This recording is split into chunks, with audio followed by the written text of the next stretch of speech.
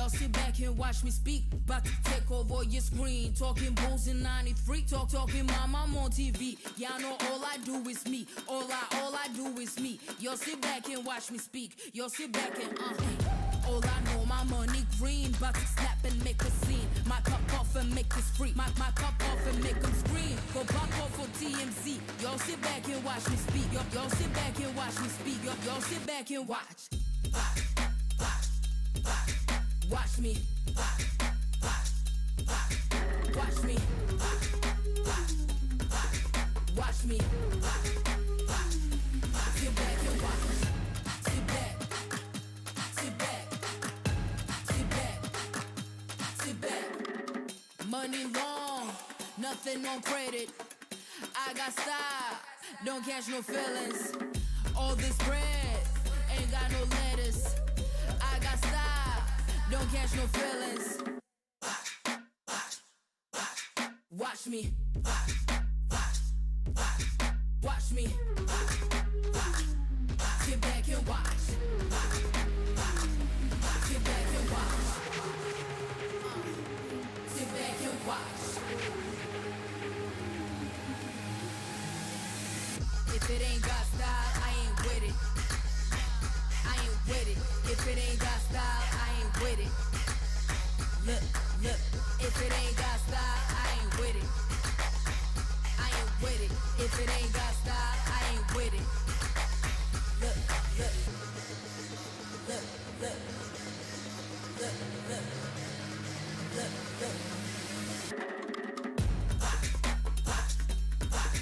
Watch me. Sit back and watch. Watch me. Sit back. Sit back. Watch me. Sit back and watch. Sit back. Sit back. Sit back. Sit back.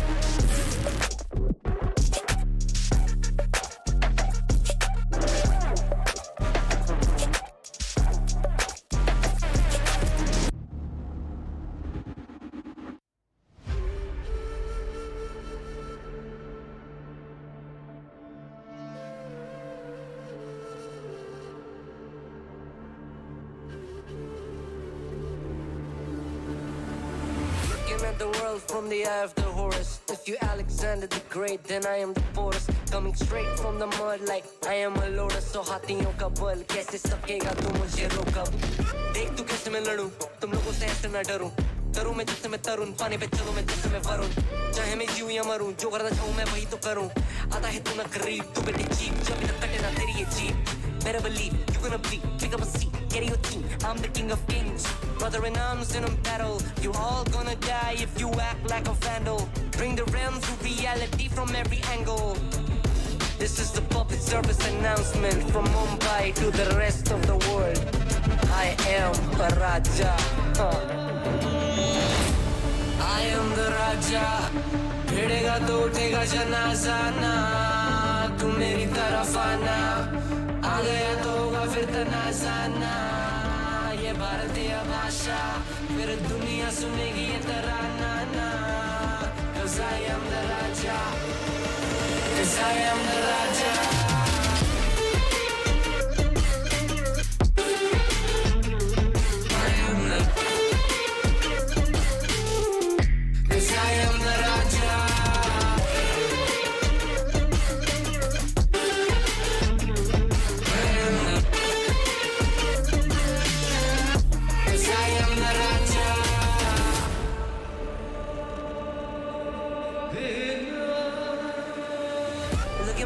What do you see? I'm more than average, man. I'm a maverick, I can grow flowers on a barren land. Break a mountain with my bare hands and step back and cause a literal avalanche. Should've been about us traveling. अष्टभुजाएं मेरी जैसे मैं tarantula. ना है कोई तोड़ मेरा जब से पूर्वजों का ज्ञान मिला. मेरे जैसा मिलेगा कोई ना तू और चाहे जो भी था सबकी कबर मैंने खो दिया. तुम लगाओगे बोलियां कम पड़े गोलियां. चंद्रगुप्त में मौर्य या दिला तू लोरियां. Come to me and you just gonna die. That's really a given. I am invincible and you are invisible. See, that's really a difference. Get out of my way or leave the world. The choice is yours.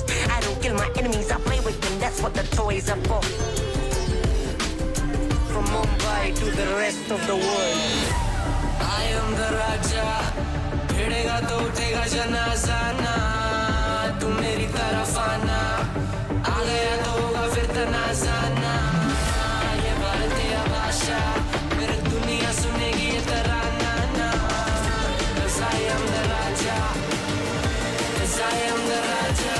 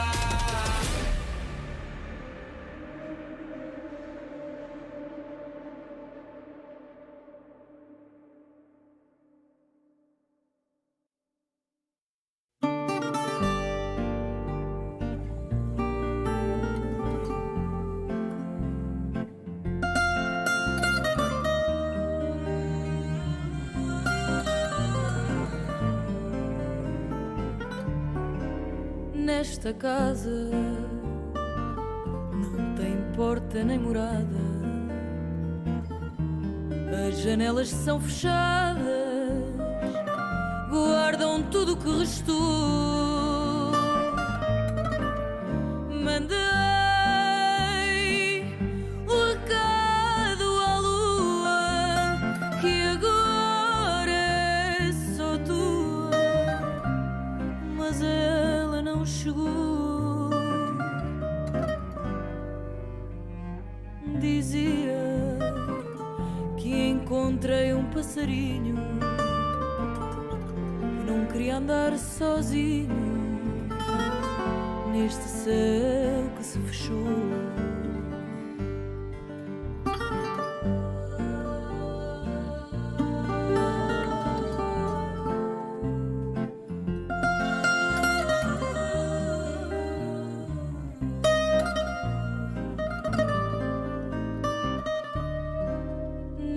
Esta casa não tem porta nem morada,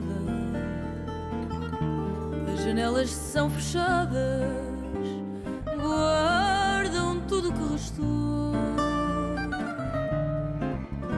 Só quero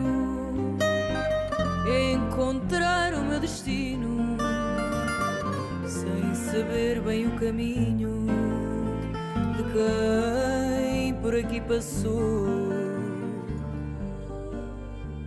Alvorada que chegou, alvorada que mudou, alvorada que chegou, alvorada que ficou.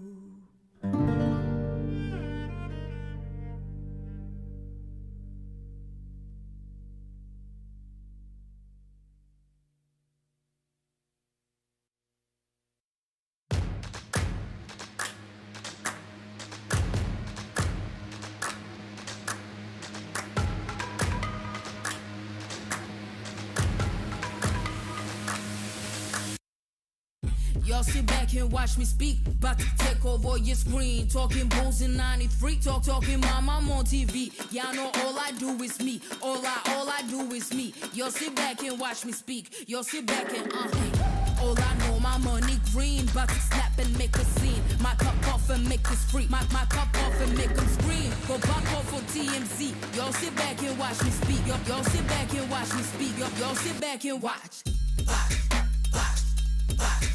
Watch me. Watch me. Watch me. Sit back and watch. Sit back. Sit back. Sit back. Sit back. Money long, nothing on credit. I got style, don't catch no feelings. All this bread ain't got no lettuce. I got style, don't catch no feelings. Watch me. Watch me. Sit back and watch. Sit back and watch. Sit back and watch. If it ain't got style, I ain't with it. I ain't with it. If it ain't got style, I ain't with it. Look. If it ain't got style, I ain't with it. I ain't with it. If it ain't got style, I ain't with it. Look.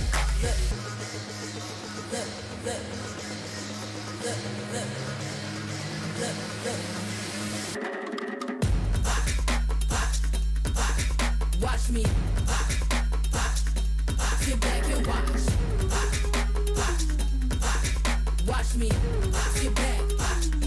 Sit back. Watch me. Sit back and watch. Sit back.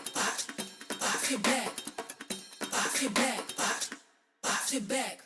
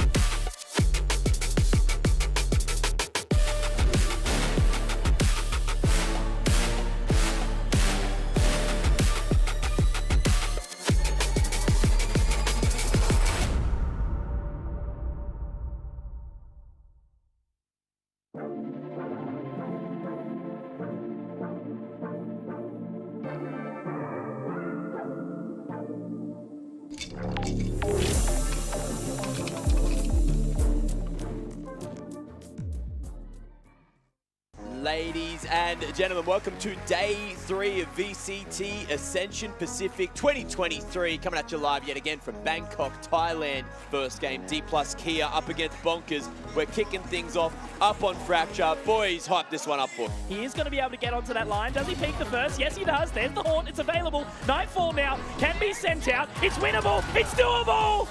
And RDW continues to be a monster. Oh, never mind. There's 4 members here. Okay. That's going to be a roughie. This is going to be a nice, handsome little 4K. And that's a massive ego booster. At least tries to throw them off guard. There it is. It's going to be 1 and a second. He sat in previously. But this time, it's not going to matter because, ladies and gentlemen, for this, if he continues to fight for this, he might get a little bit stuck out. But there's Lou. 1, 2. Will it be a third? It will. And it will get it done with the 4K. Absolutely, if he's ready for it, he might be able to line up 2 and a third. No way! Now he jumps out, he tries to find the fight. What is that? Great use of the high tide here from minimizing Oh, spots the the gun barrel. And there is going to be another. Lakia also punished now. Exy has to get close and personal, and it's the captain of minimize. It absolutely will be. What with the 1 versus 2 clutch? The Viper will be the snake throwing out the bite. Now is the time to shine for both of these teams. Who is going to show themselves? Do we have Scarz going to a 2-0 lead, or do we have Orangutan forcing them to tie it up? So it's on to Jemkeen. What a shot. Cross Komodo, he misses the shot, but he does connect in the end. That's 3 for Jemkeen. Is it going to be the crosshair? The timing, he's done it! Jemkeen! Has to find the timing, has to get the back. There it is. 1, 2, 3.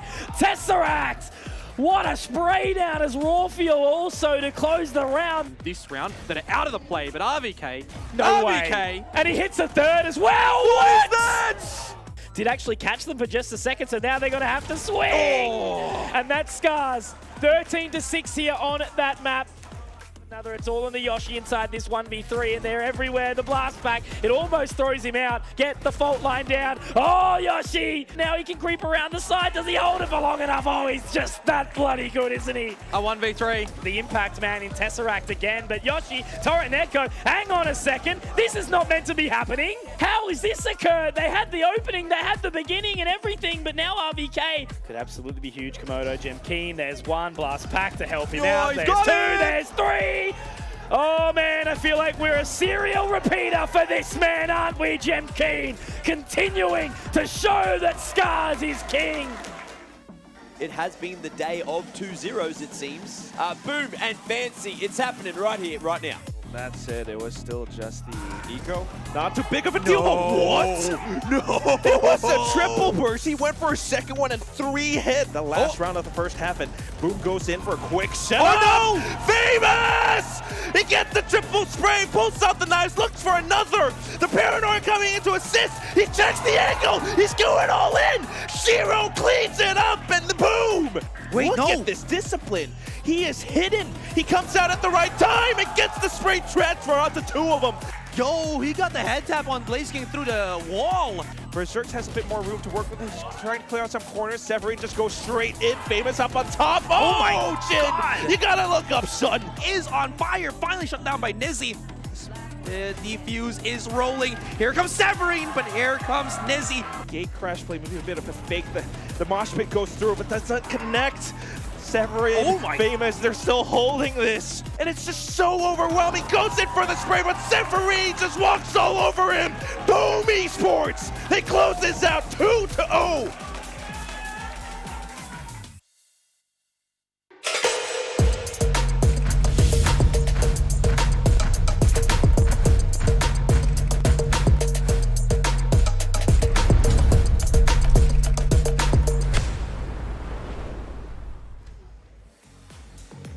Ladies and gentlemen, welcome back to VCT Ascension Pacific 2023.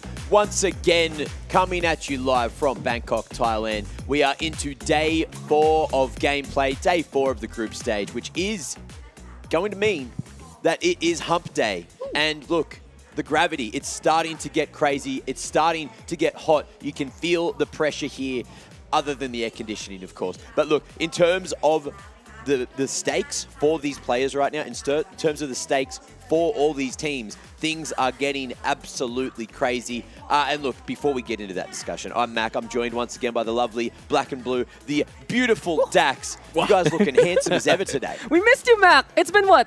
A month already since we were last together. Technically. Technically, right? Because it's July already. Middle of the week, though, of Ascension Pacific. And truth be told, you are absolutely correct. There's so much more at stake from this point moving forward. Yeah, I mean, he called it the hump day, and everything could be downhill for some of these teams. You can feel it in the air this morning all the way up till night. And I can't wait to see how things today go, because we're going to find out what the group standings kind of look like at the end of the day. Yeah, it's crazy how things have evolved since you two have been having your little 2-day holiday, all right?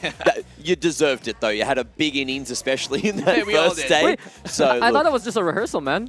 It was, sure. yeah. Sure, we'll go with that. We'll go with Live that. test. But look, how was your holiday before we get into the meat and potatoes of today? Honestly, we got to experience Bangkok a lot, and we were able to re-energize, refocus, and I feel like today of all days, we are going to be so prepared for the matches to come, because this is where everything can really change. Yeah, there are some big games today. Yeah, I'm just excited now and glad that we've actually seen some of these teams finally play. Obviously, in day number one, during day number one, we didn't exactly see every single team play. Some of them have only played one single series up till now, like Naos, like Bleed, like DPlus, and we're going to see all three of those teams who've only played one series so far get their second game here today. It's crazy how everything has evolved, but look, let's quickly talk about yesterday. You guys were watching the games. There was some big wins, one in particular that was close to my heart, of course. Bonkers taking a large W over the top of DPlus Kia in their first, in DPlus Kia's first foray here, of course, in Ascension Pacific. Yeah, funny enough, we were actually at the pool watching the Bonkers versus DPlus game. Just rub it in, and huh? No. The thing is, when it came down to the wire, when it came to the last few rounds, instead of us swimming around, we all went near my phone. We were all watching like that, and we could feel the energy coming in from the stadium itself, from this arena right now.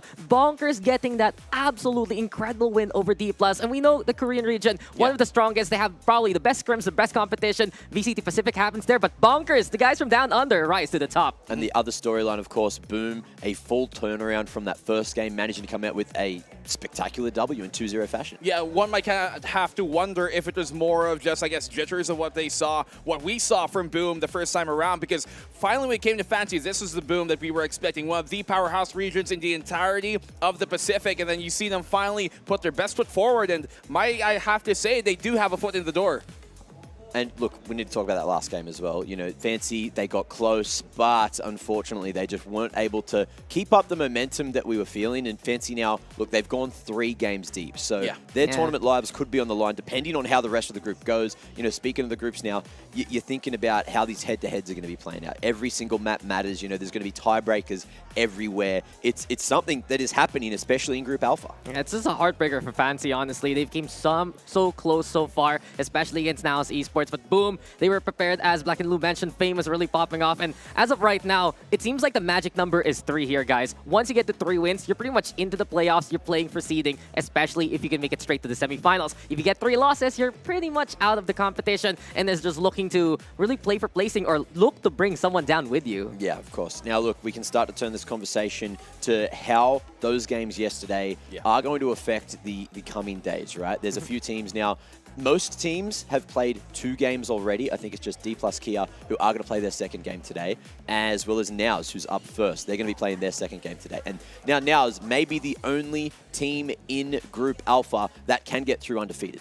Yeah, it's possible. They're in a good spot right now. We saw from when they played against Fancy United, they had that incredible Ascent map. But you go back to the games yesterday, DPlus versus Bonkers. And truth be told, it was a good showing from DPlus with a few of those players. We saw Lakia getting in there, you saw Allow as well. But then Bonkers, I have to give props to 2 special players. Lou was just an absolute god all throughout that series. 11 first kills, 3 first deaths only out of 14. And then on the other hand, RDW, that was where the OCE hype was there. 1v2, 1v3, Fracture was his battleground. Yeah, I was talking to the Bonkers boys yesterday after the game, and they said from first game to second game, all it was just they needed to get loud, they needed to feel themselves and feel that confidence up on stage. Yeah. There were people that were just certainly feeling the nerves in that first game, and that's where they think things went wrong. wrong. So now you see what they play like when they are confident. It's insane, the turnaround. Let's start talking about Scarz, though. This team, we didn't know if they were going to be able to back it up for a second time, for a third time, but they just keep on turning heads. They keep on taking names, and Jem King is just like the star of the tournament right now. Yeah, Jem King is absolutely stellar right now. He is, I think, the superstar that nobody really expected to kind of have a shining performance here. He's absolutely topping all the statistics right now. If you look at ACS, KDA, no matter what,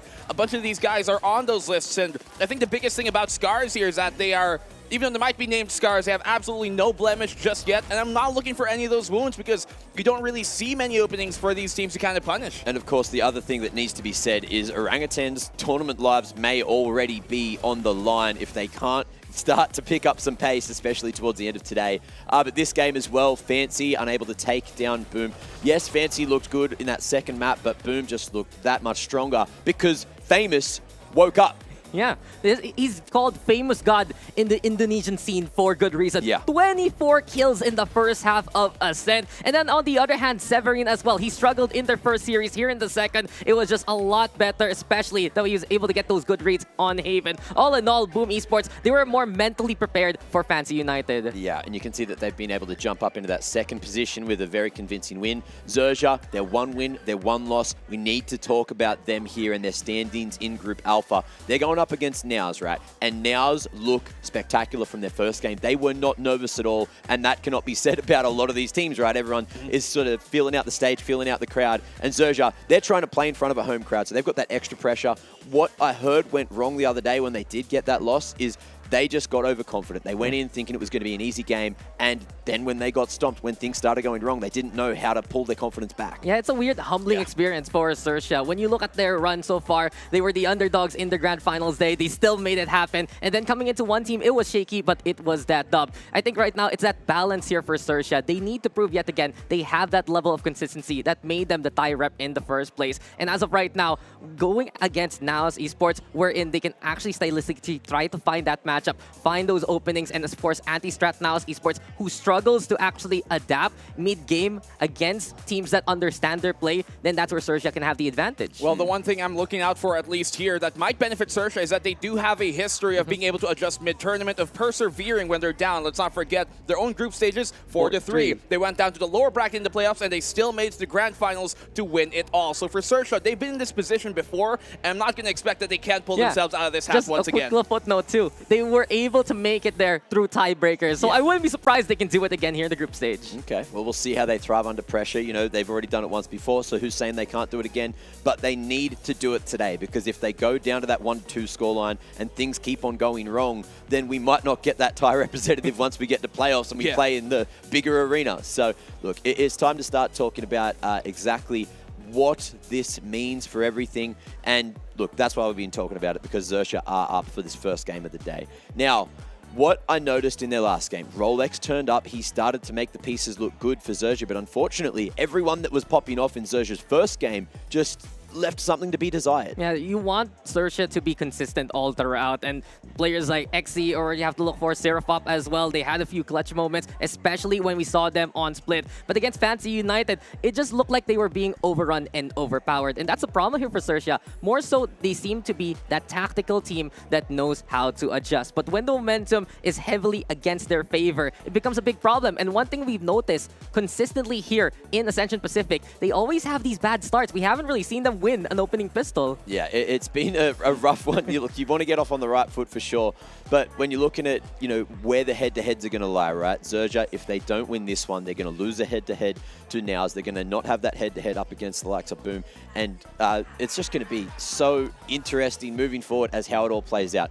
Naos, however, nothing has gone wrong for them yet. They came out of the gates. They looked so damn clean in that first series that they played. And now is really the barometer, right? We need to see if that consistency is going to continue through groups. And the consistency, especially for many of these players, and especially if you look at somebody like Papi Chulo, has been their saving grace. You look at Senor Carl and Wits as well. These players have absolutely stepped out to the plate and knocked it out of the park in big-time moments where big-time players matter. But now is the time for their superstar in Ja to finally wake on up, because we haven't seen him have his characteristic amazing performances as what we've seen from his local stage. And we need to talk about Wits as well. His redemption arc, of course. Dax, you wanted to touch on this one? Yeah, it's his road to franchising, basically. Before we got into VCT Pacific, he got dropped by Team Secret. And now, he is the leader of Naos Esports. He used to be that missing piece that Bren Esports back then was looking for. With him in charge, he needs to show that he can actually lead a whole squad. And we've seen in the last series, this is my concern about Naos, actually. He's incredible, especially when with pairing with a single player or a second player in Papi Chulo. He's so strong at making these micro plays for himself and for his team.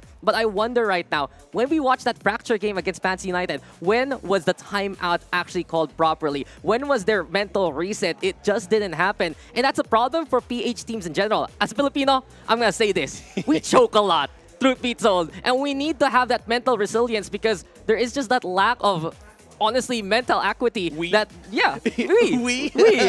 we struggle. More like we have incredible firepower, but it's not enough on the tactic side, and that's what Naos is looking for. Well, you're talking about firepower, and these two individuals are the ones that we're looking at for this head-to-head. Papi Chulo, of course, 4th in the statistics across the tournament, but he's only played 41 rounds, right? We need to see exactly what they do once they feel a bit of adversity. Yeah, and look at Papi Chulo himself. In that one game alone, he had 5 clutch moments out of 8. 63% clutch rate so far. And we noticed that's how Naos ended it. They were so dominant on the set. How did they finish the game? 1v3, Papi Chulo all day, baby. I mean, that's kind of the standard we've come to expect at this point when it comes to Papi Chulo. Just such a amazingly reliable player that Naos really put their back on sometimes. Okay, now let's start talking about the veto. Of course, it's not too far away. Do you know where this series is going to be played? We're thinking about permabans, right? I think the big one is Naos will get rid of Haven. It has been proven that they can't play it, so no chance whatsoever. Zershia, on the other hand, it's probably looking like Pearl's to me. probably going to be gone as well because it's something that they have struggled in. I do wonder, though, if we're going to be getting Fracture on the line because both teams have played it a lot in their challenger stage, but they both were defeated by Fancy United recently. I mean, just looking at how you talked about, you know, those two maps being taken on now, I'm kind of wondering if they're going to leave Split in. I don't think so. Potentially Bind would be one of those maps. I think might even be the decider for this series possibly. So that's what we're going to have to find out. Well, guess what? It is time to find that out right now. Let's jump in and have a look at the veto. We're here for match 1's map draft, Zershia versus Naos. Zershia, you have first ban. Ban Pearl. Ban Pearl. Naos, your ban. Ban Haven. Ban Haven. First map pick, Zershia. Bind. Bind. Side select, Naos.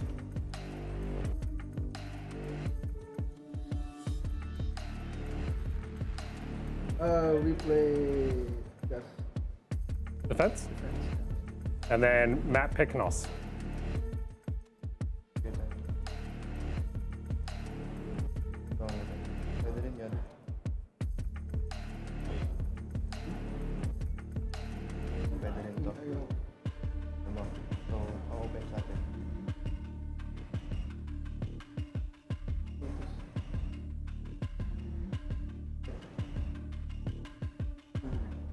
We pick Lotus. Pick Lotus. Side select Zershia. Attack. And then it's our next round of bans. Ascent, Fracture, Split. Zershia, your ban. Ban Split.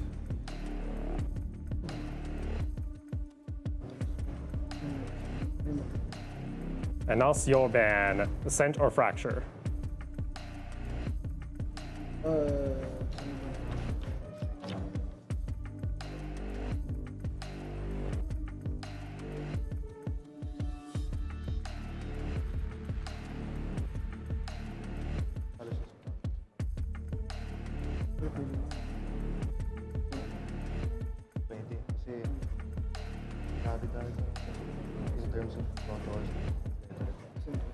It'll be 15 seconds, guys. We're gonna pick Ascent, So ban Ascent or play Ascent? Play Ascent. Play Ascent, so ban Fracture.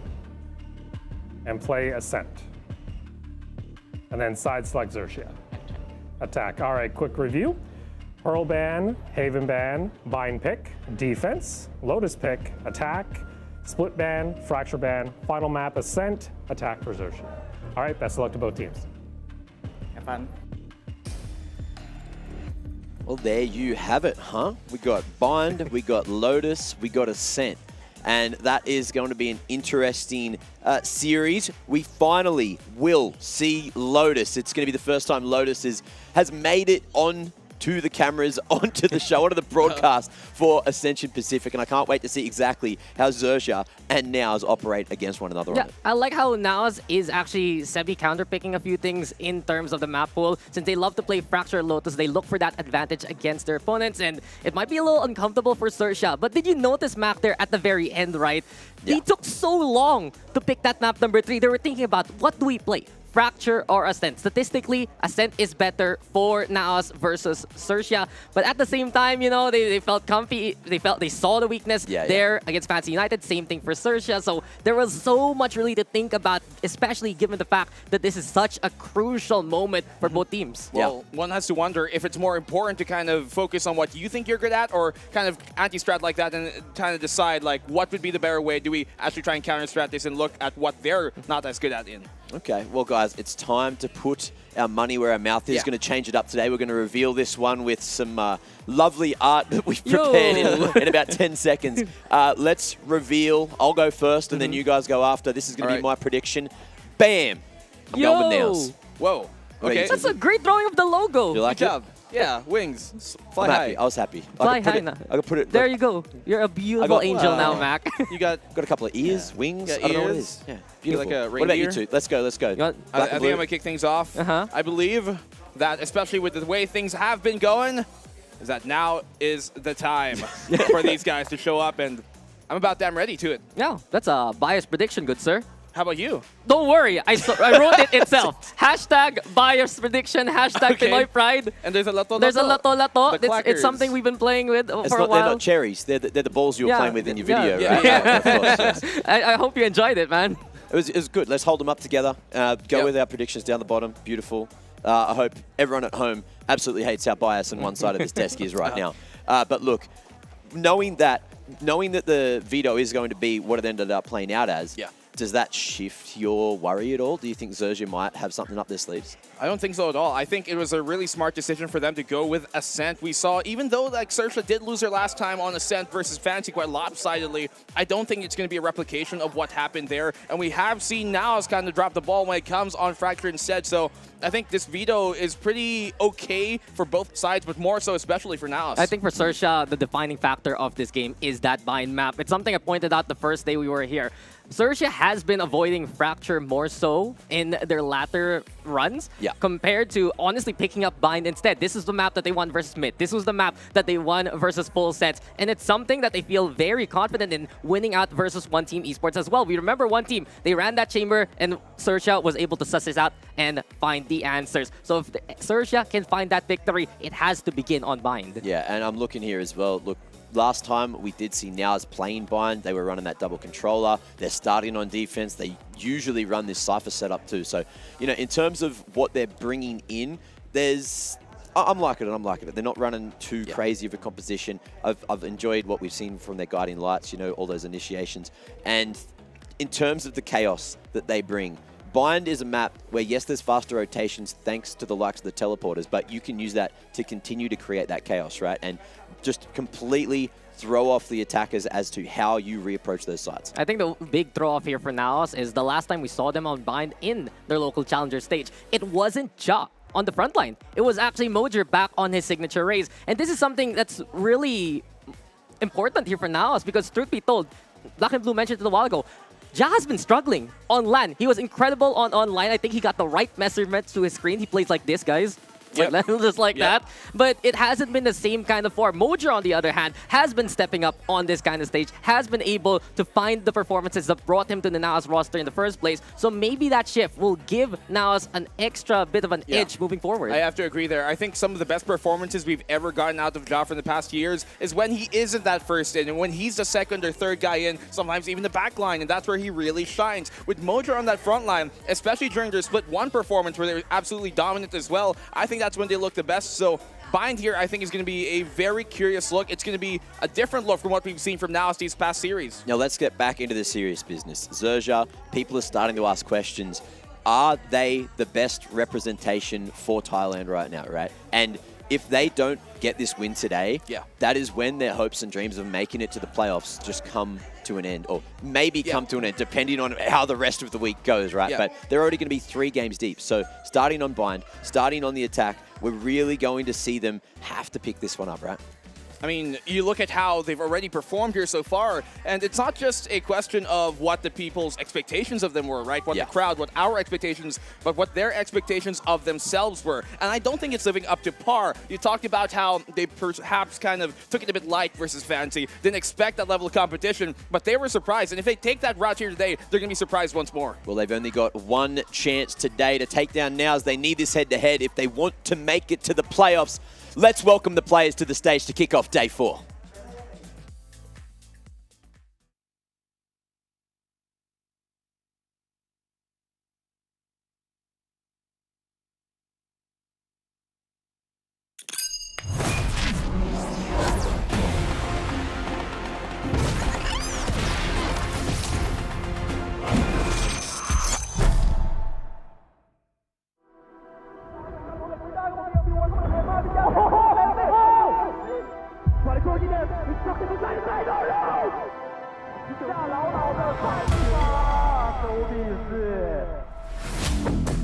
The battle in Ascension, I think it's gonna be really tough. It will be challenging, it won't be easy. It's gonna be very chaotic. I think this tournament will be like very hard and a lot of pressure. Buat tim yang tanding di Ascension, we can't just play not to lose. We are here to make sure mistake won't happen again. So I think friendship is something which makes Orangutan different from all other teams. Just want to say, are you guys ready? Because we're coming. As the home team, I want to show them that and we have lots of strategy and firepower to beat any team in the world. Mình muốn thấy những điều bất ngờ ở giải đấu này, chẳng hạn như những ứng cử viên vô địch bị loại ngay vòng này. All the team here is a winner of their region. I think this tournament will be like very hard and a lot of pressure. We won't like scare anyone. Lead has no fear. Do we play against the Ascension teams? Yeah, we need ready for it. We feel like we didn't get the opportunities that we deserve, and we're going to prove why we deserve to be here. 저희는 칼에 갈아고 나온 게 아니라 뽕을 들고 왔기 때문에 都已经在这里了，我们不怕，来吧。 Karena kita itu boom, kita itu confidence, kita itu pengen mendominasi sini ini dan kita tuh pede banget kita bakal angkat piala. You better bring your A game because we're not gonna mess around.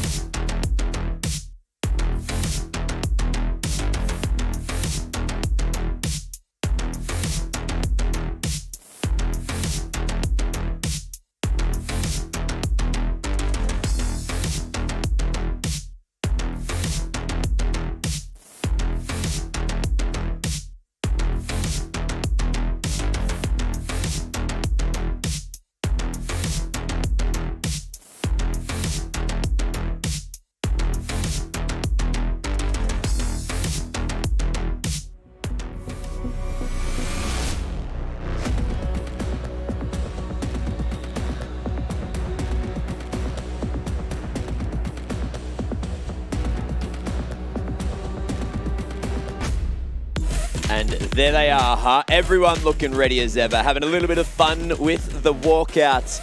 But both of you were just looking at me. Both of you were telling me you want to talk about these win conditions for Zershia. So shoot. I mean, first of all, I think here, especially on map number 1, when you look at Bind, the best performances, the 3 wins they've had in the past for Zershia, looking at one team, looking at Full Sense, and Myth, was Seraphop. I think the way that they play off Seraphop has been their most stellar look when they do actually play with him, when they can synergize with him, because otherwise they just look lost without his support from the backline. And it's insane that it's the Sova who controls B-Long. LBY on the Sky usually decides to play a supporting role instead, and somehow, some way, they still get the multi-kills there. But on the other hand, you go to the opposite side of the map, and it's Rolex to watch out for on that A side. We have seen so many times, he's so effective at finding rat positions, especially by the boxes. His shower control will be paramount for Zershia's success because it will cut off an avenue here for Naos Esports in getting in there. Now, what we saw from Zershia yesterday in terms of that agent select, they went Sentinelist, they went double controller, double initiator, and just one single duelist. And it worked out really well. It managed to get a win on at least one of the maps, of course. But are they going to be running that again? Do you think that Naos have something up their sleeve? Do you think that they were expecting Bind here? Yeah, I think so too. But this has been a map that Zershia feels very comfortable in. Their double control setup has just been effective too, and it goes back against the Rolex. Yeah. The way he uses Toxic Screen, he just cuts off a certain amount of that A site that gives him these small little corners, and he can adjust it on the fly. Suddenly, he's there by the boxes. Suddenly, he's there by the entrance of showers. Sometimes, he's going to even playing towards that lamps. In those positions, keep you always guessing and make sure that the entry of any other team is a struggle because you cannot find Rolex until he strikes. Yeah. I mean, to that point, you talked about them being Sentinelists, especially on a map like Bind here, and not having that passive information gathering is going to be a big thing, which is why even more so, the initiators here, especially Seraphop and LBY, have to be super active in terms of the defensive information gathering and how they do it actively. Otherwise, it's going to be very lost for words. And it looks like we are seeing Zershia going with the exact same comp there. Naos, they're bringing a chamber in. They're shifting it up a little bit. So, what are we thinking about this one? We've seen a lot of chamber coming through from some of the teams every time we've seen Bind. Hey, Black and Blue, weren't you on the team that always saw Ja on chamber? Yeah. Why don't you decide to talk about all this? I mean, we talked about it a while ago. Ja looks the best when he isn't in that role, when he doesn't have to be the first guy in. We can be on the back line and absolutely frag out, and that's what I'm expecting. Now's the damn time for him to do it, and I think we're going to expect that here today. Arguably, he can, of course, get really aggressive early, have that rendezvous to escape to safety. We've seen a lot of success with individuals so far here in Ascension Pacific with this chamber on Bind, pushing down mid-A, and it just looks so good. And Ja, we already know what he's capable of after that first series that we've seen from them, but can they back it up? That's what we need to figure out right now. Yeah, it's a signature agent, but on the other hand, I look back at seeing Mojer in the front line. He needs to have the right confidence here to actually lead Naos' charge, and we already have hyped them up to actually excel in these kind of scenarios, but it's still very different from what we've seen so far. He's been only playing against PH competition. Now in the regional stage, it's such a different kind of degree, knowing the fact that he's that young player that Naos has been molding, not even just with this squad, but with the squad prior to this one. And look, it's Zershia's map pick. It is extremely important for them to get off on the right foot. They don't have that Sentinel. They have a pseudo-Sentinel in that Viper on Rolex. And Rolex was playing relatively well in their last game, so hopefully he can back that up today. But the thing is, right, you're running double initiator, double controller, and you're on the attack. You have to get as many rounds as you can, as soon as you can, or you're going to be set up for failure in that second half. I'm looking at LBY here. There are games when he pops off, he's just that extra bit of firepower, not just the guiding lights itself, but him getting in there alongside Alert, being that second fragger possibility, maybe that third behind Seraphop. It just gives Zershia even more of an advantage at taking these sites. And if they catch out Ja early, just like they did versus Winner, they're going to have an even easier time getting the clears that they need. Yeah. Now, one more thing I will point out. I'm sure Naos have learnt from their mistakes. They're going to be ready for the game when we get in. It's not going to be a ping test. There's not going to be any miscommunication or confusion today. We're going to be jumping into the game when we're jumping into the game. So thought I'd just lighten the mood a little bit because we've been getting really serious. It was so confusing when that happened. Yeah. We're kind of wondering. It sounds like the game is not too far away. Bind, it's going to be a fun time. It's going to be a great way to kick off the day. And this series is so important for Thailand, for Zershia. But also, look, we want to see Naos get off on the right foot. We want to see them display this dominance. And we're here, folks. Naos versus Zershia. Philippines versus Thailand. But of course, for Thailand, this is such a big one. Defending home ground. And what better way to start things off than Bind itself. This was the map that led them here to Ascension Pacific. This was the map that caused those upsets versus Made in Thailand and full sets. And now Zershia, they're here to try and prove it yet again. I mean, of course, in front of the home crowd, as you talked about, it's their home turf. They drop a player like Surf, and yet they still think that this is the best configuration for the squad. Naos as well, same questions remain. How do they perform after that last one? Some shaky starts versus Fancy. Now let's continue now and start with map number 1 of the day. Yeah, the adjustments from Naos. Put Ja in the backline, see if he can shine. But Mojer leads the charge, and Ja already drawing first blood to begin. Naos sieges the market. 2 for Naos immediately, and Zershia trying to just hang on back and find the timing. Well done by Alert. Gets in there to get 2. The patials are perfect. XC as well, and look at Zershia go already. The immediate rundown here by Naos to try and take that market, but Zershia made sure the doors were shut. Papi Chulo 1v3. Could not get the opening kill, and that's Alert starting off the opening round. Well done by Alert. That's what we want to see from this guy. He's been so flexible. Initiator back in Sharper. Played that Sentinel as well. Played a little bit of controller too early on, right? Everything and anything. Because he has had all that experience all throughout these years. He just knows how to time things so well. Through the smoke, let Naos in there towards market, and from that point on, Zershia strikes. Yeah, very calm push here on the counter coming from Zershia. And I like how they were able to shut that down. Naos, I think, a bit too little committed on that push. Maybe a bit more firepower, maybe a bit more utility would have helped their case out. Yeah, not the half and half that you want, right? Yeah. You kind of have to go for the full send. But Zershia here on the anti-eco.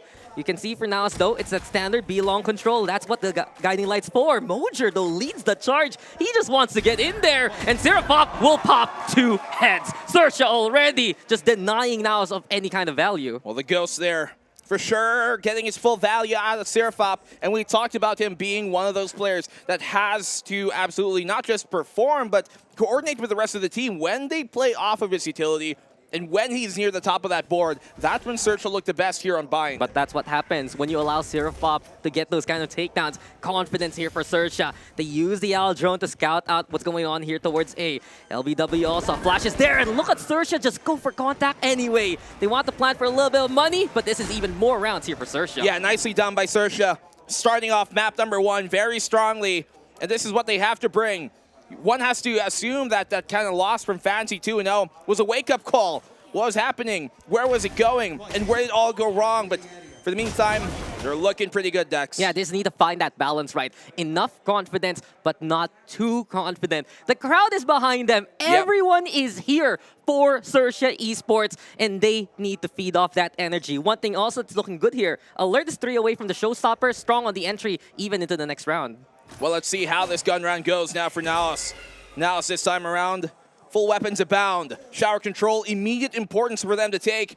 It's Zershia who are kind of anticipating here an aggressive push there. They know that Naos love to push the envelope and really press the issue, so trying to be aware, trying to anticipate any sort of aggression coming in from Naos. I mean, they have the rifles right here for Naos. They have that chamber. And Zershia, one thing that they did against one team was find winner as much as possible. They're expecting that kind of push from Naos. Well, Naos also making sure they don't give too much away too early. Can't get baited into burning lots of utility before the fight even starts. You can see Witz here. He's going to have absolute control of this long position. Going to confirm the presence here of Zershia. We're by far and most towards B-Long. Yeah, quick reaction here from Zershia. Let him go. LBY gets the spot. Serapop gets the pop. Zershia, that's a strong beginning. And they're not going to push the issue too much here. Yeah, they know not to overcommit to this. And the defense, it's rotated now. They think it's a B hit. Zershia, though, quick on the tail. They're going towards A. Nice pull from Zershia. Allows them now to go for that A site instead. Mojer still hanging around towards showers, though. If Zershia doesn't clear it, it's going to be dangerous for them. But look at how they're going to set up their plan. Put down the smoke, want to go for safe instead. The push comes to shove, though, and Mojer with the takedown. Disengages with the blast back. But the numbers now from Zershia looking to pile on up even more so. Senior Carl on the inside. His timing is everything, but Serapop is the protector there. Perfect chances here from Zershia. They're running away with these rounds here, Black and Blue, and they will take the bonus too. Yeah, just winning everything. Sending Naos into a scramble, who end up fighting him 1v1 multiple times over individual fights, isolated nights. and Zershia have no problem at all taking the bonus. I just want to put up a fact right now. Yeah. First time we've seen Zershia win that first pistol, and it's been incredible so far. They are rolling in it. They are feeling absolutely heated.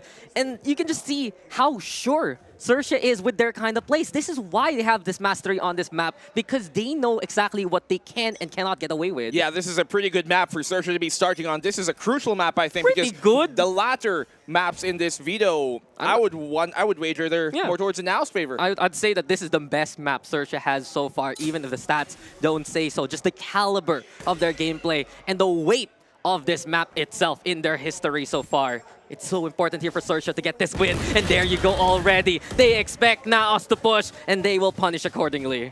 Well, with Naos pushing so far forward, time and time on over, it's kind of setting the expectation here for Zershia to anticipate that. So I wonder, with that conditioning, how do Naos change it up in the latter stages of this half? Do they start to really play defensive and then only push late in the round? Do they do it early? What conditioning changes will be made throughout this half? Yeah, isn't that the problem for Naos?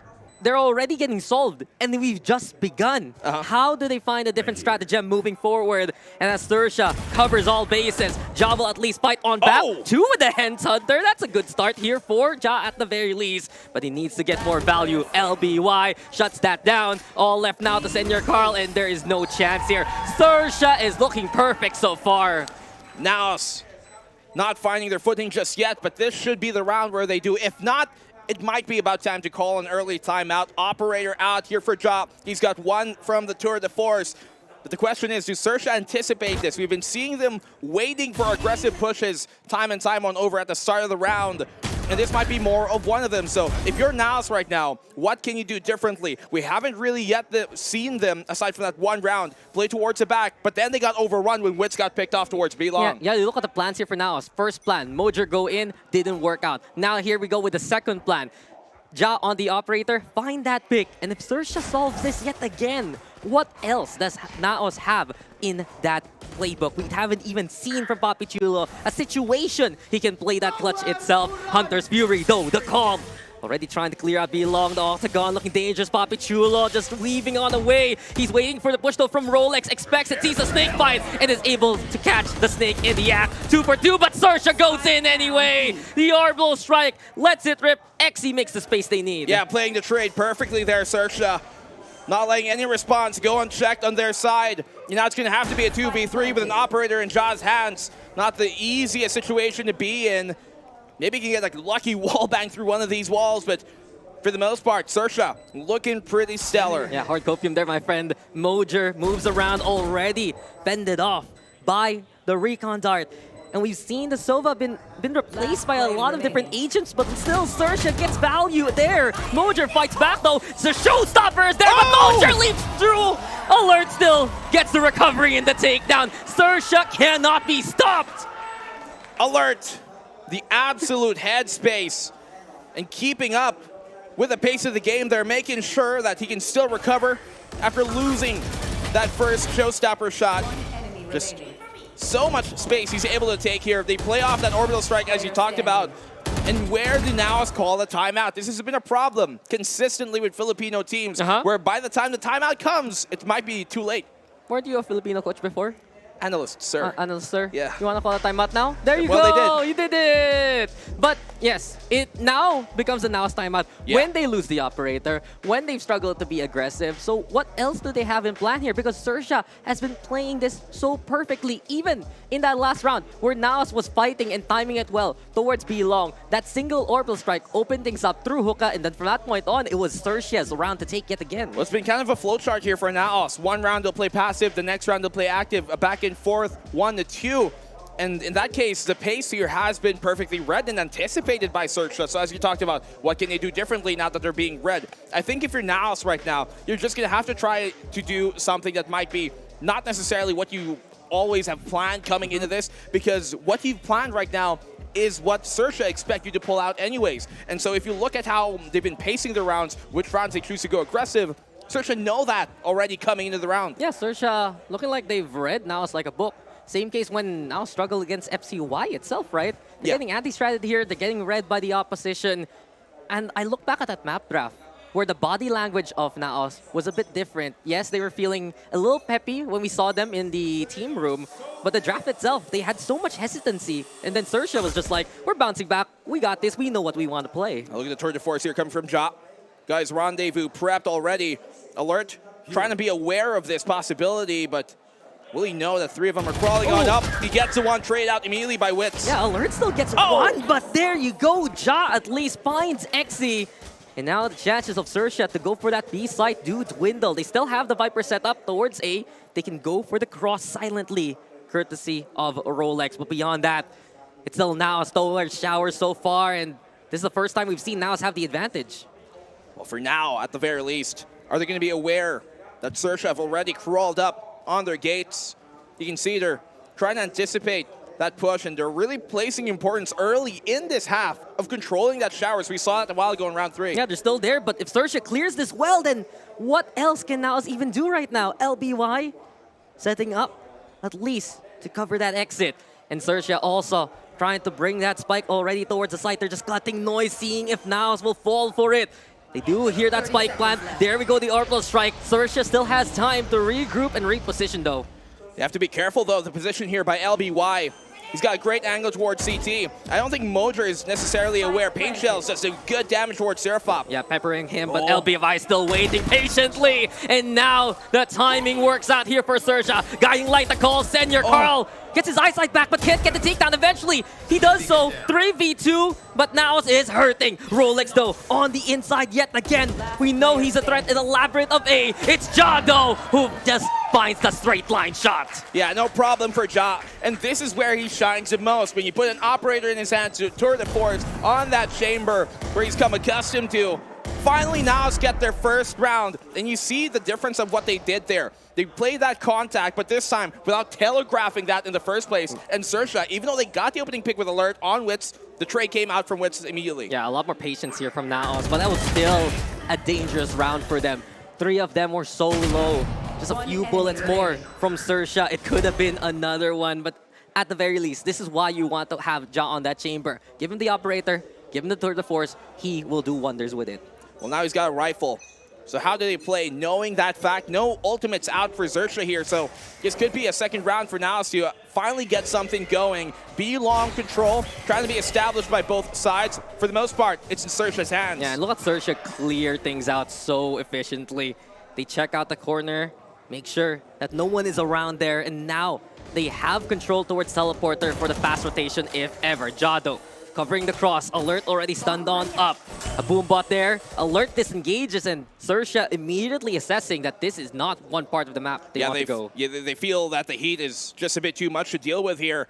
Once again, Naos triple stack towards that B site. This time around, though, both of the sides are playing back, and I noticed this with Naos. They either both sides play forward or both sides play back. It's not the back and forth on either side. It's not a yin and yang for them. It's a complete one side of the same coin. And when that happens, sometimes it leaves manpower to be desired on the help defense. Well, at the very least, you got Naos now reinforcing towards Naos. Zershia coming through from short itself, and Ja with a quick pick onto LBY. Slows down the approach. Ja with another one. The man in the high tower now just looking down on the opposition. Mojer brings the showstopper towards Zershia, and this is now still in powerful positions. Finally, they're getting the hold that they want. Rolex will teleport, but with 20 seconds left. Oh, they know. They know Naos is ready. Papi Chulo, he wants to bring Rolex down to the ground.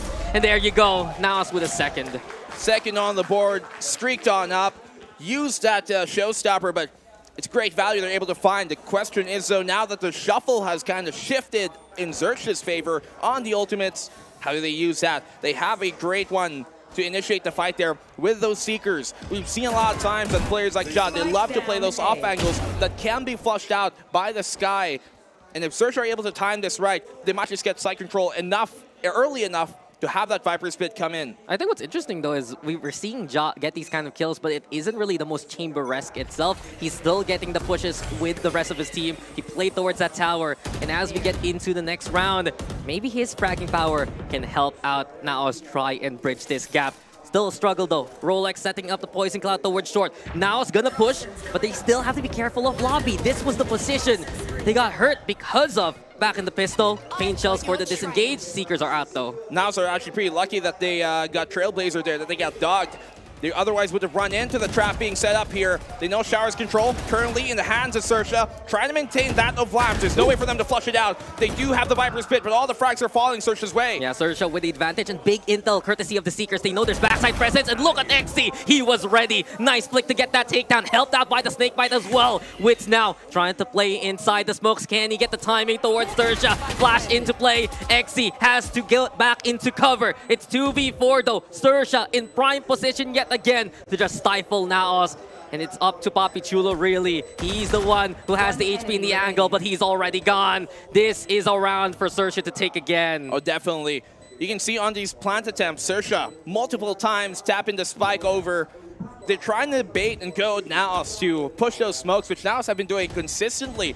Every time Zershia would go for the plant attempt, you can see them trying to rat play this. You can see them try and push those smokes when the plant attempt comes. But Zershia, they know that at this point. They're anticipating every smoke to have a player within it, whether it be a Poison Cloud or the Sky Smoke for the Brim. So Naos, they have to change their game plan up here on how they deal with those plant attempts. Zershia's been brilliant in this game so far. You've seen also their utility usage has so much more optimization compared to Naos. They're very proactive. They're the ones setting the pace. They're also using it to clear out angles that Naos do want to take. And on the other hand, what does Naos do? They're reactive. They're getting baited by the spike taps. They have to lob things like the paint shells and the utility from Wits early on just to figure out what Zershia is up to. And from that point on, Zershia, they just assess so well the advantage that they have. Yeah, I would like to see for Naos here to maybe just play on back sometimes if they're not in position to try and get an early pickoff. But Ja, he is here, Trailblazer, spots him out, bails out in the nick of time, but it's Wits who takes the brunt of it. Yeah, and there you have it. If you're not going to lose Ja, someone else has to hold the line, and Wits ill-prepared in the first place. Zershia just had such a strong setup at collapsing at that initial aggression, and it's been one of their strengths so far. Look at this, so the defense completely shifted towards B. But it's the A side here, and only Mojer to try and fend them off as they push. These rotations from Zershia are just so sublime so far. They get in position, and they do get the spike planted yet again. Paint shells, though, the call LBY is hurt. This is going to be Naos now trying to regroup. Yeah, that's good damage done here, but LBY, he can't get himself back up to speed. No regrowth on your own body, on your own sake. And now Naos, a full 4v5 retake is what they got. No real ultimates, so the operator going to be difficult. And look at Rolex. Keep watch of the flank. What a find for Zershia. Now it becomes 5v3. And never mind, it's 5v none. They go for the save here for Naos. This is the right call. You got to save this at this point because Zershia is just completely playing Naos over. Naos anticipating that every time, or at least expecting that the first contact point is where they're going to be committing to. But that's been wrong for a few rounds now. Zershia, this is twice over that they've made contact towards B long and then rotate towards A where the defense has already pulled away. We've seen from Zershia on the attacking side, they limit the choices the defense has. You kind of have to choose, are you going to go for the 5v5 retake coming in from defender spawn, or are you going to try to go for a full commit flank? Because players like Rolex, they're going to be watching those angles. Sirafop as well, one to watch out for in those regards. This is just Zershia covering their tracks and making sure that Naos cannot follow. Yeah, this defensive side for Naos surely not working out the way that they expect. But this time, another aggressive push. You can see here being prepped and planned by Naos, this time towards that market on a short. But Zershia, aware of the possibility. Yeah, they have the firepower here for Naos, but not the best armor itself. This is Zershia just waiting out the clock to begin with. And alert. He's been surviving these fights. Such a big deal right now with that frontline firepower.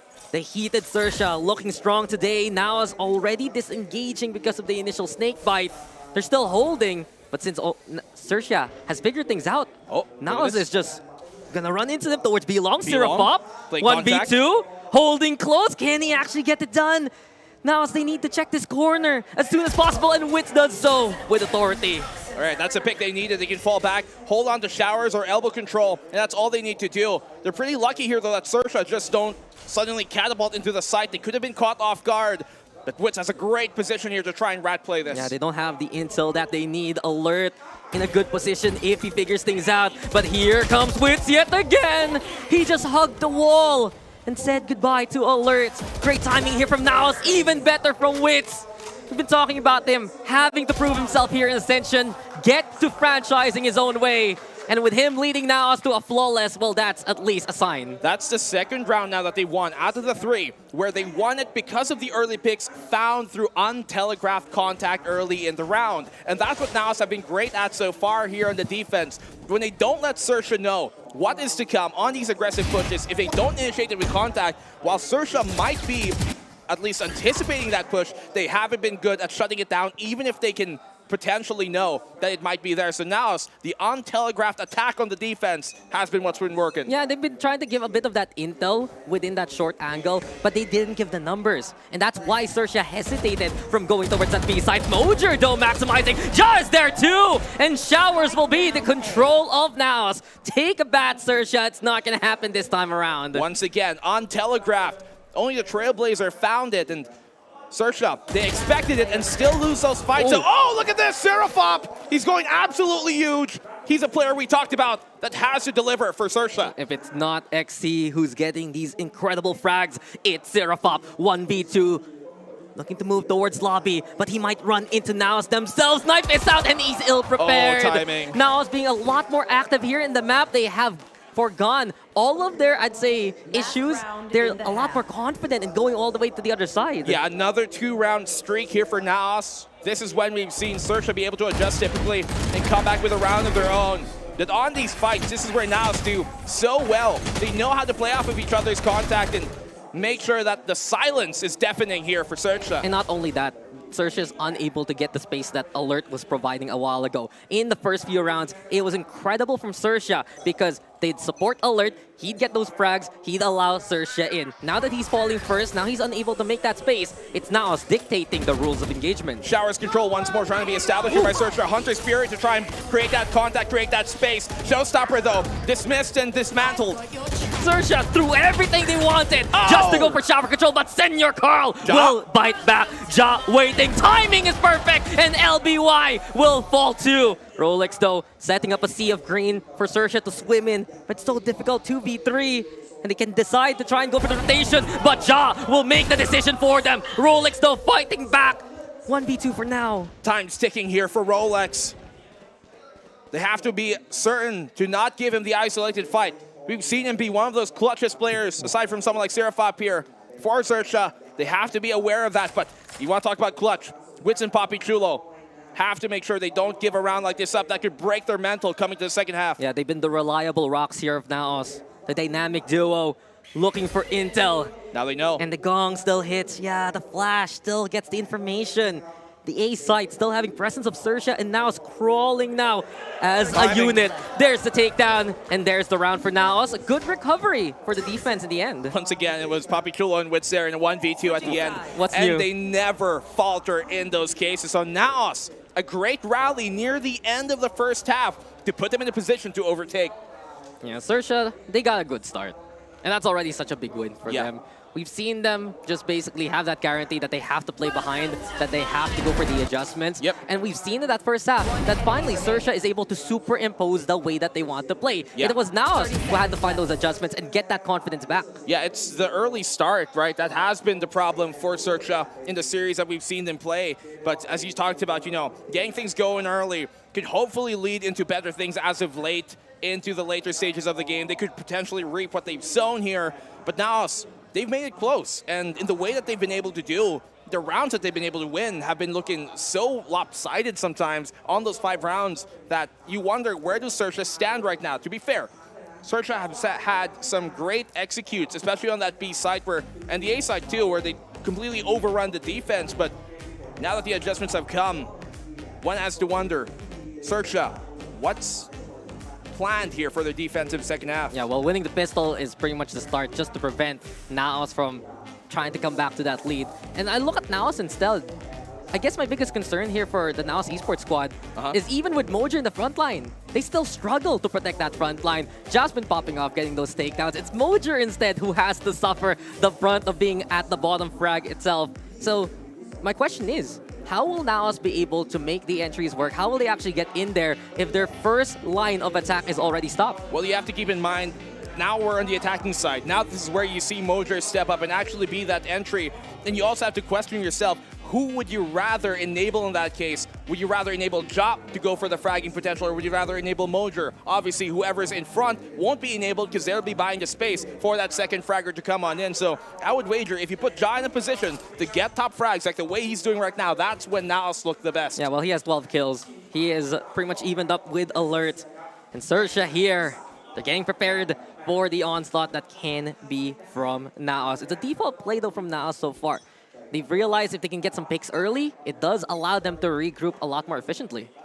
Well, let's see if they can reclaim here the control of momentum, which has been in Naos' favor so far. Second half here, coming in, Zershia.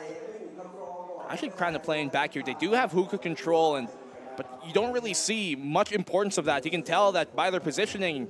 By the way, Alert's moving right now. They're free to give that up if they feel it's too heavy. Yeah, the double control, though, towards Zershia on that A side. We've already extensively talked about Rolex being good at positioning, but XC has been consistently their sharpest shot, and he's the one who does vie from shower from time to time. Back to reality, though, and back into the round. Alert gonna get stunned on up, gets away in time with the help of the screen itself. Papi Chulo, though, finds one. Boombot's there, and Papi will fall now to the hands of Alert. 1-for-1 trade, but now it's trying to flood. Alert fights back. He still had a bit of ground to work with.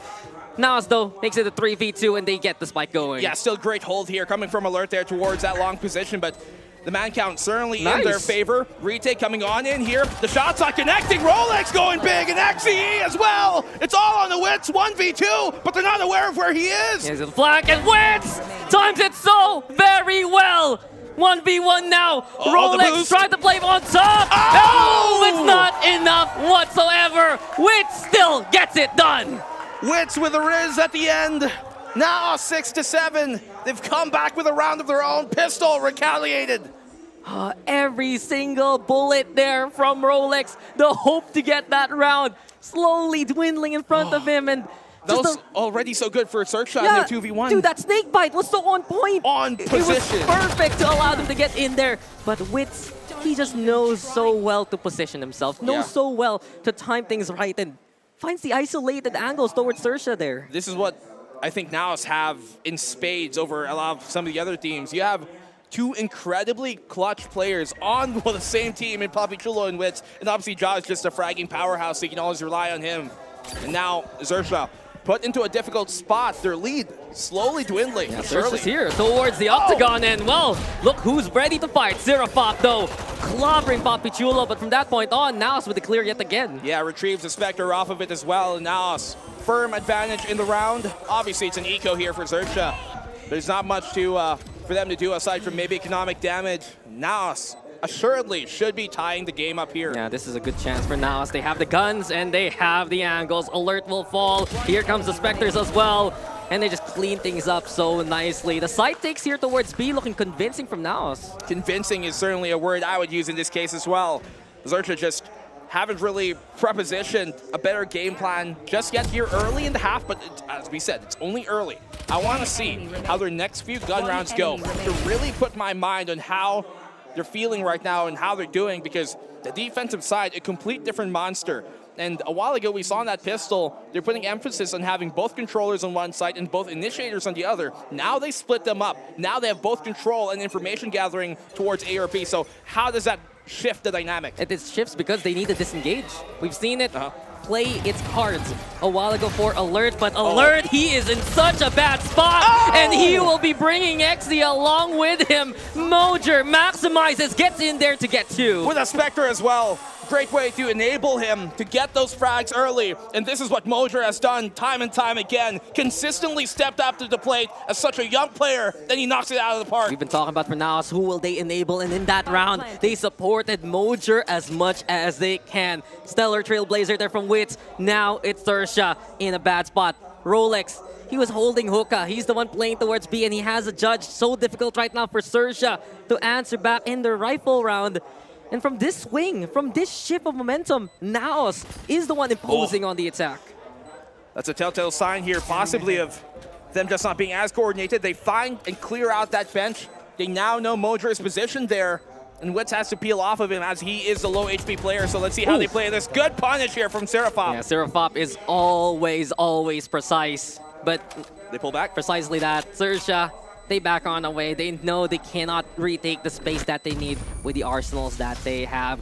So now taking the lead here. This is where you question, do they start running away with it? Because Zershia, they have a few good plans, but Naos, they're just already ready at the moment's notice. Yeah, for sure. The bonus here working out. They found a mystery box. It gave him a gold coin, and they've bought their ticket into a lead on the map that should be Zershia's. Should be where they established their lead early. Look at that transfer from Mojer. Just the clear potential here from Naos. We saw it towards Hookah. We've seen it towards Shower. Yeah. And this removes the angles of opportunity that Zershia wants to play off in the first place. This kind of forces Zershia to play a bit more passive, to play a bit more into the back line, and they need the right players like Rolex to be in the position to actually contribute. Yeah, the sudden spark of aggression here from a player like Mojer on that raise has been something that you can see now on the attacking side really find its full effect. We were wondering where that was on the defense. Obviously, it's a very different role, a very different half. But now that it's come to that attacking side, this is what we were anticipating could become a problem for Zershia. What I still want to see here, though, is how they play off of that Sova and how they play off of LBY on that Sky and how they can really try and find that information early, because if they're not aware of those pushes to come, you can see them be overrun. Yeah, they have the ways to active intel, right? Yep. But where are the darts actually getting the value? Where are the shock darts to oppress them as much as you would like? And this is where you wonder if they had a Sentinel, passive information gathering, or something to just simply stop them from coming on in. Would that differ the dynamic? You know, my question is, you know, Serapop's just been strong in the backline. Yeah. Put him on a duelist instead, you know? Put him on maybe something like a second and maybe have him on the Sky and LBY on the Sova. Yeah, it's pretty interesting here for Zershia. In the end, though, you know the firepower is still there. You know the potential for picks can happen from Zershia. But now, back to the default status. They start things off just like this to kind of remove that active intel gathering in the first place, no? Well, it's good for them to try and burn that utility early, to have less to deal with later on, or at least throughout the mid-round before it kind of refreshes, right? Before the cooldown comes off. Not the best buy for Zershia, but one that's certainly winnable. And if Naos don't play their cards right here, they can definitely find themselves in a losing situation against these shotguns. Very much doable. If Alert can survive towards Hookah, he does expose though that he has the Bucky. He needs to stay there to at least have a bit of pressure. But Ja finds Serapop to begin with. That's the difference from Zershia playing Bind. They put the Sova there to try and fight on back. And you don't have the flashes to work with. Alert, though, versus the world. He's trying to play security guard, but he's already pin kicked off this ship. LBY from the backside. He fights back. Xy's there, too. Zershia making this costly already. 2v2 right now, and Papichulo wins it out. It's all up to Rolex to find the timing, to find the angle. He only has the judge, but he's creeping closer and closer. The snake in the sands looks back, looks at his mirror image, and Ja is there, too, to catch him in the act. Oh, the judge there working against him. Jury's still out. How that could have went if he had maybe a Vandal, a Phantom, anything else. Better at long range.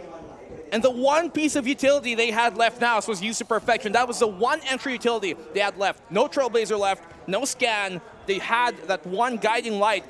And works to perfection, getting the flash and finding that pick there on the Bucky towards long. That's what they needed to do to make sure they had a clean entry. Still though, LBY coming in big when they needed the most. Yeah, those are the moments where LBY brings in that firepower.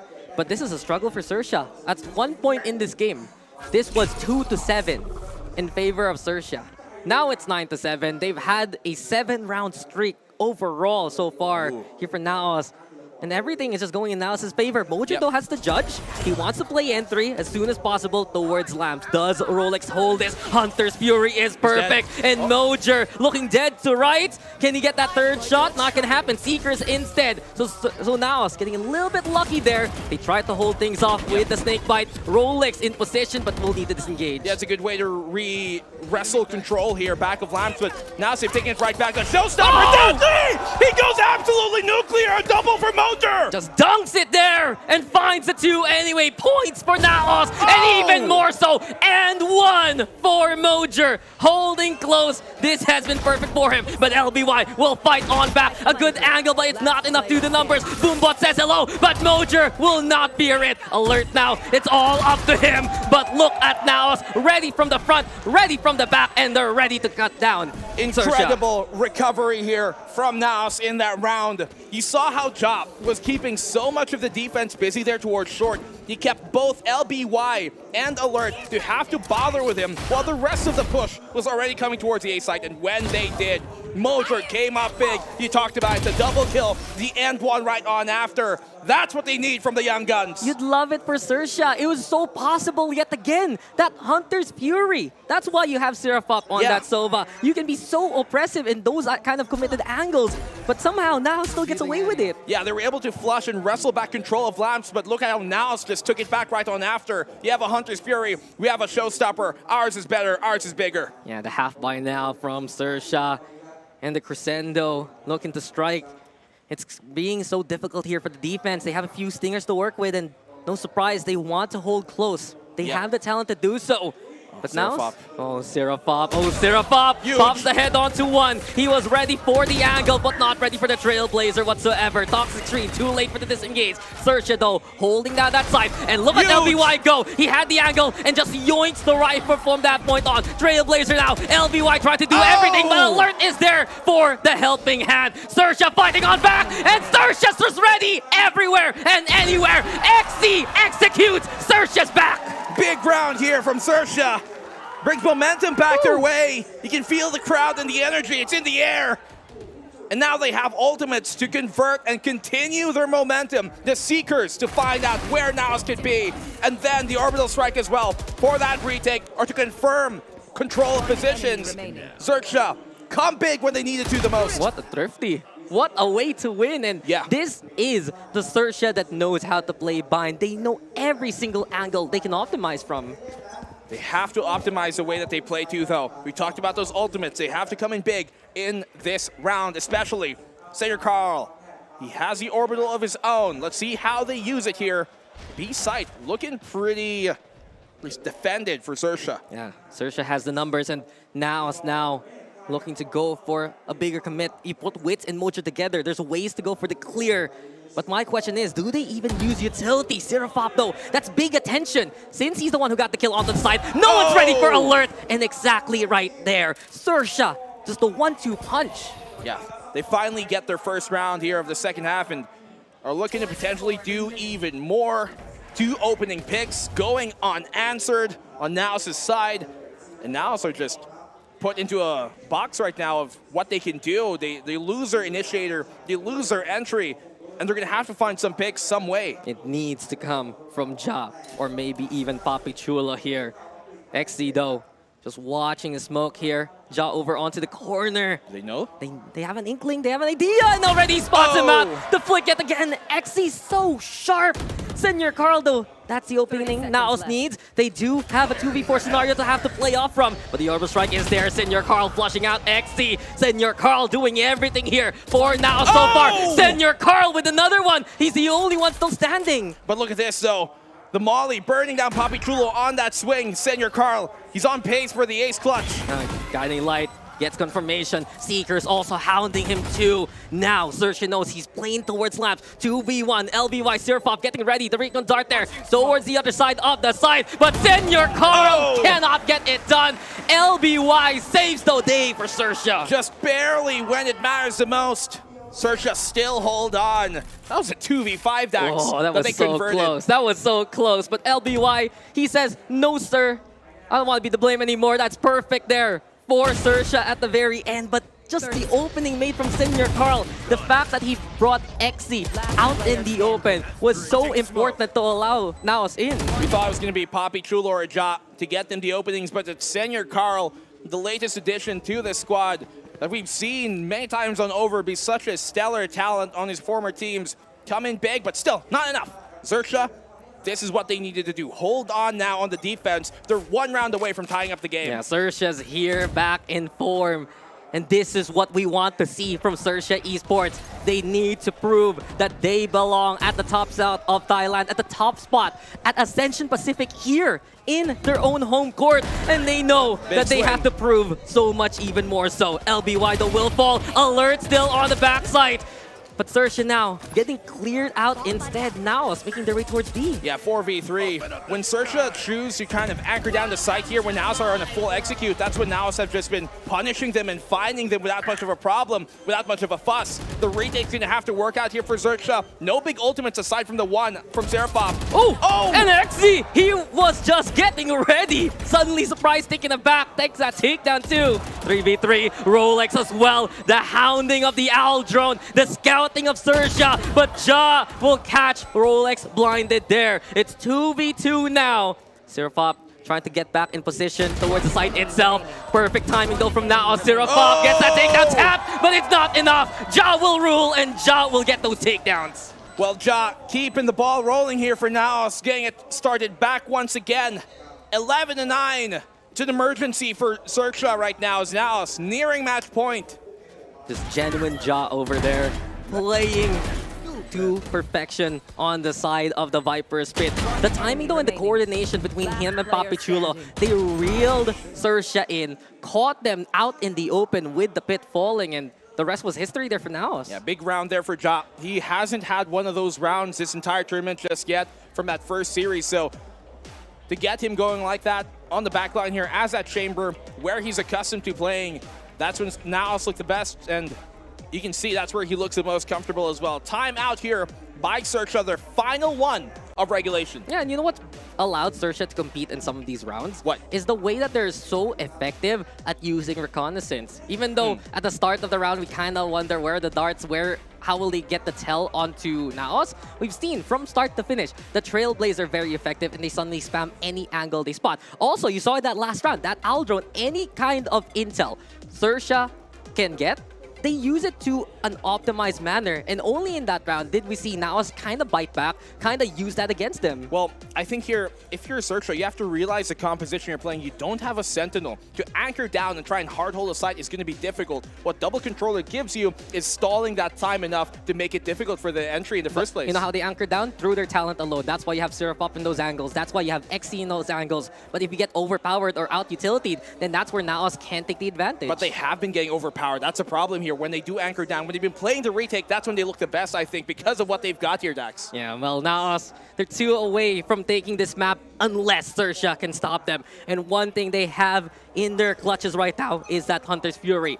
Do we get more value from this time around? Rolex begins the round with the Viper's Pit itself. Naos looks losing an option early. Yeah. Pit on A short.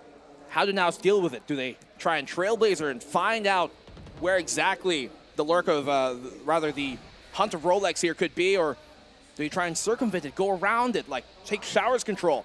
Seems like the latter is the option. Showers has been working well for them on the defense. Here on the attack, a bit more mixed results. And Naos has to play the waiting game here, trying to see if Zershia will actually push from that angle. Space though, look at this go for Zershia. But luckily for them, the trademark in position, and Mojer even opening up the site. Orbital Strike now towards the corner, down from tower. Allows Papichulo to try and get on in there, but XC will at least fight on back. 4v3 for now. Wit still waiting, looking for the timing. Zershia though, crossing on in. LBY will be the casualty, and Rolex will be able to hunt him down. Jado trying to get on away. Alert on the hunt, on the chase, and he cannot hit any of those shots. Alert sharper there, 2v2. They needed that kill here, Alert. The fact that he won that just gave them the chance, the opening that they needed. But Mojer, he's got the showstopper. He could confirm a kill off of this, but he's anticipating the push from Alert. Boombot to bring him in close. Alert, he's even closer. Senior Carl, is he ready for this fight? But Alert takes him down! Mojer versus the 1v1! The showstopper brought on out. Alert, looking for a sign, looking for a chance. Mojer still holding here towards the backside still. And this is Mojer with another one for Naos. 4 kills to his name, and the glory of Naos continues. Naos take match point when they needed it to the most. And Mojer, it was a Raze versus Raze battle, and he certainly raised hell. What a way to entry on the site. Gets the trade here on the Papichulo. The third, and finally finds the fourth in the end. 4K after 4K from some of the stars of Naos. A critical moment there for Alert. He is clear towards Ja, was so instrumental to give Zershia that chance. But this has been a round wherein Zershia almost almost getting there, but just unfortunately for them, not good enough. We get Naos to finish things off. They bring out the tour de force for the coup de grace. Isn't that the problem for Zershia? They get the car almost towards that finish line, but then it breaks down in the end. It's been a consistent problem for them. We saw that versus Fancy 2 and potentially versus 1. Now, Zershia. Difficult position to be in against this squad in front of the home crowd. At least they gather information on where a potential hit could come. Yeah, they know Naos is nearby here forward short. The boom bot already broken, but Huge Ja executing the first target. Mojer still alive somehow, 28 HP. Shrugs it off. Naos now looking for the entry. Mojer no fear, but Senior Carl's the first victim instead. Zerofop trying to find the angle. Mojer with another one, and this B side is there for Naos. 2v4, difficult on the swing. Huge pick here from XE. That's a great punish! And what a spam here on the wits! What a read and what a find. XE yet again looking extraordinary.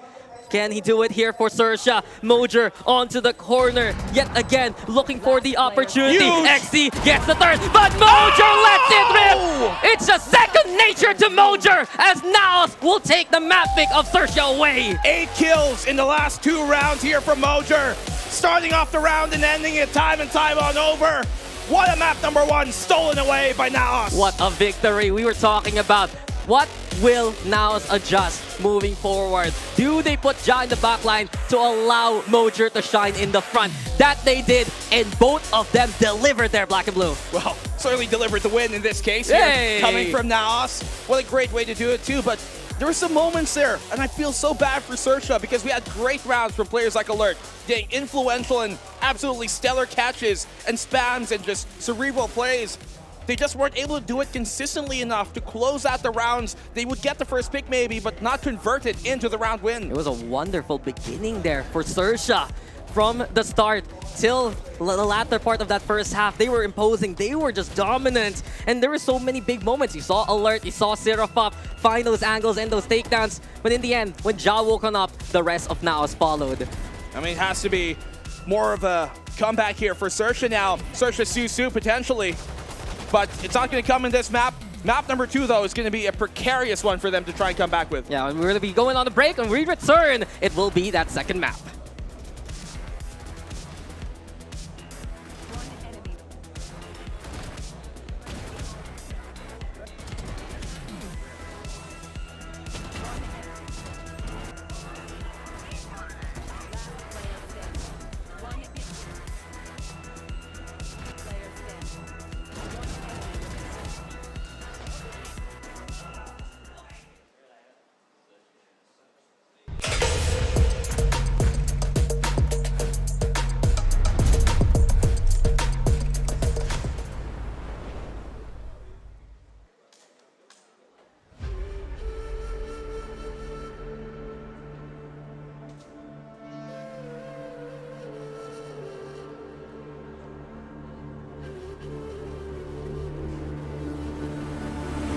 At the world from the eye of the Horus. If you Alexander the Great, then I am the Forest. Coming straight from the mud like I am a lotus. So हाथियों का बल कैसे सकेगा तू मुझे रोक अब देख तू कैसे मैं लड़ूं तुम लोगों से ऐसे ना डरूं करूं मैं जैसे मैं तरुण पानी पे चलूं मैं जैसे मैं वरुण चाहे मैं जीऊं या मरूं जो करना चाहूं मैं वही तो करूं आता है तू ना गरीब तू बेटी चीप जब तक कटे ना तेरी ये jeep Better believe you're gonna bleed. Pick up a seat, get in your team. I'm the king of kings. Brother in arms in a battle. You all gonna die if you act like a vandal. Bring the realm to reality from every angle. This is the public service announcement from Mumbai to the rest of the world. I am a Raja. I am the Raja. भिड़ेगा तो उठेगा जनाजा ना तू मेरी तरफ आना आ गया तो होगा फिर तनाजाना ये भारतीय भाषा फिर दुनिया सुनेगी ये तराना ना 'Cause I am the Raja 'Cause I am the Raja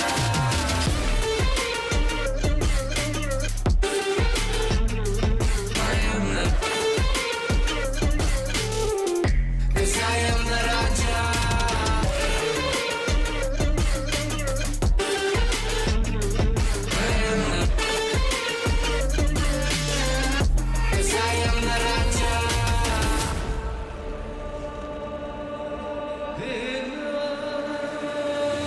Look in my eyes, what do you see? I'm more than average, man. I'm a maverick, I can grow flowers on a barren land. Break a mountain with my bare hands and step back and cause a literal avalanche. Should've won about us traveling.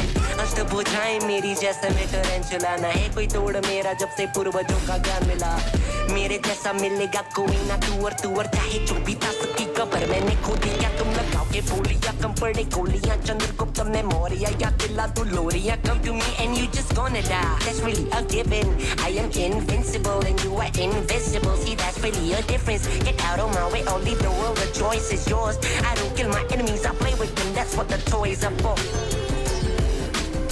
from Mumbai to the rest of the world I am the Raja भिड़ेगा तो उठेगा जनाजा ना तू मेरी तरफ आना आ गया तो होगा फिर तनाजा ना ये भारतीय भाषा फिर दुनिया सुनेगी ये तराना ना 'Cause I am the Raja 'Cause I am the Raja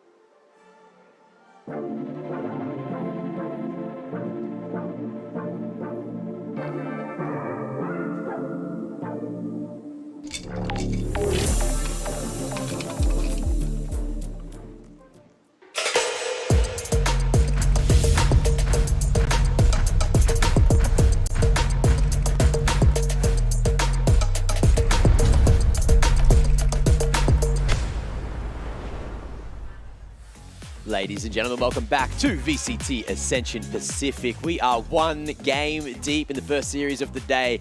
And boy, howdy, I feel so bad for Zershia. I didn't hit too many Susus that game. Yes, they came out strong. They were leading by 5 rounds. I think it was 5-0, bounced up to 7-2. But then from there, Naos, they locked it down. They found their feet. They found exactly what they needed to do, and they called a perfect game. 11-2 ended up being the way that things played out from that 7-2 scoreline. Yeah, it's a great kind of recovery that we've seen from them. And the problem is, we were talking about this during the cast stacks, that this should have been the best map for Zershia to start this series off, and yet they dropped the ball when it mattered the most.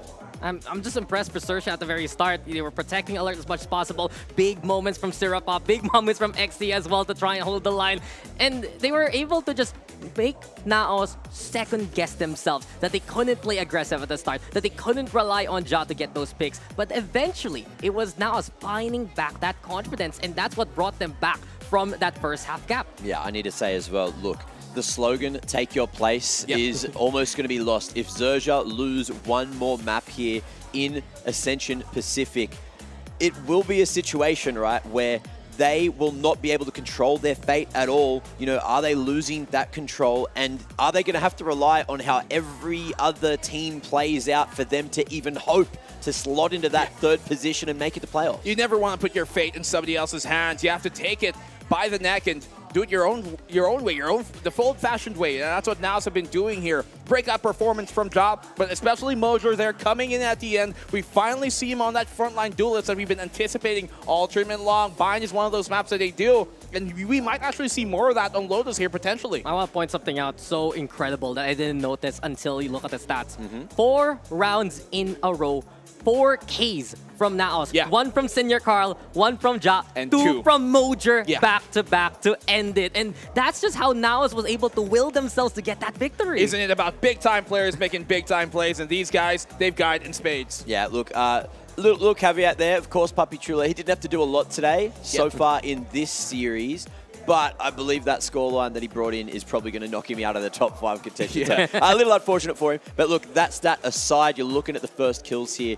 Zershia, yes, things could have changed up for sure. I'm thinking about that second half pistol, that 1v1 Rolex. He had a frenzy. He missed every single bullet in the clip. And from that point, they proceeded to lose 5 rounds. They proceeded to lose against Naos, who not only won their bonus, but then followed up with 2 more rounds in a row. And that is where Zershia had to have lost the game, right? They did enough in the first half for the most part. Yes, Naos made a late half resurgence. But we need to start talking about this second map, because if Naos lock it out here, if Zershia lose 0-2 today, there is a very high chance that their whole journey all the way to the franchise league is coming to an end. Which is crazy, considering that I think most of us and everybody else involved in the audience were anticipating Zershia to be either the top or maybe the second seed coming out of this group. But then you look at how the C play style has played against them, and they just haven't been ready for now. The lofty expectations that we've had for Zershia for so very long, but we've seen them to be a bit more tactical, that they really rely on so much of their parts working just to make their compositions work. And there's this discomfort right now, because coming into the second map, it's something we already discussed about now. They want to make sure that they're picking either Fracture or Lotus, which one is more uncomfortable for the other squad. And from what we've seen so far here from Zershia, very close games in their own region. From what I know, the biggest lead that they've ever had at the very end of a Lotus map was 3 rounds. It has always been so contested when Lotus was for Zershia. You could see them thinking so hard about that decision, right? If you think back to that veto video, they were discussing it for what felt like a minute and a half. Now it took so long. it was actually crazy. Which coin do we flip? This one. Yeah, and Opal as well had to be like, guys, you got 15 seconds. Come on, you're taking a little bit too long here. And yeah, it was an interesting veto, but look, Lotus, I'm keen to see it. I'm keen to see how exactly this series plays out. And Naos, if they can keep it clean, they will have not dropped a map here. You know, if they take Lotus, another 2-0 win. We had a whole day of 2-0s yesterday. That is going to certainly assert that dominance. And you're expecting Zershia to be one of the better teams in this group. So if Naos are making it look this easy, then there is going to be some troubles for the rest of Group Alpha. I have to be honest, guys. Like, I do like this Zershia team. I've been a big fan of VALORANT for quite a while already, but for sure, I'm worried about them coming into this map. You talked about it, Dax. We've never really even seen a convincing win, arguably, here. Coming in for this Zershia squad in their own local stage, much more now. Now that we've seen Naos close the grand finals of the map here, like Lotus, and then once again, we have another map where you see John the backline on that Sentinel, and you have Mojo once again at the forefront, which was a winning combination for Bind. Yeah, last 2 games against Crit Esports, twice overtime, and they still don't want to play that Sentinel. Here we go, though. Our ages are out. Okay, well, talk to me about this one. It's the first time we've seen Lotus. We're not seeing anything too spectacular, too crazy.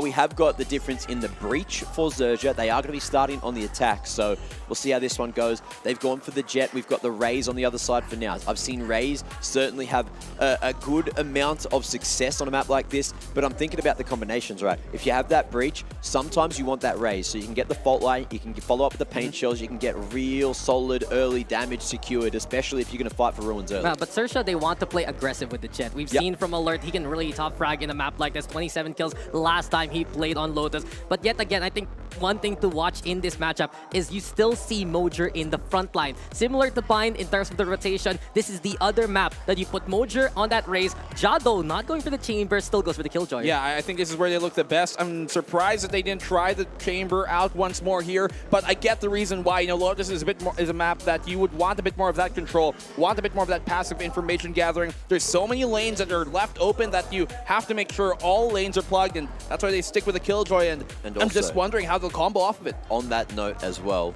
KJL lockdown can just have so much impact on a map like Lotus. You just can take up whole sites, you can get in, you can get incredibly fast retakes going, especially when you have the likes of a Viper on your side. You can use those walls effectively. You know, you've got some really good synergy with your Sky coming through, you get the guiding lights through the walls, you see that loud, you know, esque play style, a lot of aggression, and we know that's exactly how Naos like to play. So if they play the same as what we saw on Bind, I am extremely worried for Thailand right now. How can you not be? I mean, home crowd going down, what would it be at this point? 1-2 is definitely already a scary scoreline to be tied up with Fancy in their own group, which is one of those teams that we thought would be, you know, nearer towards the middle of the pack, and Zershia, it's just not the expectations we kind of anticipated from them. Yeah, all expectations are certainly being met by Naos, though. You guys have talked them up, and for the right reason. Can they keep it clean? Can they get another 2-0 on the board? Or can Zershia hit back? The hometown heroes, they're hurting here, black and blue, but they have a chance to recover. Only problem, this is Naos' map pick, and we are back into the game. One thing you watch out for Zershia, though, they have a lot of lane presence and lane control when we play something like Dotas. You're gonna see XZ, LBY, Serapop look to enable alert as much as possible in these kind of scenarios, especially now that they're starting on the attack. Well, how do they do it? How does Zershia get themselves back into the groove to make this comeback happen? Down 0-1, the series lost their own map pick in front of their own home turf. And Zershia, the pressure surmounting what they've expected to be in, where they've expected to be in, just not coming up to pace. But let's get it. Round number 1 of map number 2. Yeah, wash it off here, Zershia. They're ready yet again to go for another fight. Witsdo and Mojer together here to provide a front line. And now it's immediately trying to make the pinch from the doorway happen. Senior Carl finds out Serapop. Too late on the disengage. Zershia crawls back towards A. And look at the damage they've done. LBY and Alert on their back trail while trying to get away from that fight. Sprayed on through there by Mojer, and it's just done so much. It completely softens him up and seasons him for the next fight. Yeah, they've been peppered, they've been seasoned, as you mentioned. Oh. And look who's ready to cook. It's Ja turning on the microwave. Spikes planted, though. A chance still here for Zershia if they can get into some good positions, especially on the post plant. Smokes are out. Alert also trying to make the lurk happen. Naos, if they go in now, it's a chance here to be aggressive against lesser numbers. The clear is there, but Rolex wins out versus Mojer. Trade happens, and Naos now get the advantage. Goodbye to LBY, and goodbye to the chances of Zershia. Just unless Alert can get these kind of kills, no way. Naos will stick it, and they will clear out every single angle too. Nothing connecting here for Zershia. Nothing working out. Only Mojer goes down, but that's a loss I think Naos are willing to take. And Alert going for that lurk there.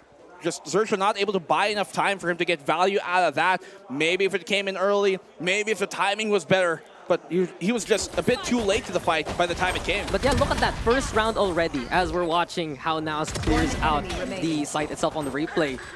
I mentioned a while ago, you have Zershia who wants to go for that lane presence and that lane control. Give them places like Mound, give them places like Rubble, and immediately from the get-go, Naos create a pinch from doorway. It's just such a big superimposition from Naos with the numbers. And XE, you can see him trying to kind of peel for the rest of his team, right? Just get them out to safety, but he gets overrun in that case there near the end. So difficult position, rather, that was Serapop towards that Mound push.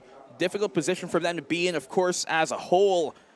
And now Naos have put them in that hole. And Naos got their way, and can they go for an even better anti-eco? A few Bulldogs into play, and by that I mean 4 of them. Zershia, though, crawling and looking for a pick or two. I'm watching out for a Rolex right now. He's keeping an eye on doorway. Naos, though, they still stick around towards the sites here, and some anchoring from Papi Chulo and Senior Carl. Those smokes can really be a problem later on. Yeah, if you can maybe find the timing on how they overrun this, it could be big. Obviously, Senior Carl has got the paranoia to try and buy some time for himself. He's probably going to throw that out now, which keeps the tree push alive. Immediately, though, Senior Carl on the board. It's 2 already with the Bulldog, and with the better firepower, they're going to get a better result from it. Serapop versus the world. It's Ja, though, just waiting for the timing. Wants to anticipate the flash. Times it so well with the swing. And from that point on, it's another round for Naos. That is a telltale sign that these guys mean to play as a team. You see there, otherwise, it could have been like Ja just solo peeking there against Serapop. He had the Bulldog, so why not take it, right? But he waited for his team. They're trying to play as a unit, trying to play off of each other with structure. It's certainly difficult to try and dismantle. So you see there as well, a single paranoia, the amount of pressure that that puts just dismantles and really disengages the entry and the initial execute that kind of sets things off time. Yeah, some stellar timings there from Naos, some stellar teamwork, but also the respect of the firepower of Zershia to begin with. Now that they have the rifles, I do want to point this out, Rolex on the Killjoy. You don't actually see that too often here from Zershia Esports. They usually run that double controller. Now they want to have at least something to watch out for that backline. And Naos, they're still hanging back. They know that they can contest these lanes if ever. Well, Naos on the defensive bonus here. What do they do differently? So far, importance on that A site has been paramount. We've been seeing them commit a lot of their manpower and resources towards it. But as Wits confirms presence here towards C, you can see that defense already shifting to anticipate the push. Yeah, now it's just initial positions towards A. Trying to play away from the flashes themselves that Zershia can provide. They cleared off from the aftershock into the takedown from LBY. Does it even better the second time. C side is Zershia's. Very difficult to try and fight that engagement, especially without having a preferential weapon there. A Vandal, Phantom, anything of the sort. These Bulldogs, certainly nasty, but not ideal. Zershia though, stopping this Rolex. Huge pick he finds. Mojo should have a free kill here, but they're going to get overrun. I love that play from Rolex, but Mojer, here we go yet again. We saw how big he came there towards that last map. Those 4Ks were just undeniable. A teleport up though here from Senior Carl. Goes on back. He's right behind you! But eventually, Mojer will get the 3. The fight back from Naos will be shut down by XZ. That got way too close though. Wow! Imagine if Senior Carl was able to get that kill and go untraded. How that retake could have worked out. Who would have thought? He would have done that. They look at them as like, that's the wrong omen. That's not our omen. That's not my guy. Why are you here? Why are you with us? Nothing personnel, kid. Teleports behind you. But I enjoy what Rolex did there, how he got back into cover. But Mojer is still on fire. He's just heated from that last map. And that's a good round from Naos on the bonus, basically. Let's not forget, at some point, #1 Radiant is how they pick these guys true. up. The rank demon himself. They're like, let's look at the scoreboard. Who's at the top of the leaderboards? This man. Let's put him on the Braves. Yeah, well, it's still fightable here for Zershia. It's very still doable. They have the Rolling Thunder. They're 2 away from that lockdown as well. So they have at least a number of very impactful ultimates moving forward onto this A site. And Naos respects it immediately. They have to at this point. Zershia are certainly a hound that you have to be aware of and at least be afraid of sometimes. But the respect is the most important thing. They got that from the shadows here on Senior Carl to gather information. He has taken a beating, though, on the opening fight. Yeah, now still just waiting towards the doorway itself. They're trying to break out that Rolling Thunder and allow another angle to get the opportunity. On the fadeaway shot though for Zerapop, but the repeat is punished. Ja with the takedown. Rolex on the board, covering the flank of Rubble. If they can keep control here for Zershia, they're not going to have to use a Desperation Rolling Thunder. It's 3v3 though. Wits still on the off angle. And we also get Senior Car cleared out on the side. Papi Chulo creeping closer and closer though. He's towards the smokes.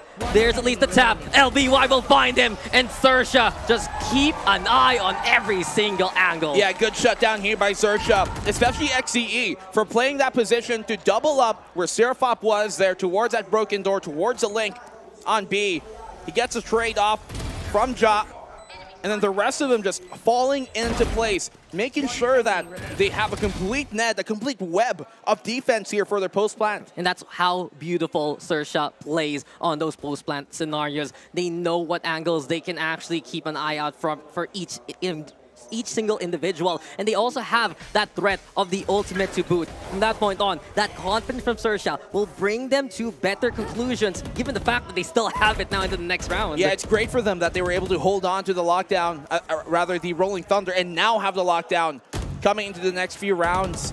They can save it for the next gun round here and start to finally build up a streak once again, like what we saw there in Bind. Look at Senior Carl, though. It's going to be huge where he does and what he does here, but no, the timing! He could have had the free kill on Seraphop. Yeah, he had the spot onto LBY, though, and he hesitated just because of the angle of the doorway. In the end, the plant comes on in. Now it's on the flank. Seraphop, though, trying to cover the rear of Zershia to such a good degree. Rolex is there, too. Rubble is his territory. And Zershia take back the lead finally here after that map #1. Able to come back and get some of their own. Showstopper, though, and finally available now for Mojer on their defensive side. The lockdown could fall prey to it. I want to see here how Zershia continue this lead. And Rolex, though, we've always talked about him being such an impact player here for Zershia. When he's cold, Zershia does struggle to have these off timings working out in their favor. But now, the fact that he's able to hold down that backline, honestly, by his lonesome, just got some help there from Seraphop. It's such a big strength for Zershia that they can focus a lot more efforts taking the site. It's going to be difficult then for here, though, to try and take the C site with that Showstopper potentially being a problem. Senior Carl only good for the one. Zershia finding the 2 opening picks. Yeah, he wanted to try and catch them crossing, but too ambitious there from Naos. Instead, Zershia now do let the lockdown rip. It's in place, and one thing I noticed from Zershia, yet again, it's that balance. What they need, they're not going to overcommit. Imagine if Mojer was ready there to get a showstopper kill as they entered. Could have been a different timing here for Naos. Ja has to go big. He gets the swing going his way. Yeah, finds Xe there. Seraphoff, though, will just burn out that fuse instead. Ja, though, fighting back. Shut down by Seraphoff. The triple kill here for the Sky. And, well, the limits now being breached here by Zershia. Yeah, Zershia breaking through. Continuing on what's been working for them early here in this half. 4 in a row. 4 in a row. Finally, another streak here coming from Zershia. But Naos, they still have a buy to pull. Do they time out here? I don't think so. And the thing about Zershia's Lotus is you have to respect how they take these sites. If you just give it up for free willy-nilly, then they're prepared in any kind of angle from front to back. That's their biggest strength. Once they get to that post-plant scenario, once they get the formation that they need, it's nigh impossible to beat Zershia at their own game. Well, a strength here that Naos have potentially got is they have that benefit of closing out in the second half on the favored side here in Lotus. Statistically also better for them when they do play on this attacking side. 62% compared to the 51 on the defense. So Naos, what they're really trying to achieve here on this first half is get a read for how Zershia play the game, get a feel for it, and then hold on and gain a few rounds to make that second half comeback possible. There's still that wariness from Naos. There's still that rolling thunder for Zershia. Yeah. They haven't needed it at all for the past few rounds. It's looming. It's just a threat that they're waiting for. An alert now. Forced to use the dash because of the utility. Jado still loses anyway. Ready for the angle, but alert now heating on up. At one point, he had 0 kills. Now he's ready with a handful, wanting to fight towards drop itself. Spikes planted. Oh, big position here from Alert. I'm not sure if they expect this. Oh, the paint shell's out, so they're not going to assume that it's not clear. They think it's clear, and now Alert waiting for the timing. The rolling thunder's there. Xe instead with the takedown, and eventually Alert looks on back to get that takedown. Alert, alert, alert! There you go, siren string for Zershia. Yeah, the paint shell's just way too shallow there to actually clear the deep and gain Zershia their 5th round. So nicely done. The rolling thunder, which has been a looming cloud over their heads, now finally comes on out here, and it gains Zershia the 3rd round over him. Yeah. Well, LBY rains on their parade, and Alert he's the thunder himself. Sound and speed. Zershia getting in there to get in such good positions, and we've noticed so far here from Zershia, the post plant has been their biggest strength. Why so? Because they're always finding the weakness of Naos, rather. Yeah, timeout here for Naos. Certainly at the right time too. We have seen Naos start to mount their comebacks after calling these type of timeouts when they've talked to their coach, when AMX is giving them the read or the adjustments that they need in this case. But I look at what Zershia have been able to do here. It's been consistently finding and picking the right positioning, the right timing, and the right site in general of the map to hit when it comes to these cases. They've been doing a good job of making sure the defense overcommits to one side, then they hit the other. Yeah, and they look so strong on that A side, right? As soon as they get in there, you have that rubble position, you have at least a watch towards top. And I think that's such a big issue right now here for Naos, the fact that they can't win these kind of fights from the high ground. I mean, we'd see some moments there where you can tell Naos might have a good angle, but it just doesn't work out because somebody like Alert is just way too quick on the draw, way too sharp especially.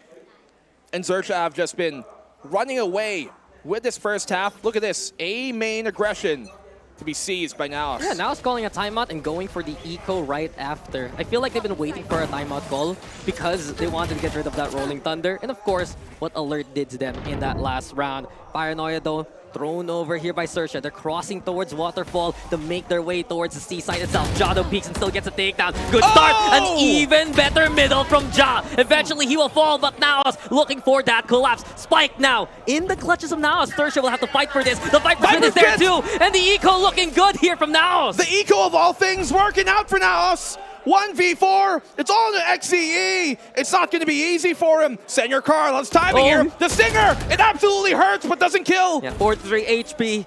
And the Vandals have been picked up here by Naos. The resiliency for them, the shots from Ja, and now Naos in the prime position to try and get these takedowns. Xe though sprays it down. Mojer will fall, but he cannot handle Wits. What is money paper only? Thrifty for Naos. It fits for Wits in the end to get that kill, get them the eco win, the Thrifty over Zershia. initial idea there, push towards that A main. But you can see, as soon as Naos realize what's happening towards the B side, they pivot immediately and punish. And it all started from Ja anchoring the C side down, getting the 2 picks, and everybody following up. Great follow-up from Mojer as well to get the trade immediately, then control the spike. Yeah, the plan was sound from Zershia. You understand why they want to go for Waterfall. They want to get through any initial aggression or any kind of utility setup, but they just end up in the setup itself of Ja. He was the center of that defense. What's utility when you got Ja with the Sheriff there? He's a third himself. Hits the mark every single time, at least in that case. But Zershia trying to avoid the trap here. Great trap setup from Naos, but even better shutdown from Seraphop. Seraphop, right position, right time.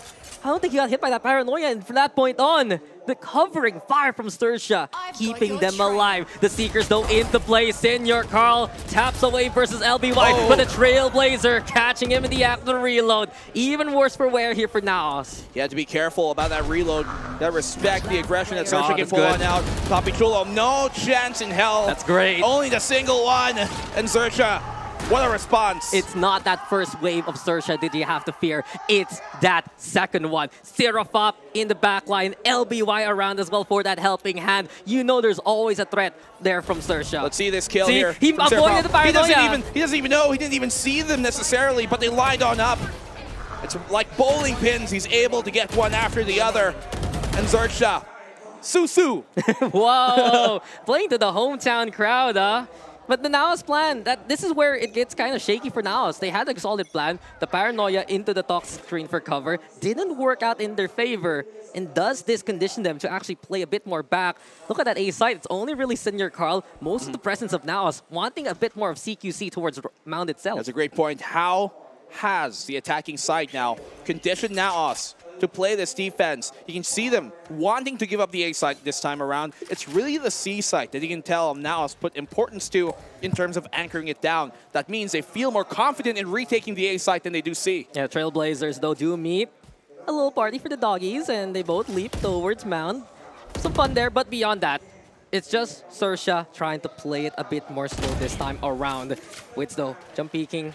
Figures out there's contact nearby. Bolt line tossed, and now it's Zershia trying to get in towards that C side. Alert those seen, but a misclick perhaps from Mojer. Tosses the blast pack at an inopportune moment. And now Zershia will take advantage. 2 down here moving into the entry. They're also looking for Hall's control. Some much active gameplay here from Zershia. And even more so with the takedowns. Papi Chulo though fighting on back. 2v4, the flash is there. And LBY will connect. He almost got that last one too there, dodging the flash. But even better from Zershia, overrunning the site, missed timing maybe, missed input by Mojer. Who knows what the problem was there. But 7-3 for Zershia. We've seen this happen on Bind. And in the end, you cannot make mistakes if you are playing against Zershia. This is a team that punishes squads that rely on the clutch, that rely on trying to be so much more active on the anchoring. This is a squad that can dismantle you at a moment's notice. You have to be careful. When the moment comes, they have to be ready here now. Because Zershia, they've come prepared for this map, potentially anticipating this pick. I mean, we talked about this pick on Lotus being one of the more ideal ones, considering how the veto could go. We anticipated this, so you can assume that Zershia knew this map was coming too. Yeah, Naos, again, how they pick these maps in the first place. Look for what they feel like statistically is the problem for the other side. But what we saw against Fancy when the manufacturer, but Papi Chulo, hello. Never mind about my speech. 4v3 for now. Yeah, it's another gun dropped here, another rifle they could potentially pick on up. The brunt of the push, though, coming in from Mound again, the Pincer! And once again, the Thrifties! The lesser buy having more of the impact. And Zershia now stuck lockdown with 2 left. Lockdown is there. LBY has the Rolling Thunder. Papi Chulo's just waiting now for the timing of the push.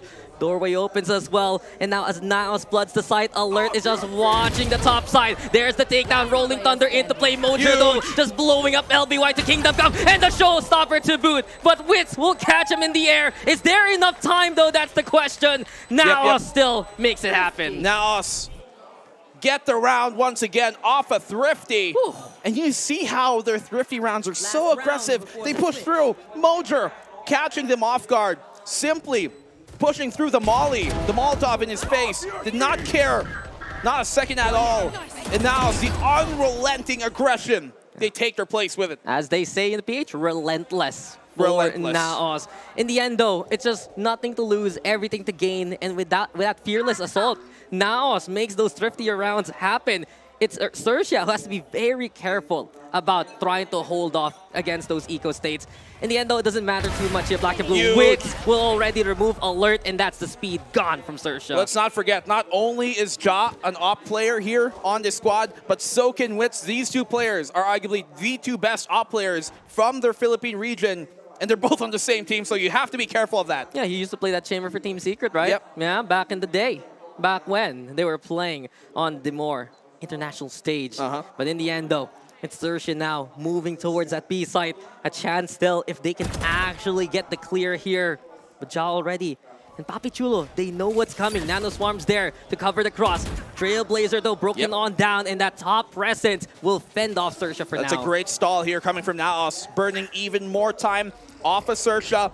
But they do still have that paranoia and two guiding lights to try and make their entry here towards the A site. Seekers into play, and here we have it. Senior Carl playing towards staircase. There we go again with the smokes to cover the cross and Zershia now. Here we go with a wrap around yet again. From B to A to B yet again. A full circle now here for Zershia, but Naos with full senses awakened. There's the takedown from Papi Chulo. LBY though fighting on back. Mojer though getting in there. Paranoia into play. Exy tries to just get the takedown onto Senior Carl, and it's 3v2 now. Mojer though is just defusing, it's just sticking, and in the end, it's Naos who gets back the side. A familiar scoreline at the end of the first half. Perfect overrun on the retake and perfect discipline as well. Showed here by Naos. You can see Papi Chulo waiting for the timing. He knows 5v4, they have the advantage. They don't have to peak early. They can wait for an aggressive push, which is to be expected because Zershia do not have the man count, which means you can infer that they will push a smoke, they will push towards CT, and they were right on that read. And then, when do they retake Dax? Right when the plant attempt was coming, because they knew that meant that they would be a man down, even less so. Yeah, and that first kill, Zershia expected the peak. Zershia expected someone to play for Mount because Wits has been doing that. Yeah. But he didn't expect it was going to be an operator too. It was the only time. It was the only time. Suddenly, wild operator appears. Halftime, Joe, and Zershia, they had that streak yet again. They had such a solid foundation in that first half. And yet, now with those two thrifties, well, one was more of like a hero buy kind of situation. Yeah, although the rifle died first. Yeah, understandable. And in the end, it's still Zershia who has to be wary of Naos and their sudden bursts of impact, sudden bursts of strength. Because when they get heated on up, we remember how Bind ended. 4K rounds back to back to back to back. 3 of them won by Naos because of it. I'll do you one better. Remember how Bind started 7-5 of the first opening half, with Naos winning the last 2 rounds of that first half to bring it 7-5, right? So I hope for Zershia's sake the pattern doesn't continue, because it doesn't bode well based on the past omens we've seen. Yeah, Zershia has been a worthy contender though, but they still need to prove that they are a champion here. Thailand is all watching them. They're here in Bangkok already. They've been waiting for all these contenders, these challengers to come their way. And now on the defense, they want to survive for another map. Yeah, when will they bloom here? Zershia hasn't been spring, all fall. But now we continue into the second half. Yeah, hopefully it's not a long winter, as Naos now do go back on the attacking side. We remember, or rather, we continue to the second half. The flash is there from Wits. Immediately notices that there's the whole close angle from Zershia. They do creep on over towards that A site, and you can see who's waiting. It's Sirafop now holding on top. It makes it so much more difficult now for Zershia on the defense because of that Viper wall, which they can put up at any time, and they don't know if Naos are crossing, if Naos are faking it, and where the read will come will have to be conditioned early on. Yeah, Sirafop, though, is one of the strongest pistol players here of Zershia. Yep. And let's see if he can just hold things down versus Naos. Nano Swarm's there, though, for the stall. Paranoia will eventually be shaken on off. And Rolex's alarm bot gives him a bit of intel. Papi Chulo, though, waiting for the smoke to dissipate.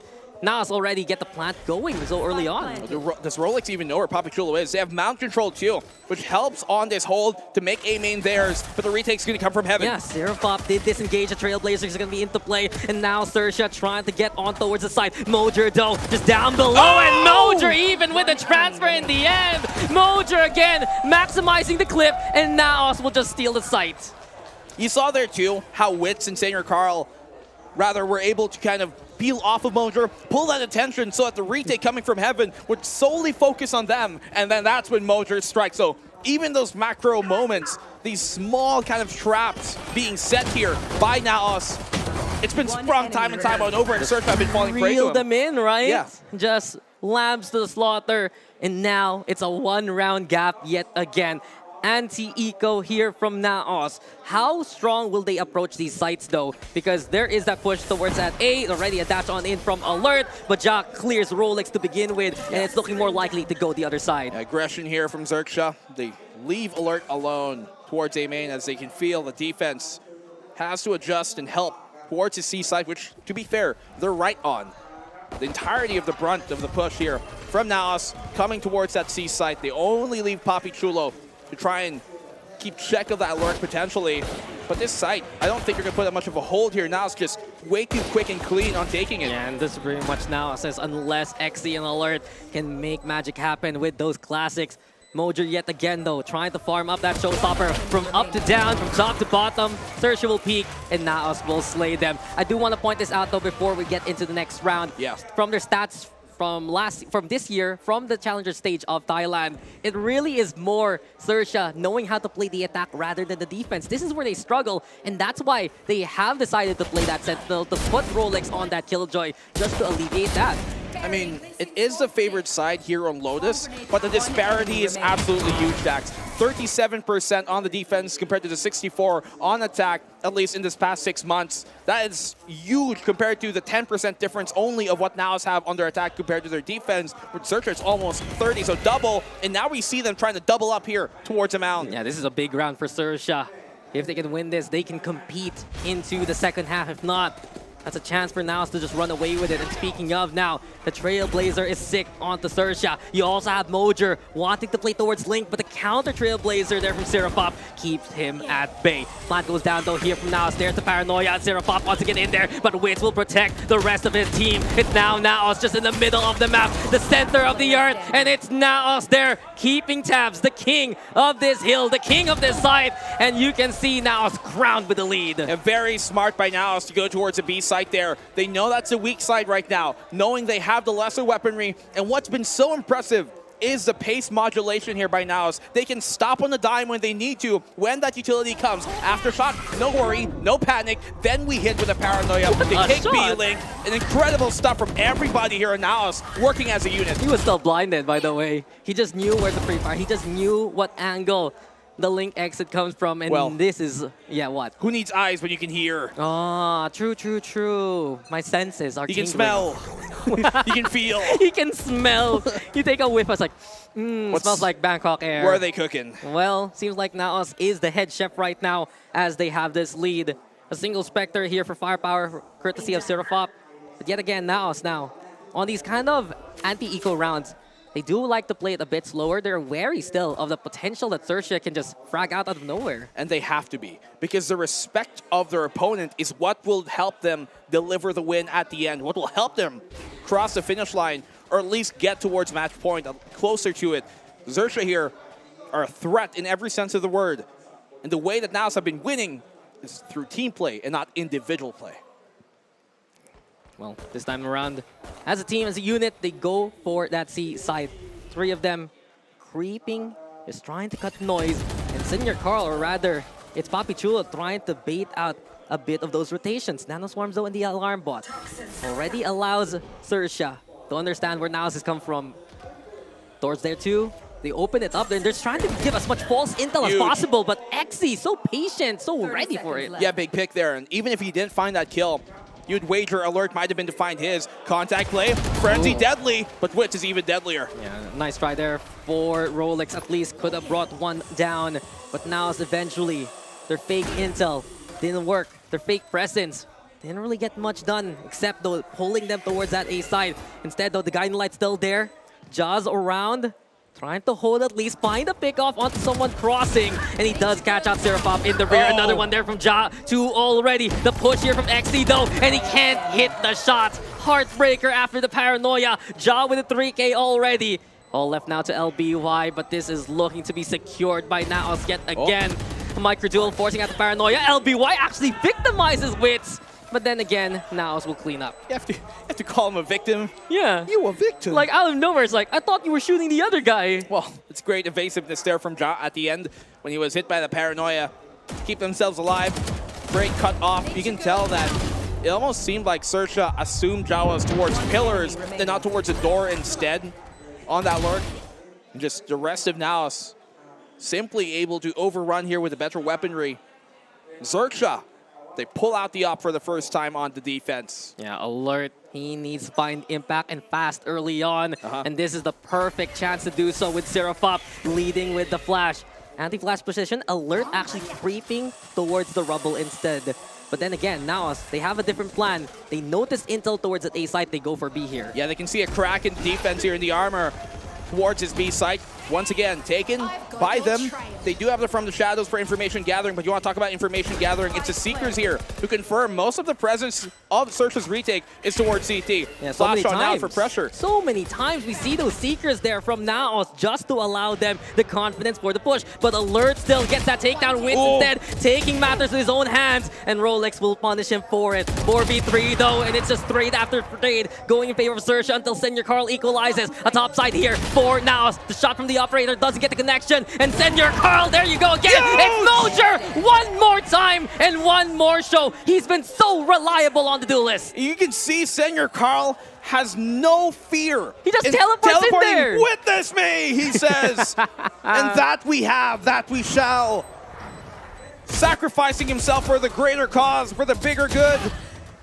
Might have flipped the words there, but these guys have flipped this scoreline into an incredible one. Yeah, it was because of his teleport that Alert was watching him reconstitute, right? That's the word for it. And then that's when we saw Mojer actually swing and get those takedowns. Just small little bit of timing. I'm not 100% sure. I'm not 100% convinced that was all part of the Naos master plan, but hey, it worked. I think it is, because that's not the first time we've seen it. We saw him do that on the C side. Yeah, so but it was behind the other guy. It was behind. He was anticipating to go behind him. Look, it's a great way to pull pressure. 9,000 IQ teleportation. I guess that's how you play Omen now. But isn't that what we've kind of learned from Senor Carl? Coming in from year number 1 on that 6045 Pirate squad, nobody thought he would be the type of player that he is, and creativity has always been one of his standout markers in his local scene. Yeah, when he used to play that Raze, he was just so effective at finding those angles to make those entries happen. The timeout here for Zershia, though, it's unfortunate because we get those rounds again. It was such a hard-fought battle by Zershia. They brought out the operator and still got the pick on the lurking members of Naos, and they could have gotten a chance, but this is very deja vu-esque here, Black and Blue. It's another streak of wins from Naos. It was 8 rounds the last time around that Naos were able to win in a row before Zershia started to gain some of their own. Are you sure you didn't, away from that. Are you sure they didn't read the same script and just change the map? Potentially. Yeah, potentially. I mean, Twitch director is always right. Always, always, always. Just like chat. Anyway, though, Naos, they do have that 3-round gap. And Zershia here, playing yet again to go for the contest, but the Trailblazer gets a good spot. The Paranoia is there, Seraphop lets his own doggy fly just to make sure Naos doesn't push, but Mojer still has no fear. Goes over to the other side. Alert will silence him though for the round. Yeah, big pick for Alert to get the trade at the very least. They rescind control now of C Long, which if Zershia just knew, they could even push up here and gain another rifle. But of course, you can see Senor Carl trying to anticipate that. And Papi Chulo has already crawled his way deep here into the stairs, which should signal to Naos to execute on the A site. Yeah, behind enemy lines, Papi Chulo trying to position. In the end, though, he just wants to get the catch on the rotating members of Zershia later on. Alert, though. So sharp with the blades. Naos not going for the stick as of yet. And in the end, it's Wits. applying his own presence so far. Just now gonna get the plant going, and now Zershia knows what's going on. You can see there that Wits was waiting for his Guiding Light to come off a cooldown, not to initiate with it, but just to have it if in case they needed it for the fight. So lockdown here to buy space on the retake. Yeah, Wits finding Rolex, but in the end, it's him getting that takedown alongside Papi Chulo. Alert though now, moving forward too with the blades. Can he get more? And Naos is just pushing. Naos will find them and even catch out the final members that were detained. 11-7, the streak continues. Senior Carl has just been such an important piece of this puzzle, I think. The way he's been playing, it's not necessarily one that is absolutely top fragging and everything, but look at their frag distribution, 15, 14, 13 for the rest. Completely equal because they are playing as a unit. They're setting each other up. It's a web here that really influences one or the other. If one pulls back, the other follows. They're continuously playing like they're threaded together. And Senior Carl has been that consistent force that plugs up any hole they leave open. Yeah, and that's the beauty about Naos right now. They're working as a team. That's what the veterans are for, making those calls. Zershia instead is the one looking a bit more separated on the defense. And a Hail Mary play. The operator is out here for Zershia. They want to find that impact with a sudden kill, but it's already scouted here by Naos. Yeah, this round matters so much. Last time around, 11-7. This is where Zershia gained 2 rounds before it ultimately went towards Naos' favor. They have the Rolling Thunder once more, which we've been seeing them use very effectively in these rounds, but they just still have yet to gain one on the defense. Yeah, Zershia's though setting up a trap. If Naos does overcommit or make too much noise here towards A, then it's a chance with the flash and the smoke, even Rolling Thunder though, and this is perfect for Naos. Yep. Even though Papi Chulo's might fall here, he's in a bad spot, and he still takes one down with him. It has pulled so much attention away, and the opening towards C side happens instead. A pick from Jatu towards B. Now then, it's Naos all the way across the map. Yeah, the Guiding Light alone was huge here, but the pick, Rolex going big. The trade out for Senior Carl. It stands a 3v2. You can see they thought the presence was on A because of the Guiding Light, but now the retake comes on in. Yeah. They have the flash to try and initiate. The rotations here from Naos, they have pulled so much away from Zershia, but the firepower is there from Sirafop.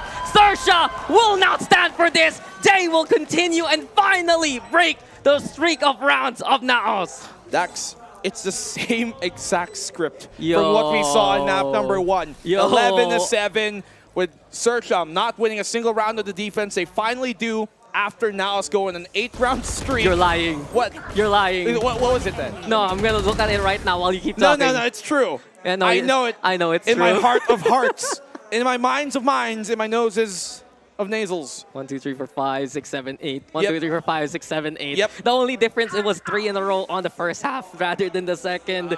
But in the end, Zershia, they do fight back. We've always talked about their pop-off potential. We've always talked about how Sirafop is an incredible player. And boy, did he deliver in that round. So if we're staying on script here, should be 11-9, potentially.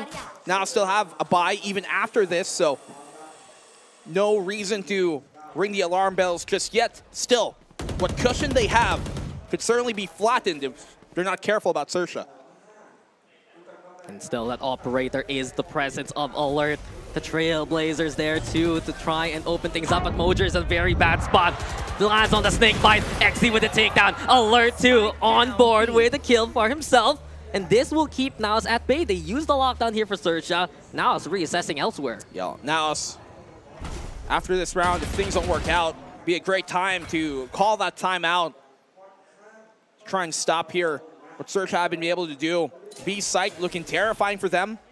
Let's see. Papi Chulo, Wits, and Jop, the 3 veterans remaining from this team.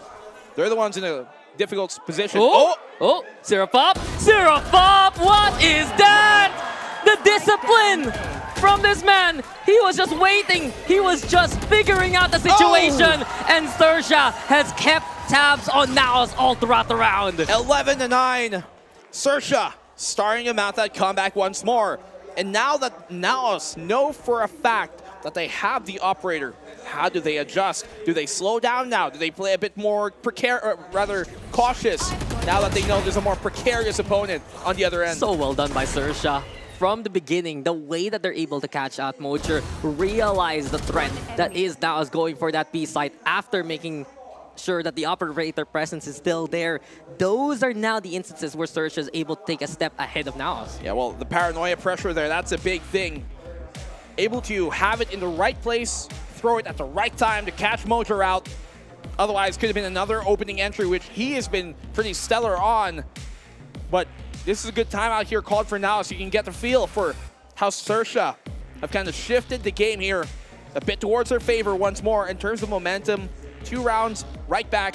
If we continue on Scriptax, Naos are pretty good at converting after a timeout. They are, but then again, Zershia here is in a better spot from whence we left off. Yeah. The fact that they still have a strong arsenal, we're also getting early Sirafop heated on up. That's a big deal here because if that Sky keep getting these kills, they're going to be able to counter Seeker for Seeker, find those opening picks, and with the operator itself, they're the ones with the chance to play with the numbers advantage later on.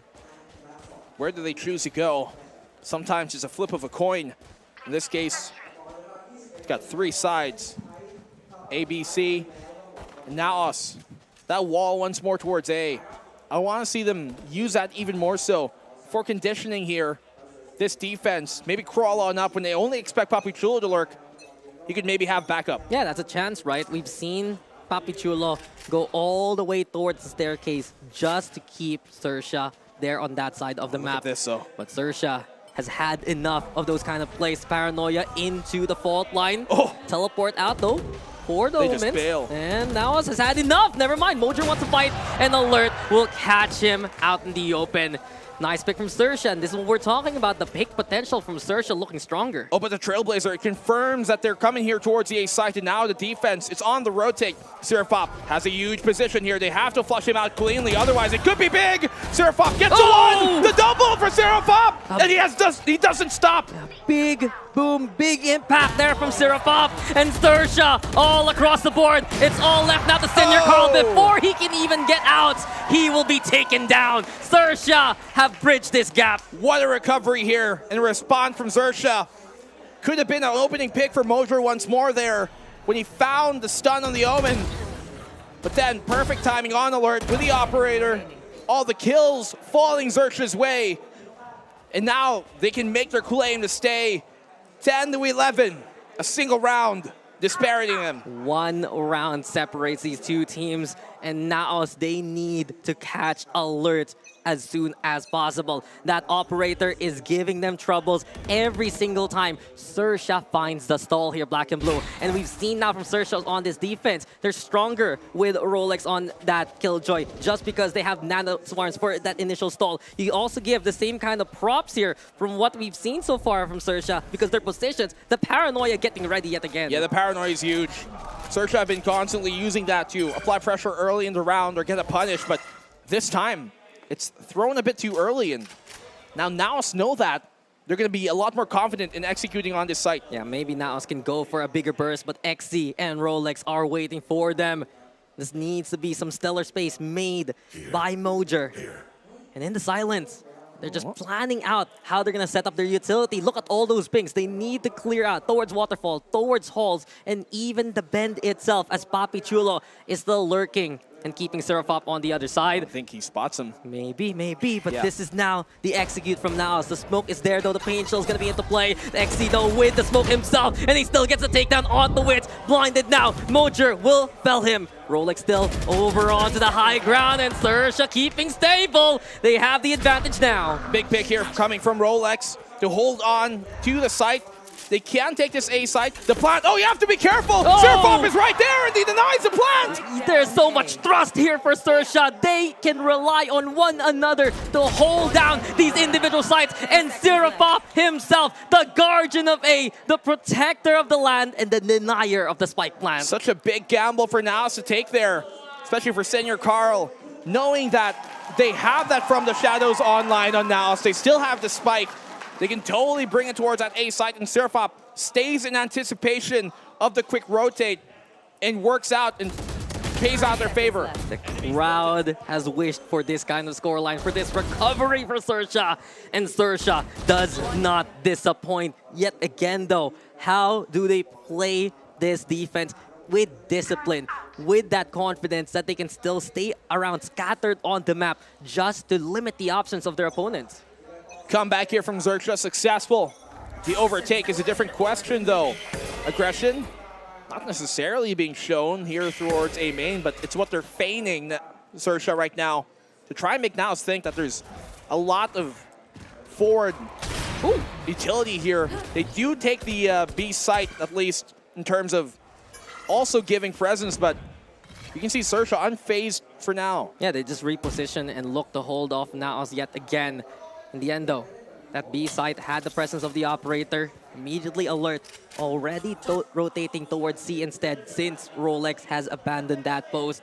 In the meantime, doorway open. That's Paranoia into that rubble control play. They should hit this. Naos has a chance here. They do have a go for that C side. There we go though with Senior Carl falling while trying to get the smoke going. Mojer now, showstopper out. Spots out Rolex, but Rolex will die with him too. Nice shot from Rolex actually before he fell. That was the kill he needed there. They could be able to get the plant here right now. Nobody really super close. Oh no! He spots him out. The operator has such a long barrel, and now Naos knows there's someone here on their side of the map. The Viper's Pit, though, still a threat later on.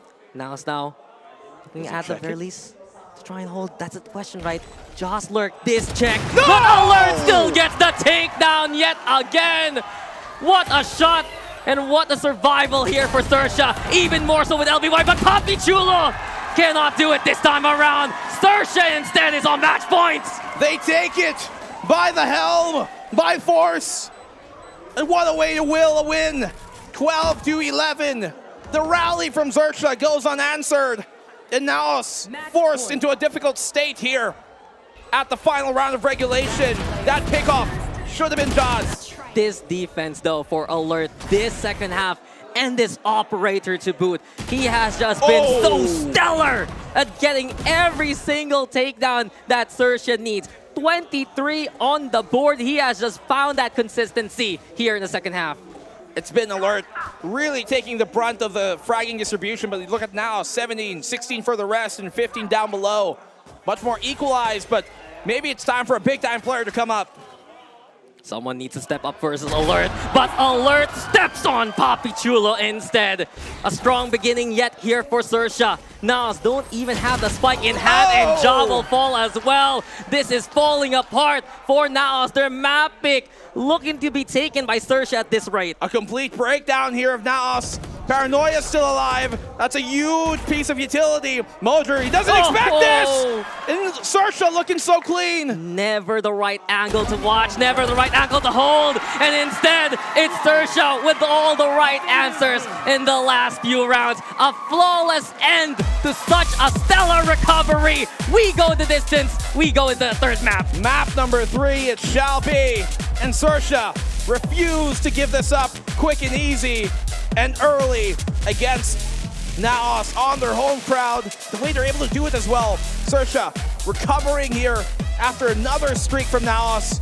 And once again, this is not the first time we've seen a late game breakdown from this squad. Yeah, we've seen them just lose out on the lead that they have built. We've seen them lose out on the map picks themselves that they choose. And we saw in this game just how Naos took that initial control, how they were able to impose the way to make those proactive plays. But more and more, Zershia got heated on up. Sirafop, he was such a strong beginning there for Zershia's recovery. But Alert took command, took that operator, and took Zershia all the way. And took him on a ride too here. XEE, great moment. Sirafop as well. The unsung hero, I think, of this. But we're going to have to go into a break because it's been an exciting game.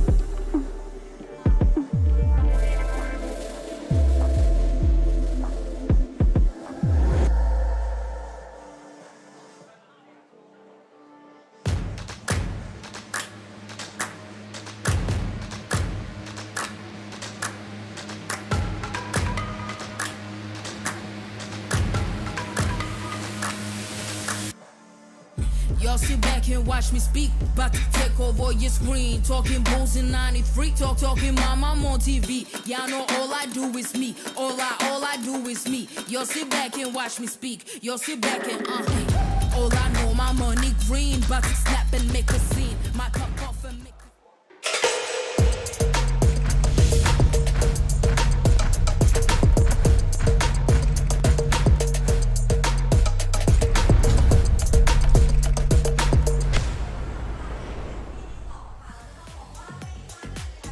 Ladies and gentlemen, welcome back to VCT Ascension Pacific.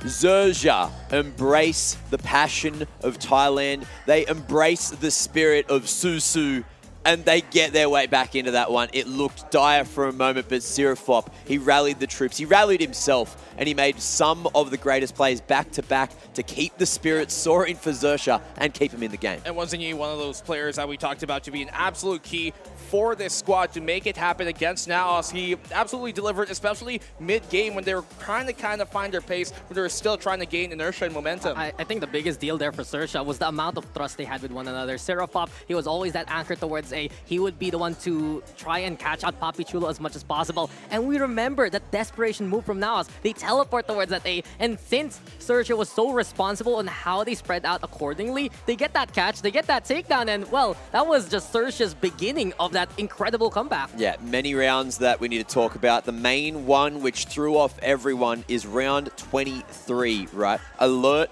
that was when he managed to get that pick over towards C-site, make his way back to CT. Scope was spotted, Barrel was spotted around the corner. Jar had him dead to bloody rights. There is no world where Alert should have survived that. And yet, but then he hit the, you saw it in the replay. We're in this world. He hit the most insane shot and then followed it up with a shorty kill as well. And that was enough to just break the spirits of Naos and keep Zershia fighting, and that's why he's the MVP for the bloody map. Yeah, incredible quick scope there at the end, and just the performance when they needed it to happen the most. He looked incredibly sharp here, and that's what you have to have when you're going up against Naos. Sometimes it might not be the team play of Zershia that stands up to Naos, but it's certainly the individuals who can definitely deliver. It was a 6-round streak there at the end. Zershia just did not let go of the driver's seat as soon as they were stationed on it. And one of the strongest things we saw there on that defense as well was how they would just deny Naos of the proper angles that they expect. When you see Mojo try to go for the clear, and he's still getting caught out by Zershia's timings there. They just pop out of nowhere. They pop out from the other side that they're expected to come from. And look, the thing I noticed as well, you're looking at how the rounds played out down the bottom. You guys mentioned it during the broadcast, you know, it was a split exact replica of what was happening over on Bind, right? You saw the rounds played out exactly the same way. I was like, you're right, this game's ended. Naos have won this, but then Zershia, they rewrite history, they make it happen, and they save themselves from the potential elimination from playoffs.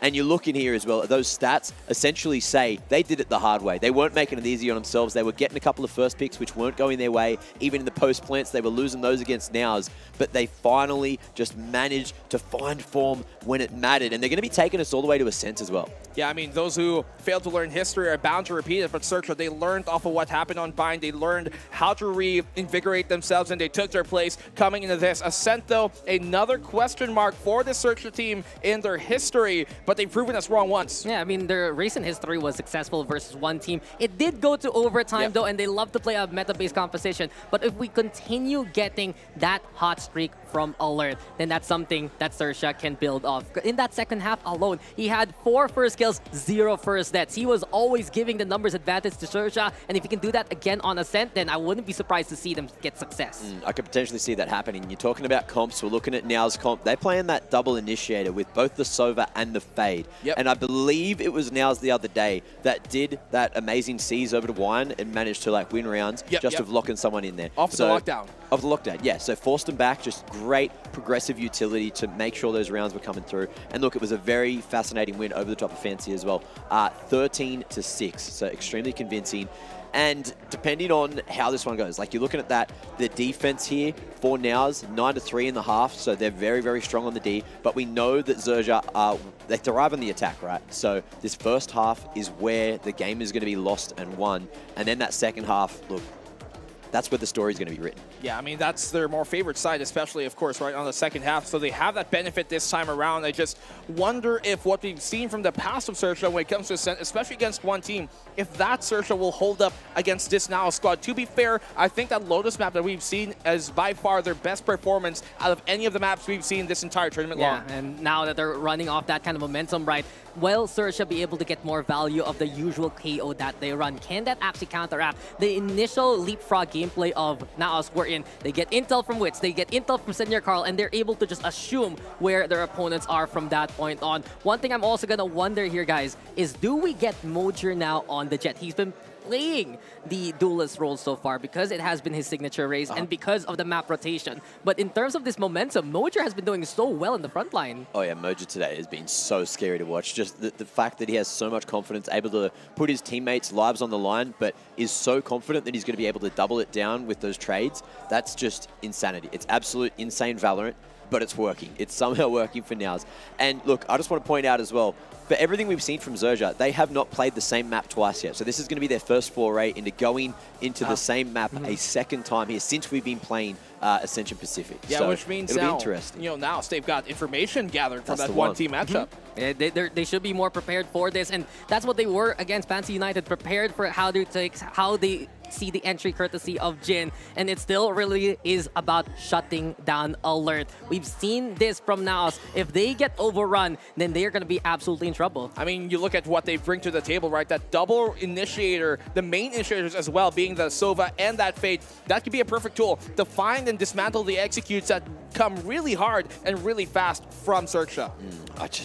I need to see Zershia pull through here. You know, they've got the whole of Thailand here filling up the crowd, and you know that they want it so badly. When Zershia managed to pull that map back and get that W, everyone was on their feet, everyone was screaming. There are just so many passionate fans because, look, it is that hometown advantage.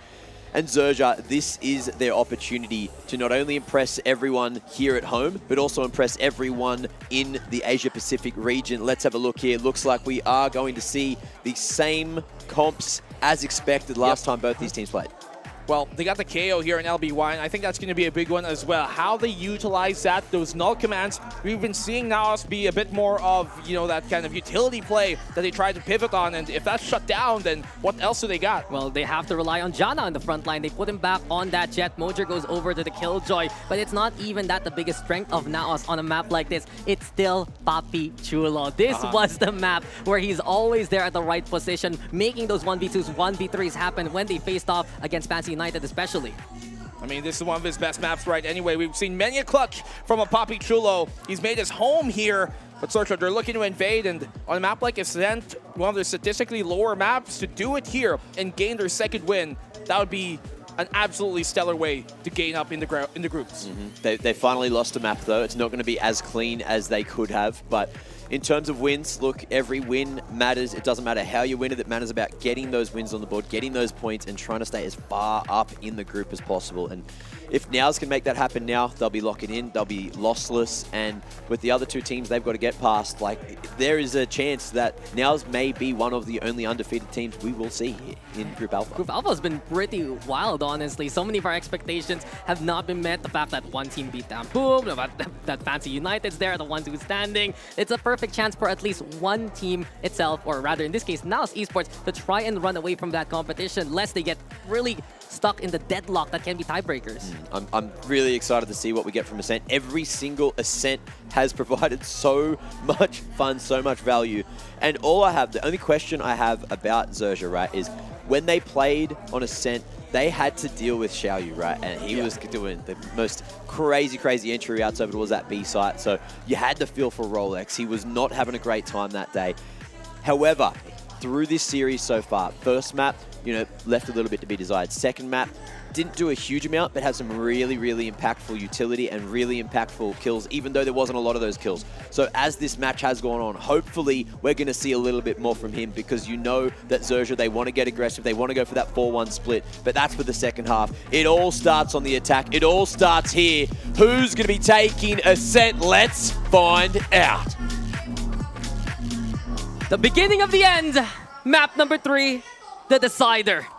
Only one may stand after this one. Will it be Naos Esports keeping their perfect match record online, or will Zershia recover after that loss versus Fancy United? We are back here though, and Naos going to be starting on defense, Zershia on the attacking side. And we've been talking about the potential of Naos here on this defense. Papi Chulo, the longer he survives, the bigger he is a threat. Yeah, we reset effectively back to the only map that matters here, Ascent. Where we start is where we'll end. Naos on the defense, Zershia to start things off on the attacking side, and the B site looks to be their first option. Well, I'm looking at Alert right now. How will he play this kind of entry? Just utter confidence is necessary here versus Naos. And then Nano Swarm also to keep Ja at bay. They close down the door, and it's Witch trying to go for the dart, but Alert overruns him already. LBY on the board. This is the pace that Zershia needs, but Papi Chulo will fight on back. Exi now with the takedown. Exi again with the another one, and it's all left to Mojer in the 1v4, but Zershia strikes hard and fast first. Yeah, it's a B site overrun here, and now simply no response. Only Papi Chulo able to find the kill. And Mojer, he's found himself a frenzy, but against his stack, against his hold, I don't wager his chances to be too great just now. Naos, oh, he spots on the one for the trade immediately from XCE. Gains Zershia the opening That's pistol. what you want to see from Zershia. Utter confidence as soon as those gates open. They're still feeding off that energy of that second map. You could see how Alert was just willing to go for that clear. And the timing there versus Witz, this is something of a problem for Naos. When Witz is on a Sova rather than the Sky, he's a bit slower in terms of that utility. And with Alert already there, he took advantage. Yeah, especially on the defensive side here, where you're going to need a bit more of that stopping power right when the execute comes. Maybe the flash from a Sky could kind of change the way the engagement goes. Doesn't happen here, not just yet. Zershia have the advantage. Ace site is theirs. Yeah, anti-eco now to play. And they're gonna go for the turret though on the other side to try and get that initial intel. It's already Zershia clearing out that first. And immediately a 5v5 retake looking to happen. Yeah, now it's playing the retake here. Maybe you're trying to flood out of that tree position when the door does crack. You can see all four of them. The Haunt coming in big. The frag's going Naos' way. The flood is there, and now it's Zershia who finds where to float. They do get the takedowns at the end. Naos at least doing some damage, but this is round is Zershia's to take. Yeah, and they get the plant off of it too, so Zershia, possible okay bonus that they can pull out here. Oh, look at this. Rolex straight on to the rifle. It's Naos right now who have a chance to respond and have to stop this early. They've been doing a good job of doing that, as what we saw on map number 2. Map number 1, obviously different question, but you see how the Haunt becomes so useful there, and that's what I want to see from the initiators. The 1-2 clear. You have the dart, you have the Haunt, pick one because the other will spot you. Also, big props to Naos breaking that doorway so quickly. It's Zershia who had the mistiming there just because of the smoke presence, and right now, Naos with the firepower, the Owl Drone's there too. Papi Chulo, oh, but look at Alert go! He just lies in wait, realizes, hey, these guys aren't ready for me. Beautiful takedown now onto Wit. Papi Chulo low HP already, and Zershia with the sight. And look at the pace that Zershia are playing here. Absolute blitz that they take the site with.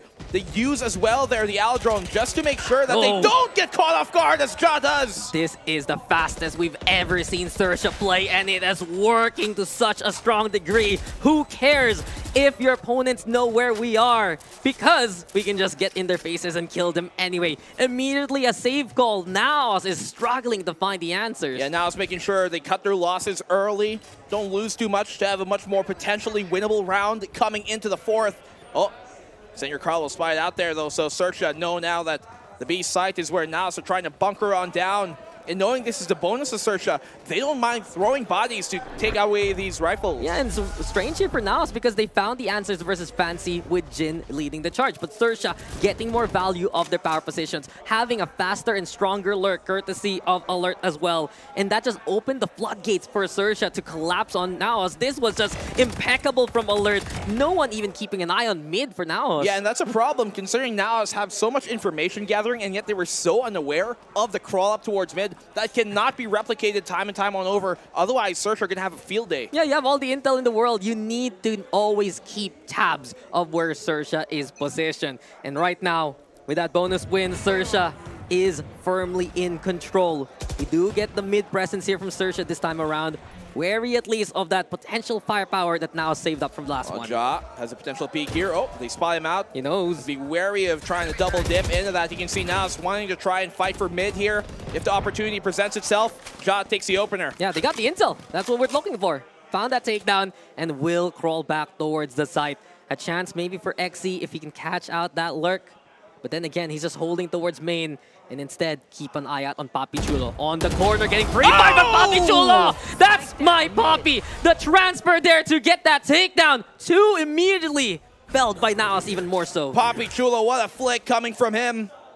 It's aggressive smoke actually thrown out here by XE. And Naos looking to make this pincer work. Nano Swarm on the short. They're trying to take the mid-control option. They should be able to retrieve the spike as Naos give it up. But the advantage still, great turret. Gathered information. Yeah, when Naos has the anticipation, when they're prepared for where Zershia is coming their way, that is their chance. 2v5 now. Rolex and Xe need to find picks and fast. They barely have time to even rotate towards the side, and it's even worse for Werkus. Papi Chulo! A rare miss from Papi Chulo. Xe will get the takedown. Maybe a chance to go for that A side, but already Wits as well as Ja are looking to hold them off. Alarm bot plays, and Wits with the taps and the takedown. Xe now all alone. Desperate plan, and Ja will just crawl into the smoke to get that takedown. Not a thrifty, maybe. Not the most ideal buy for sure. And you can see that they reap what they've sown from saving those guns from the third round into the fourth. They had enough firepower to actually fight back. And it started from, what did we say? The information gathering that they have so much more. And they were able to utilize that. And obviously, Papi Chulo just doing his own thing on Ascent. Yeah, but then again, I still have to point out the fact you cannot make mistakes against Zershia. Yeah. Look how closer that round became just because of that whiff from Papi Chulo. Zershia is so quick at making these kind of decisions just to make it winnable. Which was ready at the very least, luckily for them, even with a Ghost, to find the timing when they least expected it in a position they never anticipated. So Naos, they gained their first round here, and they have a pretty good grasp, I think, of the mid and B position in terms of where their setup lies. Yeah, and this is a better situation for Naos. If Zershia just isn't going for that full send, they can gather intel accordingly and figure out the way that Zershia actually segregates or separates their own players. Not only that though, I'm keeping an eye out on Stirfop and Rolex. They're the ones who can lead that charge. Alert here, lurking with the operator, and the pixel is enough to spot out Wits. Through whatever he can, he'll get that takedown. He gets the right read too as well, and when to peek there, Aldrone confirms for Jai as he's tagged. He has to be careful about the spam here. Goes back out to the backside. He feigns him with the Cloud Burst, has his dash ready, and gets caught with the paranoia. Yeah, he's still hit by the collision. That has to hurt for Ja. He thought he was out of it, but Zershia now, yet again, with control of the site. Not only that though, the lurking operator is ready to strike yet again. Alert is so sharp right now. He is just cutting through Naos one by one. And in the 5v2, it's difficult for Papi Chulo and Mojer to even get in there. My problem for Naos here, how do they even get any kind of exit potential? It's still Alert on the other side. Alert, there's no escape. Solo lurking with the operator, and works out perfectly, wonderfully for them. If anything, Naos seemingly stunned that that happened, and Wits off of that angle, you do get to see him first as he's closer to the corner. And obviously the operator just zooms in and gets a better position for that. Look at him. Could be a free kill. Oh, leg. Leg. And there you go, the catch too. Crippled economy. And Naos is just limping right now. Zershia Esports looking to run away with it. What a read though by Zershia overall. Especially on their opening side here, on the attacking side. For them to do well, and then the defense a lot later on.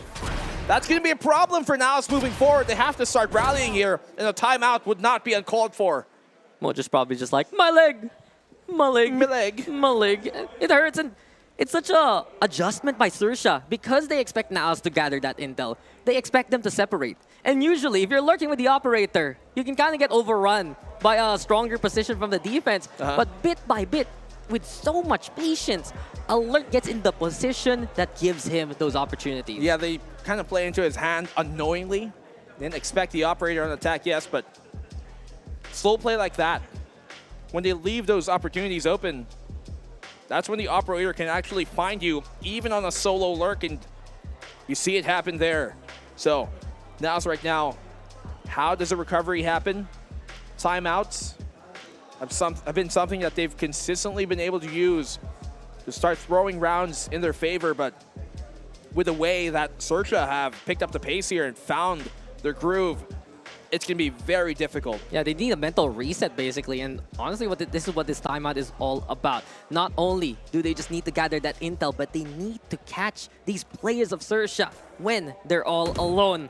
Or if not, then Zershia's going to run away with it. This is the best sign, though, for Zershia. You have your two best fraggers right now in Alert and XT, absolutely heated on up. You don't even need Seraphop yet to get these takedowns. Neither Seraphop nor Senior Carl has necessarily got themselves going in this map just yet. At least for Zershia. Doesn't matter too far. You can see anticipating an aggressive push out of the gates. A lot of times off a timeout, Naos love to do something aggressive on the defense, but they're trying to be a bit more considerate about their choices They're now. stacking more so, actually. And look at the position towards 3. You do have Papichulo as well as Wits together. Meanwhile, here in mid, Ja brings out the operator. He's just trying to find Alert as soon as possible.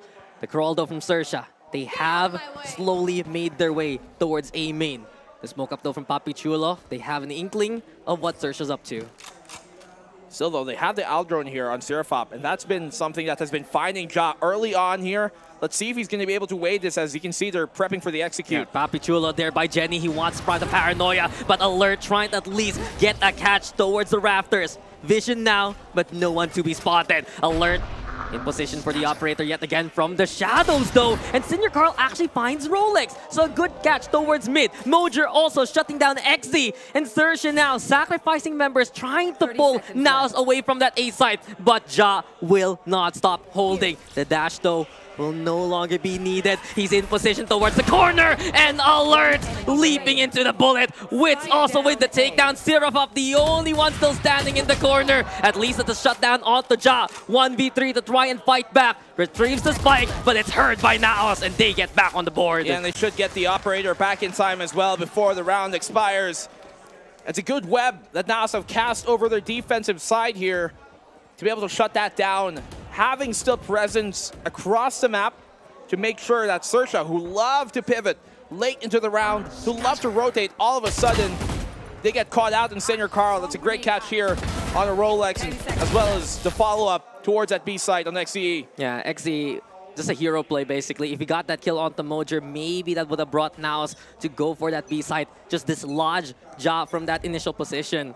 But this time around, we see more discipline from Naos. And with this operator still in Ja's hands, he needs to make the shot count. Flash, though, well done by LBY. Gives a chance for Zershia to bridge that gap. They want to go closer towards Market. Can they re-engage, though? That's the question. Here comes the suppress as well. The null command pulsing. Seraphop in the takedown. Wits, though, has an op of his own. 2 ops are better than 1 here for Naos. And now, yet again, it's Ja in the right position at the right time. 3v2 now, as Naos might need to see the site unless Ja can get this danger close kill. Yes, he does. Ja yet again, but can't get that killing shot. 30 HP. He wants blood. He wants to just scrap LBY, and that he does. Naos now 3 points with the 3 kills. The double op setup. Who expects the double op? You can do it because they got Wits and they got Ja on the same team. That's why they can make it happen. That's why they can make it work, Dax. I slightly stopped when I saw the kill feed. Wits operator. Wait, I didn't even realize that till he got the kill. Second op in hand, and Naos now. They drop it though. They do. I miss it already. I miss it already. It's probably only gonna work once. It's such a big investment though for Naos just to do that. Pick it up off of Alert? That might have been the case there.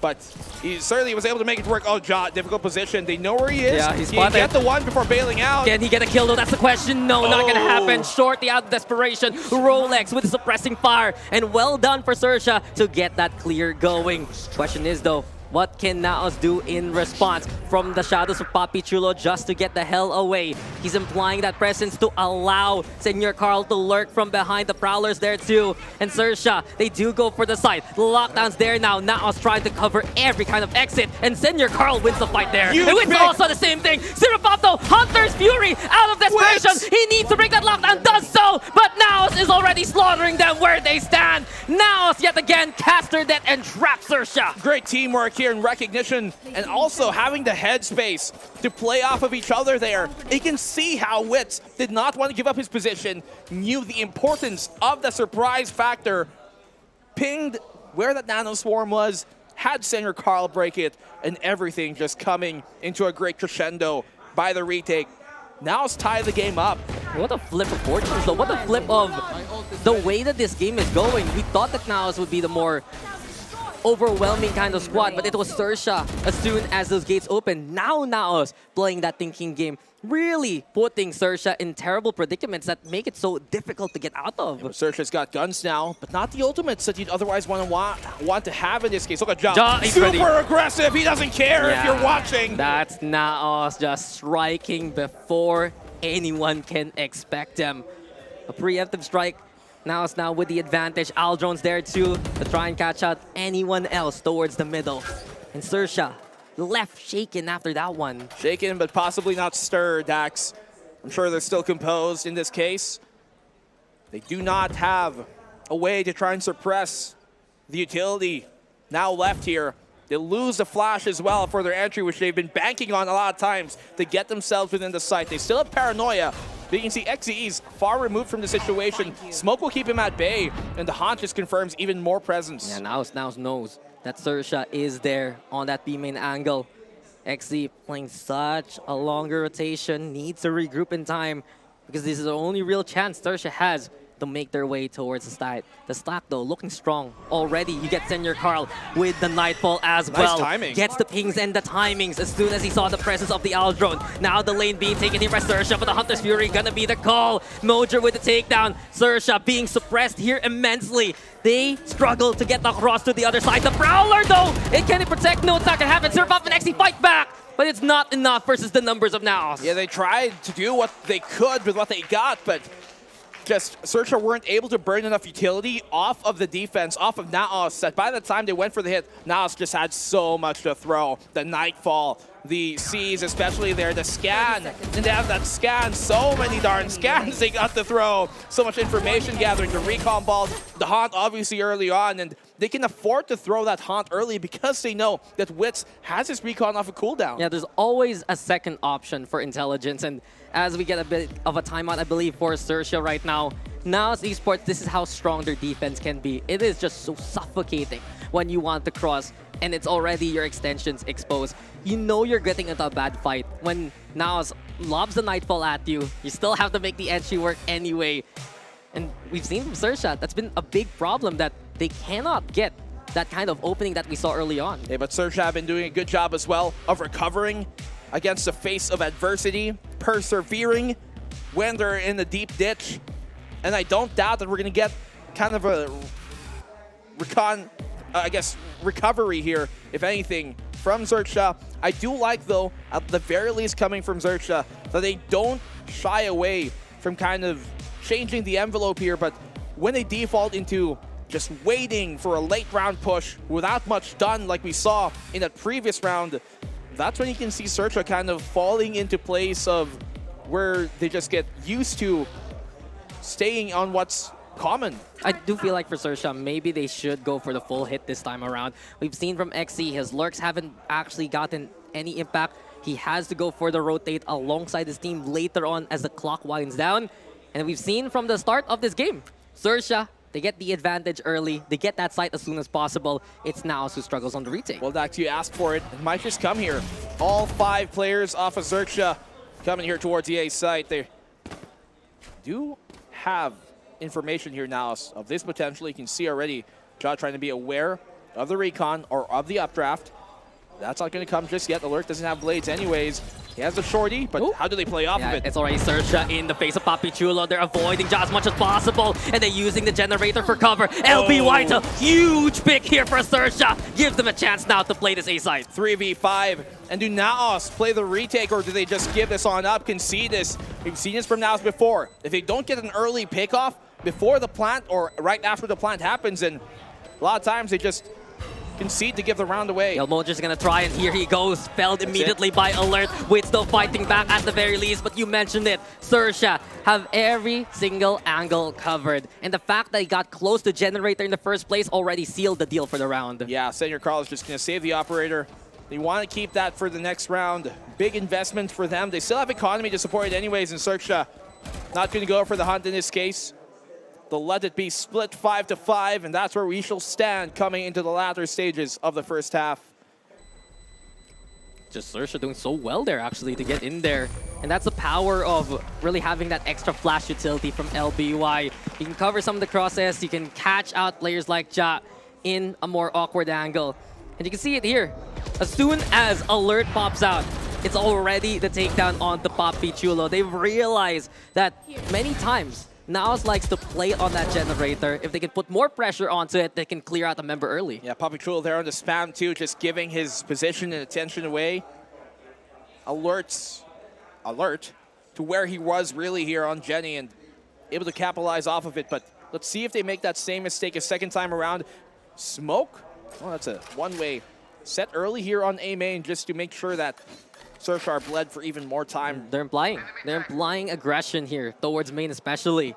And look at Zershia respond immediately. They have to go towards Gelato, wait out the clock a little bit. Wouldn't be surprised to see Papi Chulo re-smoke that yet again, just for Naos to condition Zershia. Well, maybe not in this case, because Naos aren't necessarily aware if Zershia have already crawled up or pushed through the one-way, so it would be a moot point. They do smoke off the short position here on the Zershia, cutting off information. You can see how the defense pivots, because they would assume that smoking catwalk means that they could be splitting B, but it's the A site really that's going to be under hit. Yeah, Witsy already used his intel, and here we go. Jado can't get the takedown. The flash instead, perfect from LBY. Alert getting in position to get the trade going, and Zershia yet again in position. But Wits though has the high ground still. Spots out Rolex, lobs the shock dart to try and catch him. Perfectly timed and perfectly angled. Rolex falls. Here's another one for you, Alert. Zershia trying to at the very least get on top of things, but now it's already taking them down bit by bit. The dismantling here of Zershia, looking pretty tidy from Naos. The Prowler also perfect to get the catch going, and Alert's the only one still standing. Not gonna happen versus Naos. Yeah, perfect paranoia. That's what you want to have for the retake here. The paranoia is one of the single most important pieces of utility here on Ascent, because you gotta line up from that tree position that just blinds the entirety of Generator, blinds the entirety of Hell as well, without hitting those up on Heaven. Just gives him so much more to work with. The Papi Chulo, of course, getting the catch off of Sirapop here. The fact that Ja also got one before going down was huge, because then they didn't have that KO for the post plant. Yeah, it's just they're finding those picks when they need to the most, and that's well done in all for Naos. Can they get that 2-round gap yet again, Black and Blue? Do we get 3 games that end in a 7-5 scoreline? It does rely, though, on Ja making that operator count, or on the other side. Alert! He's gone! These blades are dulled here by Ja immediately. Shut down and shut out here. Ja on the back away. Oh. They're pushing. They're entering. LBY gets the opener. No the trade fear. from Wits. 3v3. They just got in there. They just got in position. And now Zershia with the full send. They make it 3v3. They make it possible here to try and win out this round. The doorway, though, being watched out for. They themselves, do they go for the contact on the Wits? Yes, they do. Mojo there pops on out, but it's all left to Senior Carl now. All alone versus 2 targets. He has utility, low HP for both Rolex as well as XC, but the crossfire looking set. Senior Carl trying to peek the angles, but not the right one. Rolex is his time to step on up, and Zershia tie up that have to end it. He had all the utility in the world to make sure where they were, and still just goes for the dry option. Gaining Zershia their 6th round, but I love the tenacity here by Zershia. They lose their entry, but that doesn't mean the door is closed. They just pour on through A main, get the frags, get the trades going their way, overrun Wits here, trade off a Mojer. Just do a great job of making sure that they can get every piece of value from that fight. Yeah, beautiful proactivity there from Zershia. They just went in despite losing Alert. They're the ones who took the fight towards door as soon as it broke.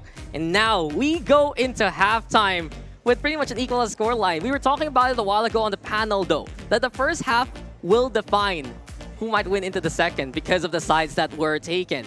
Now it's a 6-6 scoreline, Black and Blue, and what can we even take from this?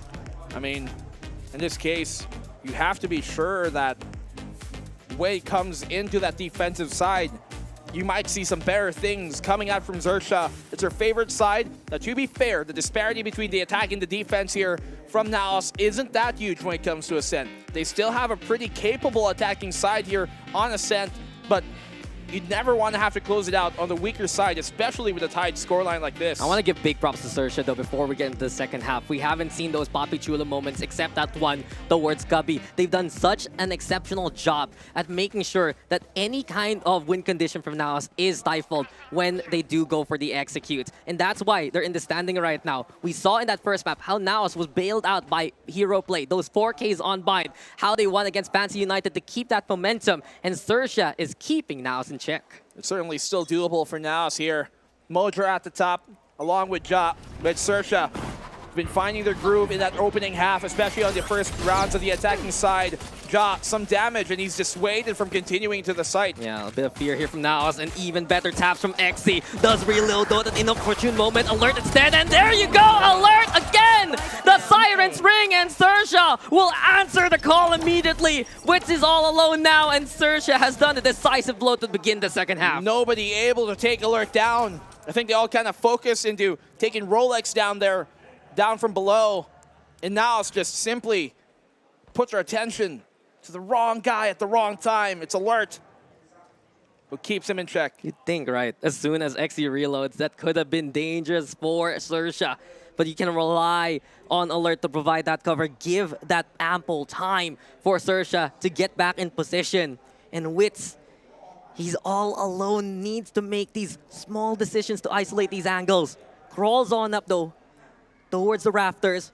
And here by the window, LBY is ready. This is gonna hurt, Wits. This is gonna be painful. You're spotted already. A single HP and a single bullet with your name on it. Zershia with the lead. They take the lead here, Zershia. And what a way to do it as well. Another pistol round. They're able to win, and this time on the defense. Naos the ones playing catch up. And just the complete shutdown here of the opening push. Nobody looking the right way at the wrong time. The recon there as well, confirming and buying them the time they need to win those fights. Yeah, it's a different feeling though here at the LAN basically. But what I've noticed, Naos has been a bit more quiet compared to how they usually are ever since losing out on that second map, and even the pressure now here on Ascent. The confidence instead in favor of Zershia. You can hear them, you can hear the crowd as well, especially if you're here around now in Bangkok. But Naos, maybe a chance on the eco. It's gonna be difficult though. The double stack looking strong between Rolex as well as Exi. There's a Bulldog available on the high ground, and they're ready to cover that cross no matter what. Smoke on out. Now us, they love to try and pile on in and stack inside the smoke and execute with it too. Recon, but the Haunt isn't there. The shot's not connecting early, but ultimately enough. What was that? Exi, the range? Yeah. There you go. Decides to even go for the transfer before he gets that kill. But it's even cleaner now from Zershia. Flawless from them. You can see they're absolutely elated coming in from that round to convert it without much of a problem.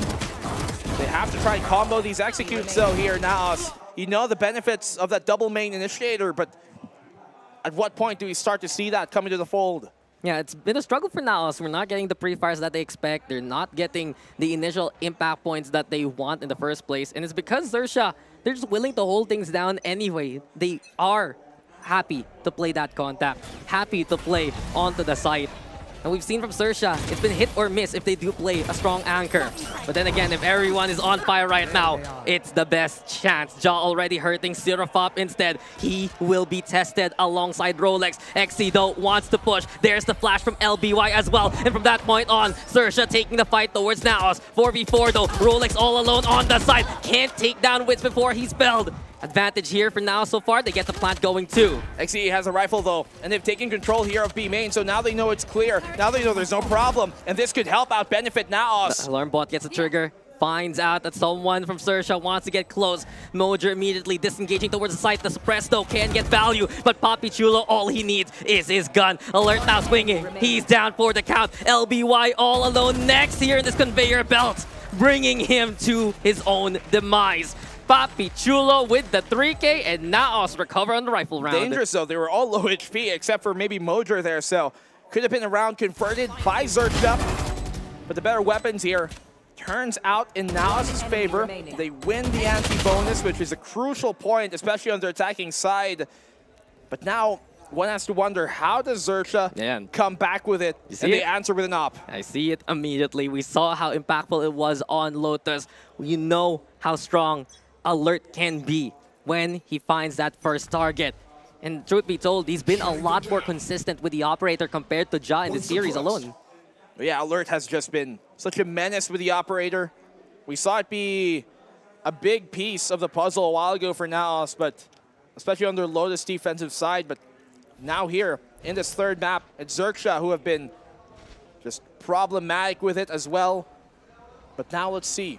Naos crawling up the pace. They know it's an A-side hit. Yeah, updraft. Even the Tailwind burn. Ja just wanting to make sure he gets past Garden safely, despite the intel. And speaking of intel, Seraphop just outwitting the competition to make that 3 takedowns. He sets it up and knocks it down by himself, spike in his hands. Not an issue garnered here. Naos, Modra, the timing. Will he even get caught out? He doesn't get seen. The flank. He does have timing on this flank. But Exy, he can cover, he can trade, maybe. Mojer, do you dare do it? Oh, he's gonna go for the shot instead. Take down now. His intentions exposed, and Exy swings and gets that kill. Well done by Zershia so far. Can they finish off the job versus Papi Chulo? The smoke to try and cover him away from the side. Isolates the angle, but Rolex decides to just push it anyway. Zershia now 2 ahead. What a round here by Zershia. The operator didn't even come into play, so I don't even know if Naos are aware that Alert has that in his hands. Did you notice? Half of Seraphop's kills came from this round alone. He has had such a quiet game and suddenly explodes in such a big way. It's just incredible what he can do with the Sova. This is not an agent where you set it up and knock it down yourself. You try to do it for your team, but he's just that good. Yeah, the single recon there, buying them what they needed for this Wits and just a Ghost. See if you're able to at least get some picks off of this and do something, but Alert, what a big pick. You ask for it, you get it. Alert does not disappoint. Already Mojer is gone. The flank potential, and they line up for XC even. It's now swept away by Zershia yet again. And just another triple kill to boot, just to make sure that Spike's already in the clutches of Zershia, basically. Yeah, the breakdown here from Naos. They have to call a timeout soon. Otherwise, Zershia could be starting to run away with this. Alarm bot looking to be a problem. Recon as well, just to confirm the close. There's no way Witch gets out of this alive. Yep, that's a 4th here for XCE. Quick and easy. And that's why he played the Sova on him. A stellar scan into an even better takedown from XZ. Flawless win. Zershia is feeling it. What can Naos even do by this point? They're getting caught out as they go for the cross. They're getting caught even in the longer angles alongside the short ones. And what we've seen here from Zershia, it's absolutely stifling. The Alert operator is already a big threat, but all the angles being held away from Alert is even stronger. And they're not winning their fights here as well, so Naos slipping when it matters the most. Huge problem for them coming into this final timeout called. And Zershia are just cruising to the finish line. Yeah, Naos looking very quiet right now. Silenced here by the home crowd, by the home team itself. And what a way though for Zershia to recover. It was so quiet when they lost versus FCY. It was so... There's so much pressure when they faced off against one team and got that close. You can feel the energy here over at Ascension Pacific just by how Zershia themselves do play. And it'll be to the delight of the crowd and the sorrows of the PH scene. 1-to-1 standing. This timeout is so important for Naos. It's either they recover here or they just get overrun by Zershia, even more so. Yeah, this could be the most crucial point of the round of the map coming into round number 19. Obviously, the Thrifty would definitely benefit them, but it's when Zershia get their 11th. It's when they come and get their next gun round here that Naos have to deliver. Otherwise, this could be it. Yeah, it's been interesting. Naos has been calling timeouts, and then they're just going to go for the Sheriff round anyway. They can bank on the Thrifty. Maybe they also take this time to reassess even more so. But they crawl towards mid LBY. Thereby spawn. They're expecting the main push instead. Good job though with the initial setup. Rolex putting that turret down towards Pizza. That's why he's playing that 3 position. And immediately Zershia knows where Naos is coming from. And they have an operator trained on that market cross too, so it's going to be difficult for them to try and take this fight versus LBY unless they hit some good shots. That's what they have to do here right now. A B split being primed. Yeah, LBY, he wants to swing it. Rolex is there too. They have the firepower. There's the smoke as well. Immediately pre-fire. Naos peek out to get that takedown. Huge kill. Big kill now to open things up. Naos a chance to get a bit more firepower, but Alert has the boomstick to get that takedown. Goodbye to Senior Carl. Same case for Mojer. 4v3 immediately. Naos trying to get towards that B side. They do cross actually, moving into CT. But then again, right behind them, Rolex, is he ready for this? They want to go for the wraparound, which is already spotted. And now Zershia knows where Naos can come from. A cloudburst for the cross. There's not much time here for Witz. Oh! And they just don't see each other. Witz realizes right beside him. There's the takedown. Picks up the rifle now. But still desperate here from Naos. Ja, he's all alone with the spike. He's spotted by XC yet again. And Zershia Esports, they're dying to withdraw, but they should have the round. Oh, the timing too. Wit's able to cross, but yeah, there's no way he gets there in time to get the plant off as well. He's ready. He's ready. The round, it's over. Wit's Goodbye. on the swing, taken down, and Zershia get their 11th. So convenient there for XZ. He just waits. Again, we see here on the set what we saw on Lotus. This is your site. Don't worry, we have every other part of the map. Just leaving players there lying in wait has been so effective for Zershia to prevent Naos from having that second chance. And the op here being so huge. The fact that Zershia were able to gain that early streak in their first half just made things so much more difficult. You can see hand on his head. Coach Amix, he's struggling here to find those words, but Zershia, they are not struggling whatsoever. Everything looking clear for a hometown victory, unless Naos finds the answers in this round. They have the rifles and they have the ultimates. Their best chance now. Get kept back by the paranoia. Naos, the defense here is shifting, and Naos, they have to not be stuck in their ways. At least this Aldrone kind of keeps that defense still towards mid. But now Zershia, they should be ready for this. And look at the push out here. The catch! LBY! What a performance! Oh my! What was that? Beautiful display. XZ as well. Aim on point here for Zershia. And not only that, while Ja fights back, Papi Chulo, the same kind of thing. Papi Chulo coming up big. Gives a chance here to Naos. Ja now trying to play from Jenny. Looks for help from Papi Chulo. And the double up is strong. Here comes Alert. And can he get the shot? No! Papi Chulo with a classic moment with the clutch. When they needed it to the most, Papi Chulo delivers. But look at how close that round came, Dax. A 2v5 just to clutch it out. I was just watching that. You could feel that it got down to the wire there, black and blue. Alert popping out of nowhere was the biggest surprise of them all.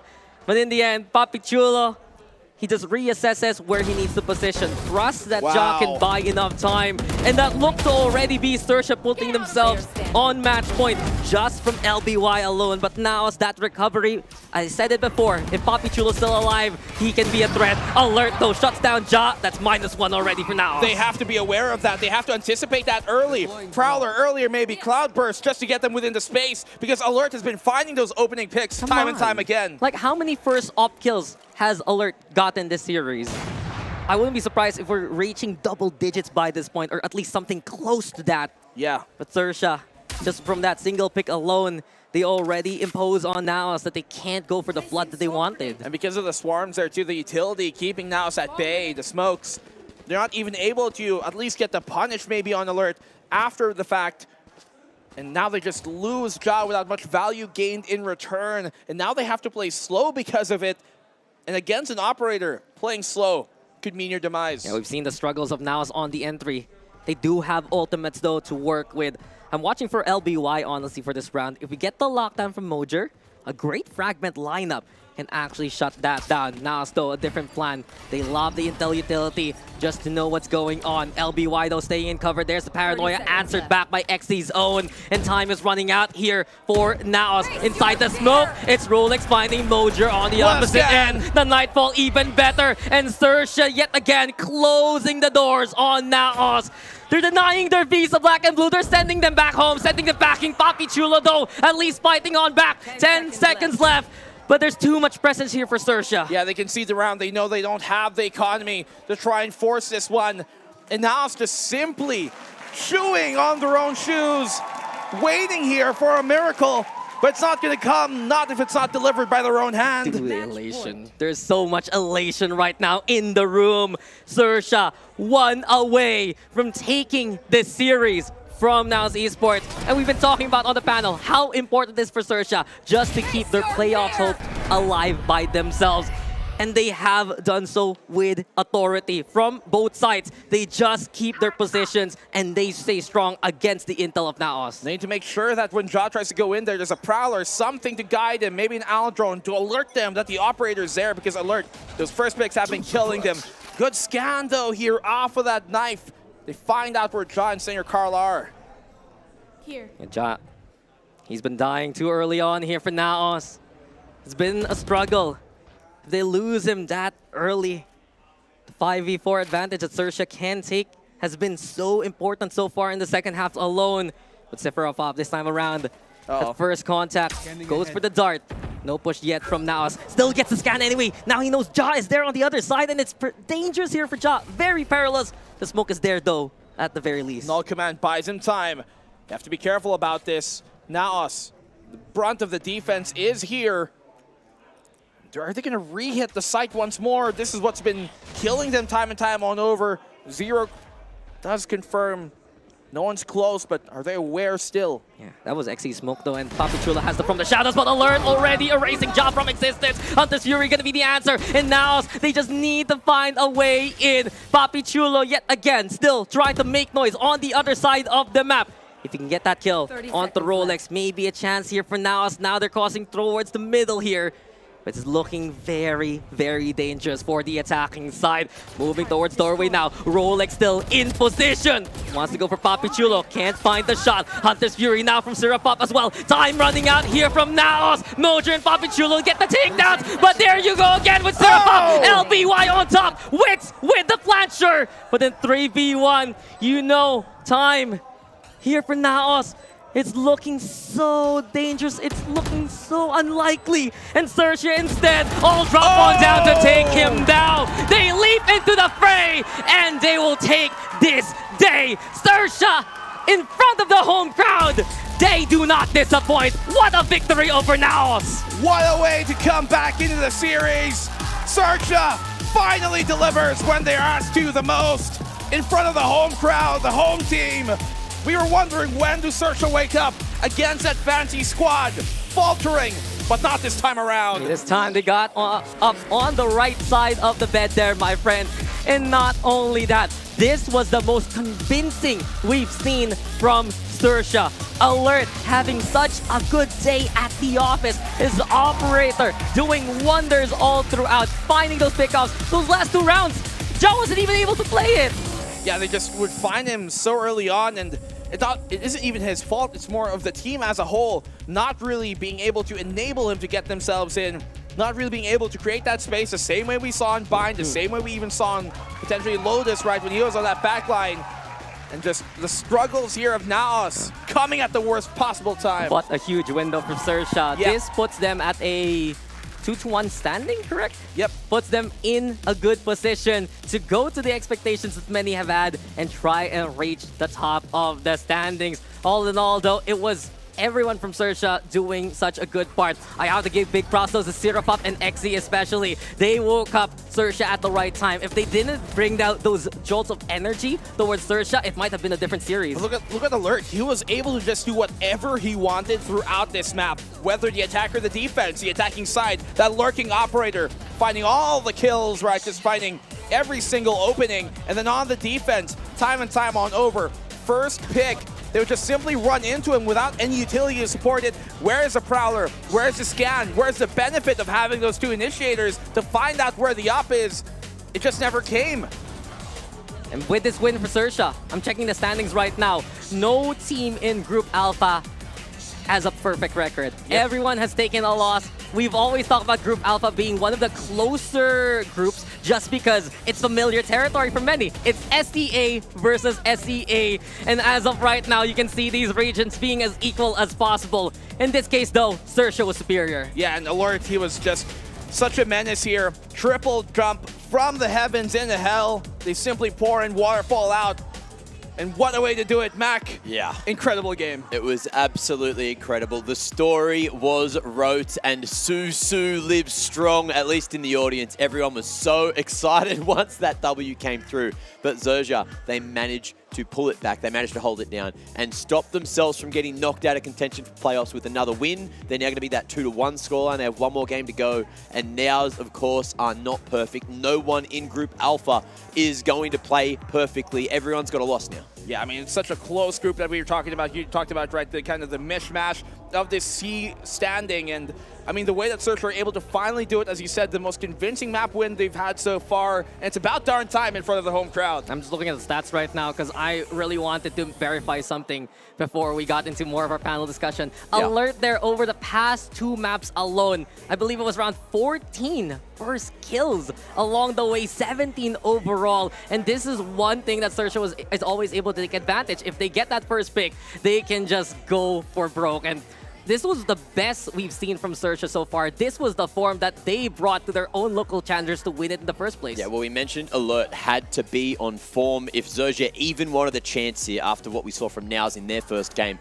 And Alert provided the goods. 65 kills across the series, plus 21 atop his deaths. And you're looking at this one here, it's almost a 2KD coming through with a 280 ACS in a relatively long game.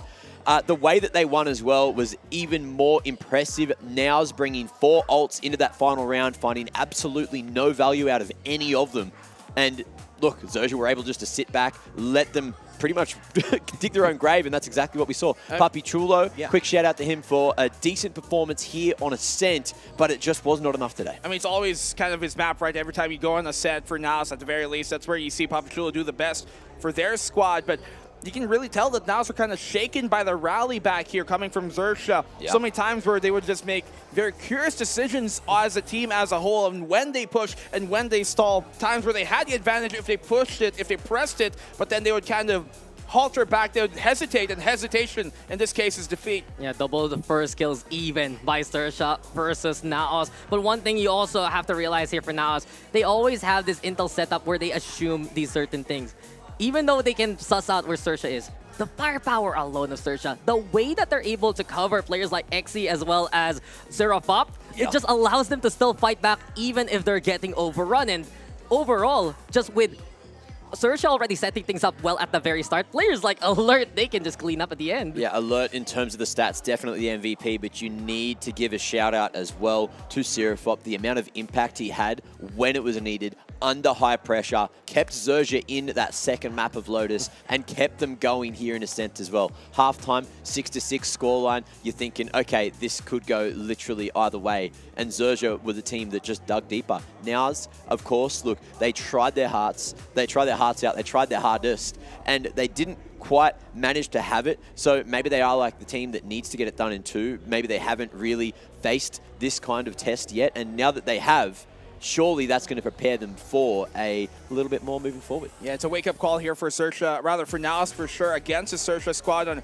how they have to be able to perform. We did see kind of that lackluster performance in terms of how they're able to coordinate. We never really saw that Haunt and Recon kind of double scan come on in and hard execute the same way against like maybe another team. So really here for Naos, it's a time to recover, and it's for Zershia, it's a time to continue what they built upon. Look, Naos, they just need to close out these games. Their mentality so far, they got away with it versus Fancy United, but this time they were punished on Lotus. They were punished by Zershia by winning out that decider. And moving forward, it just needs to be those more sure decisions. It's always been a bit shaky on how Naos really adjust versus opponents. That's been their biggest weakness so far against even PH competition. So I do wonder, with their next fight, when will they go for these timeouts more? When will they change up the pace in a more opportune moment than what we've seen so far? I need to say as well, Zershia, that win puts them at the top of the group, which is funny because we've seen so many games already from Group Alpha. But the difference is, look, you got Fancy United 1-2. There's a chance for them to still hop up. There's a chance that this group could go 2-2 the whole way through. All the way, and right? think about it. That's still a possibility. I don't think it's super likely, but who knows what we're going to get with what's been going down here at Ascension Pacific.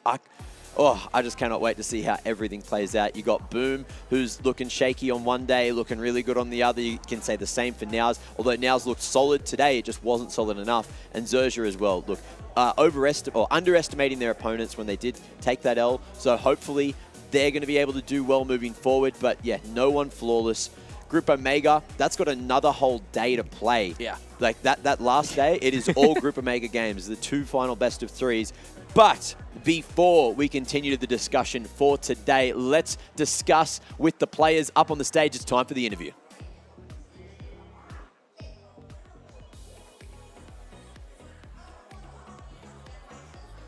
เอาละครับผมนะต้องสวัสดีทุกท่านนะครับอีกครั้งหนึ่งนั่นเองนะครับผม and hello everybody and greetings to everybody who's watching here and watching from home, and here we have with us today XC from Zershia Esports นะครับก็ขอเสียงปรบมือให้กับเซซี่ด้วยนะครับผมจากทีม Zershia นั่นเองนะครับXC รู้สึกไงบ้างตอนนี้ก็ตื่นเต้นมากครับตื่นเต้นเนาะตื่นเต้นมากนะครับเดี๋ยวถามคำถามแรกก่อนนะครับผมก่อนอื่นเลยเนี่ยเรารู้กันอยู่แล้วว่าทางฝั่งของกลุ่มเรานะครับกลุ่มอัลฟาเนี่ยคะแนนคือเดือดมากมันใกล้ชิดกันมากแล้วเราเนี่ยเป็นทีมแรกสุดนะครับที่สามารถคว้าคะแนนวินที่2ไปได้รู้สึกยังไงสำหรับวินที่2นะฮะขออนุญาตแปลก่อนเนาะ so the question is how does it feel to be able to acquire the first win in the groupก็ความรู้สึกของเราก็ความกดดันมันน้อยลงครับผม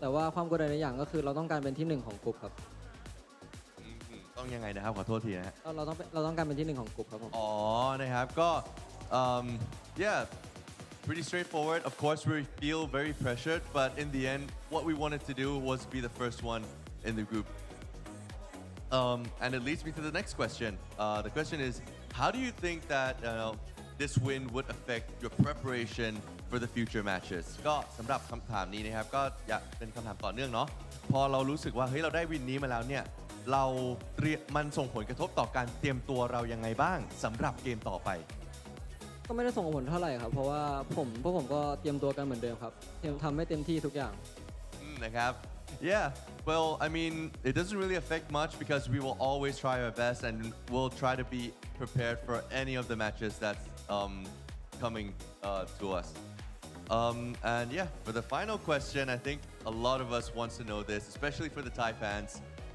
yeah so how does it how does being a representative of Thailand how's the experience been so far and does it put an additional pressure on you as well ก็หลักๆแล้วคำถามคือการที่เราเนี่ยได้เป็นตัวแทนของประเทศไทยนะครับในงานการแข่ง Ascension 2023เนี่ยมันส่งมันสร้างแรงกดดันให้เราเยอะมากน้อยขนาดไหนเรื่องความกดดันก็เป็นทีมไทยทีมเดียวก็กดดันมากครับเพราะว่าก็ไปอ่านคอมเมนต์ฟีดแบ็กมาแล้วครับดีเหลือเกินครับไม่ได้ประชดเนาะไม่ได้ประชดครับ alright and of course being a representative is not an easy job of course he says that thank you for all the feedback it's been very good right and yeah like it's been an honor and well we'll try they will try their best and of course everybody will right and yes that is it and please give a hand of applause to XC from Zershia Esports ขอบคุณครับสำหรับตอนนี้นะครับผม and as of right now we are done with game number 1 and as you can see game number 2 is gonna happen soon so stay tuned and we'll be back very very soon for game number 2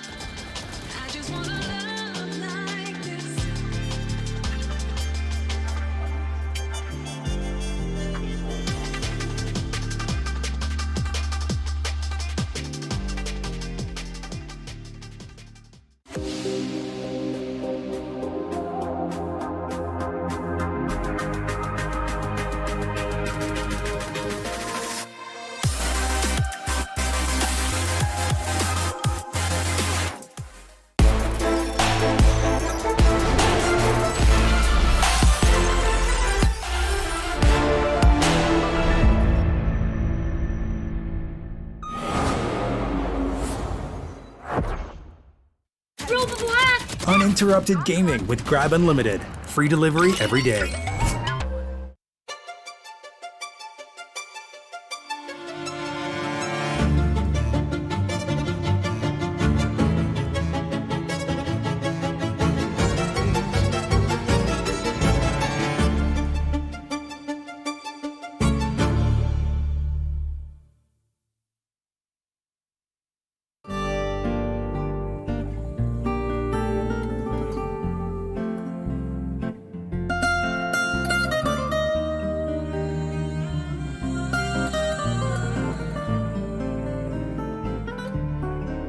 Nesta casa não tem porta nem morada,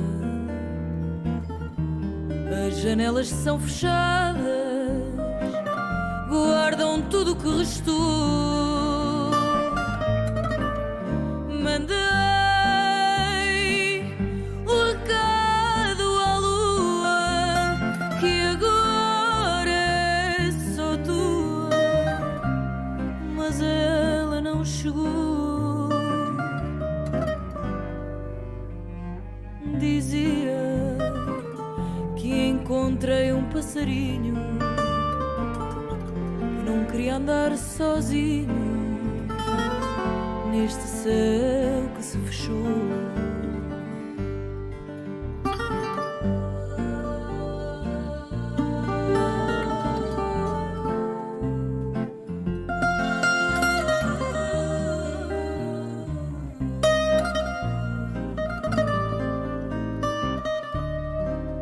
Nesta casa não tem porta nem morada, as janelas são fechadas, guardam tudo o que restou. Só quero encontrar o meu destino, sem saber bem o caminho de quem por aqui passou. Alvorada que chegou, alvorada que mudou, alvorada que chegou, alvorada que ficou.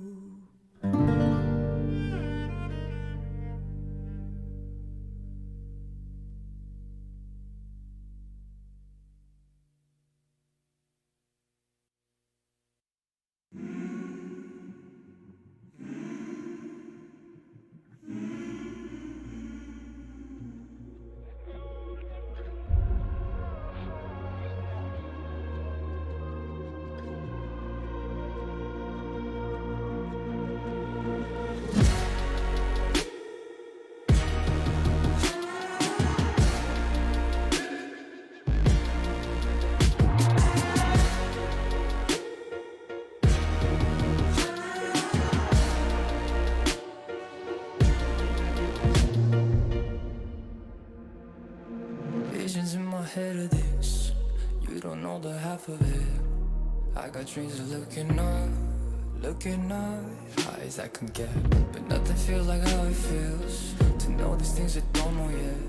The weight of everything, and everything's just thread. Sometimes I'm trapped inside and I don't know what I'm gonna do,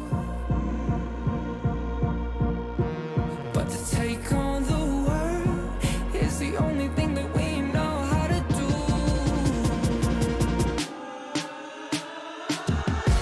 I've got dreams of finding out what all of this is for. It's you and me, and everywhere we go it leads to an open door.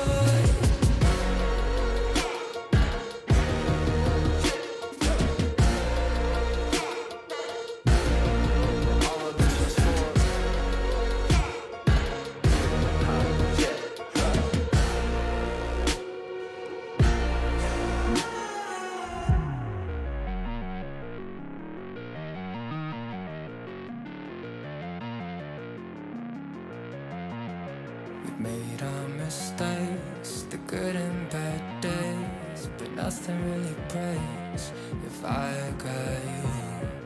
Look at the sky when you go outside, and know there is nothing to keep me back from you.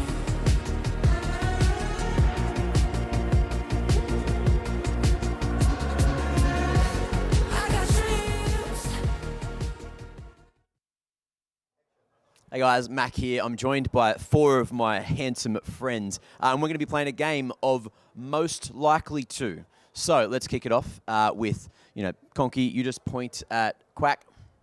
At Quack? Just point at Quack. Who's most likely to donate ELO? And that's how the game works. So Quack probably donates the ELO. I don't know. Who's better out of you two? Probably. Anyway, look, let's get into it. We'll get into the fun. All right, so who is most likely to eat the most? That's interesting. I thought it was going to be me, honestly. Who's most likely to eat the spiciest food? Checks out. That one checks out. Who is the most fashionable? I think Asarai wrote these questions.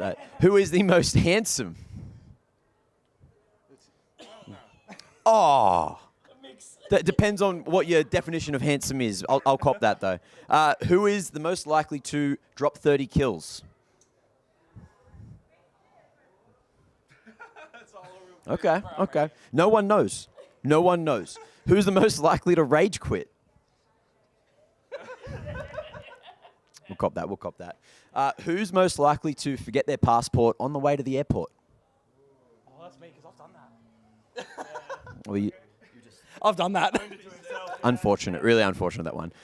Who's most likely to stay up all night playing ranked? He did it the first night we were here, so look, he has no way to get back out of that one. Who's most likely to win a 100-meter sprint? I'm pretty quick. Ooh, did you see that? Huh? Crazy, absolutely crazy. What else we got? We have...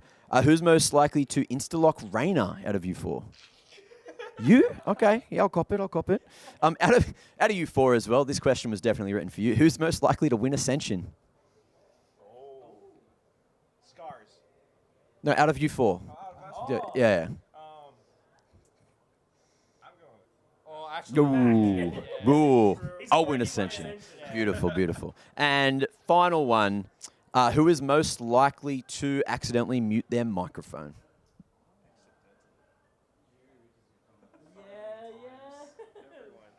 Everyone. Look, common mistake. And that is it for who's most likely to. Thanks for watching.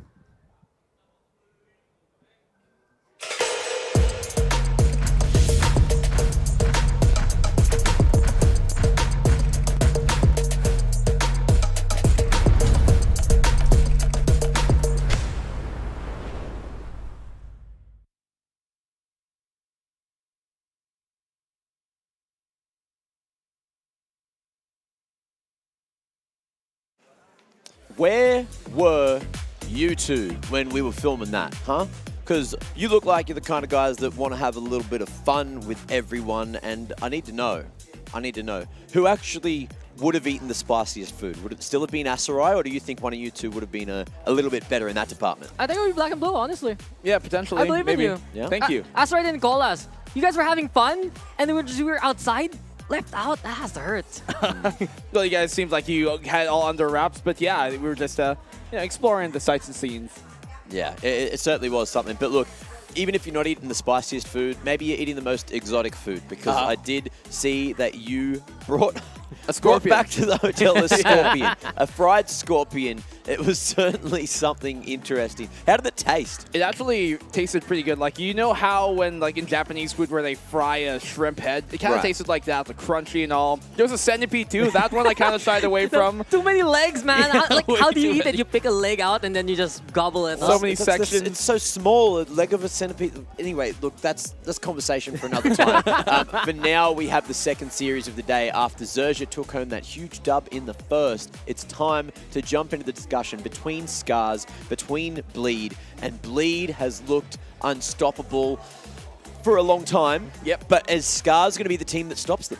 I think matchup-wise, playstyle-wise, this team on Scarz does have what it takes, because we talked about many times how just East Asia in general does struggle against some SEA teams, but I don't think that stylistically Scarz is one of those teams that might find this a problem. They bring a completely different flavor here as Scarz. They are a lot more aggressive. They're a lot more willing to find that contact, and they have incredible individuals, especially in Crystal and Jemkin, who are able there to get the job done. But think about it, guys. It's a matter of domination versus domination. On Bleed's side, they haven't lost a series at all ever since February in the VCT circuit. On the other hand, Scarz has been the most consistent team this Ascension Pacific. Yeah, they certainly have. But of course, you've said that they've had issues against Southeast Asia before. They've only taken on South Asia and Oceania so far. So delving into the, Singapore region, maybe that's where things get difficult, but it's what we need to find out today. If Scarz are able to lock this down, they will be locking in a spot in the playoffs. So it's a huge game for them to try and win, especially to assert dominance in this group, as Bleed has been called the favorites. But let's talk about Scarz again, of course. Jemkin still at the top of the table in terms of those statistics, so keep your eyes on him. He's been insane. And look, I want to talk about him and Juicy at some point, but that's not happening just yet. Crystal also up there in some of the top stats. The man, of course, is also the IGL and leading by example. Yeah.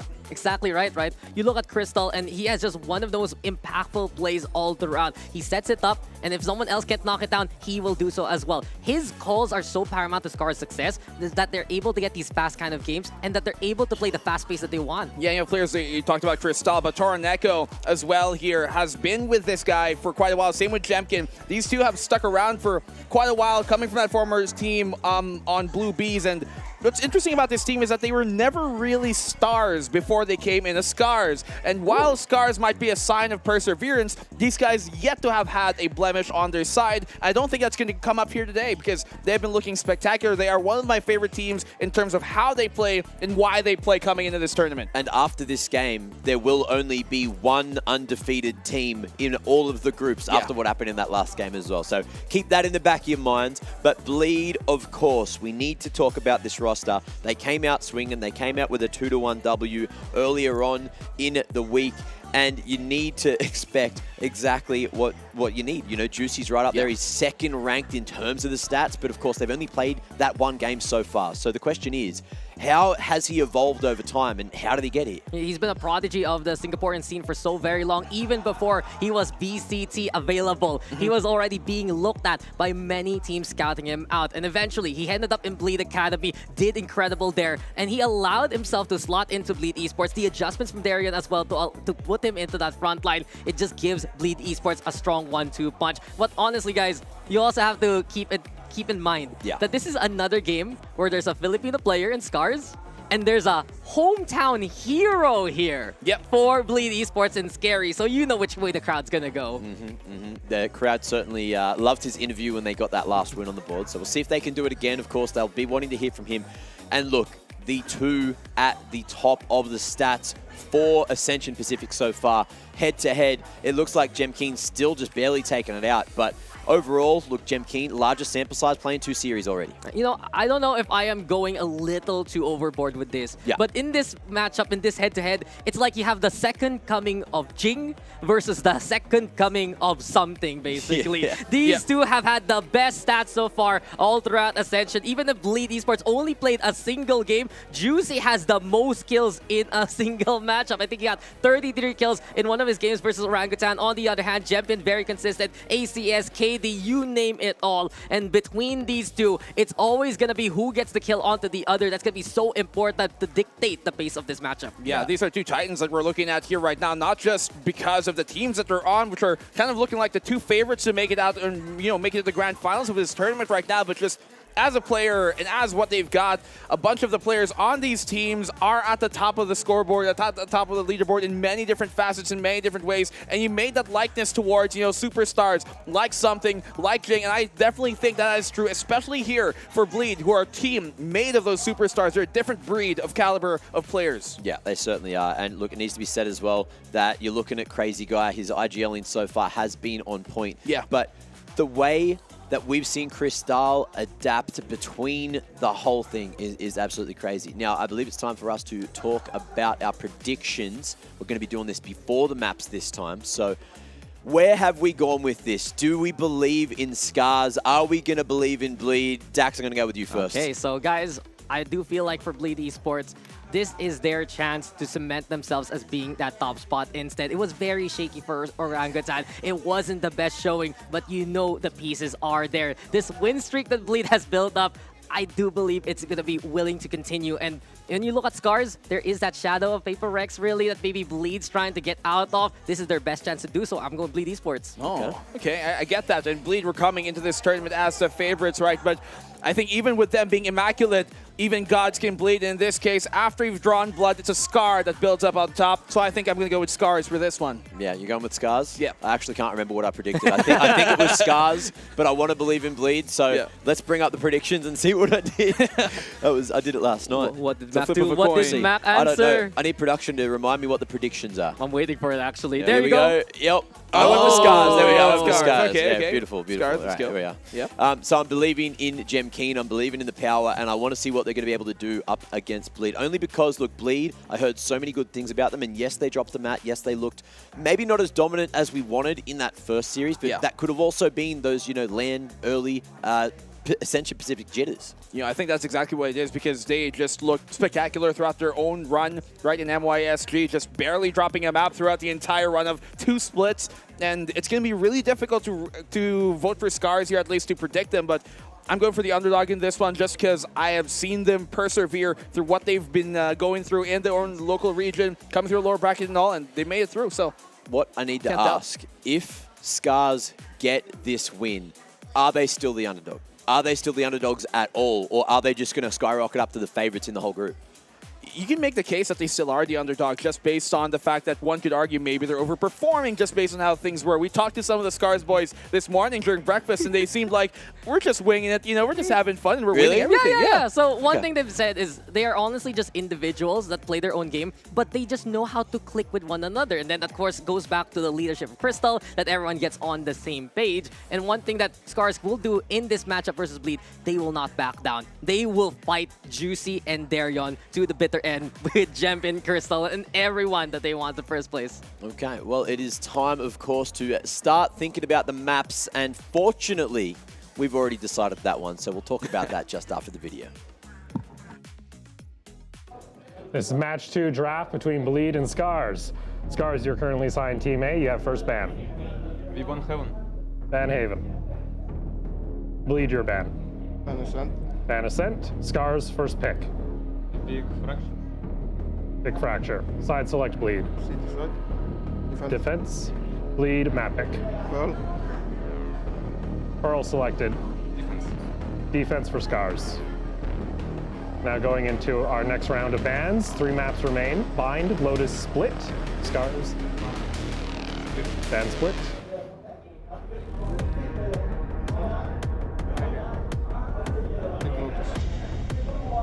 And Split, pick Lotus. Apology, what was your ban again? V1 Split. Ban Split. And you guys want to play Lotus? Play Lotus, yeah. Play Lotus, all right, ban. Fine. Side select Lotus. Attack, all right, quick review. Ban Haven, Ban Ascent, pick Fracture, Defense Bleed, Pearl, pick, Scarz Defense, Split ban, Bind ban, final map is Lotus, attack for Scarz. Yep. All right, good luck, guys. Good luck.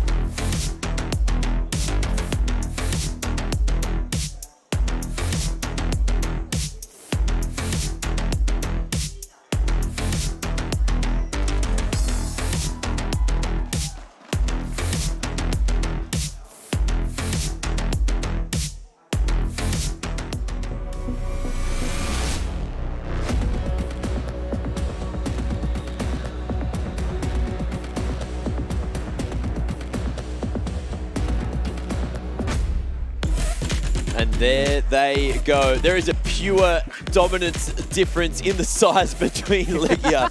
Oh, that was a great little walkout from everyone. But a big series, one that might be a battle between both the best teams here in Group Omega.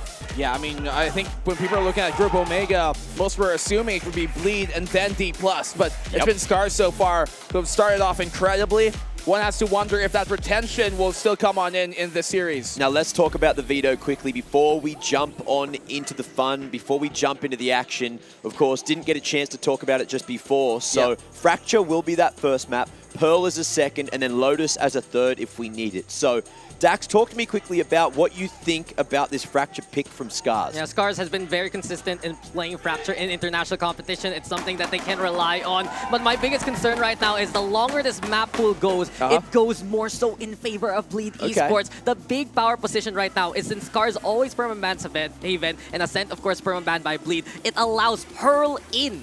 This is such a big map for Bleed Esports where they play that incredible Reina that they have Juicy in the front line with the Jet. True. And I'm very scared here for Scarz because you look now at Lotus, they haven't really played that map much this year. Yeah, I have to agree. Like, even though I predicted Scarz, it just looks to be going the other way. The longer the series goes, they have to absolutely, essentially take map number 1 to even have a chance, I think, of taking the series. Look, you say that, but I'm just going to wait. I'm going to sit back. I'm going to kick my feet up and just see how the whole series plays out. Because, look, I want to believe that Bleed are still the favorites here, but Scarz have convinced me that they may just be the best team in this group, and we're looking at the picks coming through. Bleed looks like they've got a slight change-up with that Brim coming in, but I think it's the first time they have played here, yeah?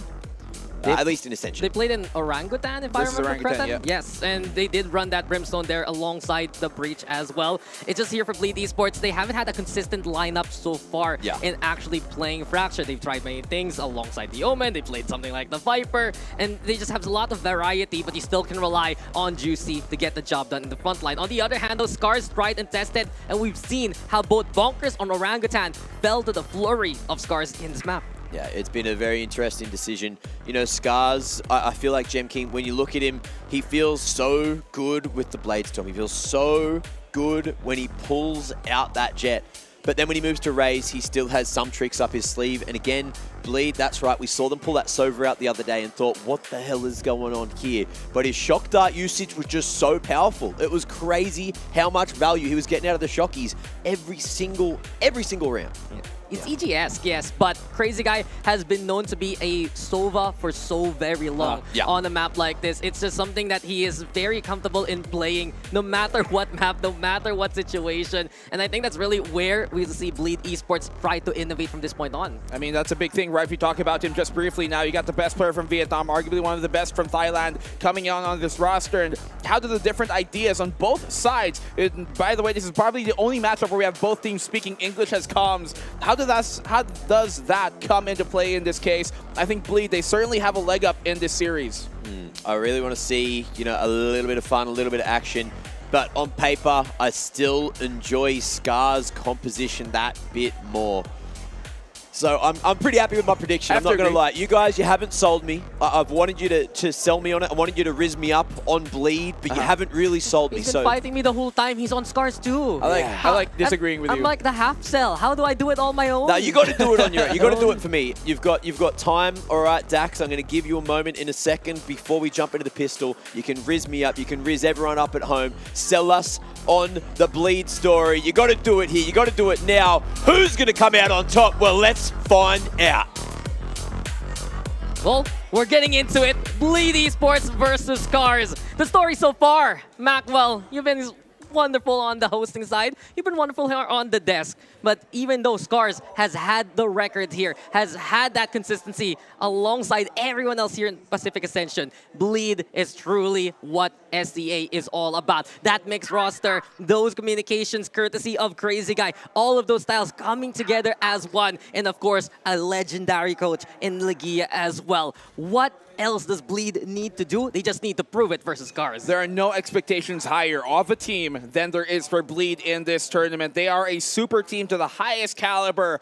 Everything going their way is what people expect. So a deviation from that can certainly be seen as a fault. It is win championship or bust for this squad. Absolutely. They have spent so much resources all this time just to get this squad going. That loss in LCQ last year, that was the heartbreaker, and they reformed as an SEA super squad. But Scarz, on the other hand, the expectations, they've been met, they've been broken, and now they're looking to be dominant. We start, though, on the drop position for Crystal and Jenkin. We've seen this from Scarz. They like to get a good position to begin their assault. Maybe we've seen super teams from Singapore come on out and Bleed, trying to be one of those as well. Shock darts out here. Perfect timing from Crazy Guy. One of the best from Vietnam. Any angle, as a Sova would say, and he's brought this Sova out just for Ascension Pacific itself. Crystal, though, catching him out in response. The smokes are there, too, for Scarz to try and cover that cross. Juicy, though, wants to bring the fight towards Scarz. The aftershock already used up here by Yoshi. Just fending off Bleed from an audio cue to begin with. 4v4 scenario. The smokes into play and the pain shells are going to be there too. Toraneka, though, blown up by Juicy. It's Scarz trying to go for the timing. Crystal gets one short, but Bleed Esports, they do have the numbers. A swing from Yoshi. It's been found. Alan all alone now. Isolates Darion, and 1v1 immediately. We expected this game to be close. It will go down to the timer. It will go down to Neff getting that takedown. Bleed will take pistol. The death from Neff. And silencing here, Scarz. On the opening pistol round, Bleed, what a retake. Starting it off with Crazy Guy here. Shock dart connecting any angle, as you said. In the retake from Bleed, overrunning the A main site. They realize that coming through Sands, through the door, would have been too difficult due to that crossfire that they held here coming from Scarz. And so they take it from the front door. And it's a taste here, courtesy of Bleed. Now that you have the Sova, there's a bit more utility where you can actually get some good damage or even a frag by just staying away. We've seen from Scarz that they like to go for the overrun. Find that contact as soon as possible. If Bleed can get the advantage early on, then it's perfect for them. Not just that, but on the attacking side later on, maybe those shock darts can be what they utilize to kind of burn some of the Cypher utility away. They can get rid of those tricky tripwires, right? And get that dealt with before they actually commit to an execute. So attacking side, the favorite here on Fracture, of course, we all know. It's up to Scarz to start to convert. Yeah, and this rope position for Bleed Esports, it's always watching for drop, and they line up for him. A single burst, and 2 are down. Crystal and Jemkin. The Imports promotion not going to be allowed to play this time around. It's 3v5, and Scarz have to back away immediately. That's 2 for 1, a single click. There, double hit. Scarz on the rotation right now. He's trying to find what they can, but Bleed, they're more than a step ahead. They anticipate this B-side hit. Yeah, Juicy's just waiting here right now towards Jenny. The fault line into play. Peek from Neff, though. That big addition along the years here of Bleed, along between the splits. And as of right now, Bleed is just keeping Scarz at bay. We've seen Scarz change the pace when they need to, but in a situation like this, Bleed is just being so responsible with their angles. Yeah, Bleed right now have every advantage in this game. Certainly the favorites to come out perfectly. But in this execute, I don't have much hope for Scarz. Darion, the judge, the jury, and the executioner. A triple for him. And Bleed come out with a flawless. And you are sentenced to go into a third round down by 2. Bleed Esports, they were just so prepared for the whole round. The beginning with the Bulldog has that range. Funnel in Scarz into a kill box courtesy of Darion.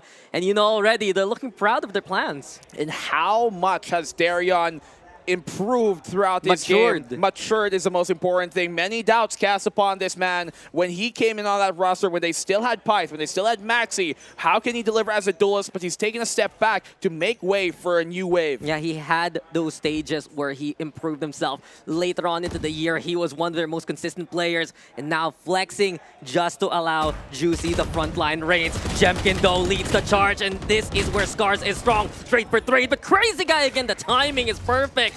And just the way that he's able to open that doorway from afar throws a big wrench in the plans of Scarz. He's got like 3 arrows to throw just to open it. He can even use the out drone if he gets the timing on it too, just off of the dart. So lots of ways to manipulate the fight here based off of his Sova pick to gain prevalence too. The flank here is what Bleed are putting attention towards, and Scary off the double peek, they get the kill. Yeah, and they can pick up a rifle now. Give it to Darion especially.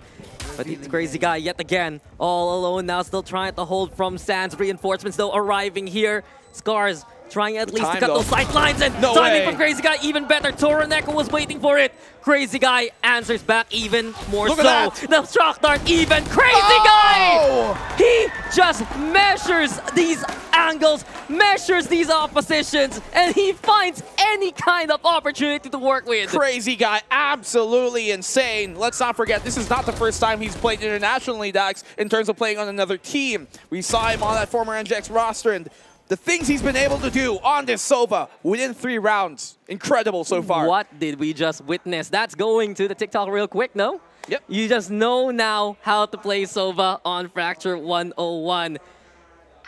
Bleed has sized up the competition. And well, they have the right assessment so far to their threat. I mean, they want that bonus. Yeah, Scarz are outmatched, honestly, in this engagement right now. And I know I predicted Scarz, but I love rooting for the underdog, and I want to see what Scarz do here right now. It is more of a lower economic state. Shock darts just peppering them, not even getting into sight. Yeah, here we go again. Jemkin's already low HP. He's broken his armor, basically, and the fault line gonna be there. Scarz still kept at bay. Bleed just winning out on the utility game thanks to the positioning of Crazy Guy.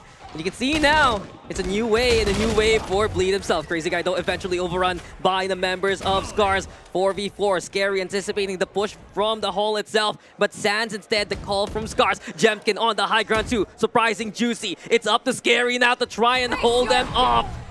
The Nightfall's there, the Prowler gets a spot. Scary, though, gets one at the very least. 3v2, Scarz making a path towards that side. Neff, though, aftershock now to stop the plants. It's still Bleed, kept at bay, though.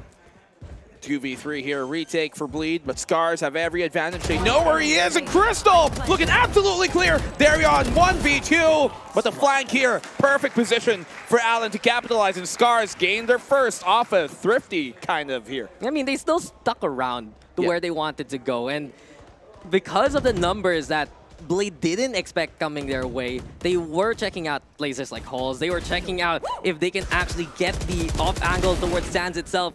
Scarz, they just know how to pile up together, and players like Allen, players like Crystal, you can rely on them if they're feeling pretty hot.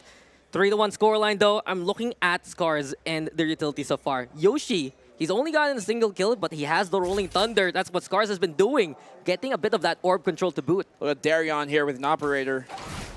Let's see how they're able to utilize that as the anchor. Maybe find an early pick if ever a crawl up towards Arcade stands, but he's going to have to hit that shot. He doesn't have the disengage tool that maybe someone else like Juicy might possess. Yeah, and Scarz, look at how they set up on Fracture. They have this, I'd say, favoritism towards playing drop as much as possible. They love using that as an area of engagement, especially early on into the game here versus Bleed. And this time, they have just regrouped towards the north side. Yet again, a full stack looking to come towards that A site.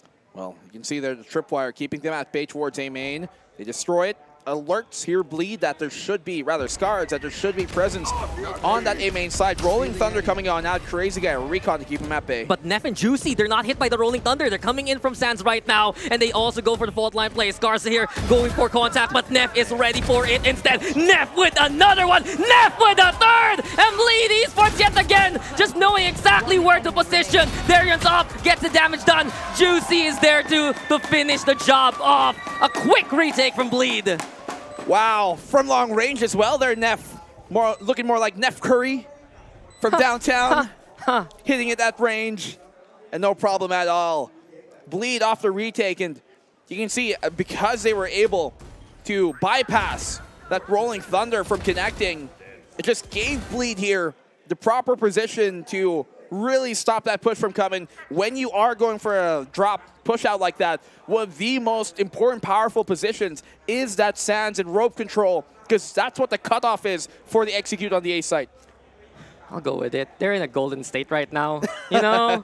There you go. Happy now. Bleed Esports, though, looking very prepared for Scarz and their executes. This is the slowest we've actually seen Scarz play compared to their other matchups versus Orangutan versus Bonkers. Momentum, though, is in favor of Bleed. Can Scarz answers back? Juicy first thing against Jepkin already. Scary goes down. That's a big pick here for Scarz. Yeah, huge pick. They needed that, especially with the lesser weapons here. Jepkin can give his rifle to somebody else and play off of his showstopper, but they do have the Rolling Thunder on Bleed to counteract that. Bleed back on site, and here we have Scarz now crawling closer and closer. Pick up a bit more firepower. Scarz want to fight back with the man advantage.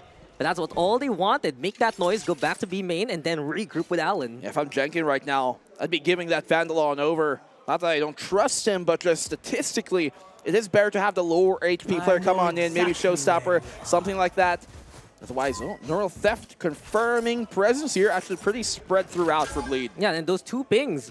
Does Scar use it to double back? No, they're committing here for that A side. Showstopper now going to be the call as Jemkin wants to clear stands as soon as possible. Orbital Strike also from Scarz. They're not getting anything from these ultimates. Bleed playing a game of keep away instead. And here comes Juicy yet again. 2 down immediately. Scarz is hurting here. And Juicy looking so stellar indeed. Bleed is back onto those powerful positions, and Allen cannot fight back versus Bleed whatsoever. 4 for Juicy and force the lead now. It's a Juicy world here right now. Bleed overrunning them there on the retake. As I said, you have to give that rifle to somebody else because the job here for Jemkin is to buy them space, not buy them a kill. And that he can't confirm a kill there because he's just too low HP to actually win the fight. And you can feel the optimism right now from Bleed. Every single thing they've planned, every kind of setup that they have here, it is working. From the crazy guy Sova to the incredible positioning from the likes of Nev. Time out called. You have to believe by Scarz. There's no point of Bleed calling this one. So Scarz trying to reassess, just reconfigure their headspace right now for this game. They're a much more free-flowing team, as we talked about, you know, as we brought up during the panel, after talking to them. And while that might be great for some of the other teams here, Bleed are one of those teams where you have to be absolutely structured to the highest degree just to be able to give them a game and take them down. Even all the prep work in the world might not make you even ready for Bleed Esports. And in this timeout, we're not seeing, honestly, the Scarz that we expected. We want to see the moments from Crystal. We want to see the moments from Jemkin. And we know that they can actually get in there and clear out those sites. But Bleed, they refuse to play that kind of game. They don't want to be swept away by the tide of Scarz. I mean, it's hard to be not swept away when it's a complete tsunami, right? When it's just no way to stop those waves from crashing peaks and valleys. But it's been all peaks right now for Bleed. At what point does it start to go in a downtrend? I don't think it's anytime too soon. They got the operator back on Darion, lockdown for retake, showstopper for Juicy. Just so much going their way right now. Yeah, Bleed is in a powerful position so far. But then again, we've seen from Scarz against Bonkers, against Orangutan. Sure, they can just go for their own rally and then start running away with the scoreline. Scarz, though, yet again, crawling around now, especially moving into the tunnel. I do wonder if we're going to get more of a 2-pronged attack towards this B site this time around. Well, Scarz right now, certainly trying to cut the noise, evade any information that could be gained by Bleed. Will they even expect this by Juicy? It's a great spot to maybe throw him off. Oh, and here he goes, Juicy! Just gets kneed there by Jemkin. And eventually Scarz going for the entry. Allen also on the board. That's what Scarz has been looking for. An advantage now to push towards the site. Toroneko with the plant. Neff, though, gonna be going out of the smoke anyway. What a find here by Scarz. What opportunities they've been able to make. Yeah, just surprising them. Bleed thought they would get the catch. Surprise Scarz, but they're the ones who seem perplexed at what just happened. So for the meantime, there should be a round going towards Scarz, who retaliate with one of their own. Although Bleed, honestly, if they lose every round from now on, it's not going to be too bad on the defensive side, and Fracture especially. But obviously they want something else coming into it, but round is over. Maybe Darren can find an exit, but Scarz aren't given that. The operator saved is all they can really consolidate. Yeah, that's a big find here at least for Bleed. Catch that up and go for the next round with it. It just goes to show those Scarz, they can be very impactful, and I love the adjustment coming out of the timeout. They don't actually need to group up each other. They just want to make sure that they do have Bleed Esports checking out some more corners, that they're not as prepared as they would like. And here, the impact, courtesy of Allen, especially at the very end, allows Scarz to just navigate so quickly towards the site. Yeah, we got spam from Yoshi too, connecting, finding a kill there. Is this a counter timeout by Bleed immediately? Could be. I think it is. So, Bleed, after losing a single round, just call the timeout and want to stop the bleeding. Gave you the pass the first time. Come on. I know you were ready for bleed puns today. I know that there's going to be so many things hemorrhaging from your mouth, basically. Yeah. But as of right now, with this kind of timeout, I guess this is where you get the veteran prowess of someone like Legia in the first place. He has been such a long-time coach. I know you know a lot more about his career than I do. But then again, it's just how Bleed wants to keep up their position of power. Now they're going to be talking about where they have to readjust, how they're going to reposition accordingly now that perhaps the utility setups aren't going to work as much as they want to. Yeah, what will change here, right? What the adjustment is towards a potential kind of surprise execute like that with what Scarz pulled out. Do they pull on further back towards the CT spawn, right towards the defender side spawn, or do they try and do something else where they push forward to be aware of what's to come? We see a lot of times defenses opt to go on the more active, aggressive side here on a map like Fracture, but is that the right call against a team like Scarz? Yeah, I'm watching for Bleed and what they're also going to use for with their ultimates later on. They still have the lockdown, they still have the showstopper and the orbital strike. So many ways actually to prevent Scarz from having an easy time to make their way towards the site. And even as they're putting down that spike, it might get even tougher. Now, I think it's probably a tech right here where we're just waiting for everyone to get on ready. Still though, Bleed Esports commanding lead so far, and I think this is where we go back to our panel discussions, right? This is the form that we expect from Bleed. This is the reason why they haven't lost an official matchup ever since February. Yeah, I think we also kind of recognize the fact that their first game that did have a shaky map was more of just that first game jitters. To be fair, it's been true for almost every team.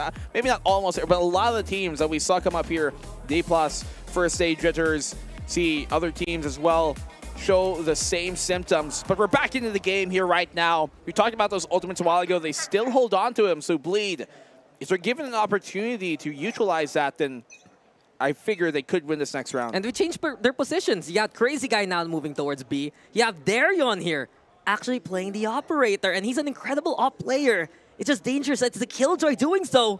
Darion, does he disappoint? Not going to happen. He's not going to get that shot, but at least gets away from the Prowler. Yeah, they alert them, though, where the operator is. I'm not too sure if they recognize it's going to be Darion holding it this case. But now that they know the op is there, the question is, how do they change their play? Are they going to be a bit more cautious now? They only have the one Prowler left to try and really find that on out. Otherwise, maybe a cam, maybe flash everything, but you can see them being a lot more cautious now because they know that that's a threat. Oh yeah, they're making noise towards B just to pull Darion away. You can also see with that Cypher setup, it prevents really Bleed from aggressing in any shape and form. So more of a passive defense here from Bleed. They're looking for prime position instead. And Juicy now, let's rip the showstopper. Jemkin will get the takedown, but Juicy will drag him to hell with him. Allen now, a few Cypher cages also, but it's Neff right there to get that kill. CT looking strong here for Bleed. Yoshi with the answer back, 3v3 for now. Neff still throwing out that aftershock. The smoke dissipates and it's scary. Who will he be found instead? 2v2 now. Neff and Darion trying to find the angle. Rifle picked up here by Darion. The lockdown is there too. But look at Scarz and their position. They're playing on Sands instead, trying to get the catch going. Darion moving on to the site as well. Yoshi's here towards hallway especially. And with the fault line play, the stall potential can be real here for Scarz. Darion will just defuse. Can Neff protect him? Darion falls, and it's Yoshi now and Allen getting the job done. Scarz will at least fight back to go for another round. Beautifully played here. You can just see how comfortable they were. Scarz, I love the fact that after the plant, they push on forward there towards that Sands position, all three of them. Recognizing that if they take that position away, they're going to have an easier pivot on the rotate towards A main where it's planted for anyways out in the open, and they could also just deny it from that short position, from that Sands, if it ever came down to it. So having contingencies is what's been working for Scarz. And not only that, they're having these stellar timings. They're waiting out some of these smokes. They're going for those small micro peaks with a bit of that intel as well. And from that point on, it's Scarz now starting to go for more and more of these rounds. Nef though fights back. Crystal actually caught out immediately. And without their shot caller, it's going to be difficult here for Scarz. The flash on in, but Bleed has already evacuated. Bleed wanting to get out of the emergency area for the meantime. As Scarz currently find the opening trade at the very least here off of Allen. But fight on contact. I think Bleed will still stand tall. Yoshi finds a kill on Crazy Guy. Yeah, pain chills are there and Juicy fended off so far. Horrible strike now, at least from Bleed. Preventing Scarz from getting the plant going. Yoshi wants to go for it. That faster and quicker contact here. He's just waiting for the smokes to dissipate. Plant does go down though. And here we go. Danger close, but Darion reacts even faster. Jemkin will fall, and the advantage here for Bleed. Juicy also finds the isolated duel, and this is what Bleed brings to the table. The firepower and the fight that they have. Isolated angles go Bleed's way. Yeah, Scarz here, they were kind of pressured to go aggressive after their own post plant instead of playing that post plant. So kind of curious case. I would wager too, Jemkin, if he had a Phantom over a Vandal, he would want that fight. That's all I'm saying. Yeah. Very DPS. Just to let through. But you can see here, sitting comfortably once more. Bleed, they could wait, they play better, they sit better. With Steel Case, guys.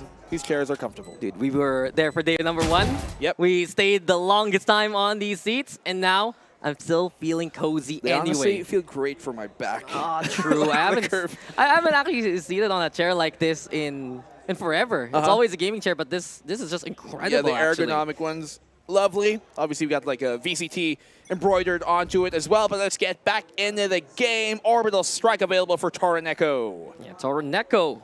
What can he do with that? That's the question. Scarz now. Yet again, though, they have been playing it a lot more slowly this time around. They stall for a bit of time, find out the positions here of Bleed Esports.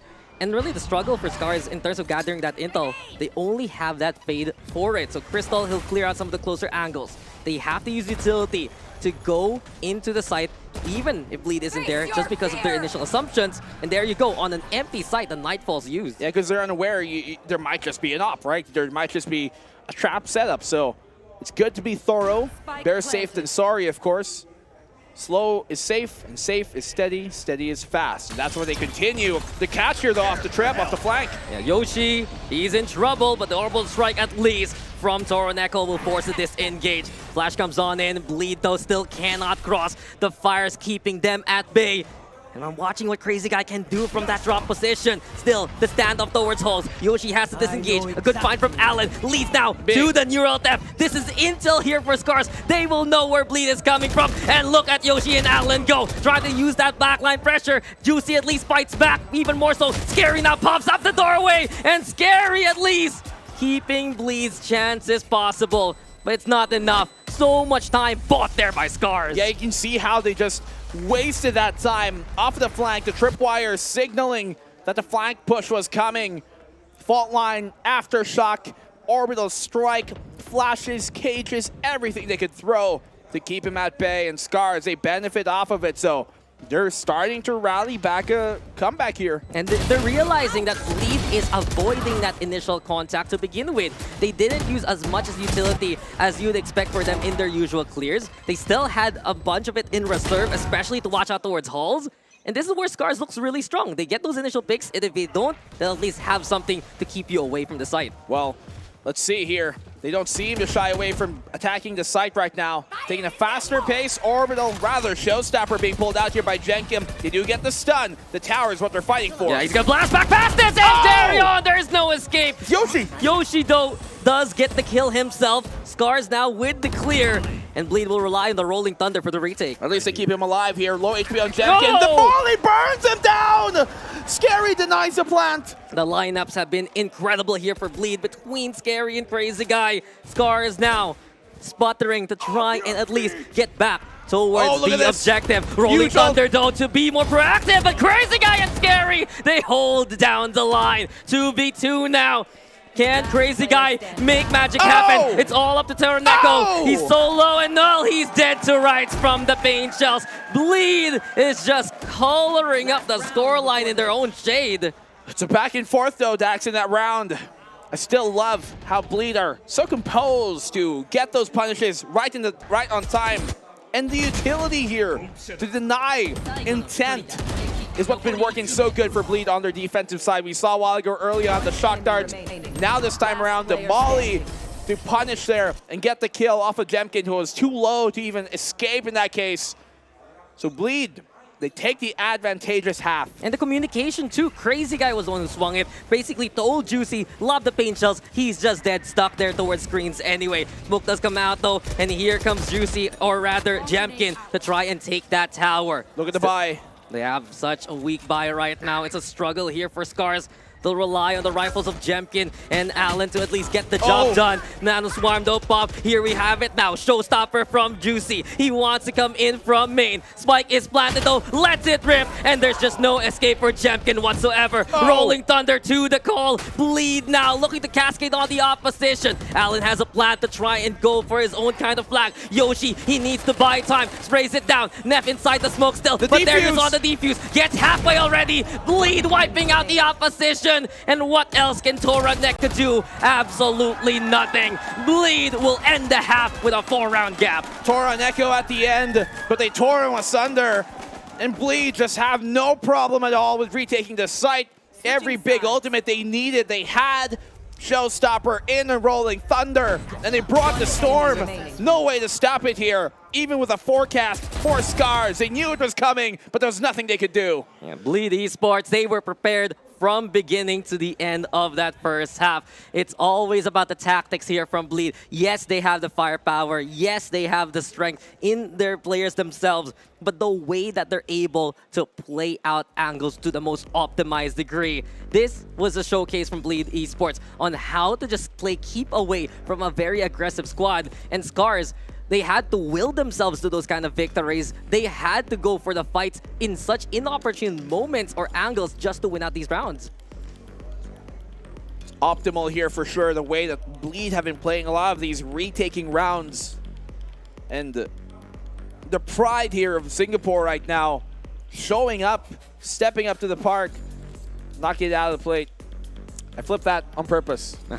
Yeah, amazing. Because I want to flip the plate, you know, like you flip a table. Because right now they're crazy. You're on fire today. They are. Yeah, like especially this map, this series. You've been very punny. Yeah. Yeah. Well, you have a man like Crazy Guy leading the charge here for Bleed Esports. You know things can get pretty insane when everything looks sound for them. Do wonder though, how will Scarz recover? We haven't seen them in a predicament like this at all. This Ascension Pacific so far. Well, it's been a difficult ride for sure for Scarz in that opening half. And now they have to try and come back on the second half where it's more difficult on the defensive side. Bleed just looking pretty spectacular so far in their opener of this series. And I don't expect that to stop anytime on long. So if you're a Scarz fan, get ready for a ride. I think it's insane though for Bleed that we keep talking about Crazy Guy. We keep talking about Neff. Yep. But Juicy's still that top frag. He's just so consistent at getting takedown after takedown. And this is why we highlighted he can be the one to challenge Jemkin in a clash itself. Scarz though, a triple stack towards A, going for aggression towards Hall. Bleed will avoid that. I think it's because we just see a lot of what Crazy Guy, Neff, Scary, the backline is able to do, the midline as well, enabling him to do his work, to do what's his job basically. Toraneko here trying to chime in on the fight, deny the recon maybe, but the plant will go down unhindered. Yeah, darts there. Bleed will get that spike down. Scarz now grouping up to go for their retake. It's going to be difficult. With the smokes now dissipating, this can be a chance for Scarz to get in there. Pain shells towards the site itself. Bleed has already gone on the way. Scary actually using the rope to reinforce towards Crazy Guy. And the stall also, courtesy of the Nano Swarms. Good utility usage here. Crazy Guy, though, not ready for the push of Scarz. Darian, though, more prepared. Here comes Scary as well. No one expected Scary to come out from that angle. And it's 3v2 now. Bleed with advantage. Jemkin trying to make their way towards the spike. And this is why he repositioned. While Bleed will get the kills, there's even the molly to boot. No matter what, it's Bleed's round. Yeah, great post plant here coming from Bleed. Also the shot dart there from Crazy Guy. finding Allen, who I think was trying to get on the spike, trying to tap it. But it connects right on time. And the amount of utility play here that Bleed love to exercise has been a problem for Scarz. You can see them pushing out towards B main, having to win the fight, because otherwise the post-plant utility here is what's going to kill him. And that's exactly what happened in the end. There were just so many check marks there for Bleed. They got the stall courtesy of Darren Stannis Swarms, yes. They had Crazy Guy going for those shock darts as well, and just allows Scary to be in the right place that he wants to be in. Scarz now taking the fight towards Dish, but to no avail. They're on an eco, and Juicy will be happy to just sip on that kill. Well, we know that in these circumstances, Bleed are super effective at running away with the lead, just sprinting to the finish line, and that they're on the pace to do so. Allen goes down, Charneco with a shorty, but it doesn't go unresponded. Yeah, bumps into him, doesn't say excuse me, and in the end, well, it's inhospitable there from Scarz themselves. In the end though, 4-1, or rather 4 versus 1, Crystal's all alone. This yet again looking to be a strong anti-eco from Bleed. Dart is broken. There's a star. Okay, I see. Okay, good job, Crystal. That was a nice shot, but Bleed doing even better with a 10-round scoreline. Well, at least a bit of fortune helps. But in this case, it was crystal clear that that would have been a round that he's going to be able to win. In that case, not against this Bleed team playing the way that they are right now. Still though, we have to wonder, Scarz, a final rally attempt to get themselves going in this map. This is their chance to make something happen. Well, Scarz, they have the rifles. They need to fight back right here, right now. Jemkin has been effectively shut down in this game. It's been a whimper from such a strong team with many statements. Bleed now playing the bonus. They have a few Bulldogs to work with at the very least, but I'm watching out for that Bucky. It means that Bleed, they really want to get that tower control to begin with. Yeah, and play it. As long as they can hold that tower, that Bucky's going to be a big problem for the retake here on Scarz. Well, let's see how they deal with it in the first place. At the very least here for Scarz, they're aware of that Bleed presence, the heavy Bleed presence towards the arcade position. I think they've at least confirmed 3. The flank as well here from Jenkin. Knows that Scary is there. So you can see now Scarz just anticipating a heavy push. They play back, opting to give him a sight and play retake. Yeah, this is Scarz here, at least limiting the options of Bleed. They trapped them towards arcade. They had to regroup from the tunnel itself. And this time around, the execute looking a bit more standard for Bleed in the first place. The smokes are there, and here comes Juicy. Nepto the first to fall. Juicy holding towards the Jenny. And at least it's something that Bleed can work with. Camera, though, gets the spot going. Yoshi, will he be prepared for this? Jemkin to a different plan on the other side of the smoke. And there you go, the 2 raises touch. But it's Jemkin who will still stand at the very end. 4v3 for now. Scarz already on the retake as they get back in position. Yeah, turns his back. This is where the Bucky would potentially come on in, but it's dropped right. So they do have the tower control here. Fight goes Yoshi's way, and they have a 4v2. Yeah, the Molly, though, leaving a lingering effect, and Crazy Guy is buying time. Darian as well, the same kind of setup. Bleed here, just looking for the timings, looking for the angles, and the Hunter's Fury has been let go. It's all up to Jemkin here to try and find these takedowns. Does Yoshi have enough time? It's gonna be close, but Scarz will still be able to stick it anyway. That got heart racing at the end. If he got the kill on Yoshi, they actually would have won the round because there wouldn't have been time, even with a half defuse. So, how close it came there. Bleed barely lose the round. Scarz barely scrape by. Yeah, and that's a bonus, by the way, for Bleed Esports. Still in a good spot. Scarz, though, at the very least. You can feel the pressure now for Scarz. They were a hair's length from losing that round. At least they have a few rifles to work with. Still not the best sign, though. Immediately, fault line to try and catch out Jemkin. Good blast back usage to get the hell away. But Juicy now actually falls first. Darion with an immediate trade. 4v4 as the smokes are out and Bleed tried to cross. Watch Crystal. He's on the inside. Wants to be the poison pill. Picks up a rifle. They heard that. They know he's coming and he has to retreat for now. Yeah, was that the right move? He comes out with a Vandal, but could have maybe had some timing there to try and chime in on the fight. The timing! Up a Scary. Finds a proper angle. Alan, he taken down Toroneko. Oh, no. I think Scary knows. He sees the foot, and there he goes, steps on the head of Toroneko. It's 3v2 now. Yoshi trying to get the angle, but Darion is prepared on site. Crystal now in the 1v3 slates. He was there to try and provide perhaps even a first contact. Now the last one standing, but Bleed Esports all across any angle they need to play off. They even have that insta-win condition with the orbital strike. This must be a save here. There's no chance. Not in this world, not in this timeline. A scary, absolutely terrifying proposition they propose. 11-5. Scarz look beaten and battered. He's just frightening when he shows up in those moments. Scarz is the one with those lingering wounds here, my friend, as Bleed Esports just dismantling the setup of Scarz no matter what pace they play. The aggression is found early on. The slow play is at least off angle by Bleed Esports. They're 2 away now from taking the map pick that Scarz has been using all throughout Pacific Ascension to great success. Well, seems like it's Bleed here ascending to another plane of existence. We talked about even gods can bleed, but these guys, they're looking even higher than that. Omnipotent and always at the ready to get the punish. Yeah, Bleed Esports, can Darion get the hell away in time? The push comes on in from Yoshi, but Darion dares fight indeed. Find him, catch him, sure, but Darion avoids the seize, and he cannot fight back against Crystal there at the end. A nice try from Darion, but Bleed had made the space they needed. Yeah, 2v3 retake. Only a frenzy in Toraneko's hands, and he's far removed from the fight. They know Crystal is here towards A main. It's gonna be where Toraneko doubles up as well. Showstopper! Okay, he's just looking to say hit to Crystal. Get the hell out! Kicked away by Juicy there. It's 2v1, Toraneko. He's tempted, he wants to pick up the rifle. Oh, they heard that? They heard that, they're ready. Bleed. So immediately, the alerts are sounding. They're getting back in position. No time. There is just no time whatsoever for Scarz to work with. This is such an imposition by Bleed. Think about it.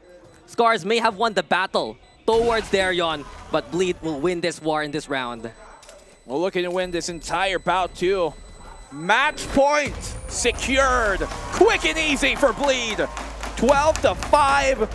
And what impending doom they can see at the horizon.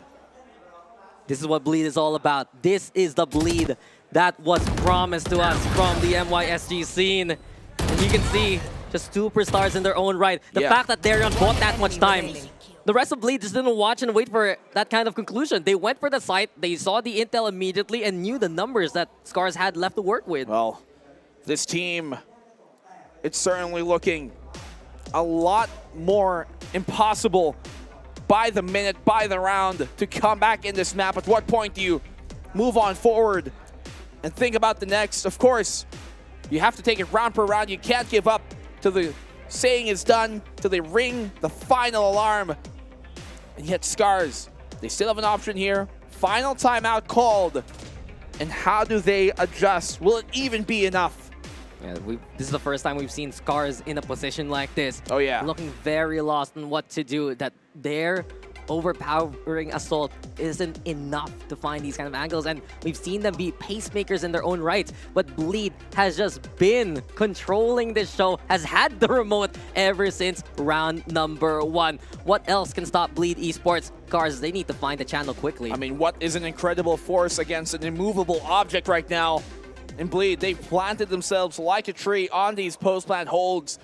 No way for Scarz to budge them out, so maybe deny the plant in the first place, maybe get early picks. They've got a ton of ultimates and utility to throw out in this round. But then on after, you have to remember that if you use all of it in this round, how about the next? Well, they're ready to send it towards B main, and Bleed, they are wary of any kind of aggression towards the sides of the ropes. Jemkin, though, leads the charge. A great peek from Darion to get the intel. Well, now they know. And Bleed, they know what's coming. How many, though, the targets? That's a question. Crazy Guy tries to let it rip. Toraneko with a stellar take to begin with. You can see that Bleed, now that they know it's a B main push, they infer from that information that it should be A. That will be open. Less manpower on it. Yoshi, big pick. And that's what Scarz needed early. Yeah, Scarz have been looking for rounds like this where they get the numbers advantage immediately. Alan, though, backing on away from the site after the smokes. Nef gonna go for the plant, and it's Scarz here regrouping towards defender spawn. Yeah, they got the Nightfall for the retake, though. Lots of ultimates for Scarz to throw. They've done good so far early in the round. You can see here, importance being placed towards drop. Showstopper out. Yeah, Nef is buying time, though. Showstopper now, and Jamkin will catch Nef there in the end. Scary playing so far on the way. He still has the Molly and the Orbital Strike, and he's now gonna let the heavens crack towards Scarz here. Also the lineup in position. Juicy buying time as well. The flames are there. No way. And Scarz cannot handle them whatsoever. Bleed Esports, this is a standard being set, and they will still take the round and the map. Scarz have looked like gods here, but you know what they always say, gods will bleed. One away for Bleed to let the Ruby fluid of life flow. Taking him down without much of a problem. Scarz definitely looked battered after that map, number one. And the way they were able to come back in the 3v5, the lineups off the brim, the orbital strike to deny the plant, the kill found by Juicy, and then the paint shells to confirm the round.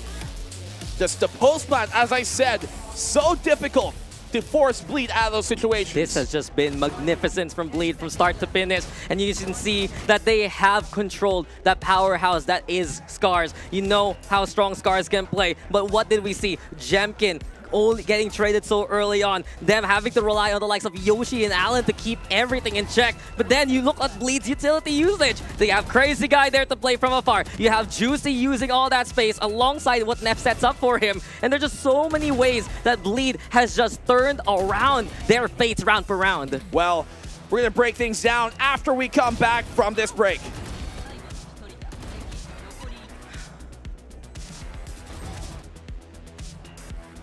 Woo.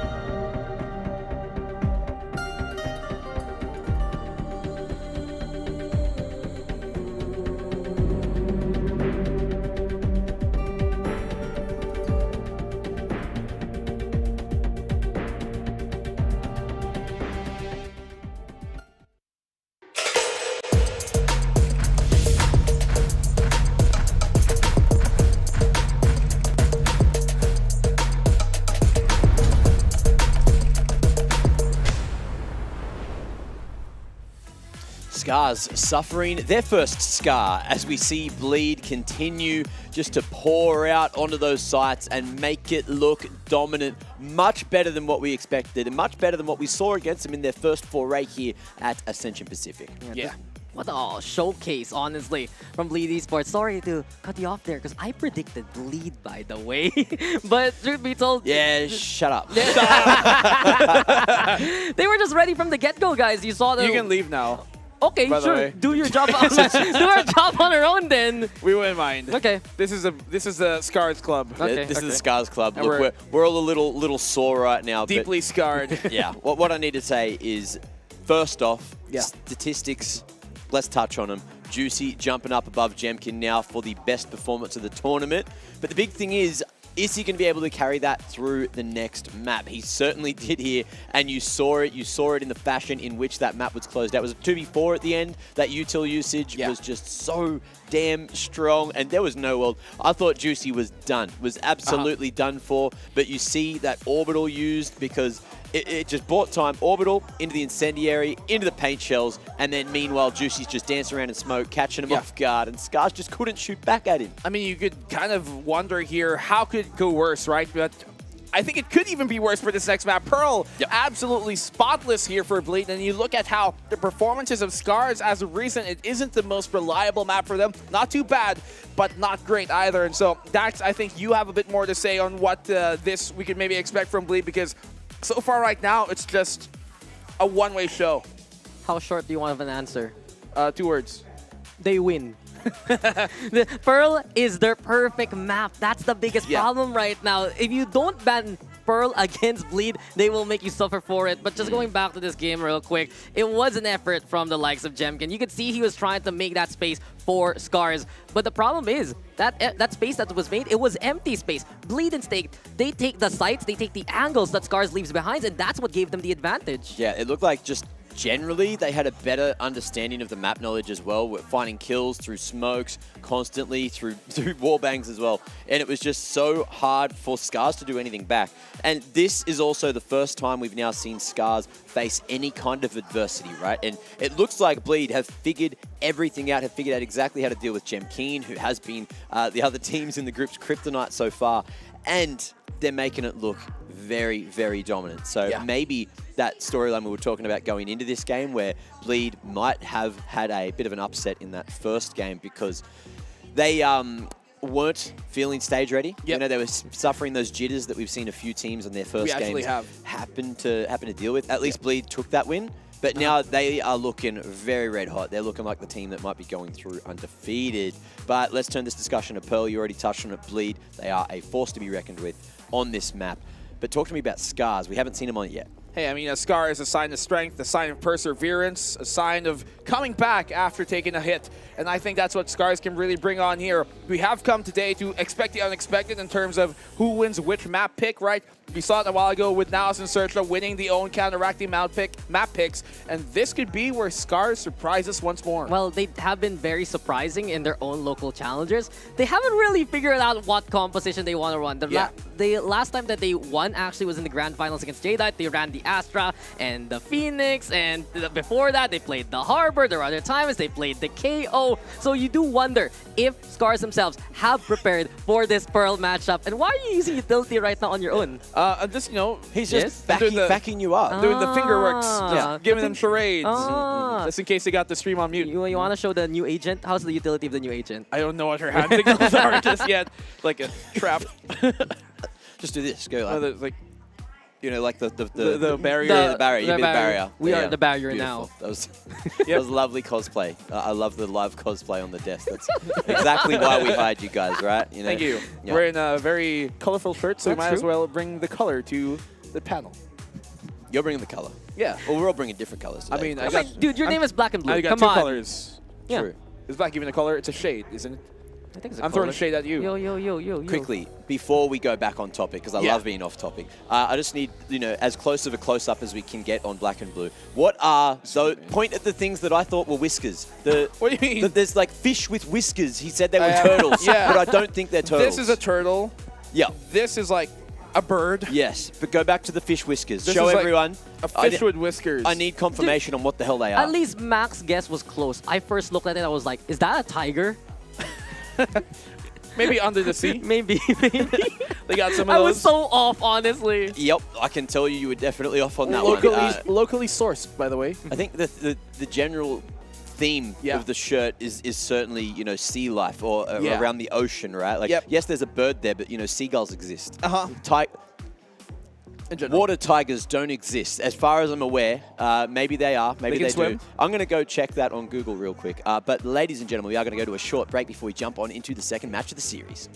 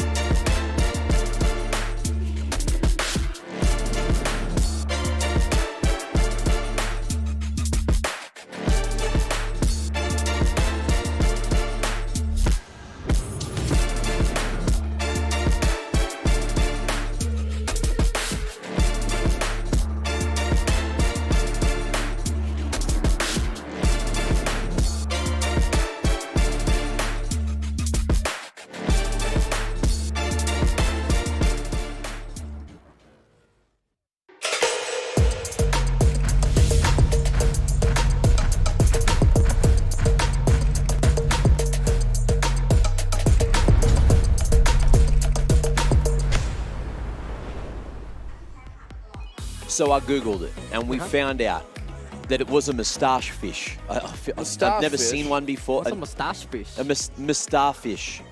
It's a starfish with a moustache. Just like you. Anyway, apparently they exist.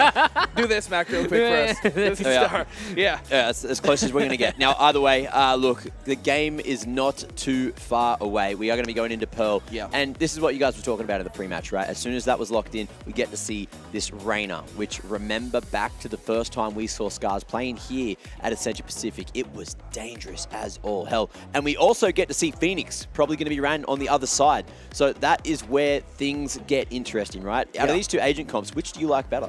I mean, you have to kind of wonder which run it down kind of duelist is going to be more prevalent here, or at least more effective. And I have to go with the Reyna coming in from Bleed, not just because it's a Reyna, but also because of the way that they play off of it, the way that they're able to enable him to buy space. A lot of times you don't want that Reyna to be the first guy in, you want him to be the second. Yeah, it's interesting that we might get a double duelist versus double duelist. You have on the side of Scarz, they can play Crystal back on the duelist role, which he can actually run even while he's shot calling. And on the other hand, Bleed, their whole stratagem does involve Juicy going into these more committed angles, and then just the thrust, he can get that kill, dismiss on out, and then reposition and drag everyone along the way. That's why we see also from Bleed, they run something like that Brimstone, because these fast hits can be commanding the way they play. Yeah, that's 100% correct. Look, personally, I think I like Phoenix just a little bit better. The way that we've seen Phoenix executed with Pearl so far is just great coordination off the back of those curveballs. You just peek on both sides together. I'm thinking, you know, over towards B site.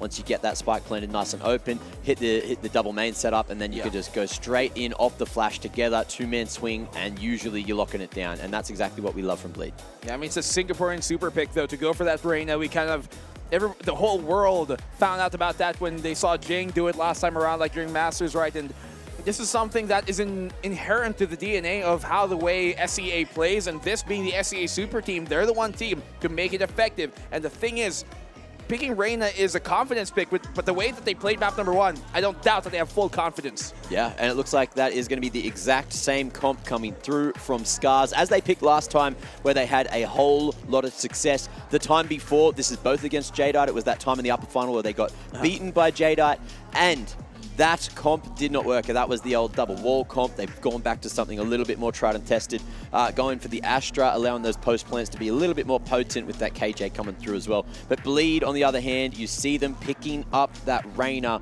So we're going to see where this one goes. You know, Reina, obviously a very interesting choice of duelist, but we've seen it work very well on Pearl before. The most interesting part about this, for Scarz especially, is the change of focal point coming into these strategies. Crystal is the one to watch out for. Finally, we'll see Jemkin kind of take a bit of a backseat. He might be able to make that kind of space, but we've seen from Crystal, especially in that matchup versus Jadeite, 6 first kills. He knows how to use those curveballs. He knows how to play that N3, and perhaps that's the punch that Scarz needs, given the fact that Bleed cannot rely on a utility setup anymore when they're playing Jet Reina also. Yeah. When there's less pressure there on Jemkin, I don't doubt that he could be performing a lot better than what we saw there coming on Fracture. But you want to see this kind of be like the way that SEA plays, the way that APAC Pacific in general, double duelists on either side, the most simplistic of compositions to give us one of the most entertaining of games. And what I'm looking at as well, as you mentioned, Jemkin back onto the Jet, back with those knives. That is where he gives us all those little surprises. And maybe that raise was a problem for him. Who knows? I guess we can find out later on today. Once the game's all said and done. But for the moment, it's still here, it's still kicking, and it is Scar's chance to make a reverse sweep happen. They get the selection of side, of course. They are going to be starting on that defense where they believe they want to start. Now, how do you see that operating with the agent comp that they've brought, especially, you know, playing for the retake? It's just about catching Juicy. This has to be both Crystal and Jemkin barreling down on Juicy, preventing him from getting that kill, and then preventing him also from regrouping with Darion, the double duelist. It is undeniable that this is the linchpin of both these plans, and if they actually shut down Juicy itself, or himself rather, it is just such a big problem for the side of Bleed, because they have so many committed utilities that they can't really regenerate. Like, you think about the Brimstone smokes, it's not going to come back. Well, we shall see very shortly exactly how this one goes down, but it is going to be Pearl as the second map of the series. Can Bleed keep it clean? Let's find out. Bleed, they look dominant in that first map. Can they do so in the second? As Scarz have decided to throw down the gauntlet, face off where Bleed is unbeatable this year, and just run a double duelist setup as well. You guys are tuning on in to Scarz versus Bleed, and there's still so many implications. Bleed, they want to get that perfect one. Yeah. If Scarz wins this Black and Blue, they are into the playoffs. Well, it's Atlantis where we shall see, under the sea, if Bleed can come on through cleanly.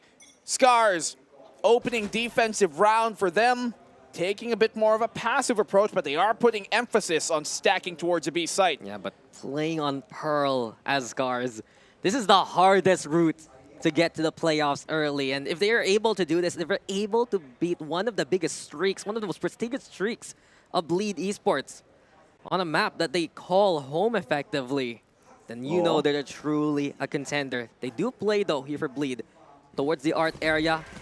They want to go for that A site. Smokes out as well, and Scarz, they're going to have to just hang back and let this one go. Yeah, one would assume with a comp like this that the retake is what's going to really benefit them on out, especially on the defensive side. They took that gamble towards the B side, gave up connector completely. It's the A side now. They're going to try and hit off that retake. You can see how Bleed here on their post plan, really taking that art control. It is planted for him. Yeah, that's the fallback point here for Juicy, and there you go. This miss right now on the other side. He wants to set up a crossfire here, but there is not peeking. And it's just all Juicy on the side. Eventually, Bleed will decide to just come out of the woodworks, and Scarz is already left hurting.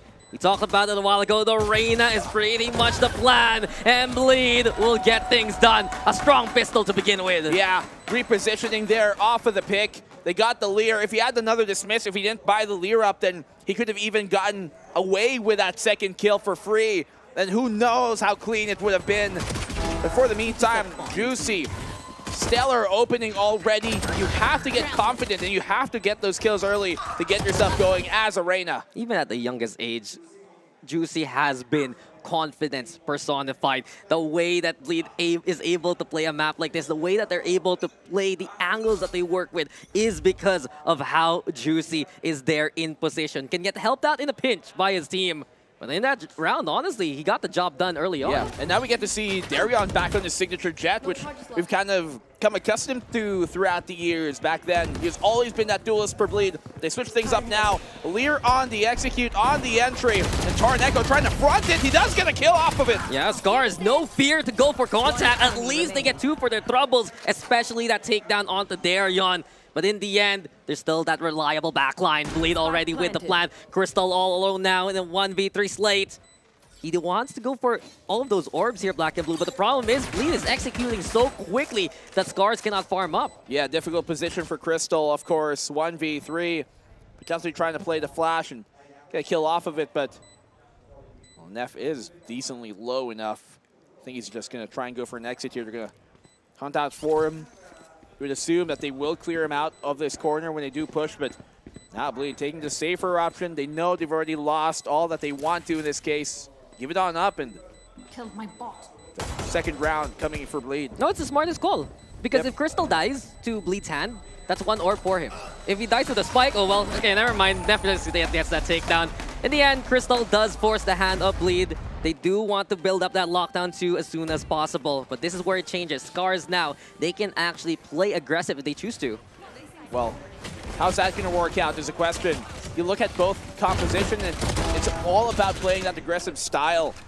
And will Scarz here on the defense really pull that out against the bonus? Will they maybe fight for mid control or be long? Are those plans in set here for Scarz, or are they going to play back as we've seen them? Seems like they do want to aggress here towards Belong. I mean, on paper, Scarz has the close quarter advantage. They have that Phoenix, they have that Sky. Yeah. Flashes can be so effective on a map like Pearl.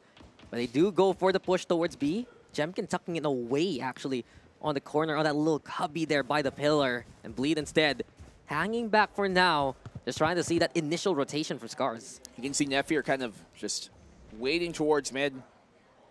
You can mid lurk into that art position when the hit does come. Swing though, Torneko connecting and finding Crazy Guy early. Yeah, good start here for Scarz. If Bleed is kept at a slower pace, then they can take advantage of the utility that they have here.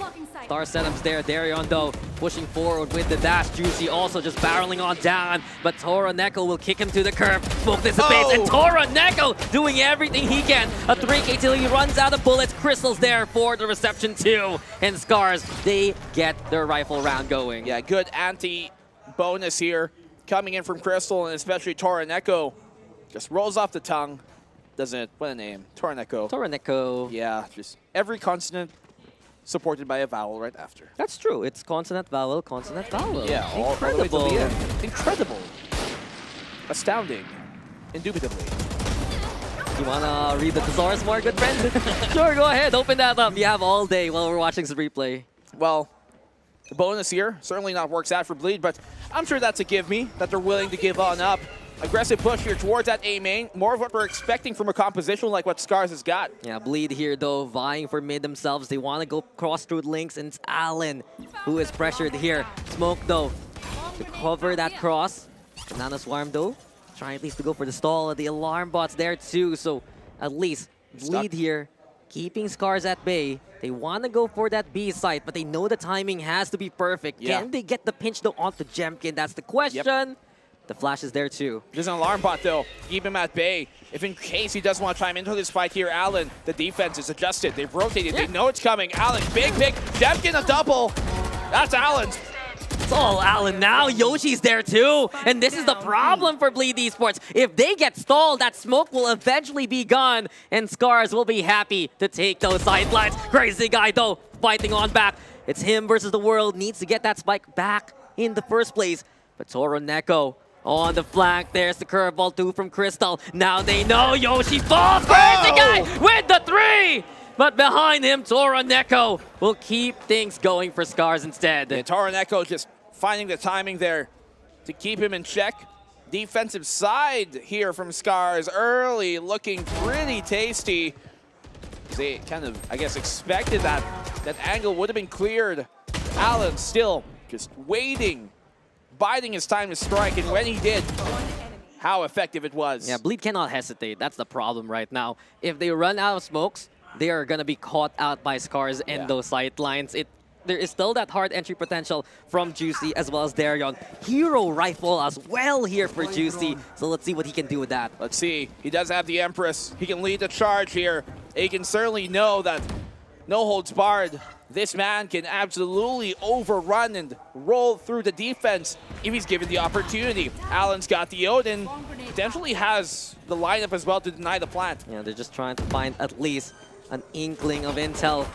Only problem though, Allen letting it rip. Crystal also trying to get on the outskirts immediately. The running back running out of time. Juicy though with the takedown can still use that for the Devar anyway. But the double up from Yoshi and the rest of Scarz are there. Darion though holds goes. The classic is all he needs. The blades though trying at least to get more impact. Crazy guy playing towards pillar. But the Cosmic Divide will shut things down here for Bleed. The fires though are there. Scary with the takedown. Scary gets the Oracle Strike, and here we go again. Scary, oh Scary, the stall is magnificent. The Marshal looking for the shot. Can Crystal get it done? He's in cover, and he will get the defuse too. Scary though still fighting back near the tail end of the round. And whoa, the shot!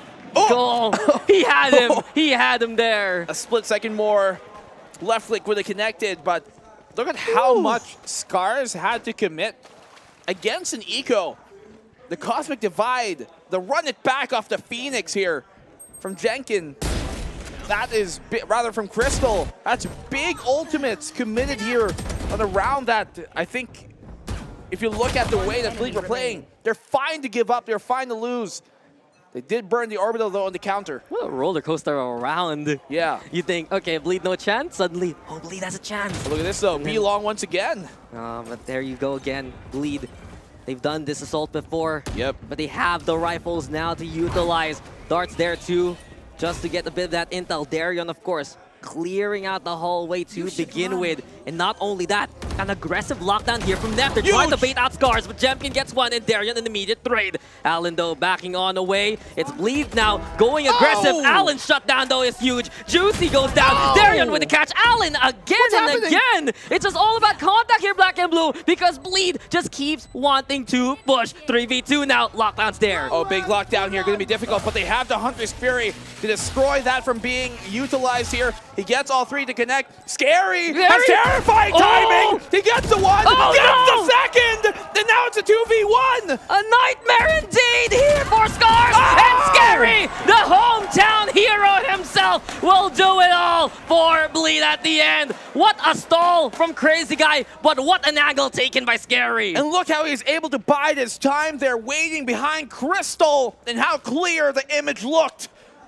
Hometown hero, this is his neighborhood. And Scarz defeated after what an incredible round here. This is what they got in spades over any other team in this tournament. Every single player on this team, a superstar in their own right. This is what Bleed does on a map like this. They force the hand of the opposition.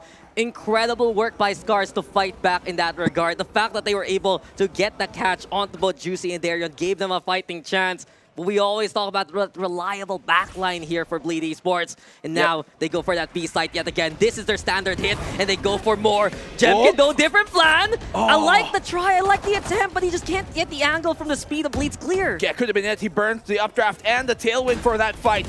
Let's see how they go, though. Juicy, good on the one. Shut down on the back haul. They got the 2v2 trade. Yeah, that's a gun being picked up here by Yoshi, but he's so low already. Can he give it to Toroneko instead? Star being popped. He's gonna go for the defuse immediately. Gets halfway. A chance here for Scarz. Someone needs to spray. And Toroneko! He was just barely there. He got so close, but Bleed will deny him still. A stone throws away a sliver of the tick. That could have been it. But Bleed regained control of the situation. Big kill there to find Allen. Molly I'm not even sure if that would have been on time, maybe considering how low he was already, but it would have been super close. Luckily for Bleed, they get, it's really, I guess, crazy guy who gets a spam there, so it's a Stars versus the Scarz. So far, it's Bleed who take the advantage. All I have to say is, why do these rounds need to go this close all the freaking time? Because these teams are great. These teams are incredible, and Jemkin now making his position known. Gets that takedown onto one. Primes the dash to try and get the hell out of there, but Juicy, that's a big pick onto Yoshi. No flashes for cover instead, unless Crystal can get in position. Jemkin here. Oh, he's in the Blaze Wall. He's trying to bail his teammate out, but he was taking some damage. No, it's better than nothing, and he got out anyway. That's what they needed. He burnt his Cloud Bursts. No more flash as well for the cross. Look at this. Even Crystal doesn't have flashes for this fight. Yeah, they used both just to allow that to happen. So a big investment for Scarz. And they end up on the 1-for-1 trade instead. Bleed, though. They cannot use Intel anymore. They're going to have to just go for a full send moving forward. I mean, isn't that what this comp is all about? We saw them be able to win that A-side hit without that scan from Crazy Guy coming on in, just based off of the hard hit. So if Bleed can really find the opening here, which, to be fair, they're crawling towards one here on Art, that could really help out. Yeah, this is Bleed moving towards that A site where Alan is awaiting them. A good cross though, staying away from the Nano Swarms. They do get now the Empress 2. The execute from Bleed commences from Scary's smokes. The plant goes down and now Swarms don't get much. There's the Gravity Well, but Bleed still keeping on away, and they want to play this link position. It's up to Jemkin to just put a dent in this setup. Waiting for the smoke now to dissipate. Here comes Neff, but he's heard by Jemkin. Now they know. Advantage though here for Scarz, and Juicy also shut down immediately. This Empress not making any noise. The Orbital Strike though is the call, and here comes Scary. Burns down Crystal, but they're waiting now, and Scarz will still get the round. Big round here from Scarz. They're keeping it so close, much more than I thought, especially here in the first half. Much more than at least we expected. Seeing as how Bleed have been consistently running away with Pearl every time that they play it. But this Scarz team is just something else to behold, and big pick here to start things off. Jemkin setting the tone early and continuing that to close out the round. Yeah, it's just like what Yoshi said to us when we were having breakfast this morning. Yep. They're not going to back down. They're going to fight Bleed as much as possible. Oh, and I thought it was, where's the bacon? True, I asked for him too. I asked him where it was. But this is just proof in the pudding, basically. Yep. Scarz, they have the utility to try and stall out Bleed. And they're also, themselves, putting themselves at risk just to fight Bleed, just to keep them in those initial corners and kind of waste as much as they can that Bleed still has. Constantly here, though. Scarz have been giving up this connector control. They know that as long as they hold the water, the underpass there, the sewer way, then they don't necessarily need to fight for this connector, especially since they don't have the utility to do so. Yes, they have the Astra Stars, but we've seen Bleed be able to overcome that in the past. Yeah, they know the angles where to put that plant down. We saw it a while ago in the last one, and here comes the Leer as well. Bleed though, clearing towards main, and Neff will find Thor and Echo. That's huge here because the Gravity Well has stalled Bleed so many times already. Alan though with the wall backs, and Juicy's the one who gets it eventually. Bleed, can they get that plant going? Nice the Seekers bail. are there, and Crystal in position. It's a trade yet again, 3v3 now. Yoshi trying to go for the push, but the Cloudburst keeps him at bay. Alan eventually, still the spray from downtown. Here comes Crazy Guy, the tap stellar. Alan though with a 3K of his own, and it's 1v2 now. All up to Neff to shut this down. There's the first, can he get the second? The turret forces Alan's hand, and the 4K for Bleed to clutch it too. Ice cold from Neff. Woo. And he never falters. You can see here that Bleed just recognizing that, especially their Neff recognizing that if he hides his position, if he cuts the noise and keeps them guessing, he could have the advantage instead of trading out immediately there, playing the long game. Great spam as well coming on here. And the retake though is pretty good, I have to say, from Scarz. You see them really have a pincer, gaining control of that arc position, made that graffiti even more precarious, but it's a clutch at the end, the 4K from Neff that prevails. Yeah, and the dugout position too, but here we go now. Full aggress, and Bleed is ready for it. Come to the slaughter, they say to Scarz. And just like a meat grinder, Scarz is just gone immediately. 1v4. That's it? That's it. Alan, oh no, the turret alarms too, so yeah, they nope. You know he's on the flank. Maybe a cheeky right click, maybe a cheeky left click, maybe neither of the clicks. Maybe he can get the skill. No, crazy guy with the deny.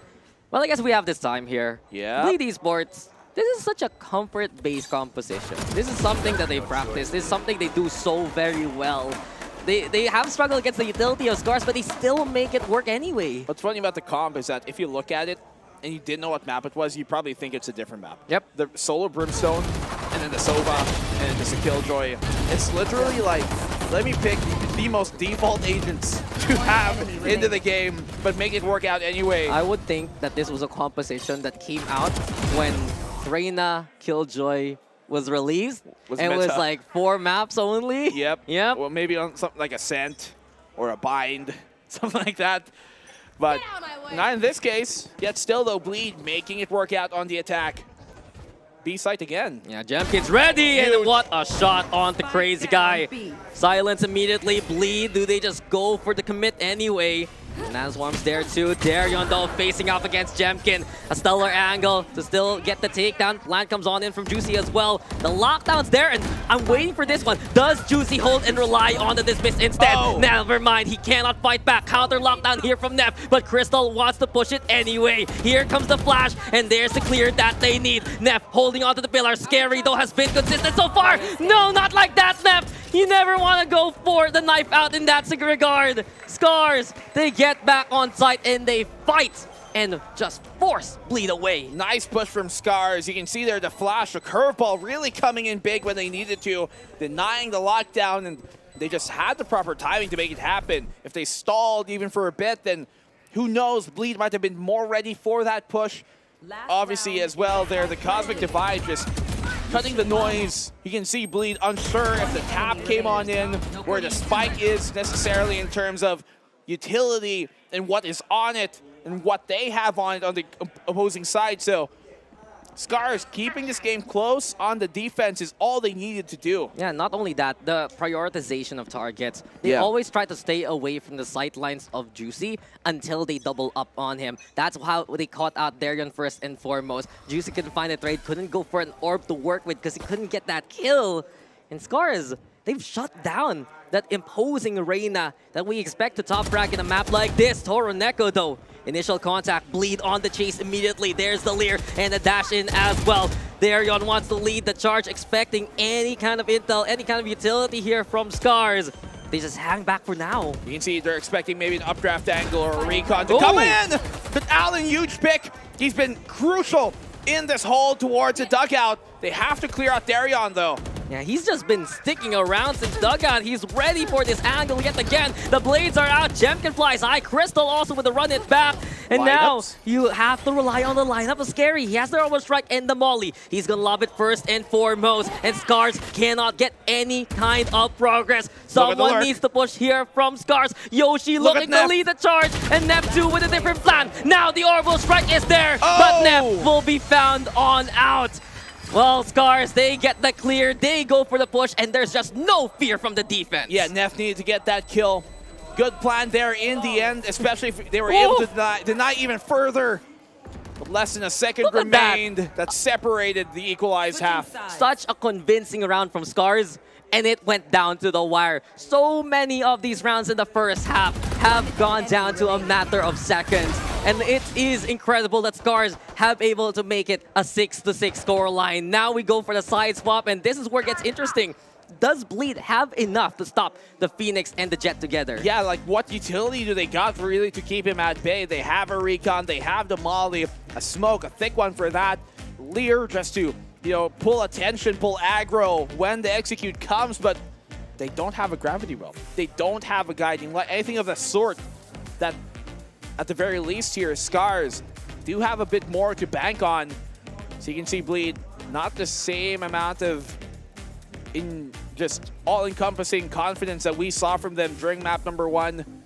Yoshi there, the only Pinoy on Scarz, keeping the flag up. Yeah, it's pretty wild actually that he ended up on a Japanese squad like this after all these years. Yep. And well, Scarz has always been very different. Yet again, you look at their roster. 2 from Russia, basically. You have your half Filipino, half Japanese player. They have 2 Japanese players also there, and they also call them in English. Yep. A Japanese rep communicating in English. It's pretty wild on the other side. I mean, same thing for Bleed. You know, they have such a mixed roster of SEA talent. Scarz haven't shied away from picking up, talent from other regions. Let's not forget, Modeski used to be here. Josh S. also used to be on Scarz for a bit.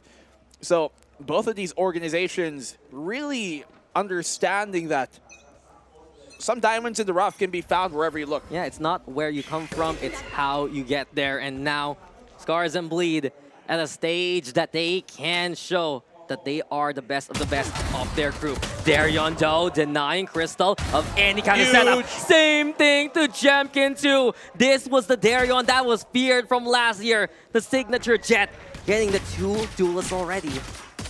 Darion, huge picks here. The Dragon Rider foaming at the teeth. Angry off those comebacks from Scarz, and the answer back here to open up with a pistol round. 2 picks certainly would benefit them. Now Scarz pivot to try and go towards his B side, losing both their duelists. How do they make their way in? They got some smokes at least. Yeah, they're moving towards Club into the site itself. Crazy guy though gets the intel already. Bleed have the advantage. They can cede control of the site if they want to. The Crazy Guy, a different plan. He's looking to back go for holes. Goes over onto the corner. Darion's there though to help one out. A beautiful dart! And here we go yet again. Crazy Guy sets things up. And Bleed Esports ready to knock things down. Toroneko in the shadows, playing inside the smokes. But he's caught by Bleed, and the lead stays with him. Bleed keep the lead. Scarz, crucial pistol round. They needed to start swinging some momentum back their way. That was the swing that they were hoping for. But isolated in these fights, could not connect their shots. The Sheriffs, much better than they anticipated at that range. As you said, beautiful scan. All 3 confirmed where their positions were. And in the end, just the odds were against Toroneko. Yeah, that's why you want to put Crazy Guy on that Sova. A single scan, he knows exactly where to get the maximum value.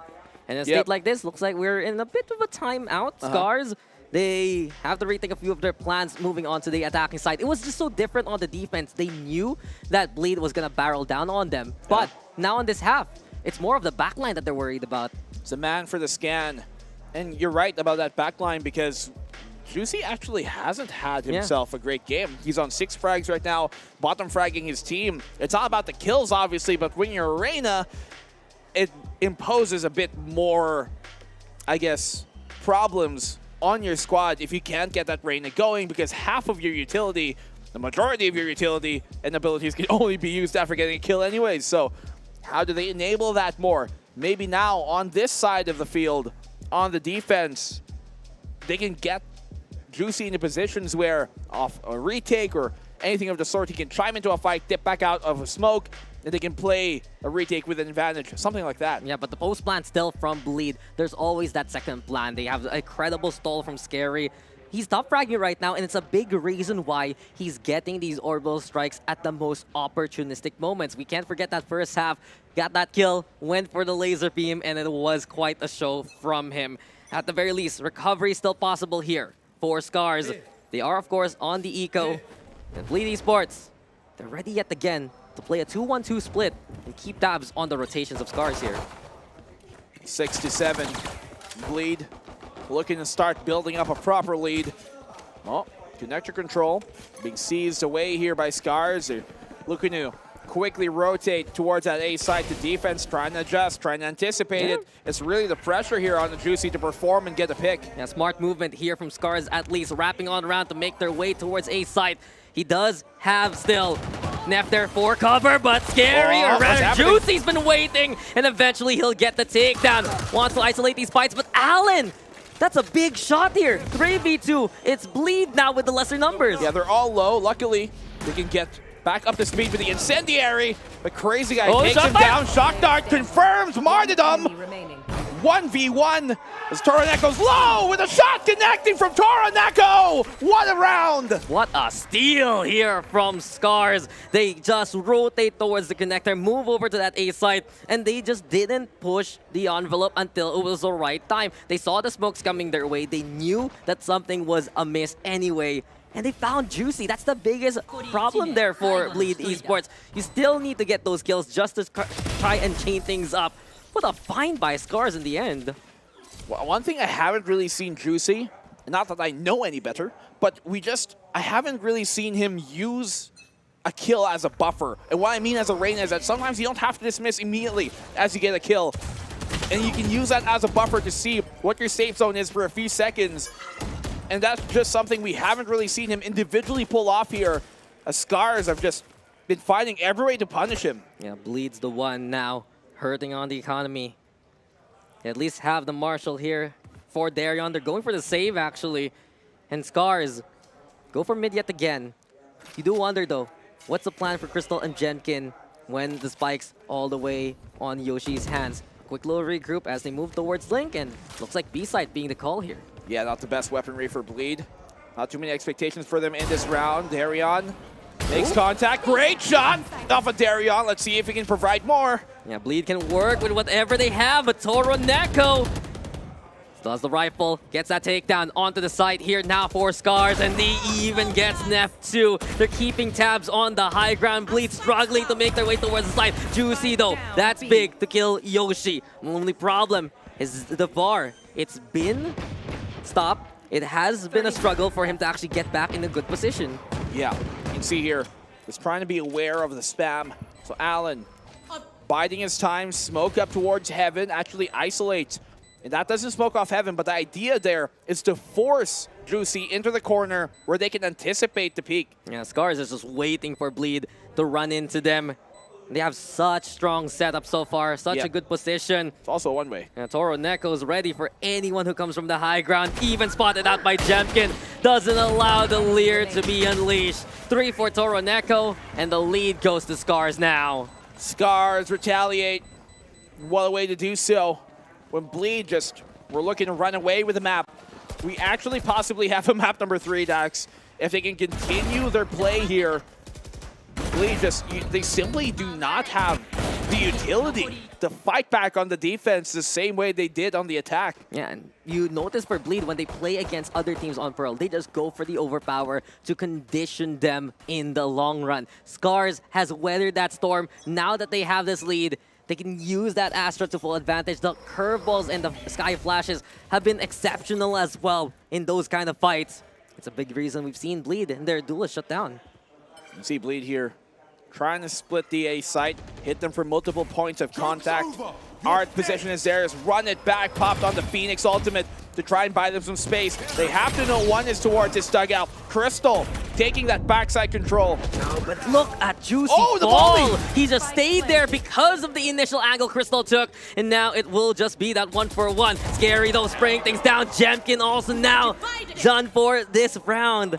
Cosmic Divide though gonna be the call here. Scarz trying to separate Bleed away from themselves, and here comes Crystal, Allen too. They find out that it's 3v3. Crystal playing right beside this wall. There's the shot dart, there's the knife too. Darion! He hit him! He got slashed in! 5 HP now for Crystal. Gonna regenerate just a little bit with the Blaze wall itself. But Bleed, they want to get in there. Crystal still has no fear. 3 for Crystal. Darion's up. Gets that shot. But can he go for more? Not gonna happen. Scarz again denying Bleed. And they hold on.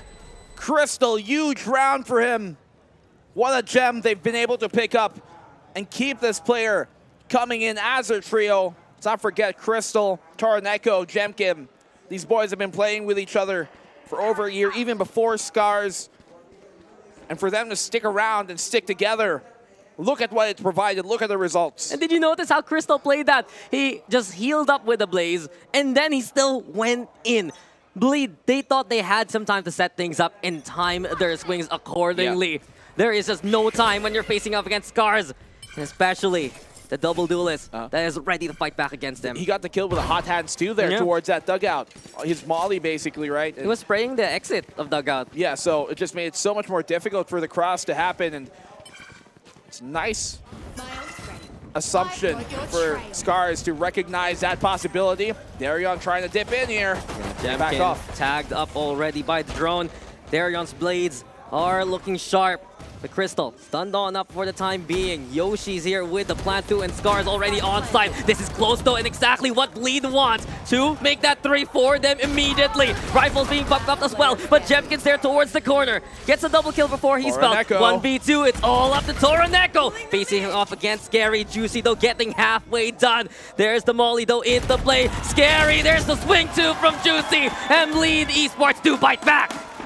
Bleed finally respond, especially in an eco round of theirs. Converting to Thrifty just when they needed to and had more than enough time to spare. 9-8, Bleed will not let this go away. Will keep it in check, keep it in the pocket. Big kill here from Darion especially because it buys the space here for Juicy to be able to take that Jenny position and get a kill on back hall. And it's also supported or crafted thoroughly by Scary. The way he puts up those smokes, he can isolate these certain angles that Jet of Darion can take advantage by getting in a more prime position. This is why they still run that Brimstone. They want to drop as many smokes as they can to just find these angles of opportunity. Yeah, an immediate pace too. Just all of a sudden, they just drop. It just drops out of the sky. Behold, the sky is falling. Scarz, they're playing chicken right now. Trying to make sure that Bleed aren't hiding, waiting to strike. Yeah, the spikes there. Left behind by Scarz as of right now. Looking to play a few more of those defaults. They're actually playing so passive here. Watching the flank even. And eventually now, with that arc control, is a chance to go for that A site. They're still waiting though for Bleed to actually peek at them. Neff's here prepared. Curveball being primed. Trailblazer though the call. Neff backing on away for the time being. And the lockdown to make space as well here for Scarz. Yeah, just to ensure even more control. A main though, I think they confirmed that Darion is there due to the guiding light, so they should know that there is presence towards A main. You can see them marking, you can see them trying to clear it on out. Operator in his hands, he gets the one, can find another. He does! The third coming up his way! He gets a triple! Darion, absolutely insane! Darion decimates and looks like Scarz is already limping here. Crazy Guy 2 on the board. Toroneko, that Lake Lurk, will it stand a chance? The Leer just blockades his vision. Here comes Darion yet again. He's hungry for another kill. Still a good stall here from Toroneko. And Toroneko at least the shot on Darion, but it's not enough. Bleed Esports off the back of Darion. That's theirs round. The Dragon Rider strikes, breathes fire. They tie up the game. What a way to do it, Q. Nice attempt here. Ample for sure by Toroneko, especially this tap at the end. Bam, swift and clean. But Darion holding down A main, destroying absolutely Scarz, trying to take the space. How many of Scarz pushed A main? Triple. How many died to the operator? 3. 3 out of 3, 100% there from Darion. And the maximum effort needed by Bleed just to tie up the scoreline. That's the beauty of Bleed Esports. Every single one of their players, superstars in their own rights. Yeah, we've been talking about that. The stars versus the Scarz. In this case, so the stars align for them to retaliate, tie up the game 9-9. We're entering the final act of this map number 2. It could go either way. If Scarz are able to come back into this, then what a matchup it really would be. These are two of the favorites, maybe aside from DPlus, in terms of getting to that grand final. And we're getting an incredible map number 2. Yeah, this is what we expected coming out of this matchup. A favorite now in Scarz, proven through their adversity on Pacific Ascension alone. But of course, the history, the reputation, and all the potential that Bleed has, this is what they can do against any kind of opposition. I feel like this is going to be such a big round for both sides. This is where, honestly, the momentum can shift in either one's favor. This round, crucial. Whoever wins this takes the lead and forces the opposing side into a really bad economic state. Neither team comfortable right now in terms of what they've got in the bank. Opening pick for Jemkin, traded out by Darion though, indirectly. There he is yet again. A nice shot with the operator in whatever space Scarz wanted to work with. It's erased immediately by the rifle in the hands of Darion. In the meantime though, Juicy a different plan. A one-man army looking to face off against many. Allen will first fall. The dismiss to keep him in cover. He still needs to get another kill to try and fight on back. Second Lear right here. The Empress gonna be online too, but the smoke for the disengage saved by Scary so far. He actually pops the Empress before backing off. I thought he'd go for a fight in that case. But a 4v3, Bleed stand with the advantage. And I think it dissuades Scarz from just barreling on in, so they pull on back after the opening picks. I think that's a shot call right there. Because they saw the smokes, Juicy was thinking about it. Juicy thought he was forced to fight. But in the end, they get the disengage. That's still 2 smokes gone here from Bleed Esports. Scarz, if they play things smart, they can't take the advantage. Juicy again, though. Still holding towards Link. Jemkin swings wide. Patience here from Juicy. He knows Yoshi's coming his way. There's the smoke! And Juicy still gets a takedown. Darion 2. Another one bites the dust here for Scarz. Oh, a bit of haste there. Catching them off guard. And now the spike way out of control for Jemkin. It has to be a safe call. No other way to make this happen. He can drop a rifle to maybe Yoshi, pop his blades for the next round. And from then on, it's anybody's game. Yeah, but this is where Bleed start to run away with it. A chance here with the operator thanks to Darion. A chance to keep building up that economy even more so. And it's Scarz here, as you mentioned a while ago. He'll be hurting in this round. What a catch, though, from Darion immediately. They lose Crazy Guy, sure, but he still holds the angle anyway. Well, that's what they need off of him, right?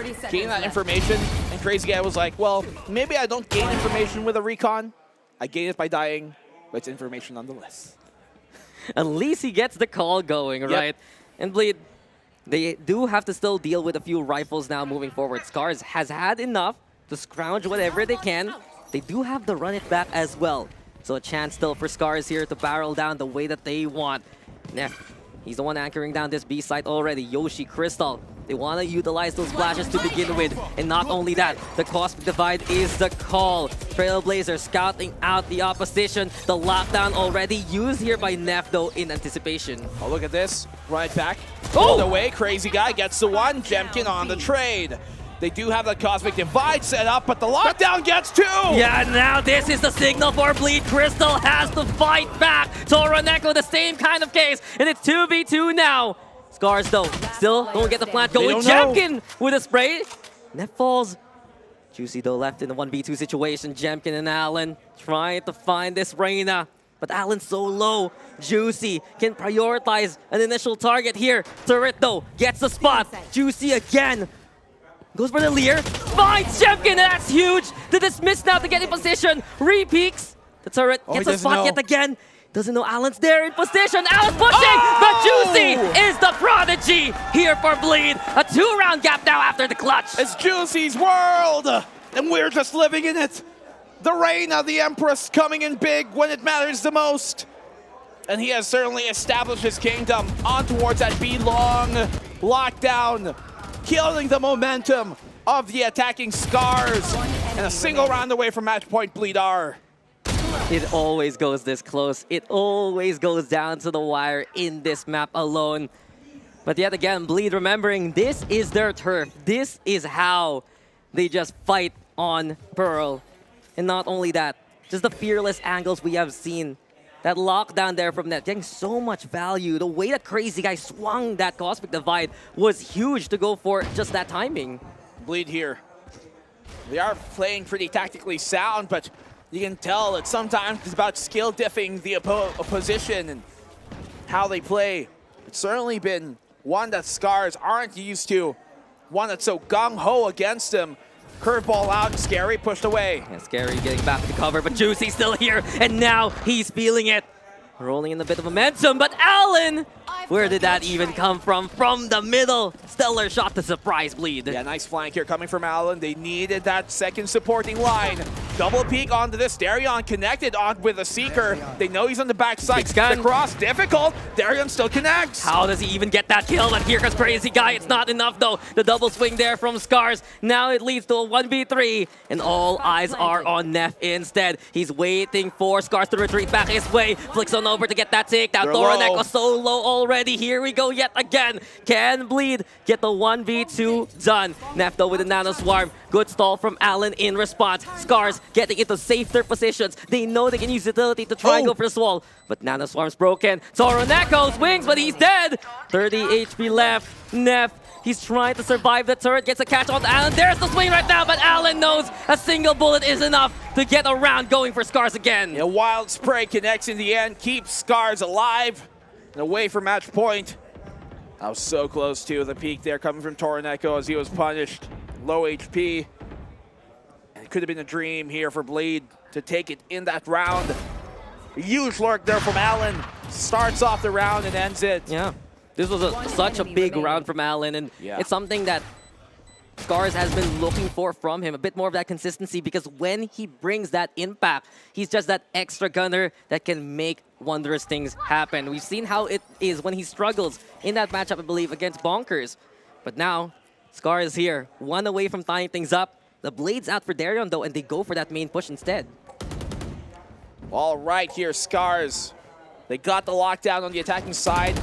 Bleed, Hunter's Fury to disable that unless they find Crazy Guy with an early pick here. Aggressive push by the defensive side of Bleed towards a main. They've cleared all this space. They might just catch Scarz off guard. I don't think so. Oh, they're not ready for it whatsoever. Jemkin not looking the right way to see the barrel though. And Juicy jumping the gun. Here comes the Blade as well. Juicy now dismissing on the way. Darion providing cover. And here we go again. Frontline looking strong for Bleed. Crystal, though, catches out Neff in response. An opening, perhaps, but the Hunter's Fury from so far away. A different postal code, but it's still Bleed sending it. Out of nowhere, that connects to a Crazy Guy. He has timing on this as well. Allen, he has to get this pick. He's not even ready on the swing, but he gets a kill. Well, apparently he was, and he even ready for more so of the action. 2 for Allen as Bleed tried to recover. Lockdown though broken by the orbital strike. Here they come from the high ground. Scary, at the very least, trying to assess the situation. Allen though, back into the hallway. Crucial round. This is big. He has the smokes to work with at the very least. And where's Juicy now? They got the Lear. They want to go for the push. They prioritize Allen first. They know he's been a threat. And down goes Allen. Crystal fights back with a trade immediate from Scary there. Bleed. They are now on series points. Perfectly playing the trade. Could have had to run it back afterwards, but it only came too late. Match point for Bleed. That you see there the benefit of having that rain up. Juicy on an opening fight here, even while flying to get back to safety. Otherwise, he almost assuredly would have been dead. But they still get the round 12 to 10. Scarz, even with the heroics of Allen, just could not make it happen. And they just find that Killjoy. It got close yet again because Scarz are willing to fight. We saw from Allen, now he's been racking up these kills. He's been instrumental for the past few rounds. And a timeout actually called by Bleed in this regard. They are barely winning these rounds, barely scraping by because of the heroics we've seen from Scarz here. Barely is an understatement. Scrappy rounds, one after the other. A complete mishmash of just different ideals and different play styles that come together as one. But it's Bleed who have just been such a menace, such a terrifying presence. Scary. Getting that round, he has been a nightmare for Scarz to deal with. Yeah, Scary has just been the threat again and again. Even if you have to deal with Juicy, even if you have to deal with Darion, Scary's utility has been absolutely on point. Everything he creates for Bleed Esports is to their advantage. The way he's using those smokes, the way he's able to set up the retakes, and of course, when he gets that orbital strike going, it's even better there.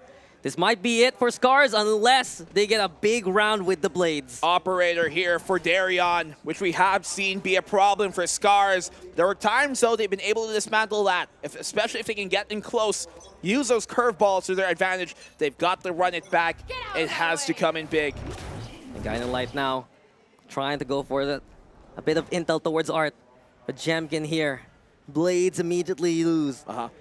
It's make or break Broman if they can actually make their way towards that A site. But look at the utility setup by Bleed already. It's perfect to catch out that cross. You got to run it back, yes, but the Empress as well for Juicy here. It's a second life versus a second chance off the dismiss. Darion, he's ready for this. He knows they're coming. Juicy trying to play off the contact. He gets a kill only on the run it back. Jemkin, good pickoff. Yeah, stellar trade, and Allen 2 on the board. Opens up avenues here for Scarz to go for that B site. Yeah, that's what they needed here. Crazy guy being taken on down by Allen. That's huge. They now should have that B site control. A full 5v3. We've seen them lose this on Fracture, but this could be a different story. Yeah, timing here, but Scarz with the clear. Well done. To be noticed by Yoshi.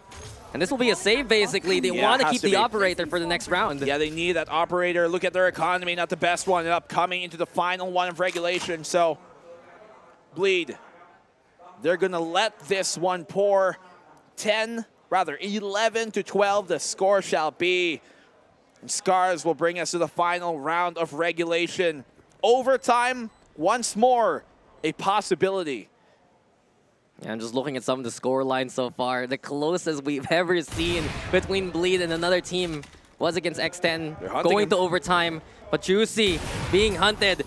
Scarz knows they want to get rid of this operator ASAP. Scary though with the takedown. This is some good damage done here by Bleed on the exits. Crystal though on the board. Scary with 3, but he cannot find the last few in the clip to catch out Crystal there in the end. So they lose the operator, and Scarz, they went hunting truly. Feels more like a game of Monopoly right now. How much you can make the opposing side spend more than you. And Bleed. Difficult. Look at their buy. A Bulldog. I think a Marshall I caught there before the cutout as well. Before we get into the replay.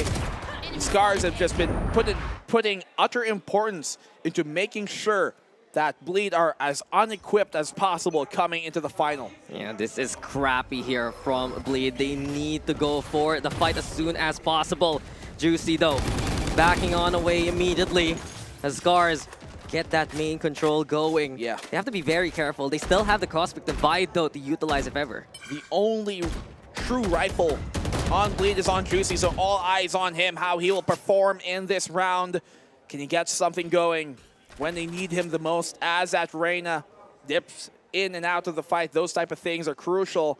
They crawl back up here towards A main after the initial contact.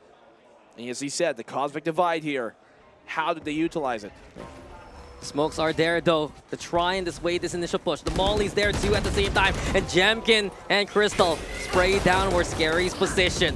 Juicy still trying to hold towards the dugout here. Disengages. Do they know? Do they find him? And the double up is enough. Neff and Crazy Guy though, at least fighting on back. Getting in effective range. The lockdown 2 here from Bleed Esports. And Neff with another one. This is huge from Neff. He's finding the targets. And the lockdown about to pop soon. The Blaze is there though, keeping now a bit of cover. The gravity well stops the defuse in time. 2v2. Darion trying to hold things down. There's the shot. Crystal with a third. Neff getting halfway. He's so low on the HP already. And it's going to be too difficult to stand versus Scarz. We go to overtime. Overtime it shall be.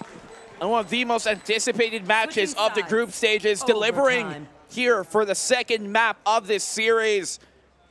And you can tell serious faces now on Bleed. No more of those hijinks we saw on Fracture, as Scarz have given them a fight. Yeah, it's been clinical for Bleed in that first map, but here on the second, even Bleed Esports is taken aback by how well Scarz is fighting back against them. And it's just that mentality from Scarz, never losing that kind of confidence. You always see Crystal trying to make that space and get in there. And then even the backline, Allen has just been absolutely clutch. Toro Neko as well. These are the names that they've taken a backseat towards Jemkin, and they're now at the forefront instead. They've certainly pushed the envelope here, Scarz, on what was expected for this map, especially Pearl being the flawless one to Bleed. And imagine a way to put a scar on the record here of Bleed, put a blemish, a blister, to take away their perfect map, especially in overtime. Odin out here for Allen. Wow.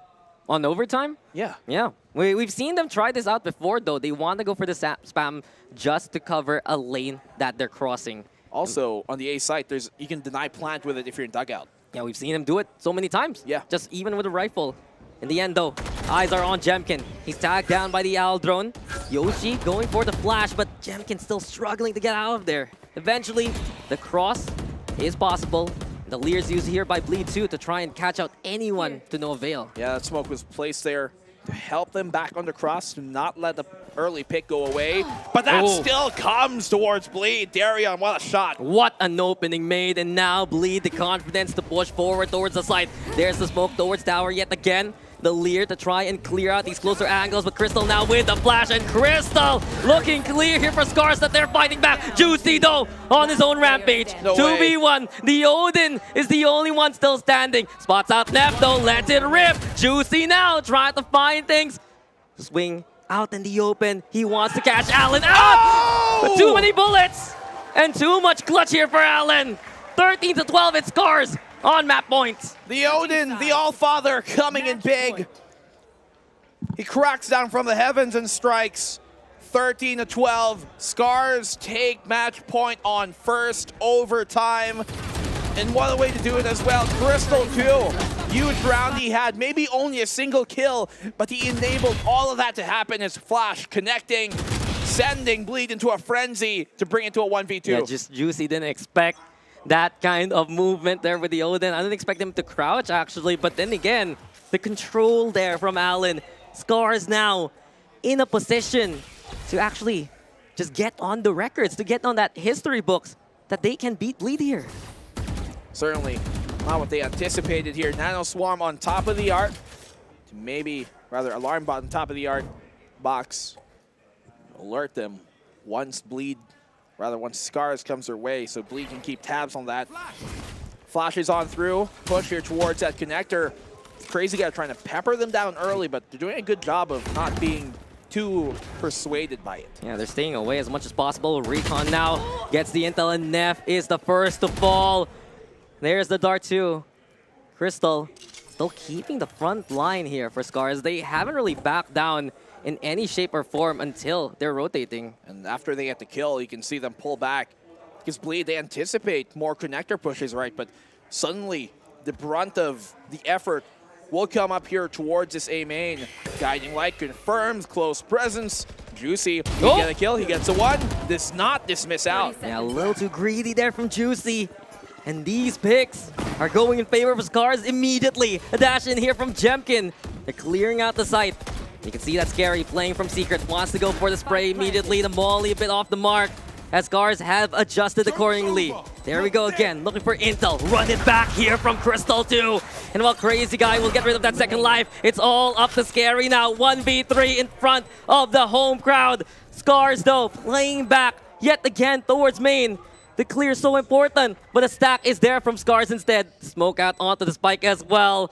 And it's just Scarz waiting for that sound cue. There's the tap. Scary trying to back on away. The blaze is there though. And Scarz leaves a lasting mark on the Bleed record books. Finally, Bleed will lose on Pearl this year. And we go for a third map. Forever breaking the streak here of this squad. No longer is it unblemished. No longer is it 13-0 as they deliver the first loss here on Pearl for Bleed. What a recovery from Scarz. I love how their tenacity, their perseverance absolutely shines in these situations. It's just such a mentality to a composition kind of ideal here from Scarz. The fact that they're willing still to stand toe-to-toe to that Jet Reyna setup, despite having a lot more options coming into the post plan. They made that work by being as active as can be. I mean, the proactivity here, to have that recognition, that's something that Scarz have been showing many times on over. They don't allow it to come down to just reading. Instead, they try and find in the first place how things have gone, but we'll break things down after this break. We'll see you guys in a bit. Don't go anywhere. We shall be back in a hair.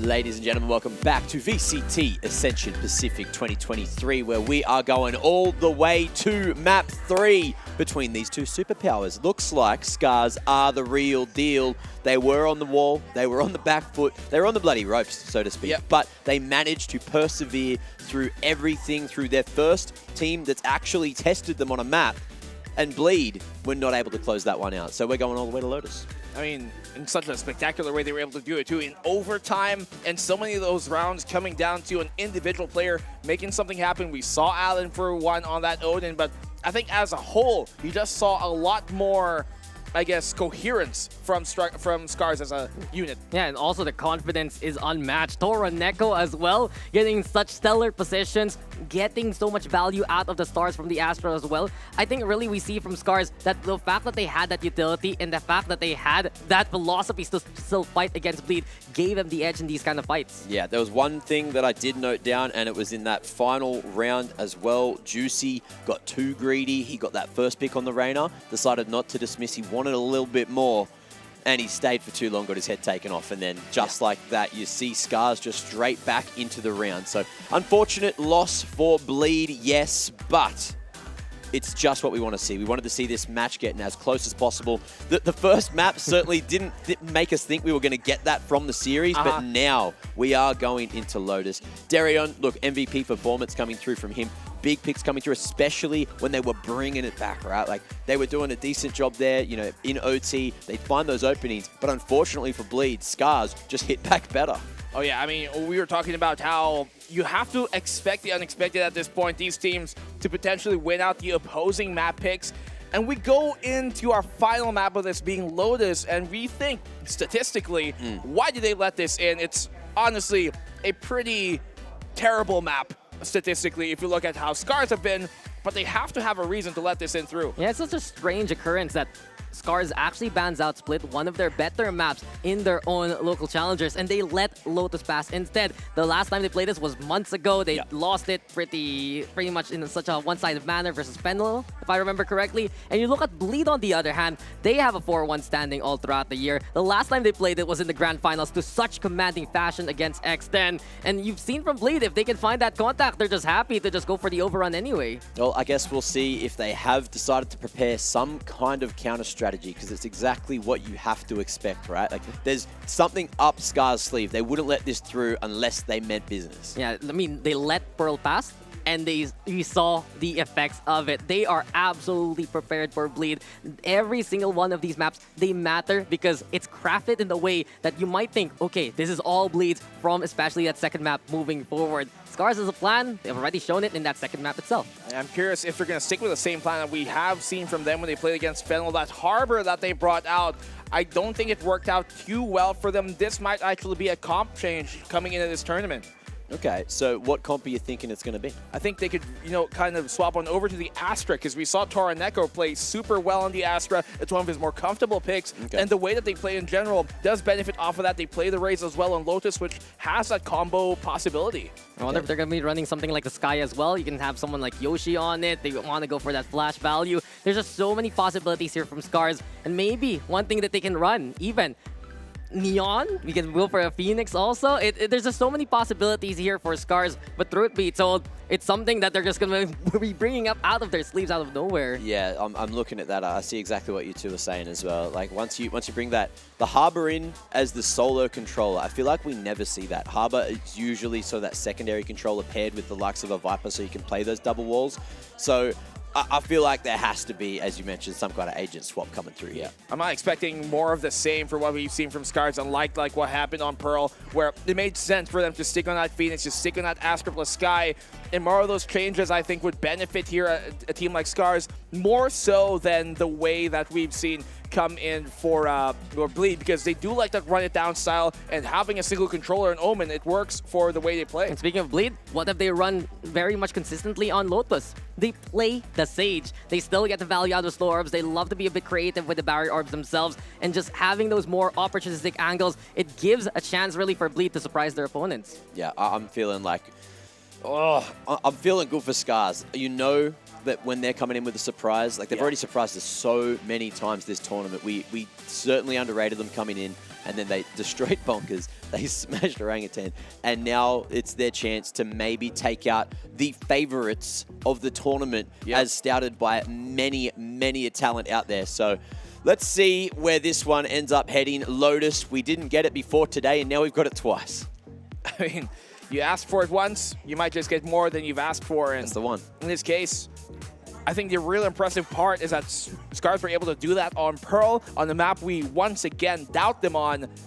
Maybe they might prove us wrong again. Yeah, they're just saying the records don't matter. Scarz is here to make new waves, make new chapters really into the APAC scene, and immediately you keep an eye out on that roster. Crystal will go back to that initiator role. Champion's gonna be on the raise here. They actually swap out, as we were talking about, but not to the maybe roles we thought. They swap Torneko down to that Omen for a bit more aggression. They have more kind of initiating power with that Paranoia now, plus the Fade. I'm liking the Fade swap up. Look, personally, I still like Sky a little bit more. Bleed bringing in the Sage. Certainly a little bit off meta compared to what we see around the world.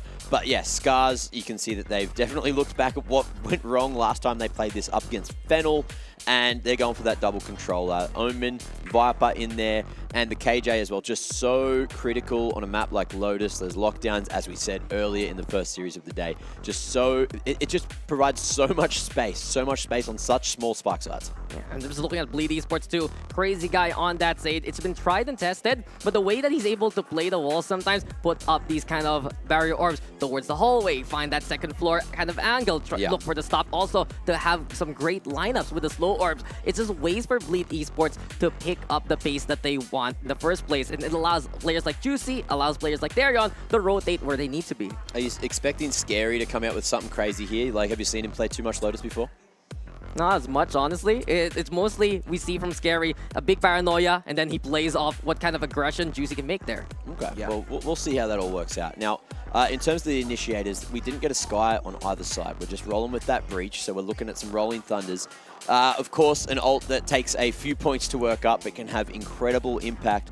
And how are we expecting the lockdowns to operate? You know, you've of course got a little bit of damaging util from both sides, but probably not enough to deal with it. So it's just going to have to be either floods or retakes. Well, the control here can really be wrestled out, I think. When you look at Bleed, they have that Sage, which can, at a moment's notice, stop the execute here at any moment on the Scarz' side, and that could really be a big thing. The lockdown, of course, they don't really have the tools necessarily to deal with it, to destroy it, aside from maybe a paint shell, but that's all about it. So I'm really looking this to be a big clash in ideals and playstyles. This is where you have to respect how much space you can make in the first place. You mentioned it, with the lockdown, you can't just actually break that with utility. Someone needs to get in there and someone needs to get in position. Yeah, someone certainly does, but one of these teams is going up to the top of the group. Let's see who it's gonna be.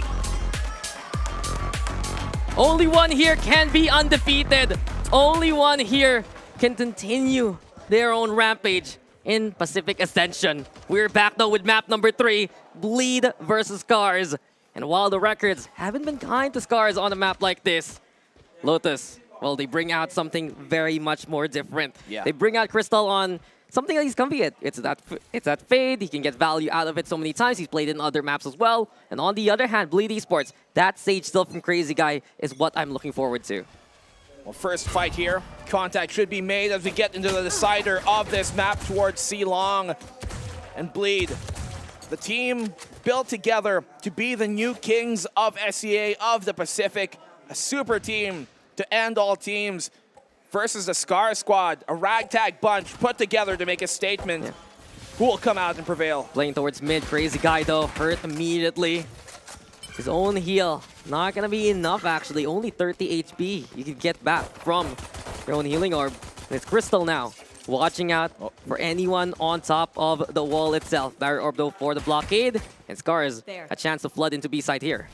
Well, they're keeping them at bay, doing an ample job of that. That's what we talked about, you know, that Sage could be a big thing where it does just stop Scarz in their tracks.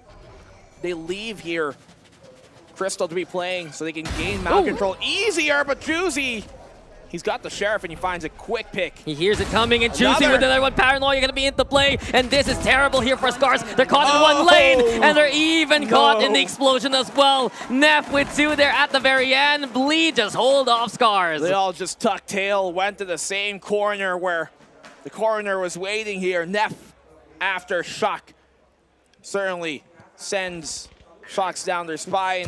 Well, a shot here from Juicy. Follow up as well.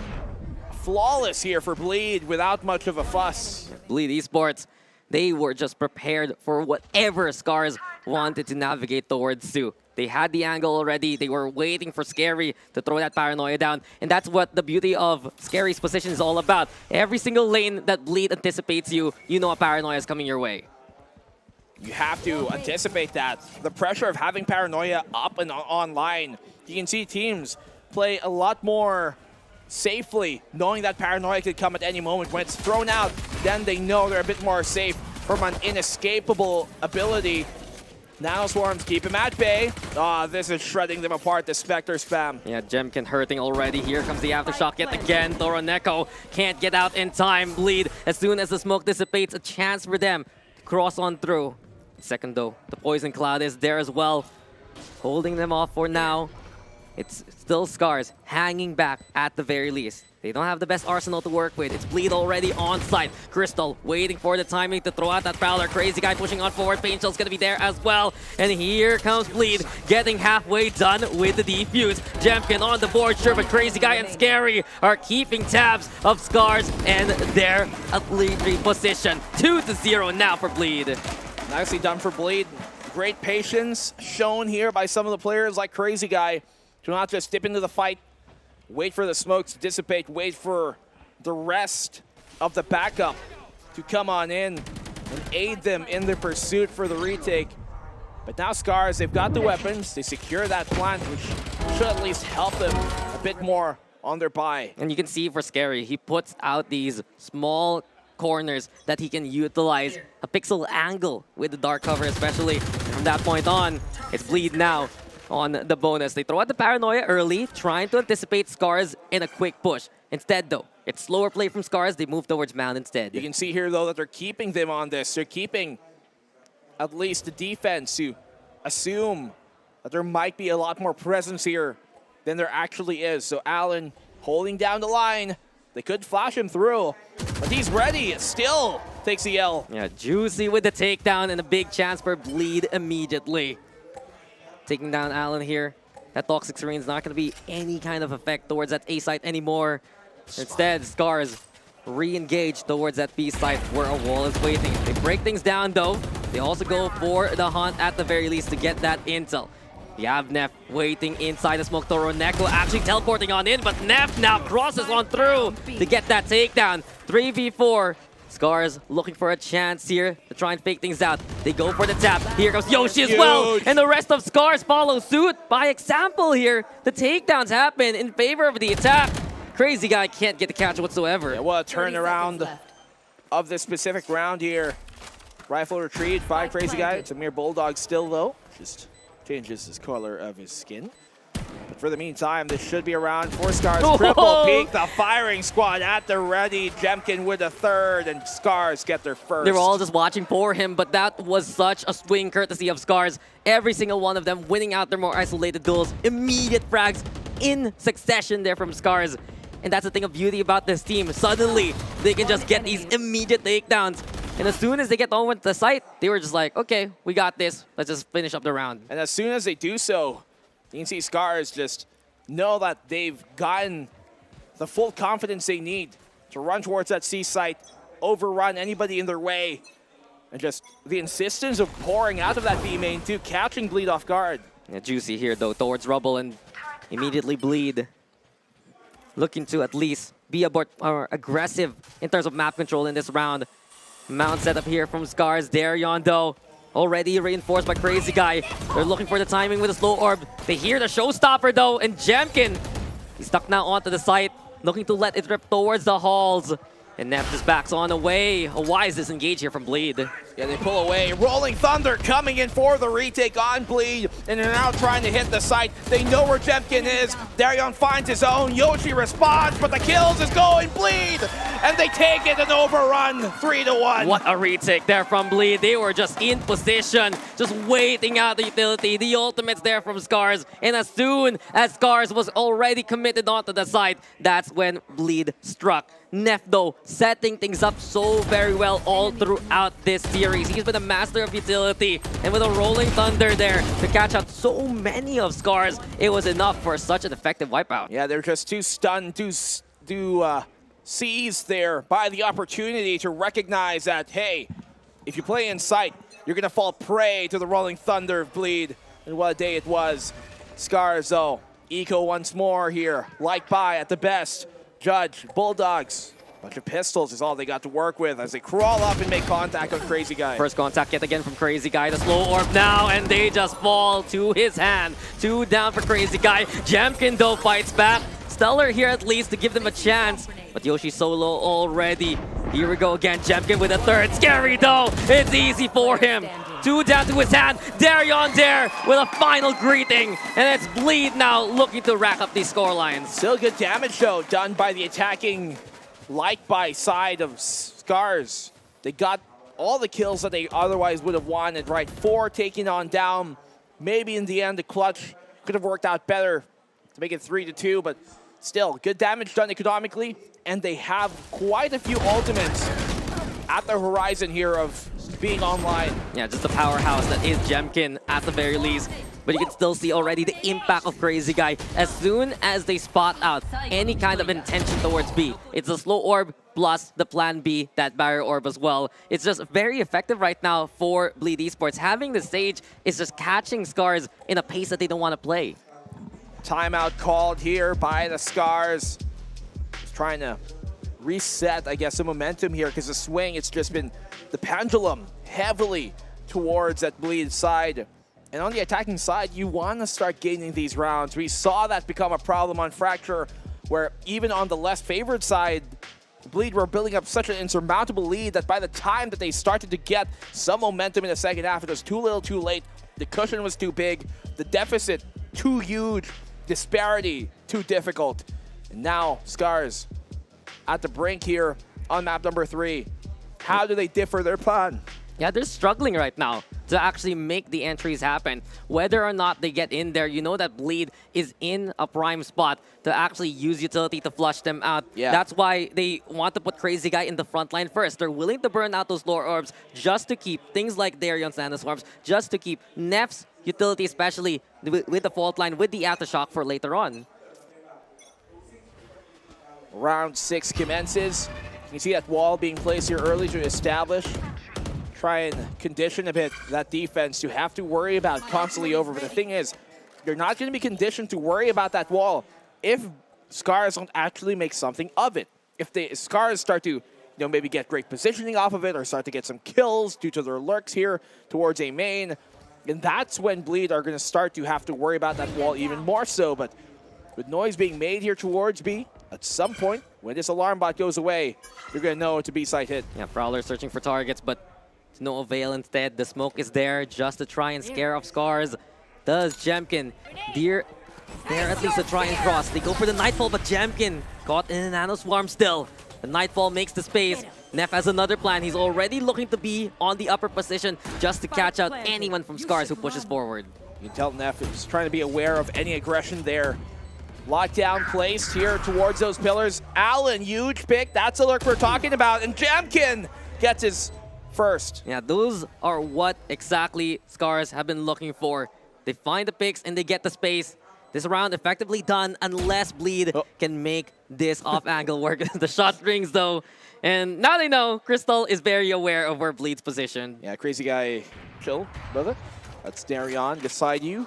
No reason to get too spiced up right now. Yeah, the retake not even going to be attempted here by Bleed. Conceded. They've got some rounds to give, especially on the defense. So 4-2 it shall be. Scarz cut the lead in half. They have it from the shadows, and we see on the map here like Lotus, a lot of teams love to use that Omen ult to take either the drop control towards the A site or maybe even the defenders spawn entrance control there on the C site. So many creative ways to use this to gain them information and space early. Well, timeout now being called. I do believe it's for Bleed Esports. And the biggest problem we've seen from this defense for Bleed, when they get immediately picked apart, when then suddenly the frags go in favor of Scarz out of nowhere, it just completely dismantles the Bleed defense. We saw it when they went for that sudden triple threat moving towards that C side. We saw it right now in the last round, and those immediate swings from Scarz are what have brought them to this level of success already.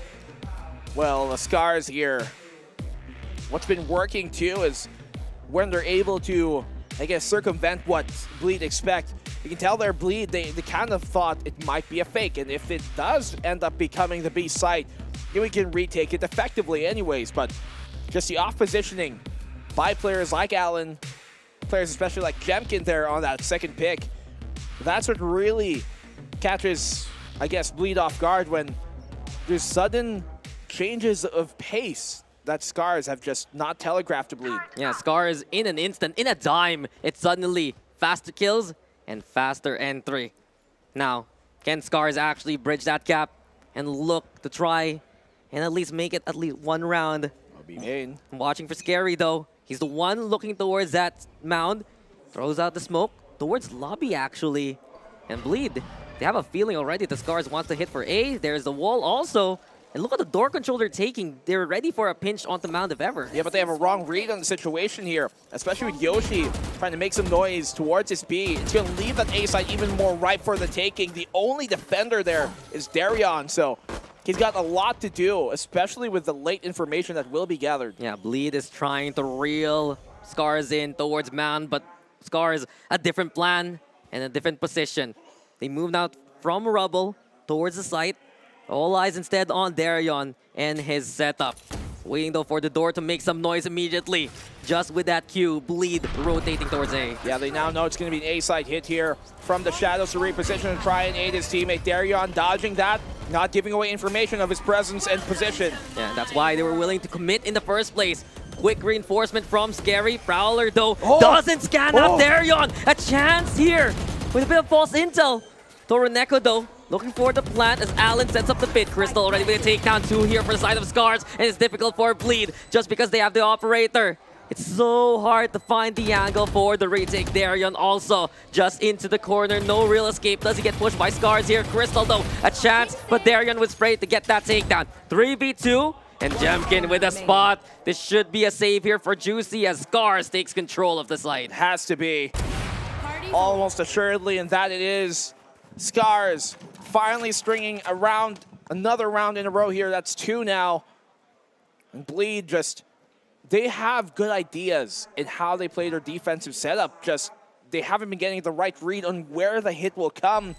And they also haven't been gaining information to find that out because they lack information gathering actively. The only way they can gather information is the old-fashioned way.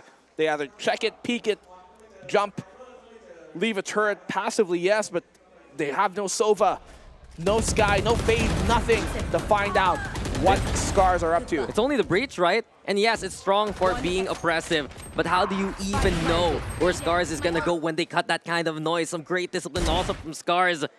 They put their Killjoy, they put Yoshi there to at least make some noise, catch up a bit of attention. And from that point on, it was just a clear escapade onto the A side. Blades though out, Juicy. He wants to find at least a bit of blood here. Well, Juicy, he's been having himself not the most ecstatic game here, nor performance in this series. Map number 1, certainly different, but the second, especially coming to the third, wasn't anything to write home about just yet. Bleed on the defensive side. Operator here on Darion, back in his hands. Let's see how Scarz deal with it. Yeah, Doc screen setup is there at the very least. So Scarz, they can separate the site, especially towards the top side. Showstopper, no! And Jenkin trips up over the box. Crazy guy with the takedown left, waiting for the timing, hearing the cross already.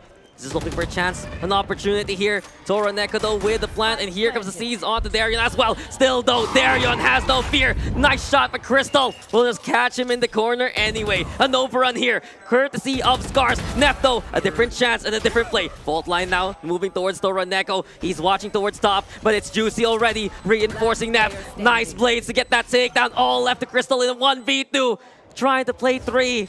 Looks for the Prowler also, but Juicy already shutting things down. Bleed, they want to go for the defuse, and Juicy will protect his mate there. It's now Bleed, at least getting it back. Well, a retake here coming in from Bleed, and especially they're coming from Naf, where he gets that pick off the trade towards Yoshi, who's playing on that broken door. Swings around, stunned for the backside. You can see Toroneko was just trying to be aware or anticipate a push from that heaven position. And Darion also getting a kill here before going down with that operator. Big round here for Bleed to swing momentum back their way. And Juicy, I talked about him not really getting activated and seems to have heard me. Yeah, he's just getting ready now. 7-2 standing especially. He's always been a survivor here for Bleed.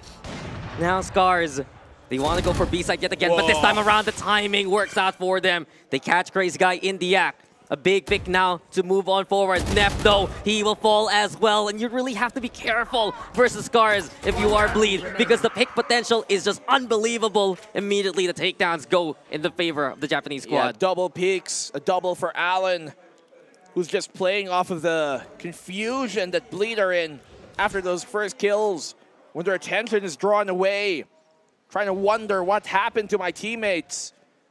And they should not be the same. What a find, and what a catch here for Scarz. A flawless way to win. And yet again, when suddenly, in the silence, Scarz gets those kind of picks, it's Bleed who just falls apart. They just, as I talked about, the pace modulation this team has, where they suddenly shift into another gear.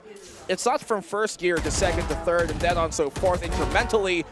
But if anything, it's more like from first gear directly into the fifth, then straight into the sixth. That's the way that these guys play. You just don't expect the momentum shift that these guys can throw around like a ragdoll. And now they have the lockdown, though, Bleed, for this round. I mean, Bleed is trying to do the best they can to stop that momentum. We haven't really seen Scarz rack up the rounds that we did versus Bonkers, versus Orangutan. And this time now, sure, it's a one-round gap. And Bleed also on an eco state. Difficult hold here for the defense. Scary's the one watching out for B-side instead. And a different endeavor here for Crazy Guy and the rest. Alarm bot though with a spot, and Scarz knows it's coming. Yep, they recognize, hey, this might be quite a lot coming our way. Barrier destroyed immediately, at least confirms that there's quite a few Scarz players, and now the defense can adjust accordingly. But you can see our Bleed are anticipating that B-side transition potentially. They take that B-link, and Scarz, where do they commit? Yeah, Bleed's backing off towards the site. They do want to find at least a cheeky kill or two, especially if they can catch anyone overextending. The screen, though, is set up yet again. It's been getting so much value to allow these crosses to happen. And not only that, implied presence. Scarz rotating towards B here. The lockdown, though, into play. Darion's lockdown broken on down by Scarz this time around. And with the plant going, Allen instead lurking towards the opposition. Finds Juicy already. A nice backstab possibility here for Scarz. And look at who falls to his hand. Allen with another one. Crazy Guy and Darion trying to at least go for the hold, but the rotation looking sublime here for Scarz. 1v4. Okay, Crazy Guy, nice pick. Does have the res, but not exactly advisable to burn it in this round specifically. Save it for a better opportunity, and Crystal ties up the game for Scarz. Round 10 it is. We're coming to the 11th. They've got the Nightfall now on their attacking side, rolling Thunder for Neff. And I talked about that res a while ago. Thing is, though, with Bleed pushing so far up forward on some of these defensive rounds, will they even be in a position to use that res later on? Yeah, we haven't actually seen that kind of value, right? You expect that at the very least, Bleed can go for that initial trade for the aggressive play, and then they just get the advantage through the resurrection. It's a struggle here for Bleed to maximize what they have. And Scarz have found answer after answer in the past few rounds. I've also noticed Jemkin also. He's on that raise, so he's very good at contesting those closer quarters. Catch out things like the lockdown and force Bleed to back off for the time being. Crystal dropping there, the operator swaps back out to the rifle, potentially for the hard hit. He's got the Nightfall, as we talked about, and this could really dismantle, but Bleed have a plan. Luckily, they have that Rolling Thunder as a response, and because Neff is playing in a position that he can help both the B and A site, then that should be available for this next fight. Yeah, Yoshi here though, looking to at least lead a bit of that charge. Scarz in the meantime, they want at the very least get that lockdown going. Now that they have it, they break the door. They're trying to condition Bleed that B site is still a possibility. But to double back all the way towards spawn, Z looking very likely instead. And look, if Allen gets a kill here, that's going to even confirm and sell to Bleed that it could be a B possibly. You see them coming here towards the site now. Allen off the flank, that should pivot the defense, and now they can come towards B. Viper's pit down. What? Rolling Thunder. What a see from Scarz. It's so slick from them. But Neff, that's a huge kill on the Jemkin now. The lockdown's there too to provide the space for Scarz to work with. And they do have the advantage. The pit is there, the plant is down, and it's looking to be Scarz likely with control. Yeah, I love the lurk here coming from Allen. Buying them the space that they needed, buying them the rotation right in the perfect time for that transition.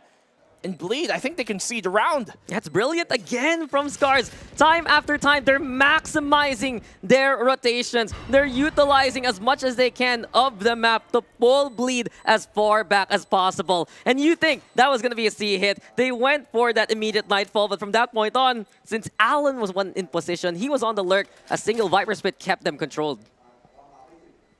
Whoa, what a round, honestly, from Scarz. Yeah. They've been doing this for so long already. That doorway being broken to allow them into B has opened up so many avenues for this offense. Shampoo to clean, conditioner, just to make sure they have the right idea of what to do. You want a soap bar too? Yeah. Okay. Maybe a bubble bath. Okay, sure. That'd be nice afterwards. Look at Scary. He's just moonwalking his way there. Not even anticipating the lurk there from Allen, who just has been buying so much time, and the way that they've been conditioning this defense to have to consider the pivot over and over. Look at what they have now. 2 Odins, 2 operators. Who needs rifles when you can just let it rip? No chance for Bleed to play any kind of aggressive towards the lobby. But Allen, he has to be careful, or he's spammed down by Juicy. At the very least, it's Bleed who here's quite something scary on the other side. I mean, Scarz have so much economy. They can do that anyways. They can force up the buy of whatever weapon they want just to maybe try something cheeky early on. If they even got 5 ops and held all the angles, I wouldn't have blamed them. Yeah, they do ping though towards rubble. They want to clear it out as soon as possible just in case Bleed was able to cross. Just that extra bit of security. We've seen this pivot point from Scarz rather so many times as they transfer from A to B. Making noise now as they clear out the boxes. Doorway broken yet again, and it's really Scarz keeping Bleed guessing. Yeah, and they're taking that control away. And the thing is, because Bleed put so little insistence of controlling that mound, rather that rubble, it makes it so easy now for Scarz to pivot and transition into a B hit like this. Yeah, paint shells lobbed, and this forces Bleed to move towards Waterfall instead. Here comes the fault line, aftershocks there too, and Toro Neko caught on that. Yet again, we've seen it from Neff. Anyone who catches with a stun, he will just get blown to bits by his utility as well. 5v3 right now. Bleed trying to play from the upper yet again. And the Paranoia toss to allow Juicy in. Cloudburst for cover, but they're coming in from the link. Yoshi with the spray, but there, Yon answers him back. Crystal, Jemkin, what can they do? Jemkin's all alone now, but there's too many to deal with. And Bleed do tie it up. 6-6 at the end of the half here. Of course it's got to end 6-6 in the first half because these two teams have been duking it out and nobody's giving up any ground. Still though, you see how easy it becomes here for Scarz to just pivot and go towards that B side hit, go and transition on the attacking side because of how much map control, I guess, Bleed have been giving up on here. Luckily for them though, they have that presence of mind to keep Allen's lurk in check and keep it in the back of their heads The punish here coming from Crazy Guy, huge. But we haven't seen that Sage value the same way. Well, we're going to be going into halftime here. Everything is tied up. And from what we've seen so far, Scarz yet again defying those expectations. Not only have they beaten Bleed Esports on Pearl, the first time Bleed has lost on Pearl this year, but also a map that they haven't been accustomed to, a map that we haven't really seen from them on the VCT circuit in Lotus. It seems like they're so well prepared for it. So many times we've seen them clear out these kind of sites. They get in there, find the angles to isolate these kind of duels, and just the one-on-one gameplay that we've seen from Scarz is back to that mentality. Individuals come together, coalescing as one. I mean, we wondered why they picked this, right? And you have to assume that maybe Scrimbucks told them that this composition is what could work. They've been doing good on it so far on the attacking side, at least. That's all we can kind of infer right now. It's not great. It has been pretty good. It's been Jemkin that was just been the star here for the Scarz. 15 kills on him, 8 on an assist, but that doesn't matter. As we're going to the final half of this series, one that has absolutely impressed. Yeah, we've seen from Jemkin that he can just force out the issue and allow Scarz through. But now moving on to the attacking side, this is where Bleed is a lot more comfortable in. If you look at the NYSG stats, around 72% of the round wins come from the attack. And not only that, Juicy, you know he has a plan there. Moving towards the doorway, Crazy Guy also happy to lead the charge. Alarm Bot, though, might spot them first and foremost. There's the intel now. Barrier Orb, though, to blockade the staircase. And you can see why Bleed wants to run that stage. Allows the cross now towards the site. Yoshi's in the backside. He has to get a pick here. They do go 1-for-1. They trade out immediately. Darion on the swing from the backhand. What a drop there from Scarz, but they cannot stop Bleed in this plant. 4v3 for now. Crystal committed here towards drop. No Scary has his mark. At least the Haunt now to try and get the intel on the back of side. Allows the rest of Scarz to actually push on through. And it's Bleed here waiting. Neff, though, trying to be ready. He's not so for Jemkin. 2 down, courtesy of Jemkin. Darion backing on the way thanks to the paint shells. And this is Scarz imposing back onto the side. Jemkin will just jive and find those takedowns. What momentum swing we've seen from Scarz here. And they're halfway towards a showstopper already here for Jemkin. So what a start.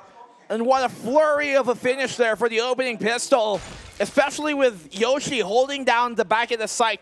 He gets the one. Yes, he gets traded out afterwards here off the weak side swing, but that's more than enough value. That's more than enough time burnt to allow the rest of Scarz to get the job done. Yeah, he's just above and beyond everyone else right now. 18 takedowns, just racking up those kills. And this is what we've been talking about all throughout this series. Jemkin is just that MVP here for Scarz. He's just been incredible ever since he has stepped foot here in Bangkok. And as of right now, the proof is there on the statistics. One of the highest ACSs in this tournament so far. One of the biggest reasons Scarz is in this position. Well, he's been such an incredible player. Jemkin. Some woes during map number 1, but we don't see that here for the second. Paint shells out. That's gonna kill Crazy Guy. Yeah, Surely, Crazy right? Guy, no escape. Toroneko's there too immediately.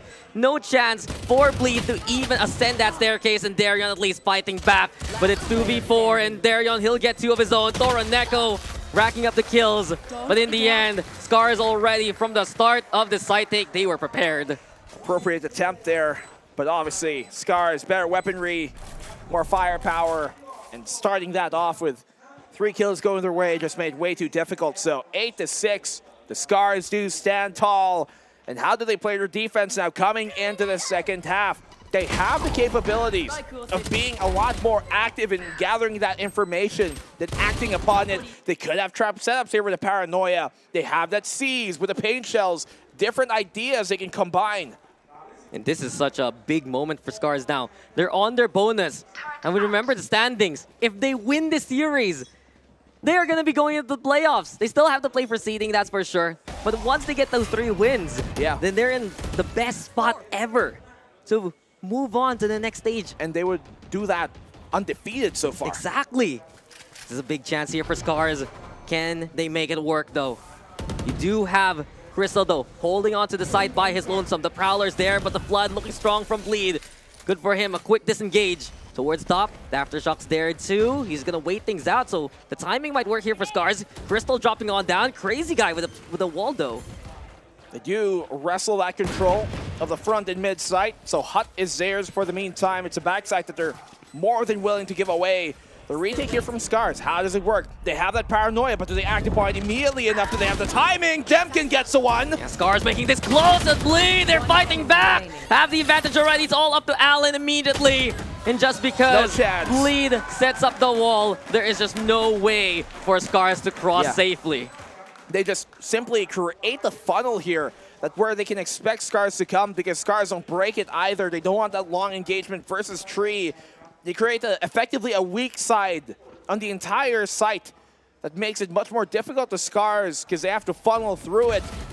It just makes things a lot easier here for Bleed to manage the numbers that were coming, that were pouring on in as they were filtered in.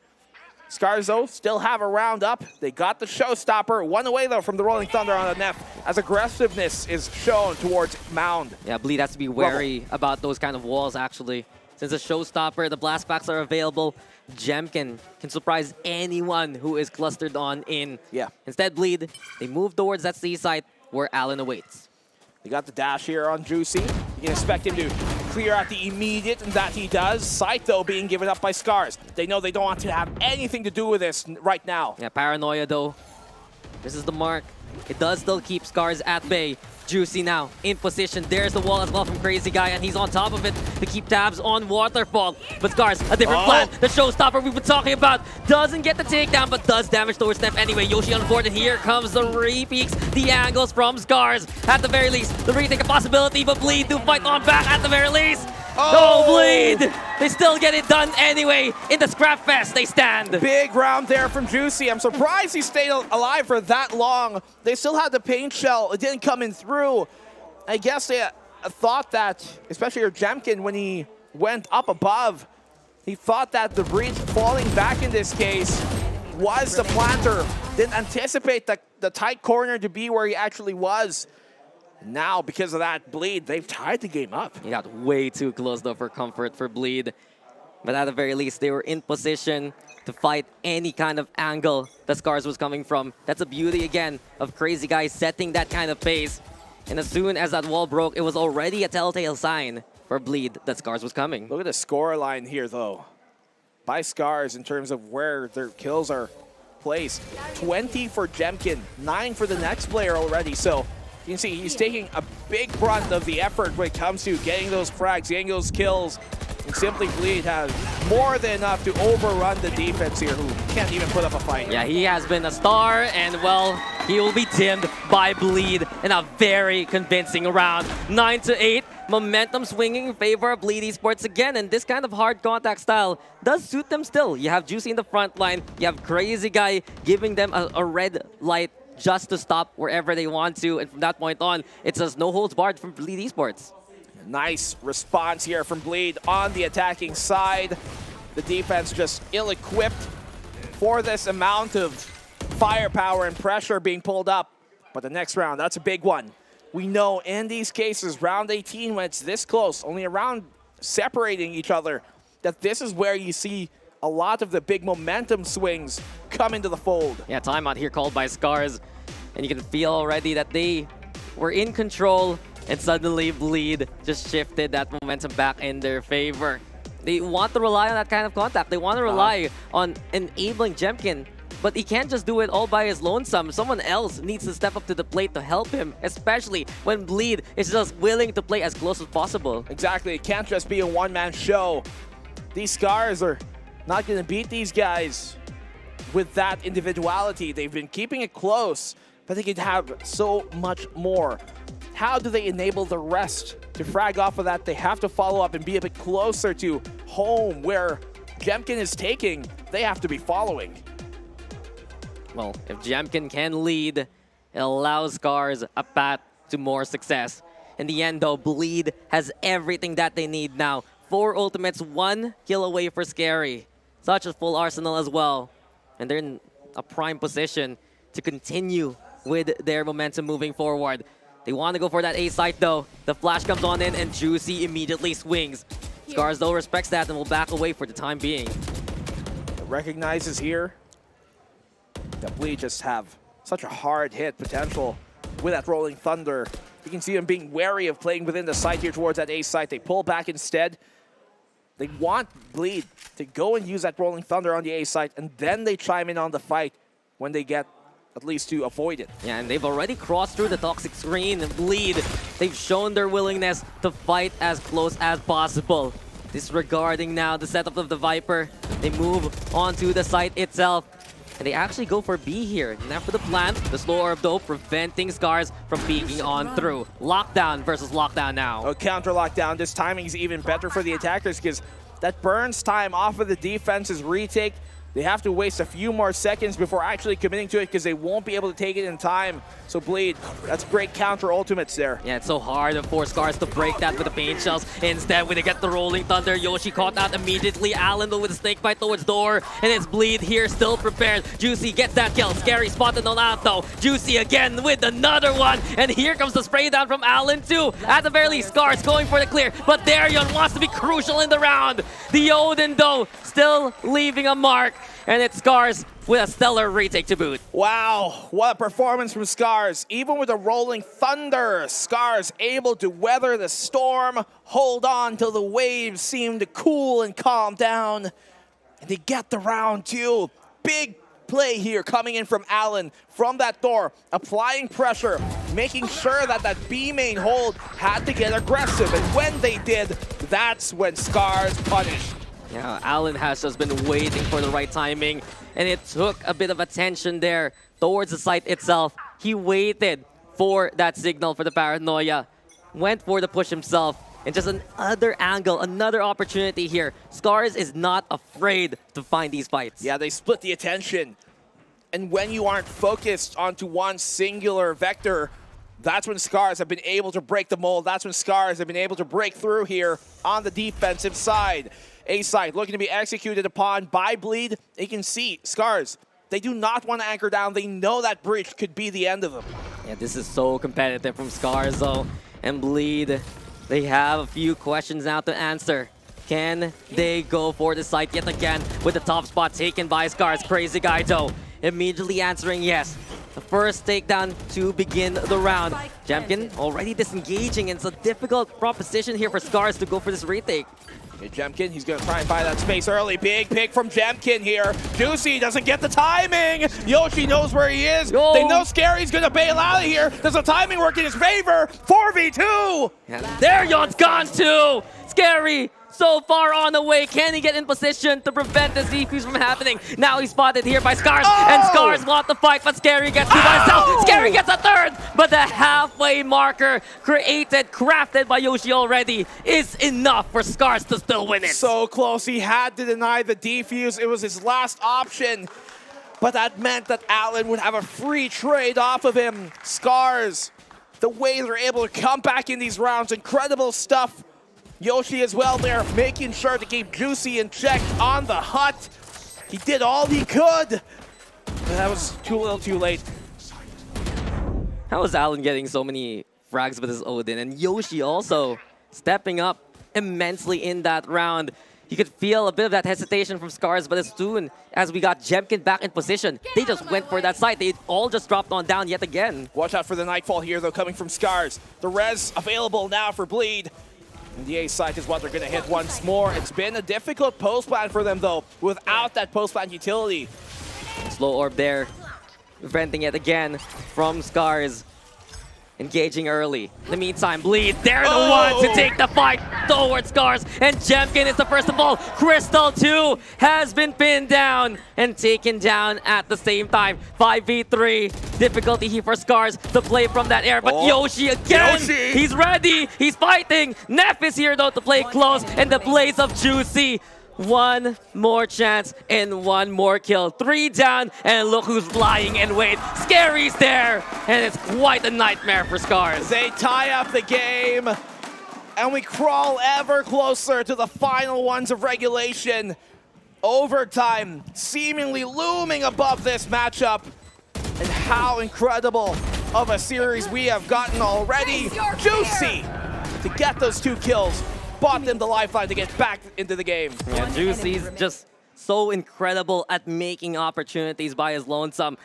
The fact, though, still set by the Crazy Eyes low orbs. It keeps Scarz in a more passive position rather than them wanting to actually get into that fight. And Bleed has realized that when someone like Juicy can be explosive, it gives them the chance to get these punish kills early on. Exactly, and now Scarz, look at the negatives of that. Now they're forced into an eco. Bulldog on Taraneko, that's all they really got to work with here. Showstopper, yes, but is that even something you'd want to pull out here? You'd want to find a pick first. You want to secure possibly the round or gain an advantage before you throw out any of these ultimates. Yeah, the resurrection available for Bleed as well. We'll see if that can be a factor in this initial side take. They go for the paranoia though, expecting that Scarz is playing close. We haven't seen too many rubble takes actually in this game alone, but in the end, it's Bleed now moving towards that A site. They go for the wall though, and as soon as the pit does constitute itself, they back on the way towards B. They ran, as you mentioned. Here comes Crystal and Taraneko, and some unexpected firepower. Bulldog gets 3! Taraneko! Incredible triple! 2v5 right now. The Scarz have turned the tides in their favor. The showstopper! They found him! Big! Juicy's oh my done! goodness! Taraneko with the quad! What did we just witness there from Scarz? What just happened? With a single Bulldog at the center of it all, it is Scarz making a lasting impact towards Bleed. I cannot believe it. Scarz refused to go down without a fight. And even in these thrifty rounds, so deadly, so formidable, so fantastic the way they're able to bring it back. Opener here, look at this, off the fadeaway, they line up and he rolls him down. The assumption that the Aftershock was enough to force him away, and Taraneko saves the day there for Scarz. It's still not enough though, we're not done. Bleed, they have a bit of money to work with, a few rifles now in hand. But suddenly, again, it's such a close game, such a shift of this momentum for Scarz instead. Match point here at the cusp for Scarz after this round. But you have to believe that Bleed have got something in the tank. The way they've been playing, the story of what they've proposed, what is expected of them. They cannot go down here without putting up another fight. This is Bleed looking at least for that opportunity. Yet again, their A takes have been relatively telegraphed. They want to go for that wall towards staircase. They do put more pressure towards door this time around, and a good stun, but Crystal not spotted as of yet. He has crossed, but he's found rather by the turret himself. Bleed though now onto that B side. 3 of Scarz swarm onto the side here. Yeah, the plant is going to go down. Allen good for the one, trade out immediately. You can see him trying to buy that space. The res, it finally comes. Rolling Thunder thrown here by the defense. What a attack. What a find indeed. At least there's the stall potential here from Bleed. But Scarz now swinging, and Darion gets Crystal first and foremost. This is Bleed with the advantage. It's all left to Champion in the 1v3. He's done heroics before, but Crazy Guy, he wants to be hero this time around. 2v1, Juicy and Scary. Different angles to work with. Makes noise towards the doorway. Scary still holding the angle down. Juicy also with the noise, and Juicy gets the job done. 11-11. Nobody giving things up just yet, and with the way that this is going, we will certainly be going to the final round of regulation. Another overtime possibly here for the third and final lockdown on either side. And you can see here that for a team like Bleed, they recognize that sticking to what is expected is what will kill them. They suddenly pivot into that B link because they know that they've been establishing A main control early, and it set Scarz to think it was going to be an A hit. What do we get here from APAC? Expecting the unexpected. It's up to them to just push the envelope and change their own fate. Can Bleed, though, get this match point going, or will Scarz hold it down? It's Allen yet again with the Odin. Same kind of gun for Crystal, too. So there's so much potential suppression here from Scarz. The lockdown as well into play. Counter lockdown now from Bleed as well. Yeah, they buy even more time here. Burn, at least, for Scarz's favor. They got the Odin, so Crystal making sure you get the spam on that. It sends Bleed packing and going the other way. Did the defense adjust in time? Yeah, they have to respect it, and especially with those Odins, that barrier orb falls immediately. They rush on over towards the A site. It will be Crystal hearing them first and foremost alongside Taraneko. And as Bleed now look for that A setup, it's Scarz who will try to rotate and follow. But they burned a lot of utility to get within that C mound a while ago. Now through rubble into the A site. Another A site hit to come on in here. Oh, Allen timing. trying to chime on in, trying to dip into the fight. He gets a kill. Crazy on the trade. Yeah, there you go, 4v4, and Crazy Guy trying to get back in position, but Crystal finds Juicy. It's scary though, still on side, and flicks on over, finds Toroneko. Crystal's Odin though, brings in the damage. Here comes Crazy Guy, and there's Neff as well. Any angle for Bleed, they will take the opportunity, and here they are on series points. A last-minute push, rotating around from C to the opposite side of the map. A side finally working out here for Bleed once more. And you can see them here, that Scarz on this retake, just not as cohesive in when they peak this angle. It had to be at the same time when they address that A main position by Scary, but due to him being able to isolate them, they get isolated, taken down. Yeah, and there's the coordination that we expect from Bleed Esports. The way that they're able to recover in utter chaos. And now, it's either we go into overtime or we go for that Bleed victory. Scarz, they know that there's a possibility for them to keep their record perfect. But Bleed's the one step away from this victory. Bleed. Can they close it out here? In round 24. When it matters the most. Winning here for Scarz would assure their place into the playoffs. Definitely. But they have to do it here right now to bring it into overtime.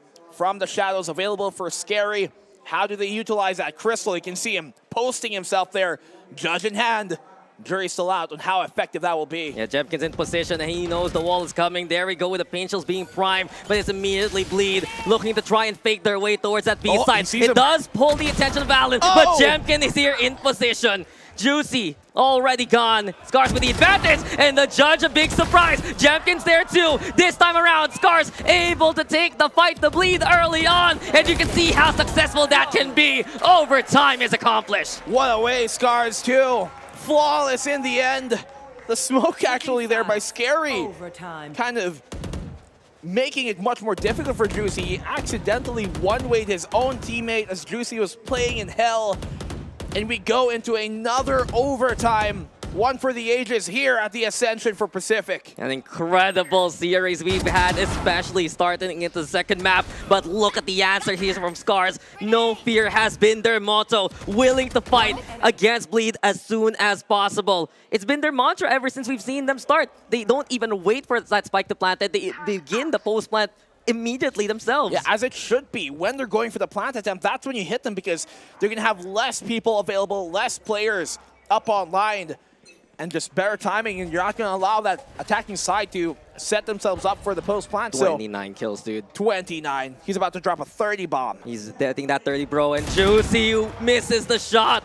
Is the pressure getting to Bleed Esports? They're put in such a difficult predicament they haven't seen in the likes of months already. And Scarz, on the other hand, they are looking to go for that C site where it's there, you know, awaiting them. Scarz now know that the operator is out here for Bleed. The glass cannon is what they've opted for. So now you can see them adjust in their play. You'd wager that now on the site executes, they'd commit a lot more utility for it and save for the push itself. Otherwise, they don't want to give up a free opening dry peek. Yeah, the timing on the smoke though. But Yoshi getting back in cover. Instead, we have Scarz looking to hit that B site. Here we go again. Scary. Re-smoking. Repositioning as well. Neff's there too. Toroneko. Let me hit by bit by their own snake bite. We've seen this from Scarz though to try and cover the cross, but Neff is just so patient. And Neff dismantling the opposition before we get even started. 5v2, well by 5v none. Bleed in flawless manner do get the advantage now. Nothing even too intricate there, Dax. Just simply the smoke expiring when I guess Scarz didn't expect it to. And then Neff getting those 2 kills. They're lined up for him. They just weren't ready for the fight.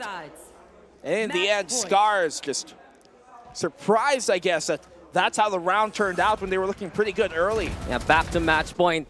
Can they get the job this time around? Last time we saw them in this scenario, Scarz, well, they answered back, forced that overtime, but Bleed this time is the one in control. They have at least a rifle setup. The Odin yet again for Crystal. And a bit of a timeout right now. This is such a crucial round. Pretty much will change the fate of this whole group moving forward. Certainly some incredibly high standards of play we've come to expect from these teams. And they're delivering. But also just the stakes.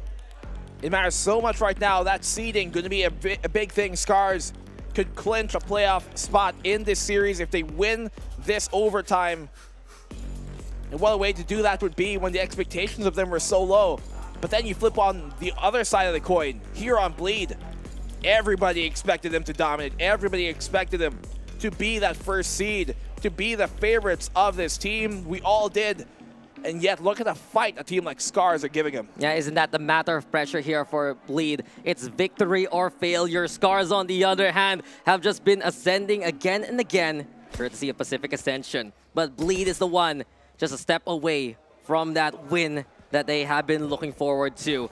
The A side looking likely to be the hit. Jemkin knows he needs to be in position to fight back against Bleed Esports. Well, let's see it. Do Scarz hold on and give us another overtime? Or do Bleed finally close this series out 2-1? A site, it is the Rubble. They're looking to put importance into executing. Tree trying to be taken over. Swift execute here from Bleed. Yeah, so much quicker here from Bleed. They're picking up the pace and they want to test Scarz as soon as possible. Crystal, though, he's going for utility instead. Darian with the takedown onto Toroneko. And here comes Bleed Esports. Crystal still holding down the line. But in the scrap, it's Bleed who will just get that win anyway. Bleed will make a lasting impression on the Scarz. And they will stain the record of such a stellar squad. It's Bleed who's flawless instead. What a way to do it here, Bleed. They continue the record now 2-0 in the groups, not giving up their position just yet. And now they should be at the very least tied up with this squad, with Scarz, to face their first loss. That's a 2-1 right now in the group stage for Scarz. They got another game to play. But just the way that they were able to bring this into overtime, Scarz, valiant effort. But it's a super team that gets the job done. Yeah, but the way that they faced off against Bleed, I think Scarz is on the radar for so many to get a bit of redemption revenge later on against Bleed if the bracket does go that way. Now then, Bleed Esports taking the stage. This has just been really what they've been waiting for all throughout these months. This is exactly that we're building up to. With another win here in Pacific Ascension, it's just the standard that they're setting for APAC yet again. You can tell the crowd absolutely elated here. One of the hometown heroes, of course, on this Bleed squad. But I'm just so impressed about how Scarz were able to recover, recuperate, persevere from map number 1, from that flush of a fracture into Pearl, and now back here in the Lotus. The later additions to the map pool. And these guys are looking like masters of it, but just Bleed the stars over the Scarz. That's what we were wondering, and they align for this day. It's just incredible. We saw so much Odin value also from Scarz. Something to consider how they have been able to catch out any kind of angle that Bleed wants to enter towards to. But in the end, it became that scrap fest that Scarz has been looking for. Bleed was willing to challenge. Bleed was goading him into it. And in the end, it was still Bleed with that victory. What a last game, though. What a series we have seen. And what a fight from Scarz. But it's just the Bleed brand that knows how to dominate in successive manners. Well, for sure, the Scarz still turns into a scab and they bleed. Mac, what a series. That was a weird one, I'm not going to lie. But it's okay, we'll forget about it. We'll move on into the discussion. That was a game, and how good is it seeing Lotus played like that? All the way to the bitter end, OT in the second map, OT in the third map, and you really can see that Scarz pushed Bleed today. Bleed, though, do hold them off inevitably and will stay undefeated in Group Omega, and rightfully hold their title as the favorites here in Group Omega, and maybe for VCT Ascension Pacific being the only undefeated team now. Yeah, I mean, especially with this win, right? Just the way that they were able to overcome the deficit earlier on, come back into this, force another overtime. So I'm impressed by Scarz, but they might just have their number soon. Yeah, they've been meeting expectations against some of the toughest opposition. It has been Crappy versus Orangutan, Scrappy also versus Scarz, but in the end, it's still the win that matters for Bleed Esports, even in overtime. Yeah, 29-18. Jem Keen just couldn't quite drop that 30 bomb. And even if he did, who knows if that would have changed the outcome. Bleed, they did it by committee. You're looking at the kills there. It's 21 at the most for Neff. In terms of impact, though, Juicy with those Blade Storms going towards the end of the map. You saw him playing, from the back of sight, just updrafting, getting kills, keeping Bleed in it, even though Scarz were making the comeback happen. Oh, what a game. There was just so much that went down in this series. Neff, too, he was just so stellar here for Bleed. He actually top fragged that game, but it was more of the way that he was able to set everything on up. His aftershocks were crucial. So many times on over and buying time. The stuns too. And you can tell that Scarz, that loss, that's one that's going to haunt them for quite a bit. I'm sure it's going to stay in my mind. I mean, it's just got that close, right? And big props to Neff as well. He's been a bit more of an unsung hero here for Bleed Esports, but every single time we saw him set up a bit of that utility for the rest of the team, he's able to follow it up as well with absolute precision. Everyone looks at Juicy to be that star duelist, Darion, that legacy player, but it is still Juicy though, racking up those kills and racking out those awards. Yeah, and I'm sure he's, obviously didn't have the best performance from the team in that first map, but overall, I believe he is going to be towards that top of the stats. Yes, he's just barely edged out Jem Keen after everything's said and done here today. 268 ACS overall. Jem Keen's ACS a little bit higher, but in terms of the rating, in terms of the impact, Juicy, you cannot fault him at all. Yep. Just constantly making it happen. And now, I just want to ask as well, we were talking about before the series that Japan has struggled against Singapore in the past, against the Southeast Asian teams. And there was certainly a struggle, but it looked close right up until the bitter end, right? Yeah, I have to say, it's not the struggle that we expected from them. Usually when you get that Japan team versus SEA team, they cannot fight on that contact. Instead, it was that utility, it was the preparation of Bleed that brought them the day. It certainly was. And look, it's a huge congrats to Bleed. They are 2-0 currently here in Group Omega, and I cannot wait to see what happens going further forward. But we do have someone up on the stage to have a quick chat to.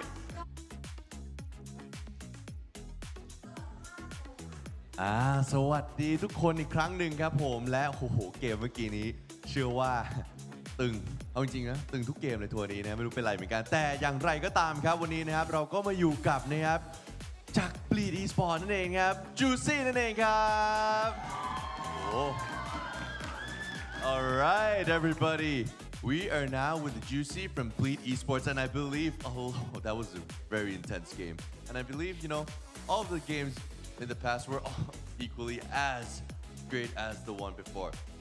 So, I believe all of us have questions for Juicy, especially. So, yeah, first questions. I'll say it in Thai first.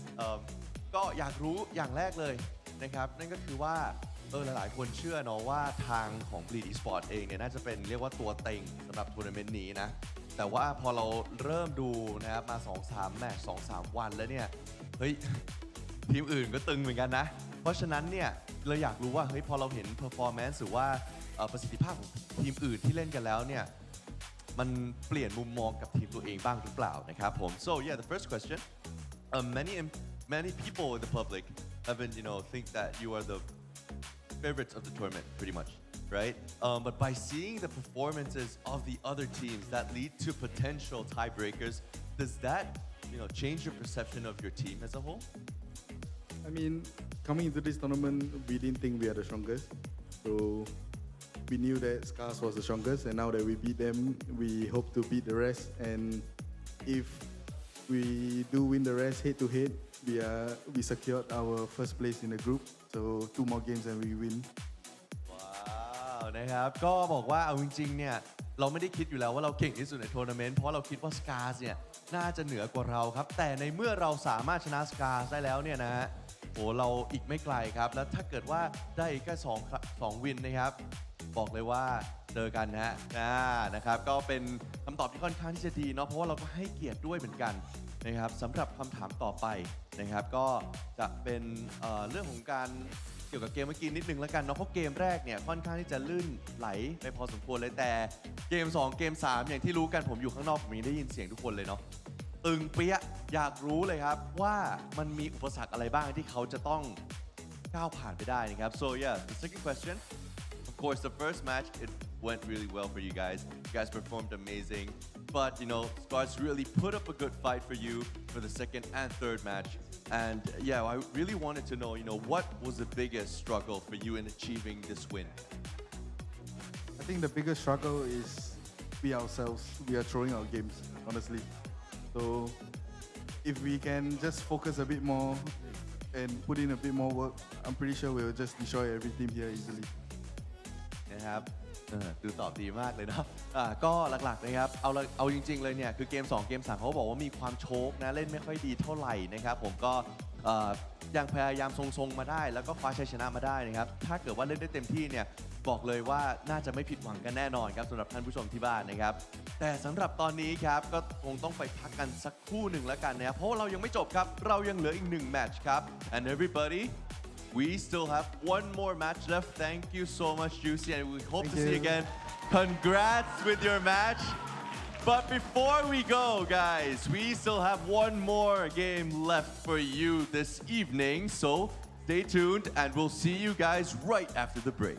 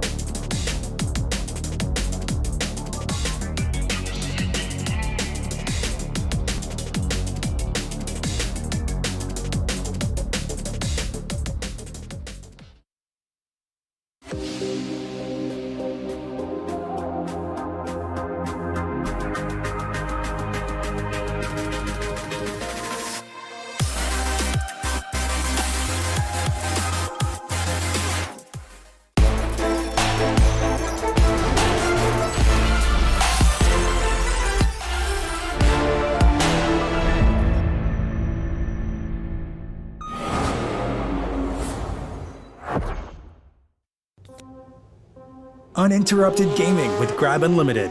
Free delivery every day.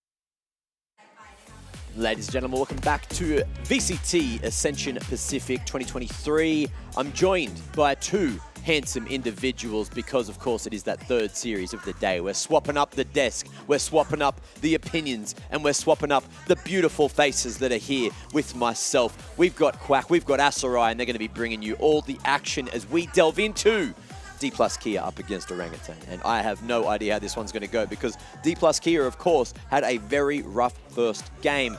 Who wants to tell me about DPlus Kia? Raise your hand. I guess I can start with things. You go. Yeah, I think just going for the TLDR of it, it feels like DPlus Kia are so dominant on their region because they are able to just, you know, have the time to be able to download that. It goes to show again with how the stats were. Split 1 from the Korea split, they were having a bit of trouble, still able to perform well. And then split 2, they were so good and basically lost only one series, I believe. So that means that this team can really play out of their minds. The problem is, I think because they're coming into the Pacific region, they still need time to download the other opponents that they have here in this tournament, and they're struggling with that fact. That's a big story because this is also, I mean, APAC, you have Scarz from Japan, and we just saw the crazy match. You have so many different Southeast Asian teams as well, and this is definitely a very different style, very different flavor of VALORANT compared to Korean VALORANT, so they're going to have to adapt. It's just an amalgamation of all of our regions, 10 different regions coming together and playing to be the champions, and the only undefeated team, of course, was Bleed, as you guys saw just before. But, of course, Orangutan has already suffered 2 Ls, which means if they get a third L today, if they don't win this series, their playoffs runs could come to an end right here, right now. It is essentially D-Day. Is it me or is it you? It feels no like one wants to be the grave digger, right? No one wants to do it. Exactly. The biggest problem here right now for Orangutan, actually DPlus Kia as well, is if they don't get this W against Orangutan, they're going to be facing against the top 2 teams, which we just saw each other duke it out on those 3 maps. It's Scarz as well as Bleed. So DPlus, if they want any chance of maybe having that tiebreaker with Bonkers, they definitely need to get this starter against Orangutan. Truthfully, that's another thing too, just for DPlus, just for OG. I mean, both teams really, in this series, it's such an important match, and whoever loses is going to be in a tough spot. Yeah, well, we do have to have a look at the teams again, so let's refresh your memories. We'll talk about DPlus Kia first, of course. There are some big names on this roster. You're looking at Alau, who played out of his mind the other day. Xe, a different Xe to what we see in Group Alpha, of course. And then you've got Lakia, who's been around for a long time. He's got a lot of experience, and he played really well the other day. Unfortunately, it just wasn't good enough to take down the Bonk Stonks. Yeah, the biggest thing about DPlus Kia is this is a team that has been in the making for a couple of years now. You have pieces from, again, very venerable Korean teams that have actually had appearances in both Masters Berlin as well as Champions back in 2021. You know they have the capability to perform, but it seems like these particular players, and I'm talking about Esperanza and Lakia, haven't really had that chance ever since last year. They had to rebuild everything alongside DPlus, and now they're slowly getting there. But the big problem is, even if they can dominate Korea, that's not the region that to look out for. There's every single bit of, again, different teams from different regions that they have to deal with. And as I mentioned previously, do they have enough time, or do they have the adaptability to be able to do that? Well, look, a team not lacking in confidence at all is Orangutan. Even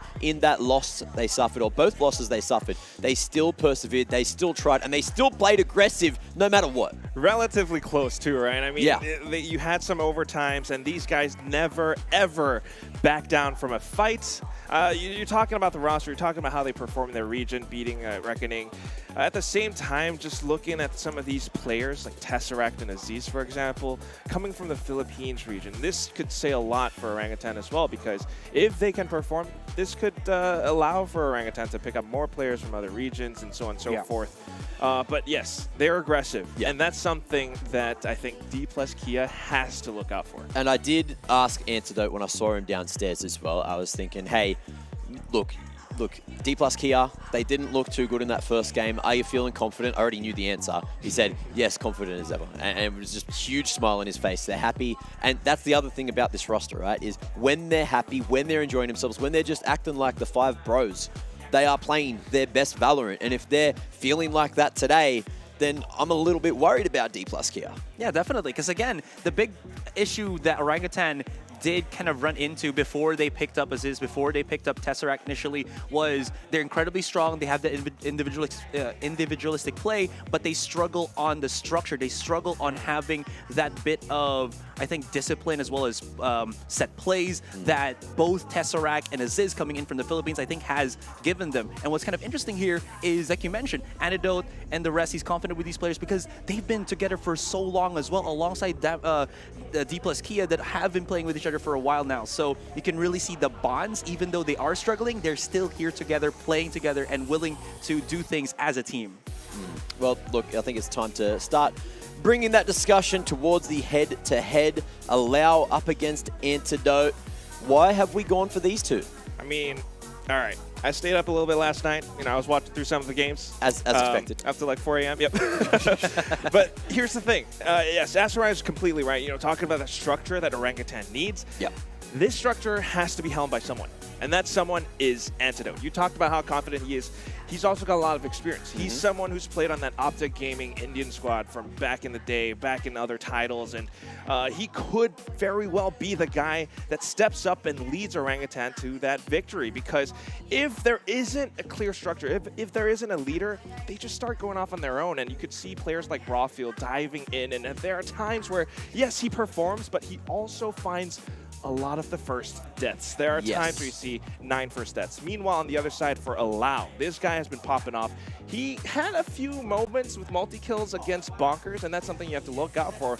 But the other thing is also how DPlus Kia tends to play. There are literal rounds, several rounds, especially on Fracture, where they just sit and kind of sit still for like the first 40 to 50 seconds of the game, baiting out util, trying to pick up alt orbs, and it's so cautious, it's so honestly just slow that they might be able to counter the aggression from Orangutan. So I'm looking to Antidote to slow them down. I actually had a chat with Bonkers yesterday as well, and was asking, you know, what were you thinking going into the game against DPlus Kia? Did you think it was going to be that easy? And they said, well, it wasn't easy. It's just we went in with a game plan, and they were all that much more confident yesterday. I'm feeling like DPlus Kia might have those early game jitters, and that might have been a factor. But the fact that, as you mentioned, they just play slow, they are that little bit readable, if teams know the tendencies, if they can spot them out and figure out a counter strat, like Bonkers did yesterday, then it feels like that's not that hard to beat this team unless they start to adapt, right? Adapting is not what we saw from DPlus here yesterday because the games are pretty close, pretty short rather. Now, if today's game is closer, then I'm going to be a happy man. Why? Because we get more Valorant. We've already got 2 best of 3 today with spectacular entertainment value, and that is why I am going for Orangutan in my predictions. I'm going with the Ape Army. What about you guys? Oh, Quack's there with me. How we doing? I got you. We're going for it. What about Aserai? I went Why DPlus Kia. DPlus? You know what? I still believe in their star players. It's not actually allowed that I look at the most, even though we had them in the head-to-heads. Honestly, I feel like Australia, Esperanza, and Lakia are the biggest factors here. If you look at the playoff stage that they played during the Korean split, those were the players that really stood out the most. What I do believe here is Alao needs to be assisted by Lakia. Maybe we could see Lakia come in as a secondary duelist, which he has done in the past. Again, I know that he's a star Sova, but feels like Alao needs someone else to help him start it off. Because you mentioned it, they're so slow in some of these rounds. They need that speed, so Lakia could give that for them. Like someone like a secondary duelist Exactly. or like an initiator with flashes that could come in to assist and pick up those trades if Alao is the first player to fall. So that's some of the things that they need to look out for. But I also kind of think Alao is really crazy because although they are slow on the attack, DPlus on the defense is where they actually push out. And that's another thing that Orangutan has to look out for. It could go crazy. It could go both ways. This, I think, will be a wild match. Yeah, I honestly can't wait to see how this one plays out. The thing that might be the saving grace for DPlus Kia is we know Orangutan like to run it down. They do love to make confident plays, take some early map control, and try to catch teams off guard. But if you're ready to be caught off guard, if you're not moving, and you've just got Orangutan running at you, then I can see the world where DPlus Kia makes mincemeat of the monkeys. You know what I mean? It's monkey meat. I don't know. But yes, he's right, because that's what we're looking out for. Yeah. I want to see that attacking side from Orangutan succeed. I want to see that defensive side from Orangutan succeed, because you can expect DPlus Kia to be holding some of these positions, holding some of these angles. And if Rawfield, is supported by Tesseract or Aziz, they might be able to crack them open. Okay, well, guess what? I believe we have a break, so game is going to be coming up very shortly. We'll see you after this.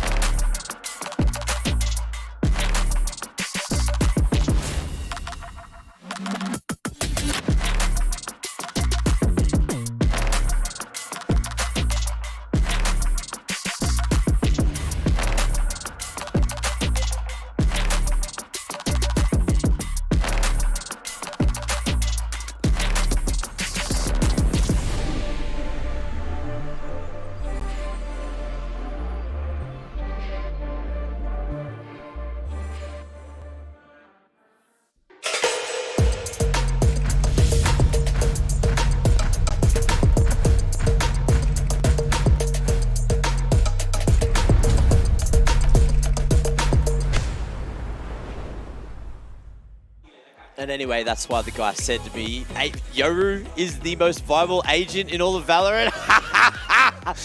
Oh, we're back.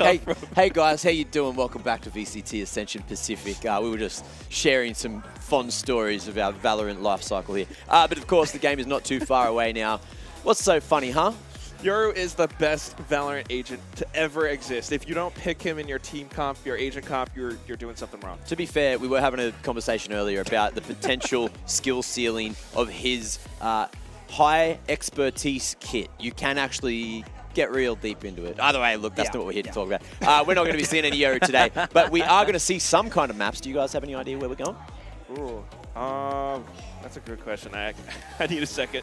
Honestly, I feel like Orangutan's going to try to steer this into maps where, again, their capability for that aggression is going to get the most value. Maybe we could be looking at Pearl, maybe even Haven, so mayhaps, I think. I think you would want to avoid certain maps, and that would be Fracture, because that's where we saw DPlus actually kind of playing really slow, really unsettling behavior. Meanwhile, for Orangutan, you want something small, something with a lot more maneuverability. Maybe, Haven, maybe Bind? Bind, you reckon? Yeah, I think so. I feel like I've liked what we've seen from Orangutan so far on Bind. We also saw that series yesterday with DPlus gear, so it is a shared map, of course. Both of them pretty interesting in how they approach it, though. So, look, I don't know if we're going to be starting there. I don't know if it is there. It might be one of those maps that's floated for the third. Another Lotus, you think? Maybe. Maybe? Could see Lotus. I feel like Ascent's almost a necessity, it feels like, unless someone sees something they don't like from the other team and they just want to get it out of there. I feel like I would not like it. Just picturing DPlus Kia playing hyper defensive on Ascent, that would be something really similar to like how One Team Esports plays, and I don't know. That just I don't like it. I don't like it. You don't like it?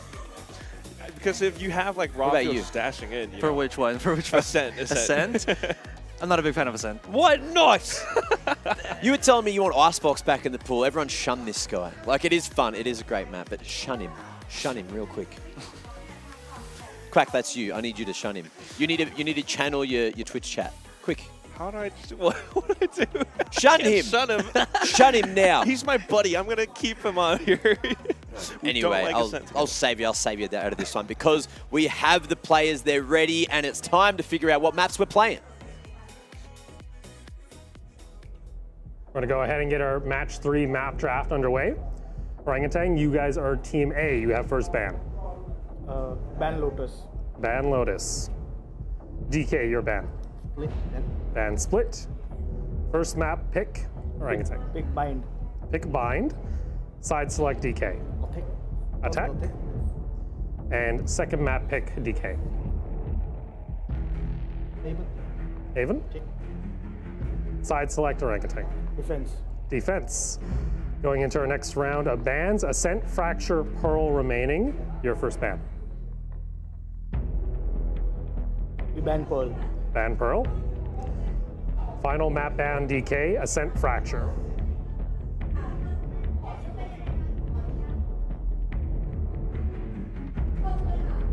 Fracture ban. Fracture ban. And play Ascent. And then side select. All right, cool. So let's review really quickly. Lotus ban, Split ban, pick Bind, Attack, Haven pick, Defense, Pearl ban, Fracture ban, final map Ascent, Defense. All right, best of luck. Good luck.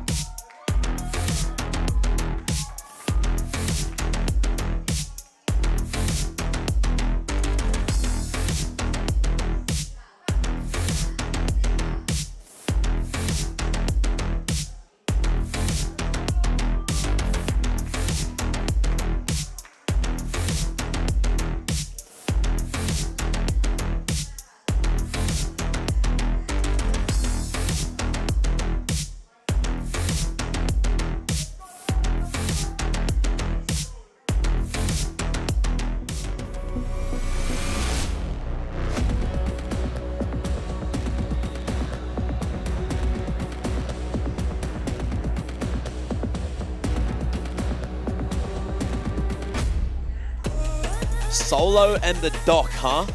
Which one's going to be doing the most behind the scenes to help both teams take that dub today? That's the big question. Solo, of course, a lot of experience, a world of experience in the world of FPS. He's been around for a long time. And hopefully he's done enough work to try to get that confidence back for DPlus Kia going into today's game. But the Doctor, you know that he's going to be able to give the right medicine every single time. But is there enough to calm down Orangutan's crazy playstyle? Yeah, that's a big question, because this map, Vito, feels like it has been steered toward the favor of Orangutan. Look at the first map. It's going to be Bind, a map where they won against Bleed Esports, and double-edged sword. This is also the map where we saw DPlus get absolutely bodied. Well, not so much. I mean, it still went in that overtime, but still get bodied by Bonkers. So there's definitely good starting history here in the group stage that favors Orangutan again for the map pool. That's why it's a really fun and interesting pick. Both sides have gone overtime on this map. Both sides can be really strong, but the following ones are where I get a little bit worried for Orangutan, and that's where I think the Doctor really has to be that leader for the team. Do you think that DPlus Kia looked better on Ascent than what Orangutan had? I think they have a chance. I think they actually have a stronger chance than Orangutan, just based on how defensive, how defender-sided the map can be. Okay, well, let's turn the conversation towards Agent Select, of course, kicking things off on Bind. That's been established. And we do see a slight shift up. Lakia going to be going for the fade. Did he play that the other day? I think he has. He definitely loves the fade, but I just can't remember if that's what he was playing. Yeah, it's either that Sky Okay, or the Sova so yeah. They're playing the exact same composition with Allow on the raise, and of course that double controller setup. Very useful for controlling the map, very useful for, of course, defending. Yeah, and on the other side of things as well, you are going to see Orangutan go for what works best, right? You've got Raw Fuel on that Jet, you've got Aziz on the raise, and look, when he's playing that duelist, I always have the hope for Orangutan. They're going to be starting on the defense with double duelist, so you better believe we're going to see them, you know, going for that bathrooms control, going for that long control, going for that mid control at any given point. You know that they're just going to be pushing, so we'll see how DPlus Kia have prepared and how they're going to be able to stop these aggressive defensive pushes. You know how we talk about the slow play of DPlus? I feel like if they actually do the slow play here on Bind, it's going to be quite risky, because again, if you don't get that proper map control on Bind, you're forced to always go for the rush, and I feel that's where Orangutan really find their strong point. They're so good at punishing teams at those close contacts that it's going to be quite difficult for DPlus to really get any meaningful push if they don't get that map control quickly. It also depends on how they want to play that default, right? If they don't push aggressively, if they're all split up, and yes, you got 3 people swinging, if you're only going 1-for-1 at best, that's usually not enough, especially if you're going to lose map control, because map control on a map like Bind is certainly too important. That's the caveat for me, though, I think, because while this can go either way, while both teams are kind of like stark contrasting to each other, I feel like Orangutan has some tiny tendencies, like from what we've seen in a past couple of days, where they do start to go a little bit too loose, and they start going for those individual fights, and that could be where they get punished. So again, I want to see Antidote calling for them to play together. I want to see the Doctor calling for some strats and executes. I can't wait to see what the Doctor's prescribed again. I've said it about 3 times this week, and I'm going to keep on saying it. Now, Bind is going to be that first map. You know, DPlus Kia, they're on the back foot. We didn't get to see too much of them, honestly, up against Bonkers yesterday, and it's their second foray into Ascension Pacific. They're supposed to be a favorite. Let's see if they look like one. Well, as Mac was mentioning, doctors, prescriptions, but you know what I say? To get out of that, yeah, an apple keeps the doctor away. If that joke has made you uncomfortable, well, I'll make you feel comfortable, guys. Steel case, play better, sit better. That's true, though. That's true. I mean, hey, the players are sitting on those chairs, and also, I mean, that's how you get a headshot a day, and that's what keeps the L's away. Exactly that. Well, we'll see who'll get that first L, though, here, brother, as DPlus Kia looking to charge out onto A. You can already see Orangutan pushing so far hard onto B long. They're going to know about this, and already DPlus able to get that control onto U-Haul. now that they don't spot anybody on the A side, they're going to be figuring out what's happening here. And Quadra TP, Lakia, oh, he cannot escape. No corner for the wall for him to actually back up on. Australia looking to maybe at least deal with the angle, but RBK is just too quick. Another player right behind Estrella, though. That's going to be Exy, kind of watching for it. Spike's been planted, but not a huge problem. Orangutan, they're already going onto it, trying to get the defuse. They've managed to stick it halfway through, and the rest of the DK players trying to peek on can't quite find the contact that they need. OGS just have way too many players and way too sharp that they get the first pistol. Well, that was kind of awkward because Lakia got caught sleeping, maybe because he was setting up utility to throw somewhere. You got those lineups outside of bats. Problem was, they didn't expect the Quadra TP, so he's like, "Ay, what am I supposed to do at this point?" And then, of course, because there was the pistol round, because there was no utility to really utilize for the postman, even though they have the stars from the Astra, it's not really the biggest thing when like 5 players of Orangutan are there. There's really not much that DPlus could have really done in that situation. It makes it very tricky for them to just, again, get that control. A very strong start for Orangutan. You can always see some of their plans coming into this one. And that is why they probably kind of workshopped some of their past errors. Buying up on towards the automatic weapons now. They're just playing it safe, getting information. I like this. Nobody going out too far. Meanwhile, for DPlus Kia, again, kind of playing it safe. They sensed a bit of danger up around Garden, and they're falling back. Well, DPlus, we did mention how they do like to go slow and steady. You did say that kind of mentality, that kind of approach can win you the race, but this isn't a race, this is a shooting game, so you gotta, try to get those bang saves. I'm joking here a little bit, but yeah, you can already see DPlus hoping that maybe somebody gets caught out by Exy, as he is just holding on to B-Long. As you can see, his back is on that TP, so just in case he does get overwhelmed, can always go for that TP play. What's kind of good here is if they can't actually scrounge up and group up, they might be able to catch Tesseract. While you're talking throughout the whole thing, they just shift walk all the way through the tunnel. And yes, in towards Tesseract, but he finds that contact instead. Triple kill, triple spray. Allow answers back and picks up one of those Spectres. Not too bad, not too shabby, but you still have 4 targets on the other side. Rawfield, he's got a Bulldog. You start things off with the Nebula, you try to stick plant, and he goes in for the spray. Oh, what? Tapped through the smoke. Lights out. Goodbye, good night. And Aziz comes back into trade. 1 player left, and that's going to be Lau hiding inside of bats. They are fully aware of this. Aziz still has the paint shell, so you know what? He's going to save it. Uses the ghost instead. Teammate sticks to defuse, and Orangutan get a good win. Yeah, definitely a good win there. You did mention the shift walk. As I was also describing, it's just the stack out. They're just hoping that maybe they can get that contact, but I mean, this is just good enough. They get the plant, they get the kill. Not the worst, especially on the pistol here. So all pressures not too big yet for DPlus, but now it gets a little bit trickier. Now, can they actually utilize Esperanza's setup with the smoke? As they've been putting that every single round on short, and I haven't really seen it get that value. Yes, they use it on the pistol, but again, they didn't really do so well then. Maybe a bit of mental conditioning. They look kind of sharp, though. That's the one thing that I'm counting on. That shot through the Nebula absolutely domed Orangutan. But talking about it, we go back to some past tendencies. We're taking it slow. We're hovering around trying to set up. The other thing about them playing slow is that when they set up, they have really strong executes, and that's the Korean style of VALORANT. That's something that we see from DRX, and they go in together as a full squad.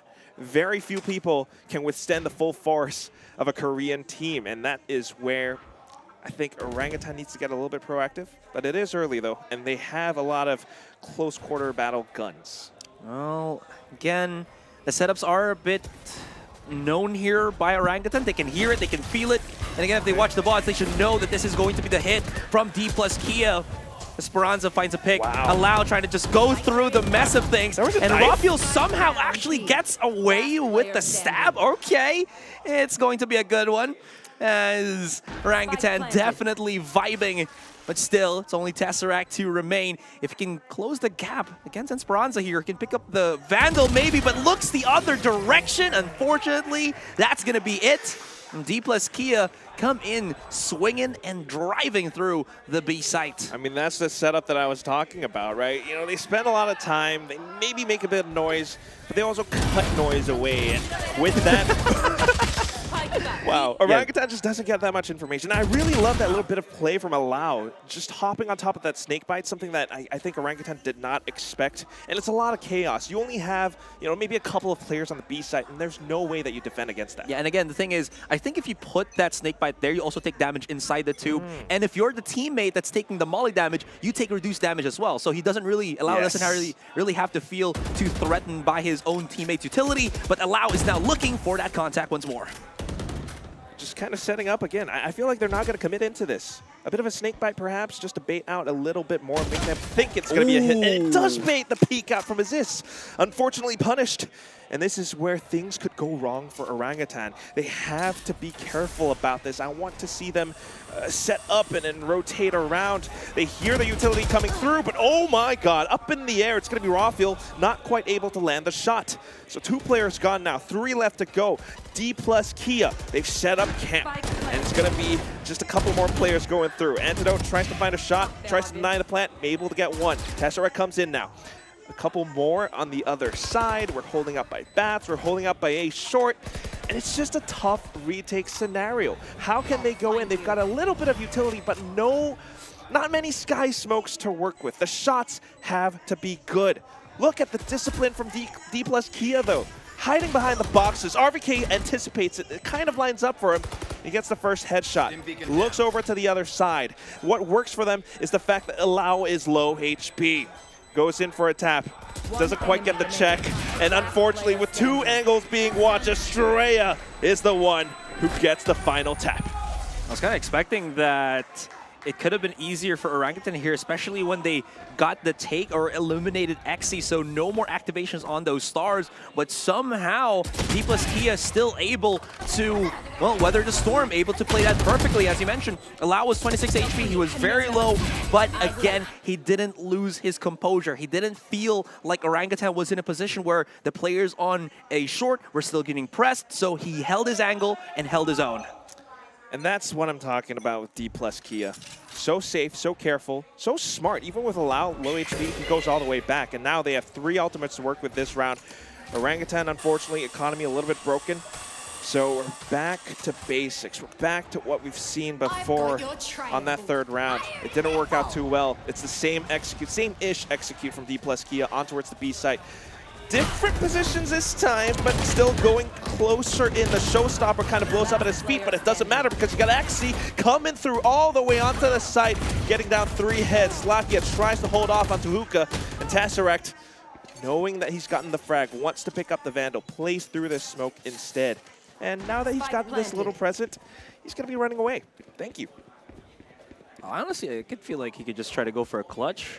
Maybe he will, because he's running all the way through A short. Maybe he's going to try to go for the flank, because he's not stopping. Look at this. He's going to go all the way through spawn right now. And perfectly, Australia is... No, he actually slowed down just in the nick of time. And the timing for Tesseract is perfect!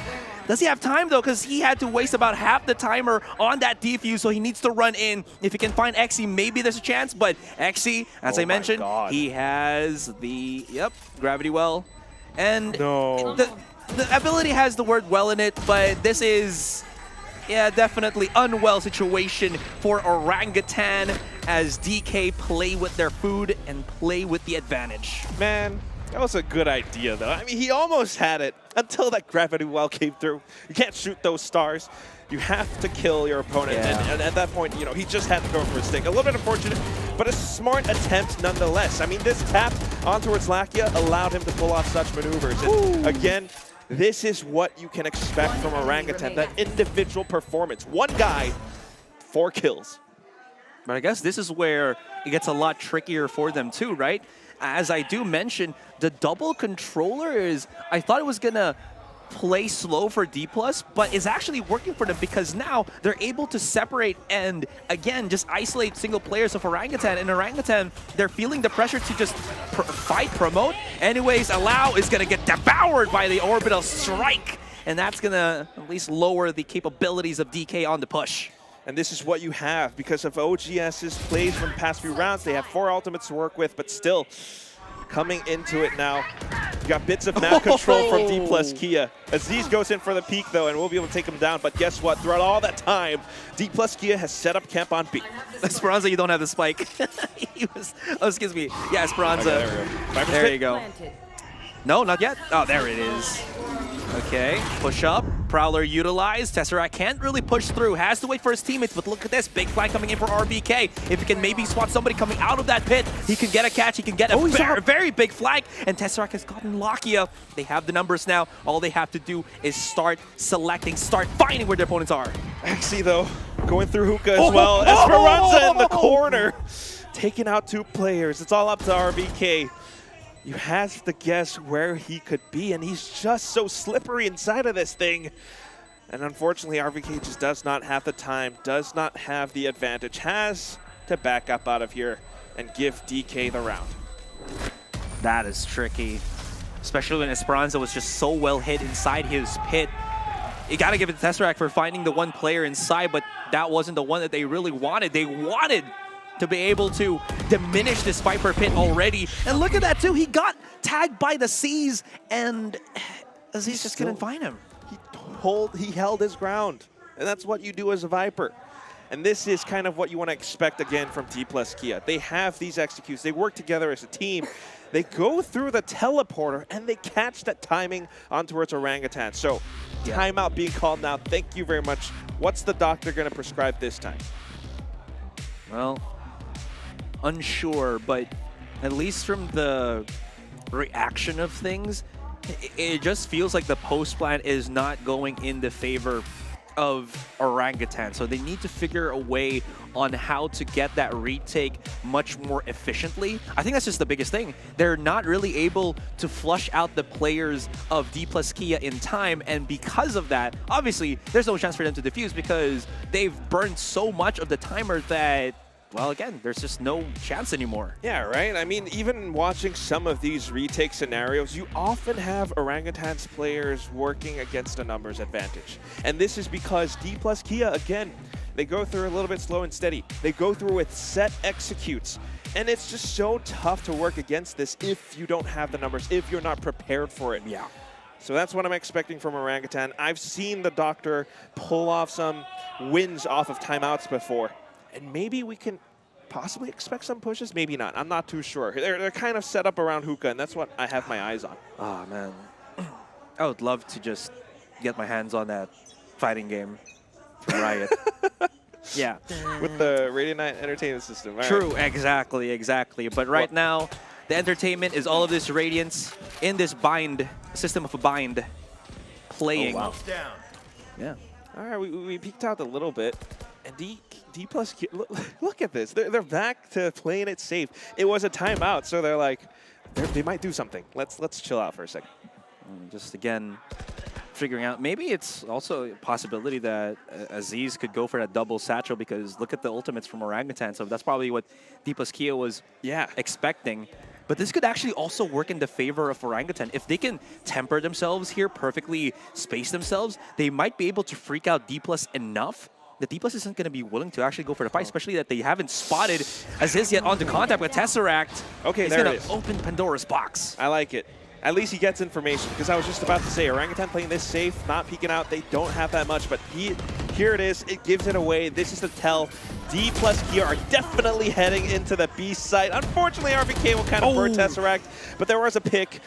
And then here comes DPlus Kia. Look at Esperanza. Allow. They pushed all the way in. Orangutan, they're a little bit slow on the rotation, on the retake, but Aziz is sharp with the Sheriff. One headshot, not a second one. Raw fuel, here he comes with the blades. So many angles to watch, though. And it all starts with the off angle. He has to check this one, and unfortunately, it's gonna be Esperanza who rears his ugly head instead. 5-2 Aserai. I thought Esperanza wasn't going to see that because that right hand animation or like configuration with the gun. Covered. Yeah, because you saw that, but nah, it's Esperanza. He's not gonna miss a beat. But we'll say though, again, you're seeing Orangutan play. Oh, he's left-handed like I am. Cool. That's why he got saved. I was only the observer. Hey, it's a fun little detail. You observer, huh? Make it tricky for us. But yes, going back to what I was mentioning. It's really difficult for Orangutan to really get any value inside of those smokes. Yes, they can get maybe the 1-for-1 pick, but the big problem is DPlus Kia are prepared to lose some players to get them that side control, side advantage, and then again, Orangutan just can't do anything about it afterwards. And that's why it's, again, so darn tricky. It's a bit of a gamble if you want to push out and you want to gather more information, if you want to play against how DPlus Kia are playing. But if that gamble doesn't pay off, you lose players, you lose guns. And this round is such a valuable one. You've got raw fuel on the operator, you've got Aziz with his showstopper still. So they have to kind of wait. And I want to see Antidote kind of making some reads, some calls onto this. But it's so tricky again because of the teleporter, because of how DPlus Kia are playing. Now the toxic screen goes up. This might be a bit of information. He zooms in and takes out the dog, but has to tailwind out. DPlus Kia now starting to push all the way through. A bit of presence from Bath 2. The satchel up onto the top of the box, and then it's just absolute mayhem. DPlus Kia pushing out together. They're watching the angles. OGS couldn't quite hold their ground. Again, it's a bit of a retake scenario, but only with one player left, and XC just puts him out. Why was Rafael just fending off every utility by himself? No one was breaking the Prowler. No one was helping him try to get a better angle. And Aziz was right behind him too. If you look at the minimap, he's right there on the cover-up. Maybe he was trying to shoot. Maybe he was trying to throw utilities to stop the push of DPlus into the site. But because he was trying to do that, he left Rafuel, who was also trying to get shots with the operator. I think he got like 3 shots off that hit absolutely nothing. Maybe just a tag on Lau. Just do nothing. I see what you're saying, because if Aziz breaks the dog, Rafuel has a chance to hold that position just a second longer to take a shot. But still, it is what it is. It's a little bit unfortunate. It's a little bit chaotic. And it allows for DPlus Kia to put themselves on the 6. Now they've got the guns. OGS not quite really, but playing around the utility, playing around this spot. Tesseract once again manages to take out his counterpart, Lakia. Picks up the Vandal too. Picks up the Vandal too, and that's going to give him control as well on mid. As you can see, he's actually pushed outside of Hookah. Could get the catch onto Xe right now, who does have the spike in hand. And Xe was just jumping up and down. Australia has spawned Aziz. There's the use on, the use off the Seekers. Esperanza entry frags and clears up the rest of the B side. This is going to be terrible as Tesseract pushes in through the smoke, but he gets a face full of Esperanza. One more. Rafuel now just fueled up, ready to serve some justice with the Sheriff, but unfortunately, he's been spotted, and they're not going to take the chance. They're just going to use every bit of utility, and that's not going to be a bait. He knows you're still there. There's a different sound cue when you TP. Come on, Australia. But Rafuel still couldn't do anything. He really can't.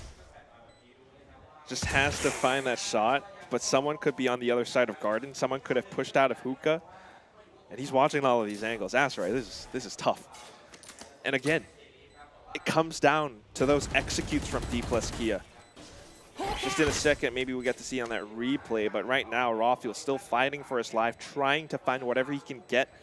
Maybe a weapon, maybe an exit frag, but if not, he'll have to die to the spike. So he pushes in at the last second, manages to take the shot onto Estrella, so all right, it's not too bad, but it's not great. Max loss bonus here for Orangutan, so might as well just die to the spike and, again, claim that extra ult charge. Yeah. I want to see that replay with Esperanza getting the double kill. I mean, first of all, yes, Tesseract great against Lakia, but look at the snake bite. Look at how he actually flushes people out of position. Of course, coupled up with his teammate with the paint shells, Esperanza is ready to take a lot of these great shots, and that is that utility execute coming in from DPlus Kia. And right now, the loop that is happening on either side, DPlus Kia, all about pushing in together as a team. And it's a standard, using your utilities again for your favor, and you mentioned it already, it's the Korean El Clasico. The problem right now for Orangutan is this style of separated play is definitely not finding any value. And you might argue with me, but look on the top, guys. 2-7, Orangutan definitely are struggling with that 5-round difference. And those 7 were 7 wins in a row. The only 2 that Orangutan have gotten so far were the pistol and the following anti-eco round. Back into it. And DK, DPlus Kia, they're just playing around. It's the same thing.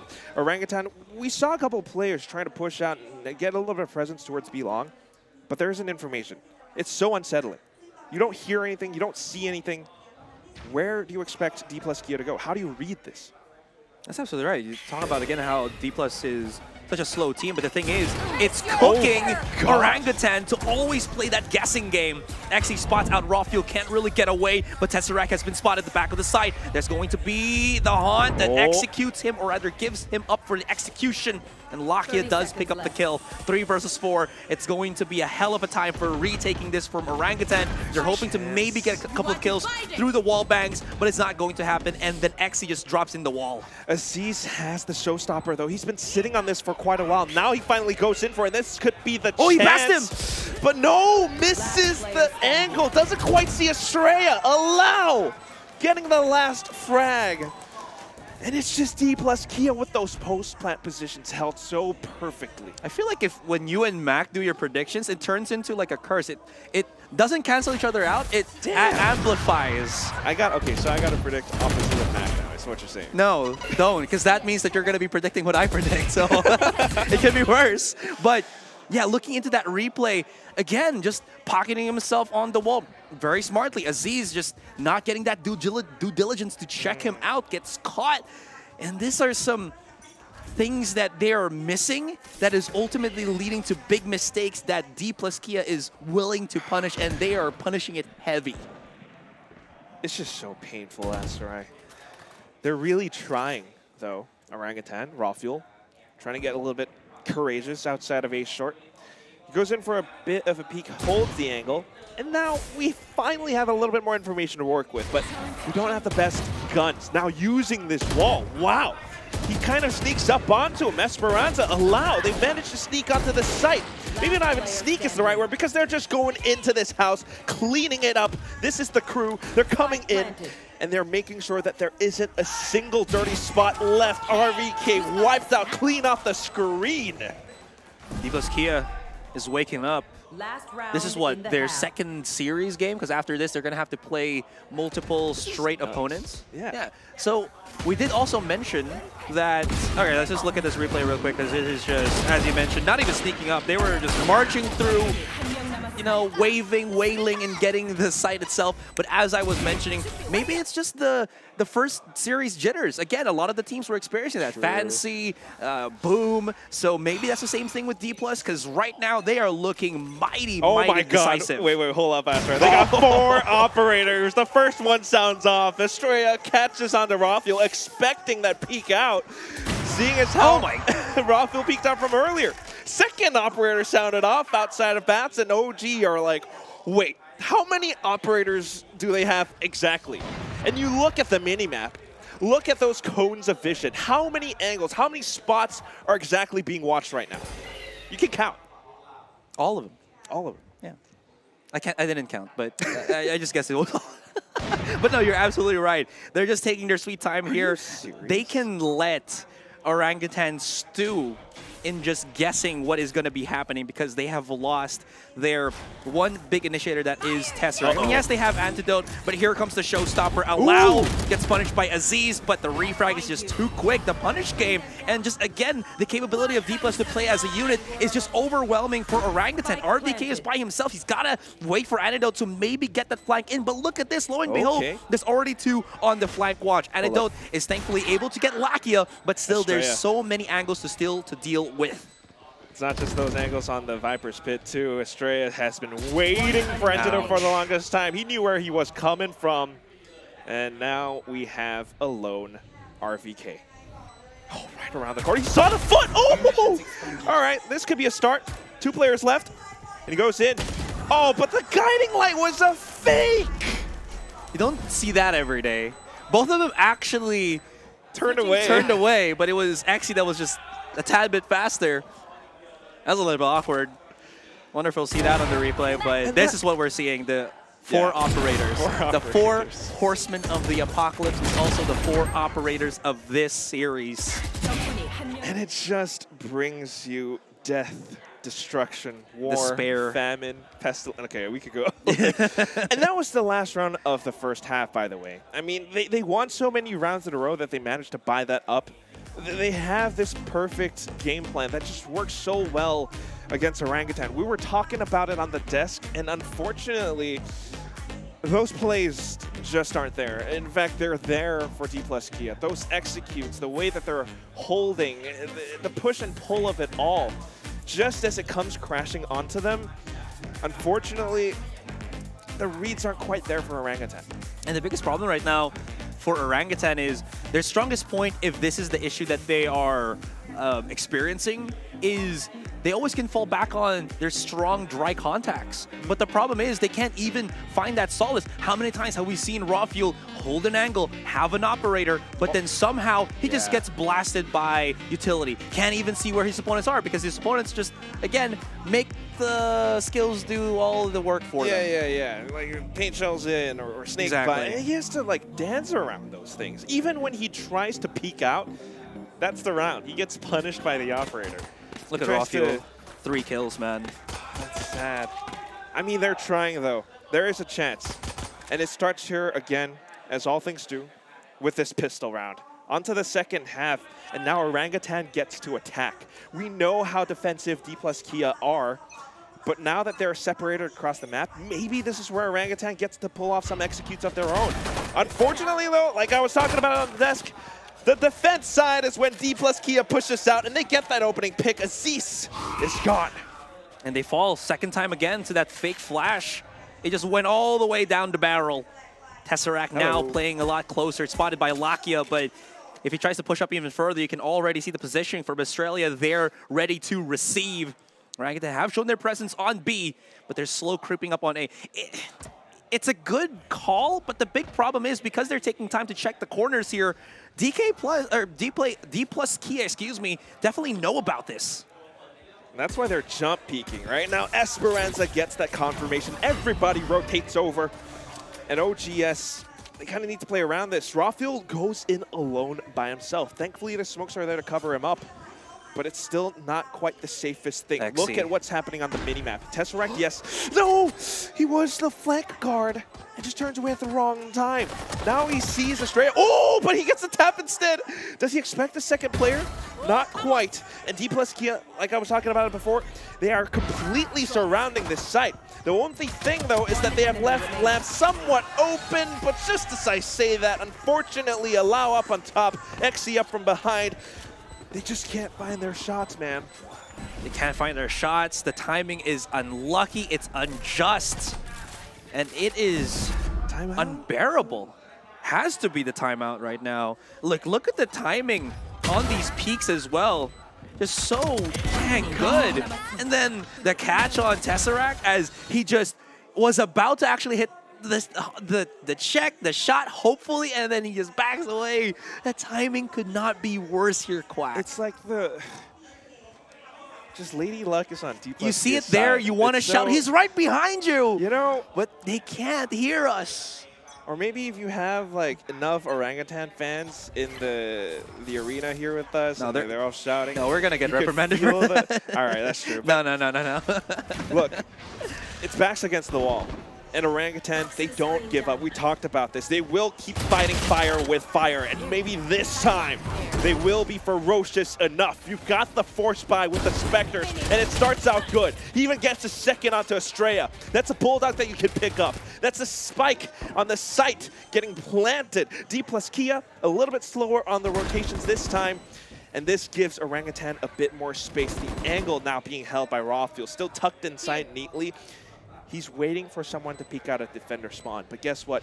DPlus Kia, they're setting up a retake. 2 players from elbow, 1 from defender spawn. This could be chaotic. They're starting things off with a bit of a flash, and then we have Allow going off a little bit through, getting a couple of shots in towards Garden. That's a little bit more information now, but Tesseract trying to play inside of Hookah, able to get 1. RVK peeks off on Tube. He gets another, looks for the last one as he runs and guns through up on top onto Antidote. getting that final kill onto XC. OGS stay alive. Yeah, big problem there for DPlus was even though they weren't smoked out of elbow, as they peeked through there were so many angles, and XC took a exorbitant amount of time to push through the main entryway. And again, it makes sense because they have to wait together, but the positioning of Orangutan was just well placed enough that they really couldn't scan them all in the nick of time. And they were kind of expecting maybe Orangutan to keep the challenge, but Orangutan in that round actually held off, and again, perfectly showing what happens when they're actually able to play together on that side. Yes, especially when they are going with their own aggressive play style, right? And they get to do what they want to do. Even with the C's from Tesseract onto 2 players from DPlus Kia, they're gone. XC somehow finds a headshot. Esperanza close range with a frenzy. They fight back, but still the firepower is too overwhelming. Sight not quite under their control, so they run through the teleporter, but it's all a ruse as RVK runs back through Market. Esperanza, he's got question marks in his head, so he investigates, but unfortunately gets punished, and that leaves Zershia alone. All the weapons are out of his reach, so this round is basically over. Here's a fun fact for you. Orangutans can tear a man limb from limb, so we're seeing... yeah, that's true. So we are seeing, again, Orangutan do basically the same thing, but Valorant-wise now. It's just to brute force their way, even though there's going to be trade after trade. It doesn't matter. They want that contact. They want to be able to disrupt the play here, the setups of DPlus Kia. If they have that double duelist on the attack, why not utilize it? And they are able to do that. Of course, this is still the weaker buys for DPlus Kia, but the thing is, the structure as well as the thought process is there. Australia, of course, he tries to peek out, maybe get lucky, but not going to be this time. OG, they got themselves a whole lot of rounds to try to bring back. It's not going to be easy, but it's definitely doable. Like you talked about it, Asterai. That structure is there. The thought process is there. Now they're starting to finally be able to play their own game. They're starting to get a little bit more proactive with it. Meanwhile, DPlus Kia are the ones reacting. So one thing that I'm watching out for is when DPlus Kia does decide to go on the offensive. Oh, yeah. Orangutan has to watch out for this. Well, still a big problem to try to push through utility that can really punish you. Again, the C's nade combo is a thing, guys, on Bind. It's very difficult. And if DPlus Kia gets lucky enough to hit both of those as they're pushing in, because you can see right now, Lakia and teammate, they're close to each other. They don't know that Alao is right on top, and he gets the kill onto Aziz as he tries to get control onto the A site. Rafiel has the judge, but can't really push too much because the range is going to be a discrepancy for him if he tries to go out in the open, which Lakia, as you can see, is very much prepared for. He's just watching on the other side, seeing players up by short. Alao now holding some angles. Orangutan are kind of pinned down, at least until Tesseract finds a bit of space off of that frag. Nightfall sent out, but it doesn't quite connect onto as many players as you had hoped. It actually gets some information. So, calling it clear now. It's going to be Orangutan teleporting through on towards the B site. They have to watch out for the off angle. And the hot being shot out kind of confirms it.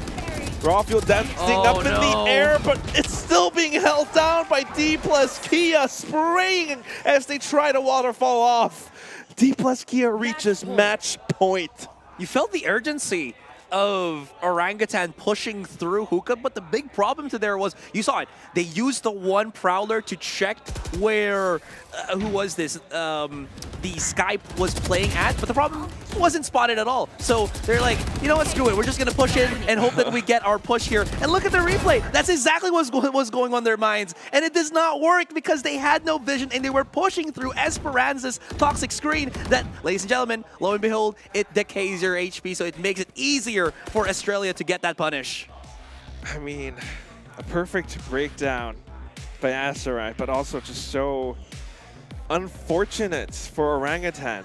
DPlus Kia again have the perfect setups, the perfect reads to counter everything that's being thrown at them. So another timeout, well, the last timeout being called now.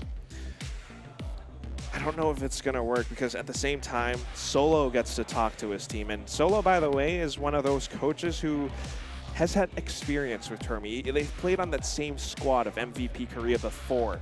So you can expect very similar tendencies from these guys. And Termi, by the way, if you don't know, is the coach of DRX, one of the best Korean teams ever. You don't know that, that's right? No, thank you for letting me know. I sound so condescending. It's okay. You know.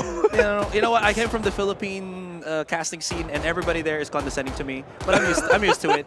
Shoutouts to the Filipino casters. Love you guys. Black and blue index. Not just them. It's the whole group. But all right, it seems like we are. Okay, there we go. They were starting off the round already. But yeah, this is obviously danger moment now for Orangutan. Can they get that highway through the danger zone?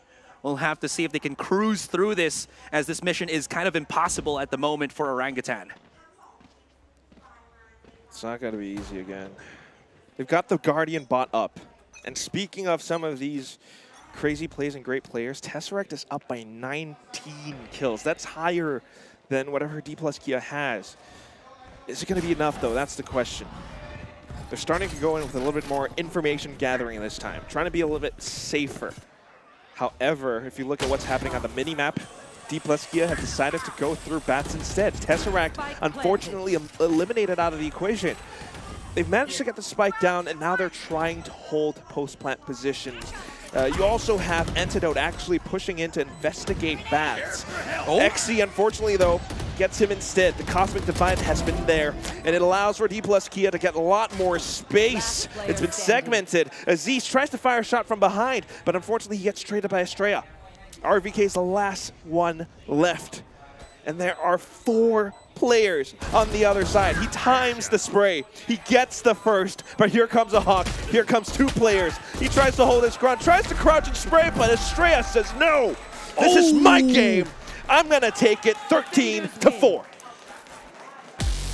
I got too excited more than I should have, because I thought that was not enough time for the defuse, but it was like 4 seconds left. You saw the thought process again from Orangutan there. They wanted to use the orbital strike to, again, catch the players of DPlus Kia out in the open. I guess they could have used it for the post-plant, but because of the wall was there, they weren't unsure because of the audio cues and such. But the big problem was they went for the challenge, and the challenge was too much for them to handle.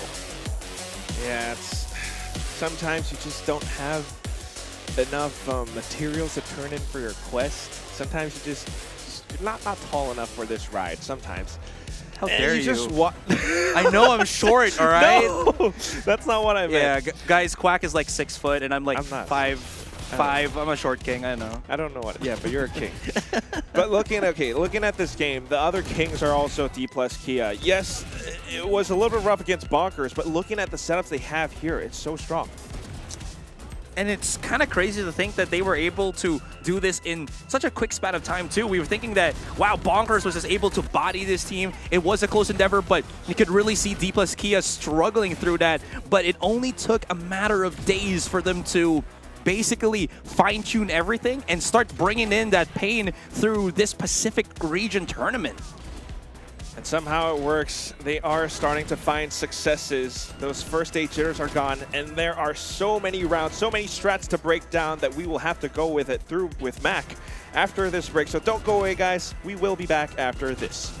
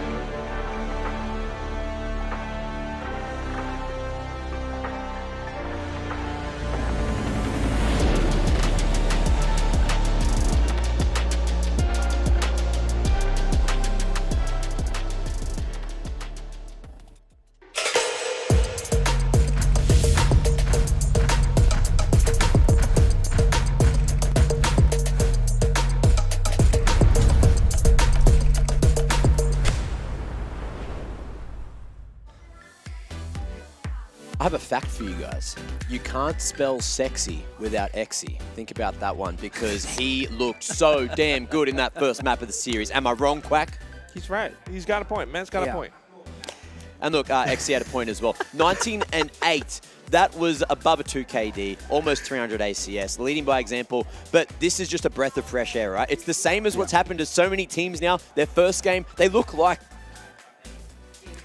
excrement. And look, and they do. And then they come out in the second game, and then they just turn it completely around. Am I wrong? Tell me I'm wrong. Well, I hate it's happened so many times. You're not wrong. You're not wrong. It's happened too many times. I don't know what's going on. I don't know what's in the air here. We're starting with all the words that have letter E's, and the reason why I'm wanting to point that out is, okay, hang on. I know you're confused. DPlus Kia, whenever they have their great games during their Korean split, is you have the triple E's of these of this team getting those top frags. You got Exy, Esperanza, and Australia. So see, it all comes together. But again, it shows its face once more here in Bind.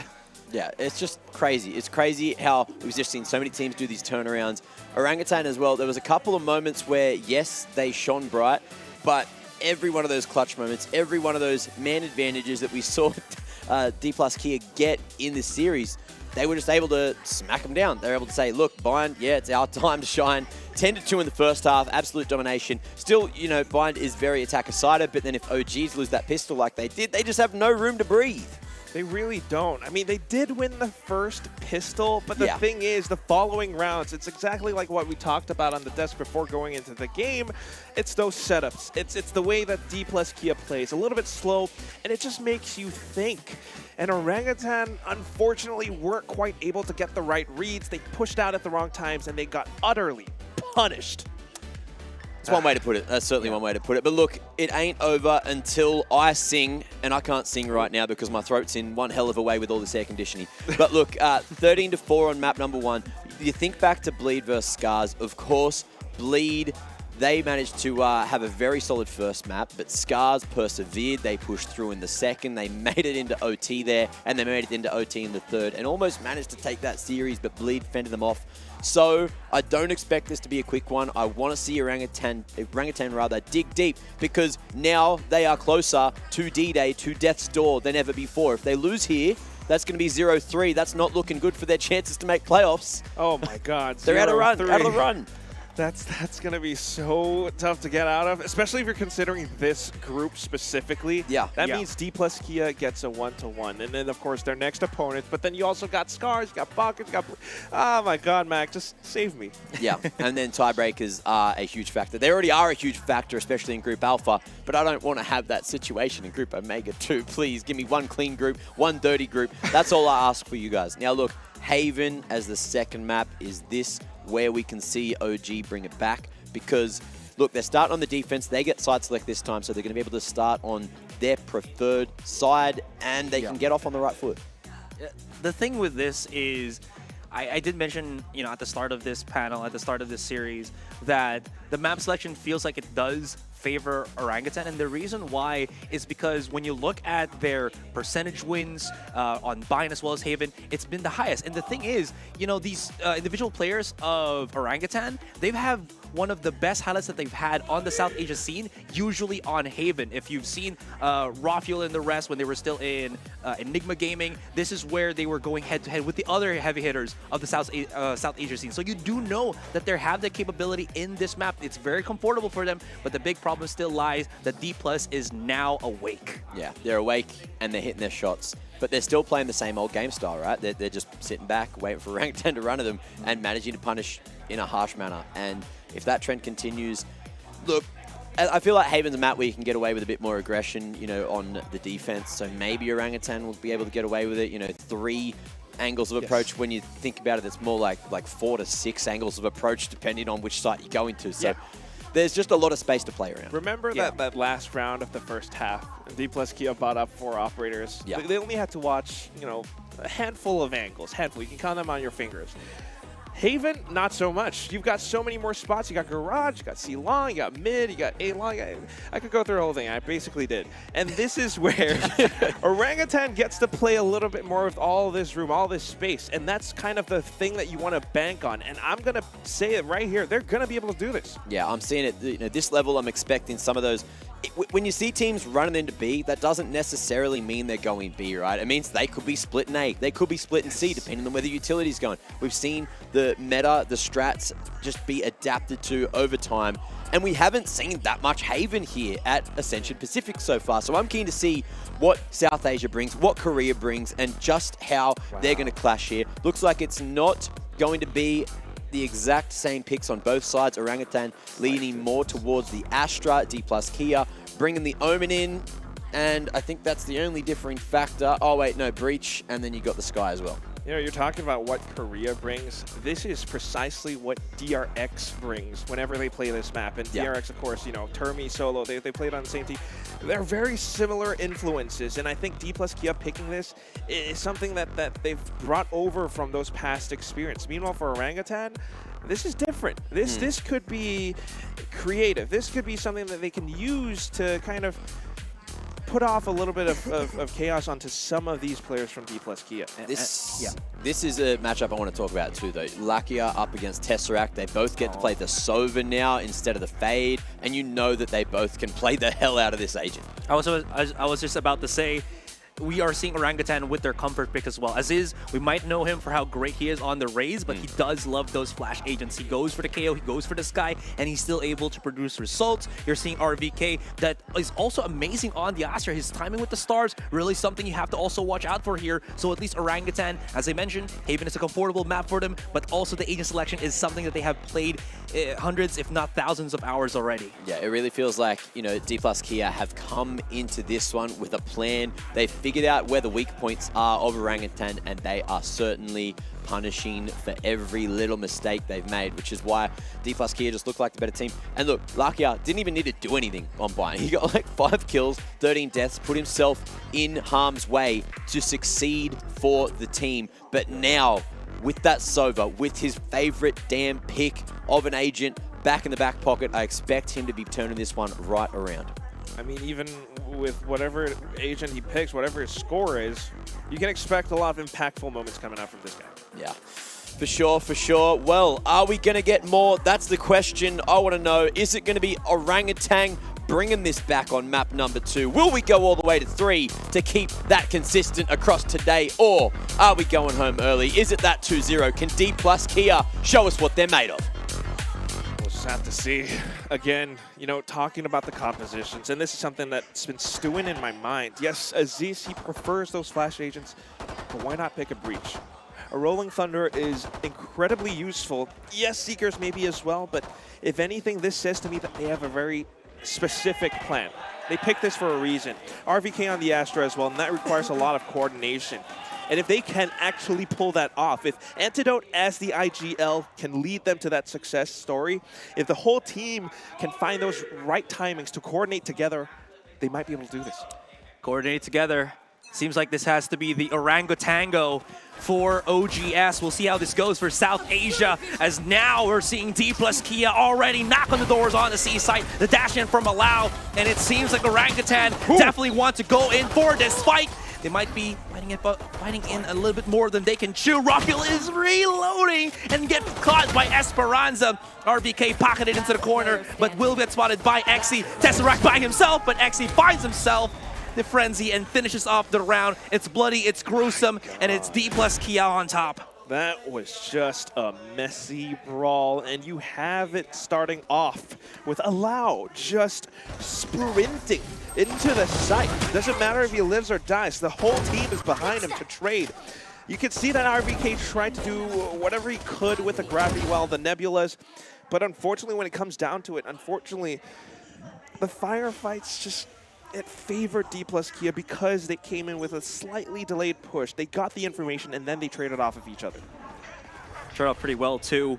The delay tactics for Orangutan unfortunately doesn't really do them much justice, and this is probably the reason why you would like to have the Breach, because the flash from the Sky a little bit too slow to go for that punish. If you had the flash behind the walls, it might have been a bit more punishing there, as the players of OGS. Esperanza is very much, of course, aware of the flank, but Antidote, okay, not too bad as you mentioned. Lock is here immediately for the refrag or the readdress of the C-long angle, and of course, the Breach supporting them via Australia. Leaves only Tesseract to fend off for himself. The pistol is definitely a little bit too short. And DPlus Kia, they had issues a while ago with the pistol. Now it's all gone. It's all over. All right, now we can focus on the real meaty situation with the full rifles. Still just thinking about it though. You have these angles being held. You have DPlus Kia, for the past 2 rounds at least, the first 2 rounds of the whole game, just rushing into the C site. Orangutan tried to explore a little bit outside of Garage for a second, but sometimes with those plays, again, it plays straight into DPlus Kia's hands. They fully expected that and they watched the flank. On to the next round, and I want to see Orangutan try to get a little bit more creative with it. They need information, yes, and sometimes maybe they want to push out, but they have to do it at the right time. They have to do it when DPlus Kia least expects it, and right now it's so tough to get a read on that and to pull that off. So Tesseract actually pushing in, and this is that setup that you were talking about from before. Tesseract, the triple spray, his teammate to shoot out the drone. He gets a little bit more momentum off of this, and he seizes the initiative. Allow goes straight in though, and he's trying to fight back, but Aziz has got his teammates back. You know, you mentioned that DPlus Kia, very reminiscent to DRX. I'm pretty sure DRX actually died in that specific position, in that specific way when they were setting up like 3 utilities on short, and very much punished by Tesseract. I'm not going to take it against him, away from him. He did a beautiful job just punishing DPlus for having their hands fiddling with something else as they try to set up for the site. So there you have it. Great first round there for Orangutan. You got to love the Orangutan team and staff. He's in the crowd, and he's just shouting and cheering for the whole team, and it keeps the spirits up. You love to see these guys pop off. Now using the Hunter's Fury, just slightly blindly. I guess he was trying to fish for information, but he doesn't find anything. Yeah, it's like the Jesivas special before on Haven. Tesseract, knowing the angles and everything, hoping that maybe he can get that catch too, but it's going to be shy. Oh, maybe they can shoot through the smoke and get a catch off on the players. The idea was there, the damage was there, but the pick not going to happen. Tesseract, though, he really started this game on fire, pretty much getting all the kills on the side of Orangutan, and this is proving to be a bit of a deterrent for DPlus, and they're being pushed back to go to the A side where Tesseract isn't there, but look at the mini-map. Yeah. Tesseract's already expecting it, as Raw Fuel does get that information that they are looking to A. And Raw Fuel watching the angles, too. He has to survive this, though. Here comes the execute, and he's kind of playing around Allow. Thankfully, Tesseract here to trade, but the numbers are now even. And guess what? Esperanza, he's so deep in. He's in a position that Orangutan will not expect. Maybe anticipate, but this is so uncommon. And he slipped through mid. Now the spike being delivered onto that one spot. And just as Tesseract peeks out, his head gets cut clean off. 2 players left from Orangutan, and they've split up forces. 1 on C-Link, 1 on A. But then the lockdown, dude. That's even worse. I mean, not for DPlus, but for Orangutan, look at where Aziz is pushing in. Whoa! Maybe he can break it down, which he does, and almost even takes away at Australia. The thing is, it's a 1-for-1 trade. It's still the numbers advantage here for DPlus Kia. All they have to do is not slip up, not get isolated by RBK, and he even gets tagged by the Recon Dart. That is going to be hurtful. That is going to be huge. He gets stunned. This is crazy. And can't really do too much. One to the left, one to the right. And this very much dance of death. Cannot be danced to the rhythm, and he has to escape. He has to give up because DPlus have already gotten that lurk, and they've already gotten that round.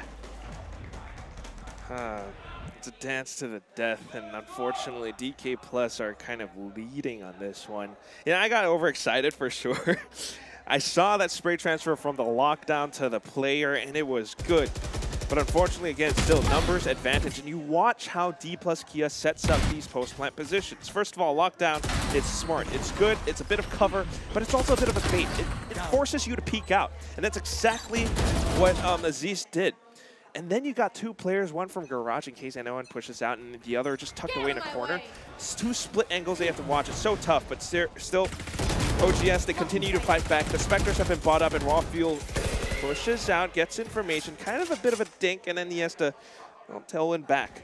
DPlus Kia are just holding around this. Surely nobody peeks out again, but all players are here just setting up, and at the same time, Esperanza watching the flank. If someone does push out, that's going to be the go signal for the whole team to rotate through. You'd really love to just be able to punish that a whole lot more as Orangutan, but they got no concussed, they got no stuns. I mean, yeah, you could maybe look for the stars, but not enough distance, not enough AoE for that to really matter. Unfortunately for Rafiel, he only had the Spectre on hand, so there's no big damage that he could really look for that. With a little flash from Aziz here, does get the information onto Alom. There's the setup, there's the plays, but the stun once again hits so many players. Can't really do too much, but Tesseract once again, the hero of the round, the hero of the site. Is it going to be enough? Aziz at the back of the site. Oh, GS is Tesseract once again at the back of the site, and Lakia is by himself, very low. If Aziz wanted to, he could maybe just get that headshot jump, and RVK. Does Lakia know? Does his instinct actually tell him that the short is exposed? That the short is compromised? Absolutely not. And with that, they take the round, RVK. Again, this is what I'm saying. Strike them when they least expect it. No way that DPlus Kia knew that someone was coming up from the flank. And all that time being bought out by the team, holding down through. You talk about Tesseract, and he always comes up huge. Now, sitting on 9 kills. He's almost close to another Hunter's Fury. This is what you need to see from Orangutan, because maybe those flanks can't work, but those site anchors will. Absolutely. It's all about the contact on the hold on the site. So if DPlus Kia slip up even a little bit, you're really seeing the punish play from Orangutan flourish in this situation. Just a little bit too delayed on the Cloudburst there. Knowing that Rafiel is here on the peak, but again, you gotta love how Orangutan is fearless in just peeking these angles, thinking that maybe this, you know, they could get caught out. Like they have to be careful, right? But I'm just thinking in this round, first of all, yeah, not the best buy for DPlus Kia, but they're sitting on a rolling thunder. So Orangutan has to anticipate this. They have to kind of set up for that retake scenario. So that's why they're playing so far back. But unfortunately, as this does get tagged up, thankfully, he's covered by the dark cover. I was just about to say, and then Lao sprays through. He actually finds his head. Numbers advantage kind of gone, but they still have the guns, and they're trying to set up for this. Ooh. Oh, okay. That shock dart didn't even hit the nano swarm. Unfortunate. Well, Rafiel, he's got his work cut out for him, because the big problem now is he did have to use the tailwind, so he's going to have to wait for his teammates to push in with him, and then he can maybe get a free shot or something. Recon dart does get a tag off onto Allow, but they don't know that he's pocketed down there with Exy. And yeah, you're absolutely right, no time, going to have to just back away. Nice. And Rafiel given a bit of, well, exit frag as well as consolation prize, but that's not the prize they're looking for. They wanted the grand prize, and that is not to get the 0 series at all in Group Omega. Well, I don't hate it. Yes, DPlus Kia are up 4-2. Rafiel now has his Blade Storm. He gets to keep that operator. It's such a hefty investment. You need to bring it over to the next round. You need to find impact with it. Yeah. And perhaps one way to do so is, again, it's a bit of a guessing game, or you have to make an intelligent guess.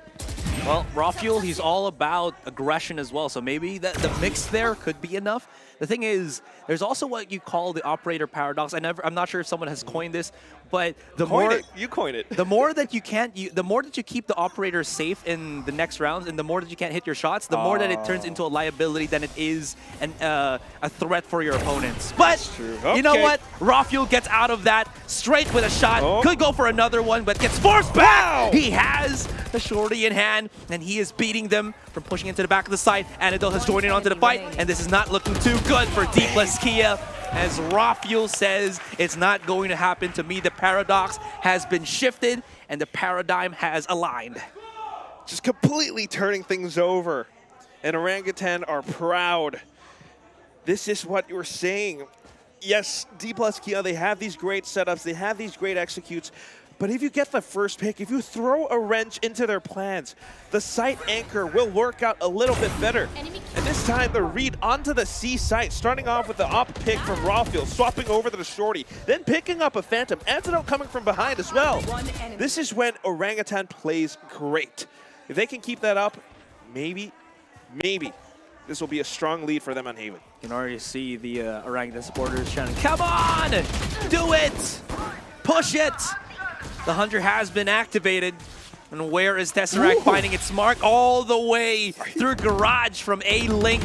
And Orangutan definitely feeling the heroics, feeling the courage of their teammate, and not falling behind to make their own highlights. A catch on Rafuel once again, as Australia is down. 3 players of DPlus Kia now remain, and they're stuck. They can't really find any meaningful map control. They have the spike in hand, but the utility is used to get a little bit of information. It's still going to be lacking. Exi now hoping to maybe get a catch on C-Long. RBK's there on platform, but he needs to get a little bit deeper into the site to get the catch on this. Maybe he can. There's no refragger here against RBK, and he's backing away for the moment, and this could give a chance.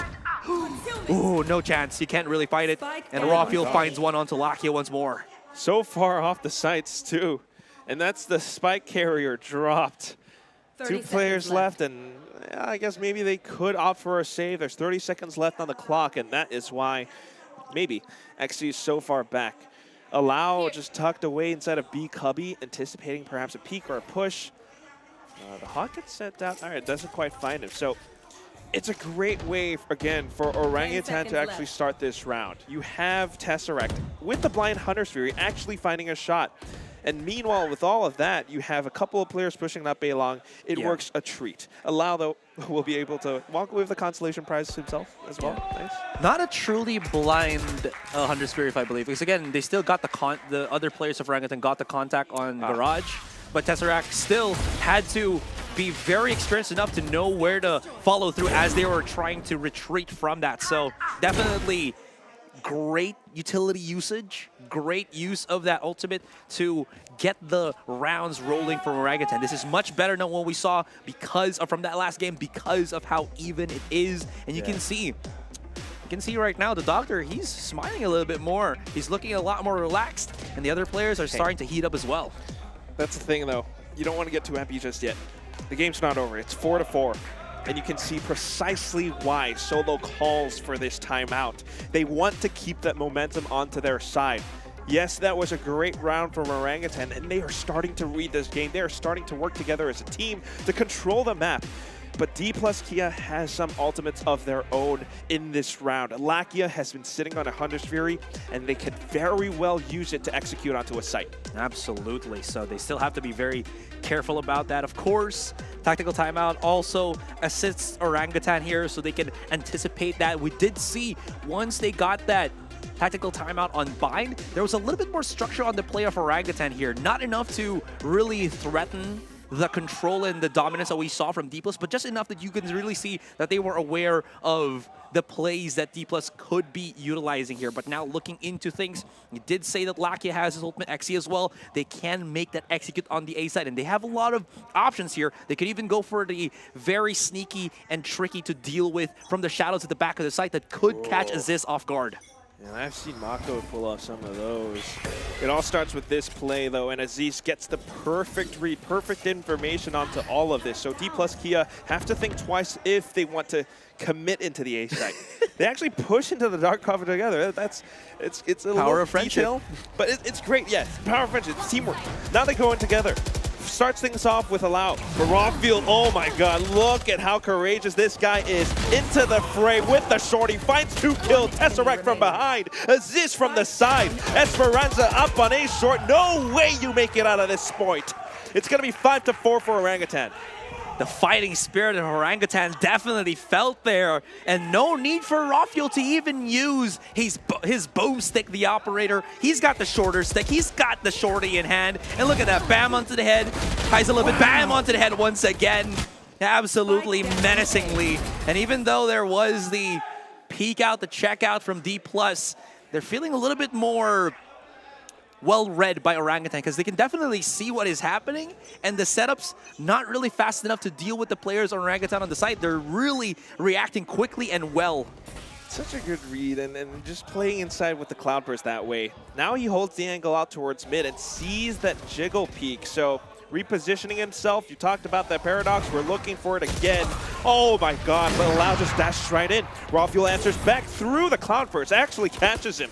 4 players from DK now. They make the quick rotation, the quick switch onto the C site. Rawfield repositions, gets the shot. RVK sitting back flat. He finds yet another. Lakia with the Hunter's Fury now coming in. And Estrella finds a bit of space. He eliminates that operator. And now he's looking for the next target. Oh my First the God! Trailblazer and then Antidote. Aziz now left alone.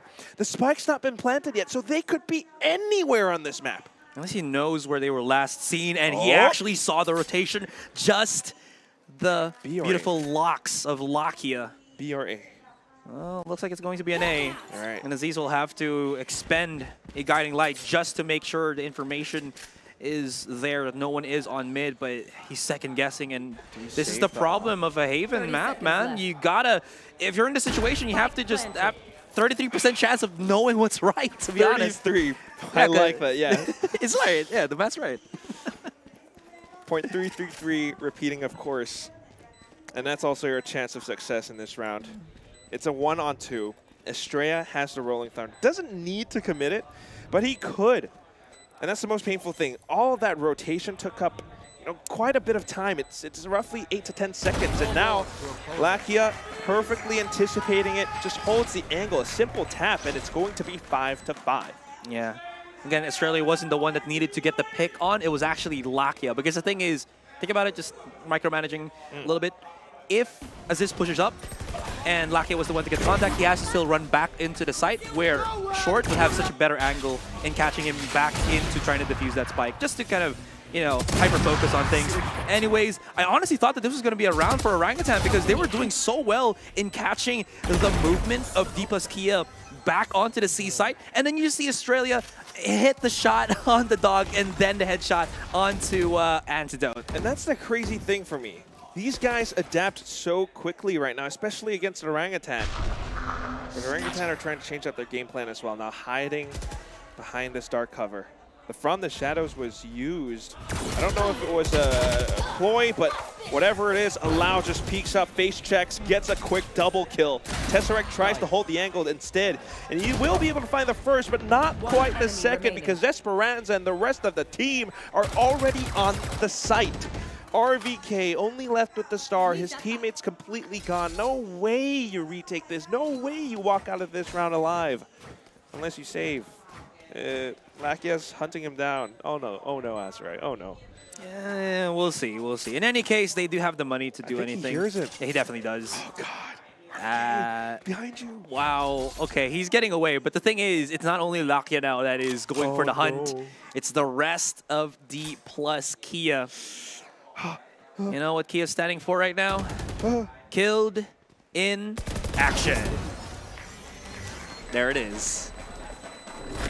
And that's how the story goes. DPlus Kia, completely strong, completely coordinated. They find a round, they find a win. Saw the elbow. That is unfortunate. And it's timed right after that dark cover dissipates. That's crazy. That definitely is. I also thought there was going to be a chance for Antidote to get maybe a pop-off because, again, Raw Fuel missed the shot, but he also gave his life to gravitate the attention of the players of DPlus. I don't know, maybe Antidote was feeling that he could force them to pass him a little bit more. Maybe he can get the trigger discipline. But again, as you saw in that replay, saw the elbow, and that's all enough for Allow to go for the heavy punish. And you can see again, Orangutan really feeling the pressure, has to call a timeout once more. I don't mind it. It's the first half, the last round. You want to secure a 6-6, I guess. Whatever you can get, it's always good. But it's also a tricky equation that you need to solve, because looking at the buys just before we headed into the player camera screens, there were a lot of ultimates. You know, Estrella has been sitting on that Rolling Thunder, and again, very useful tool for side executes. Allow picked up an operator too. So I don't know how prepared Orangutan are for this, because while we can see all of these buys, Orangutan can't. They can see the ultimates, of course, and that's one thing that they kind of anticipate. They've got some ultimates of their own, and it all starts once the round timer goes off. They've got the Blade Storm, they've got the Cosmic Divide, and a very useful lockdown. So this round could be chaotic. Lakia is so cool. He's the one at the very end, and you see him, he's playing with like a jacket over his shoulders. Such a bad boy. Yeah, he's got an ear piercing too, dude. Oh yeah, he doesn't even have his arms inside of the sleeves. It's like just, you know, hanging on his back.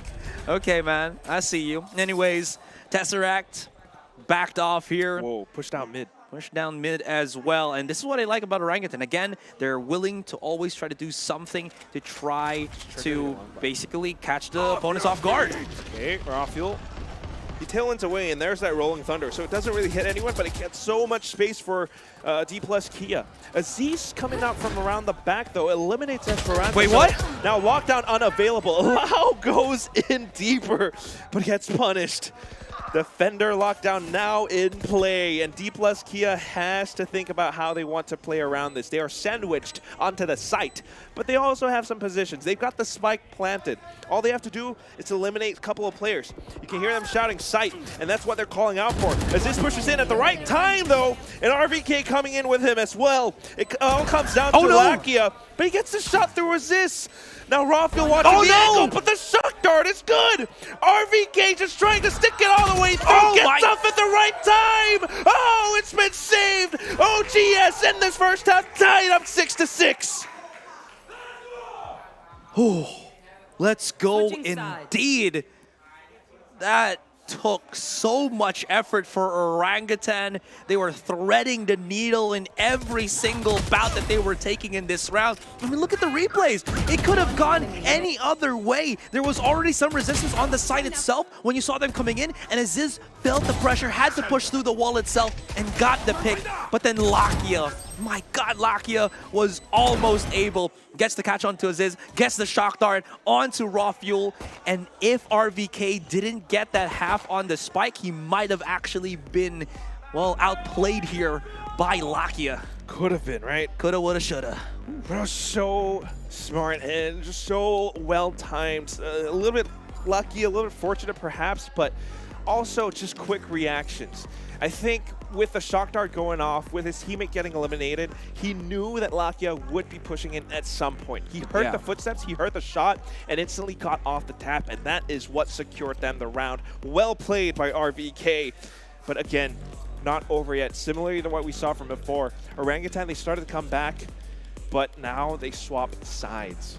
How do you play around this? They've managed to defend quite well, but then now you're playing against a DPlus Kia that could push out against you as well.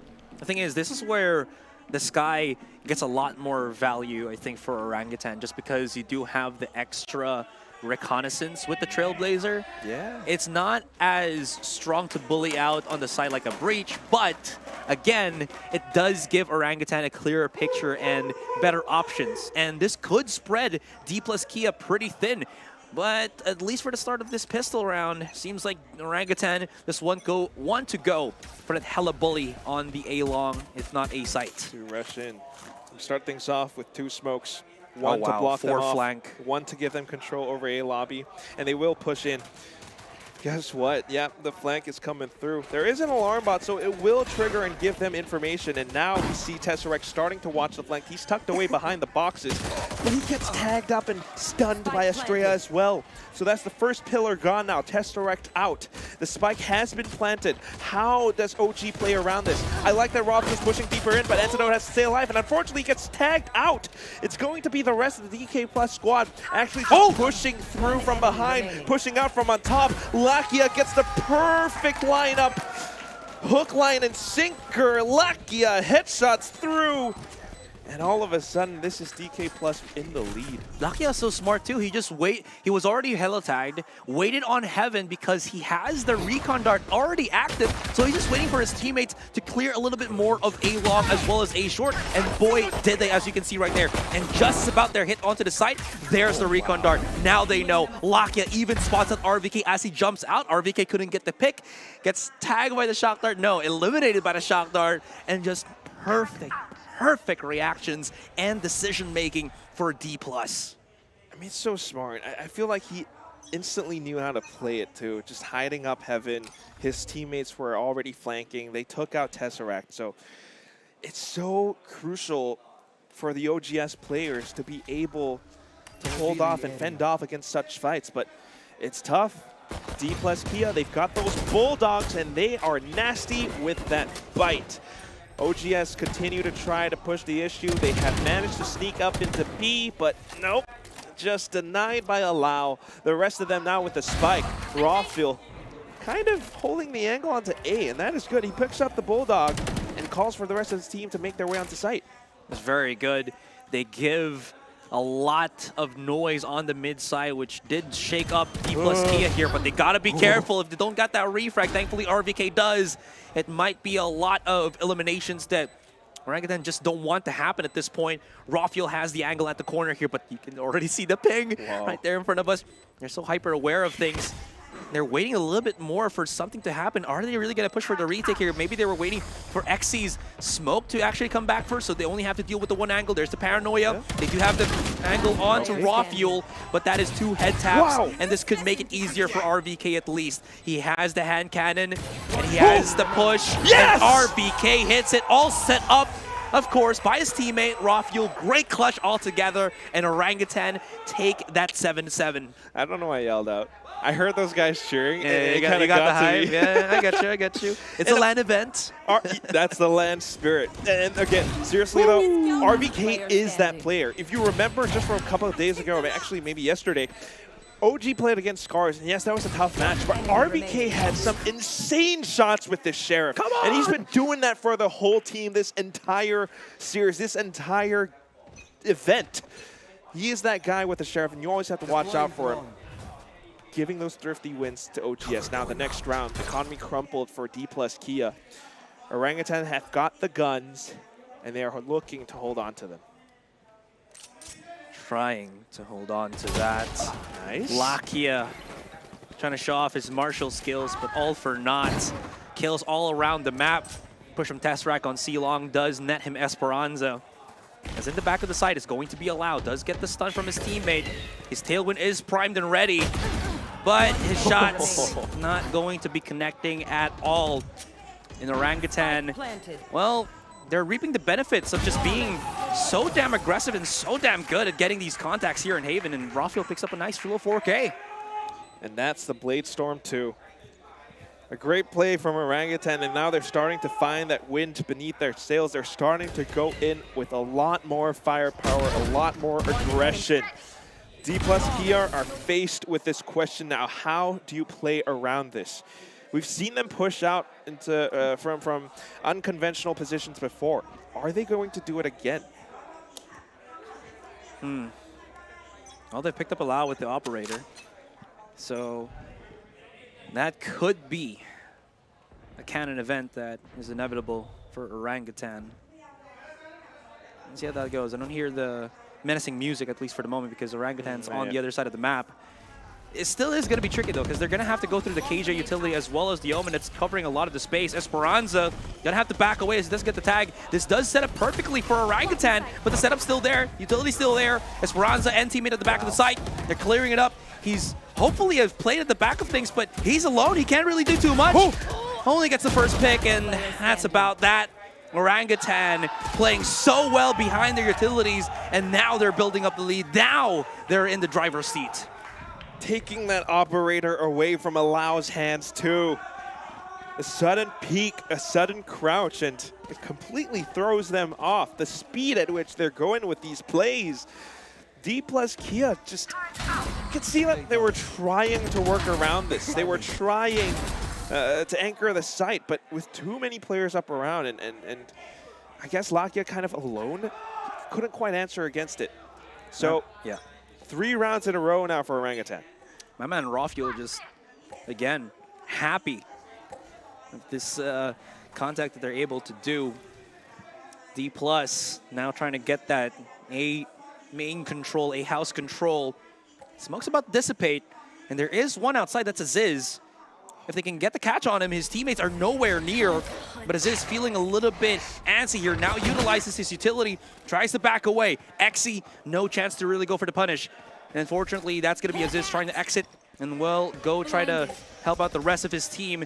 Timing for Allow, not going to be enough. Is the turret activated? Don't think so. But in any case, it's all timing. Well better for Orangutan. plan on the spike will be there. And even use an ultimate from Lakia just to catch them on transition while Allow tries to utilize the ultimate here is not going to happen. That's pretty expensive and a very, well, not really returning investment from DPlus. Now the post-plant positions are up, all the angles held. A bit of a blind coming through from Estrella, and it gives a little bit of space, but not quite enough. Xe will be able to land a shot, but Raw Fuel will be the one to end it all. OGS in the lead, 10-7. And you can see some of these ideas coming through, but not quite making it out for DPlus Kia. I was about to say, this feels like one of the messier setups that DPlus have kind of tried to do. Again, they already know that their opponent's going to be already rotating hard onto C long. They're pushing up aggressive. And then there was some sort of, I don't want to say it's a disconnected play. I think it's just a play that didn't really get the kills because Allow just got punished and, again, didn't get any value off of his ultimate. So the Hunter's Fury also couldn't get that value. Yeah. If he maybe got the pick, maybe also the Hunter's Fury would have been a lot more impactful, but it's the, again, coulda, woulda, shouldas. It's also a smart play from Orangutan, but now going a little bit too aggressive. They got punished outside of Garage. This allowed them to get the C site, but a defender lockdown deployed as well.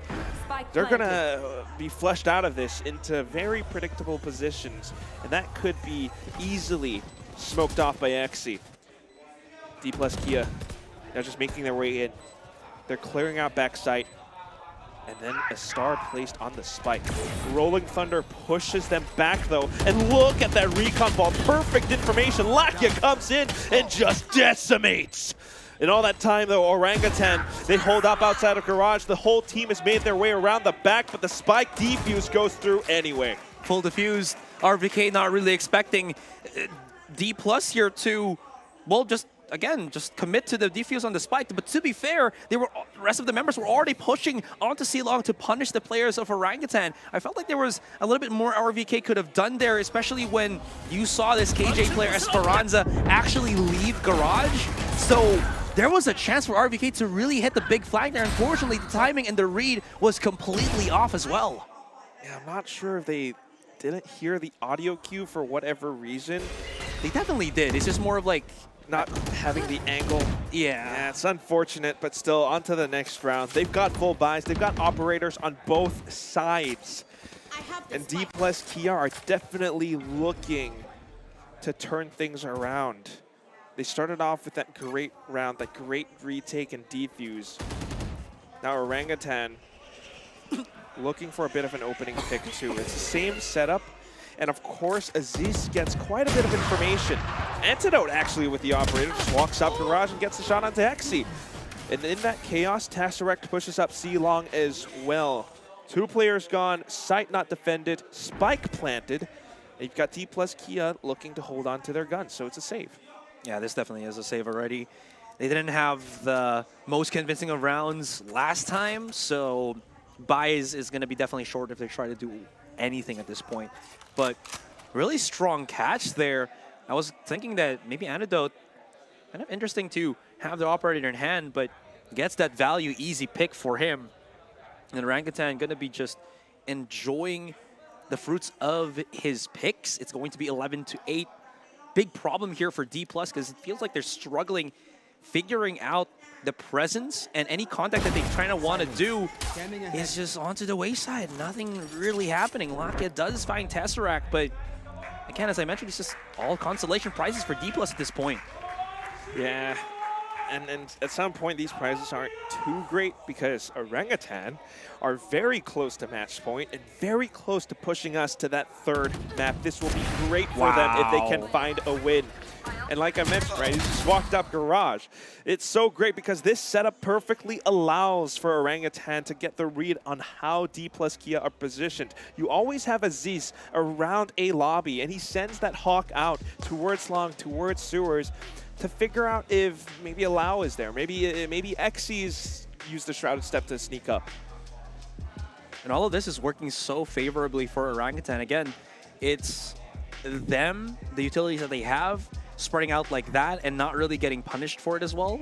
it's giving him so much control and leeway at this point that you do see DPlus trying to figure things out. Yes, they do have the KJ to maybe stifle the push onto a site, but the thing is, Orangutan are so well versed in attacking that they don't just attack from one angle. You can see them just flooding through C-Long, they're flooding through Garage, they're even going through the Garage window and pushing all the way through Spawn, which, again, feels like DPlus Kia is not prepared for and getting outpaced by. So with all of this happening, it's been a hassle, and you can already see the benefits and the efforts here really bear fruit for OG, 11-8. 3 ultimates too, Asarai. Those are some very, very effective tools. So is the shouting. And, well, DPlus Kia really needs to find a solution to all of this. So timeout call from Solo, and he's looking to turn things around. You just need to think about how you want to do this. And the past couple of rounds when they did push out mid, it kind of worked. So I guess that's why they're doing the same thing. But look at this. Off the timeout, it's a very steady hold from Orangutan as well. RVK is watching the off angle. Oh. A bit of a hop up from Estrella, and he eliminates him. Esperanza, something that maybe RVK didn't quite expect, though. So there's a quick trade. Off of it, it's just time being bought. DPlus Kia completely fall back to reinforce certain sites. That smoke's gone. Allow has a chance here to hit a shot. And DPlus, they're really going for the hard reads on the positioning right now, as you can see. Xy's activated his ultimate just to spot if there's any forces outside of C-Long, but nothing at this point. Yeah, Antidote hit away from it. So now just no noise, no information from both sides. Right, Orangutan gets a chance at surprising DPlus Kia. Of course, the Killjoy utility will reveal quite a bit, and so will that Trailblazer. Lockdown being deployed just to give them a bit of safe passage onto the site.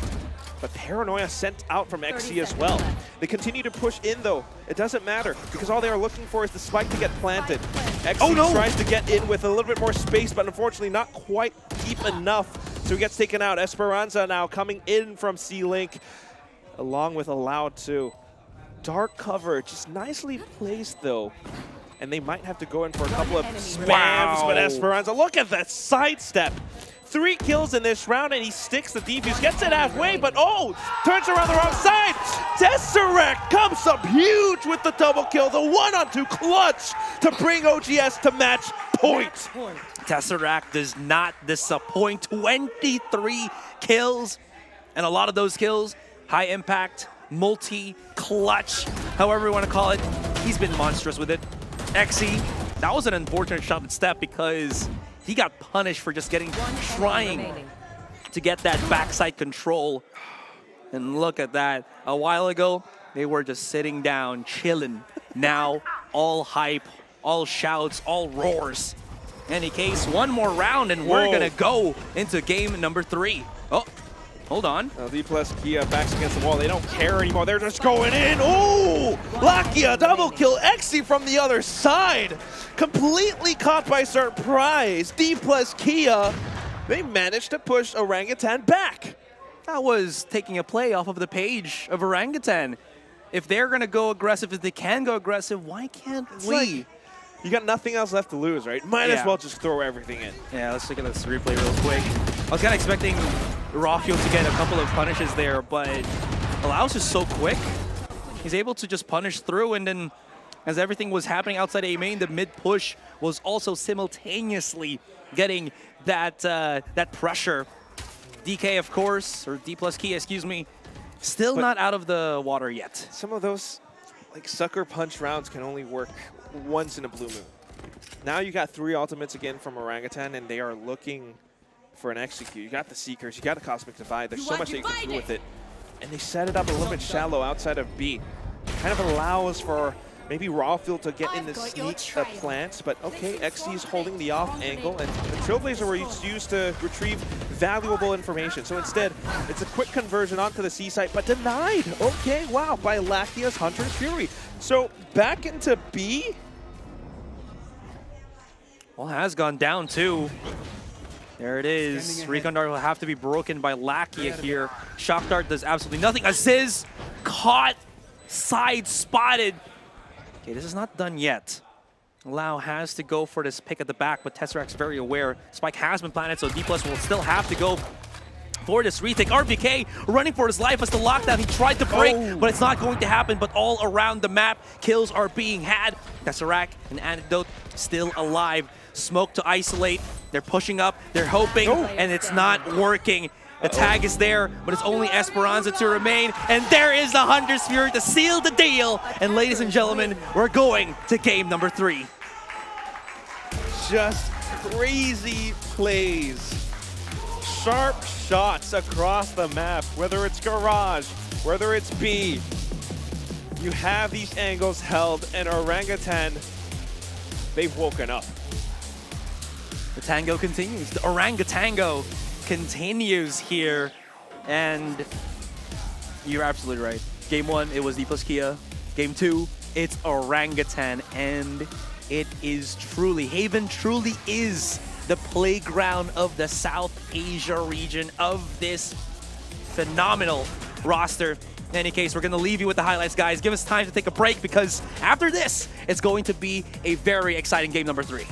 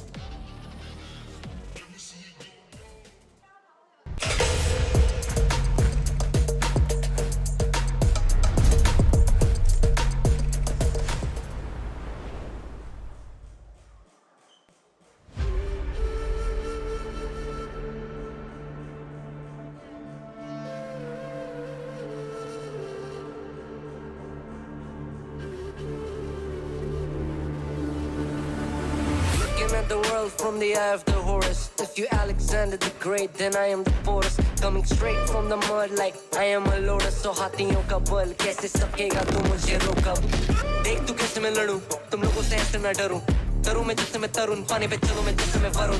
चाहे मैं जीऊं या मरूं, जो करना चाहूं मैं वही तो करूं. आता है तू ना करीब, तू बेटी चीप, जब तक कटे ना तेरी ये jeep. Better believe you're gonna bleed. Pick up a seat, get your team. I'm the king of kings. Brother in arms in a battle. You all gonna die if you act like a vandal. Bring the realms to reality from every angle. This is the public service announcement from Mumbai to the rest of the world. I am a Raja. I am the Raja. भिड़ेगा तो उठेगा जनाजा ना. तू मेरी तरफ आना. आ गया तो होगा फिर तनाज़ाना. ये भारतीय भाषा फिर दुनिया सुनेगी ये तराना ना. 'Cause I am the Raja. 'Cause I am the Raja.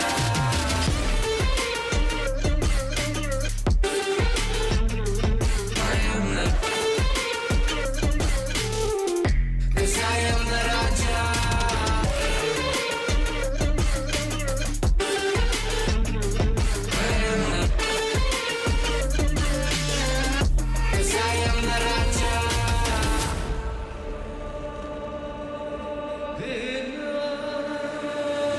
Look in my eyes, what do you see? I'm more than average, man. I'm a maverick, I can grow flowers on a barren land. Break a mountain with my bare hands and step back and cause a literal avalanche. Should've been about us traveling. आज तो बुझाएं मेरी जैसा मैं tarantula. ना है कोई तोड़ मेरा जब से पूर्वजों का ज्ञान मिला. मेरे जैसा मिलेगा कोई ना तू और चाहे जो भी था सबकी कबर मैंने खोदी. क्या तुम लगाओगे बोलियां कम पड़े गोलियां. चंद्रगुप्त ने मौर्य या किला तू लोरिया. Come to me and you just gonna die. That's really a given. I am invincible and you are invisible. See, that's really a difference. Get out of my way, I'll leave the world. The choice is yours. I don't kill my enemies, I play with them. That's that's what the toys are for. From Mumbai to the rest of the world, I am the Raja. Bhedega to uthega janaza na, tu meri taraf aana, aa gaya to hoga fir tanaza na. Ye bharatiya bhasha, mere duniya sunegi ye tarana na. 'Cause I am the Raja, 'cause I am the Raja.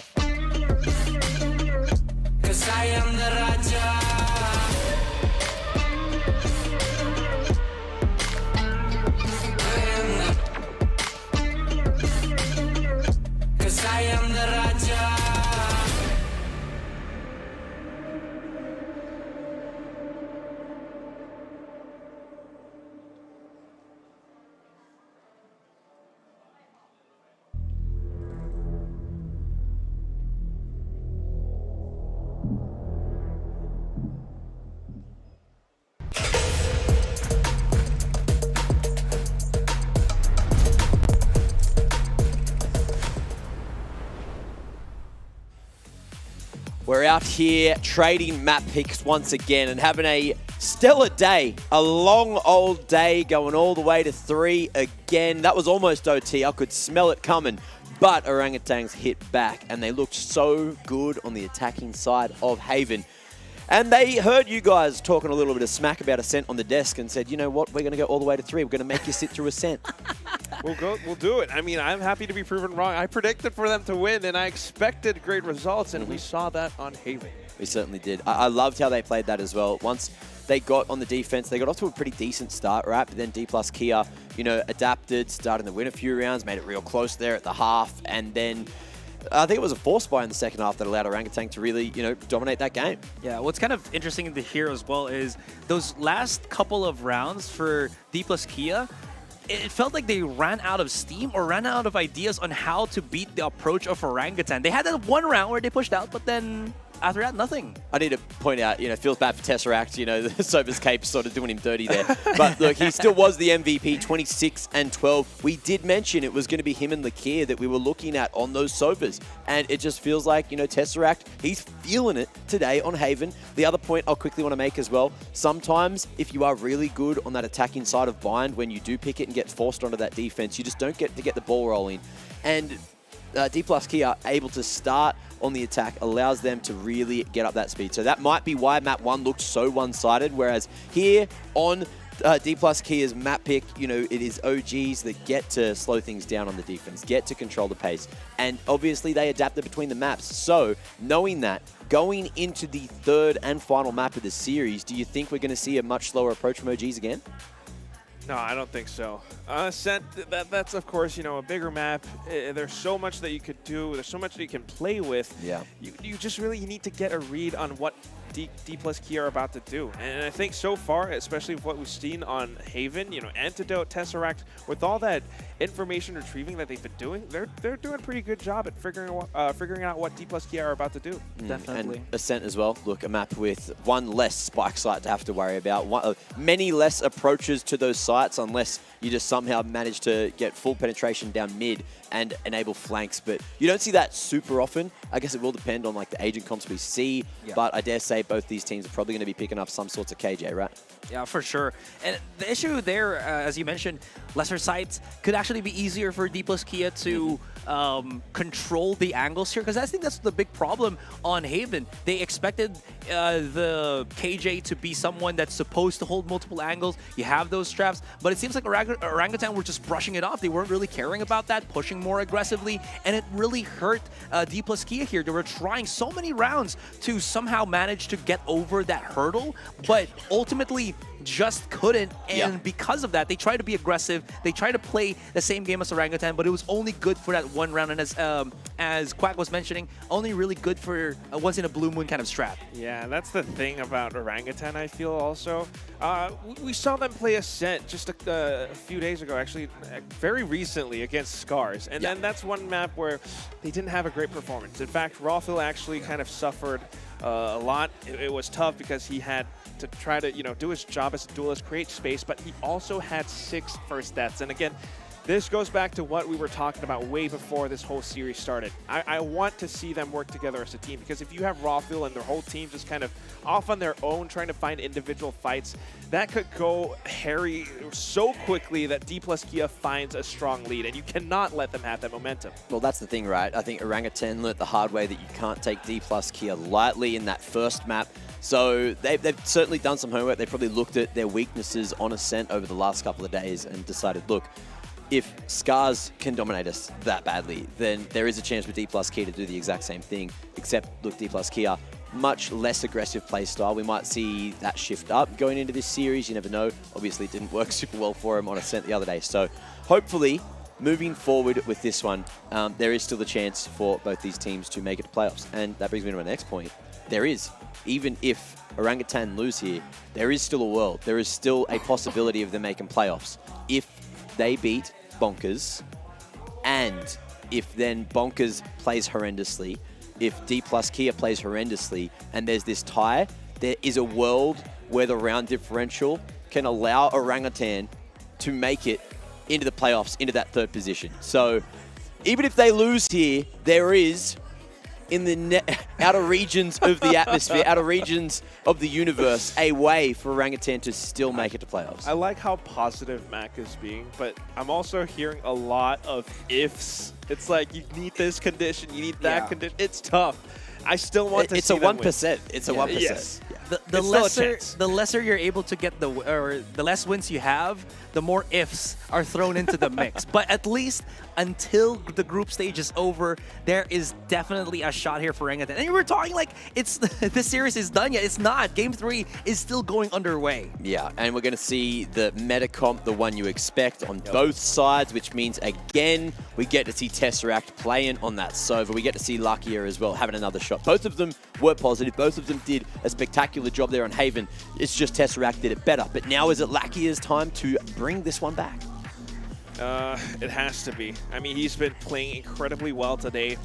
But just to talk up DPlus Kia again, though, I mean, they've had a great performance. Yes, maybe the first 8 jitters were there, but now, if you're looking at Ascent, the last time they played this was against a team in their own region's finals.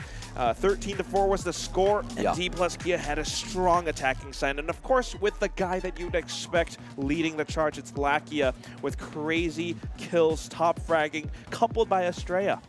The issue is, right, Lucky has been a little bit slower today, and on the other side of things, Orangutan, every time we've seen them play Ascent, we've been saying, look, Aziz needs to have a solid performance, right? But he hasn't. He has not had the impact on the KO over the previous days. But today, he's looking a little bit better. He's looking a little bit sharper. And maybe, just maybe, this is the day to prove me wrong, prove us all wrong, that he can actually do it and still be that pseudo-duelist with the entries with those flashes.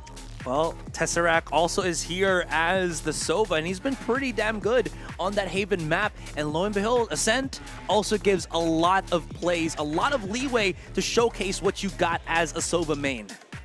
Look, I know you said before, Asarai, you hate watching Ascent. It's not your favorite map. It's super boring. But I'm going to be having a good time backstage because this series is delivering. It's been entertaining. It's keeping the hopes of South Asia alive, knowing that DPlus Kia could be going to a 0-2 scoreline, which is now a possibility.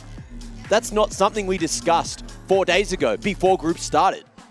We never thought that would have happened to a Korean team, but it's possible. And if that does happen, that increases the chances of Orangutan making playoffs. Yeah, and again, it just goes to show to you how volatile the difference of the regions truly are. Well, I heard from a bird, again, it's tweeting around here, it's flying around, It's a magpie, I think. I don't know how it got here from Australia, but it was making some noise in my ear, and it told me that Ascent is not too far away. Magpie is going to be flying up there to join the rest of the zoo, the orangutans, the boys from Korea as well. These individuals are looking to get the dub, and let's see who finds it here on Ascent. Let's see who it's going to be, Asterai. You've got DPlus Kia starting out on the attack. You got OGS going off of their gorilla or orangutan chant, and they're starting out on the defense. You can see the setups already, and they're prepared to receive them.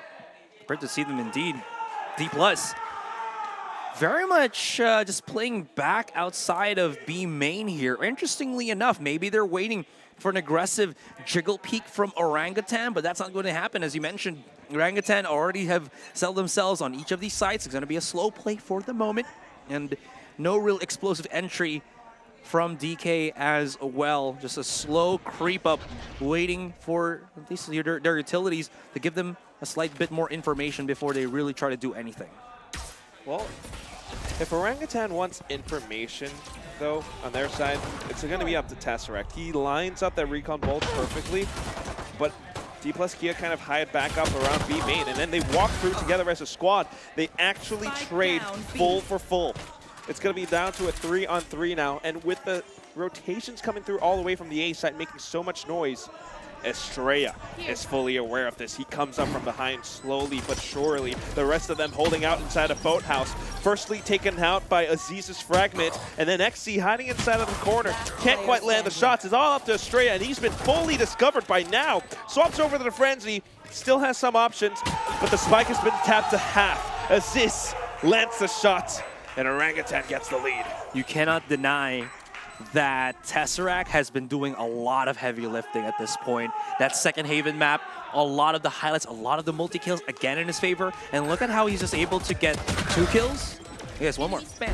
Oh, wait. Okay, that's not that part of the highlight. But he got 2 kills, and that really slowed them down. You talked about how Estrella was about to get the flank, but he was slow walking. And that just meant that there was just less players fighting on the B site. So very, very difficult for DPlus to really get out of. And with the mollies coming through from OG, it was a very, very difficult endeavor to, well, get over.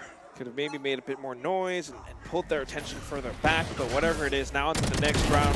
Orangutan buying up the Bulldogs. Estrella actually coming in with a classic. He finds 2 headshots. 2 weapons down on the ground. And Antidote kind of has to try to keep them out of DPlus Kia's hands. Unfortunately, he's going to have to back off instead too, though. So some weapons given away. Lakia managing to pick up the Bulldog. They tap the pause button. They cut noise again. This turret doesn't spot anything coming through mid, if I'm not mistaken. You can see the LOS, the line of sight. If we see Tesseract pushing in, he might be able to actually gain access somewhat on tiles and maybe get a catch, a glimpse of the rotation of Estrella here, coming in through B main. Okay. If they can't break that Nano Swarm, that's a short-lived life for Estrella. Oh, they actually do. Esperanza has a chance here. RVK, though, tuck himself inside Boathouse. He's allowing them to get through, but he's not allowing them to drop in to the site, and the punish follows up. And now Lakia's the last one left. Spike is gone. Like, how do you 30 seconds left. Make your way in? You've got Tesseract and you've got RVK watching the angle outside of B main. They're expecting him to come from this spot. There's an alarm bot watching market. You got Antidote all the way back to Vendor Spawn. And just no option for Lakia, not unless he could somehow kill 2 players with a single shot, single burst. So Orangutan, 2-0. Check this replay real quick. How did Estrella get that double? Oh, he was very prepared for the swings. Okay, I like that. Rafael did get 2, so it's still fine. But RVK, this was the big hitter for this round. Again, cool, calm, collected. They were thinking maybe he's on the site. They don't really have that many options, and RVK taking advantage of that just basically gets himself a 2K. So that means that if you look at the side of OGS here, some good charges on their ultimate is being had already. But look at this, sudden change in pace. A flashpoint over the top, and it just eliminates or nullifies this one-way dart. A couple more spams through the smokes, and well, Aziz unfortunately catches a bullet to the torso. Orangutan are still trying to work their way around this, but this is so much control and a big pickup for DPlus Kia. You'd be interested to say that DPlus didn't actually use a lot of utility for that. No. Yeah, it was just truly just a bit of firepower, and that's about it. Right into the corner. The same main smoke has been a lot more common, but the thing is, it's allowing them to also see portions of the A side, so it could be a bit tricky here for OGS to place themselves, Antidote as well as Raw Fuel, in positions where it could be really difficult to break through, especially when Lakia has saved up his drone, but Raw Fuel takes advantage, takes the initiative to get these picks, but it's still not going to be enough. Australia and Exi have already gotten access. Maybe Tesseract, maybe, but no, he's just going to back away first as the Null Command has been activated. 30 seconds left. I think he was detected as well. He's still going to try to find some shots from heaven, though, Aserai. He's looking for a hit, but unfortunately, his foot gets found instead. It's going to be Exi holding the off angle, and now RVK with a Sheriff. Door in his face. I don't know, maybe go heaven, like pick up your teammate's fallen weapon, but look at how DPlus Kia recognizes his options, and they go in to snuff him out. DPlus Kia not lacking their own fans as well. And we're really hearing, I have heard it in the broadcast in South Asia how very passionate and very much heard the fans are, and they brought that here in Bangkok, Thailand. Any case, I was really expecting a lot more punish from Raw Fuel there because it looked like he was able to do so, but somehow DK, DPlus able to still get the sight and the round in the end. With that win now, it's going to be another buy up. You got Lakia with an Odin.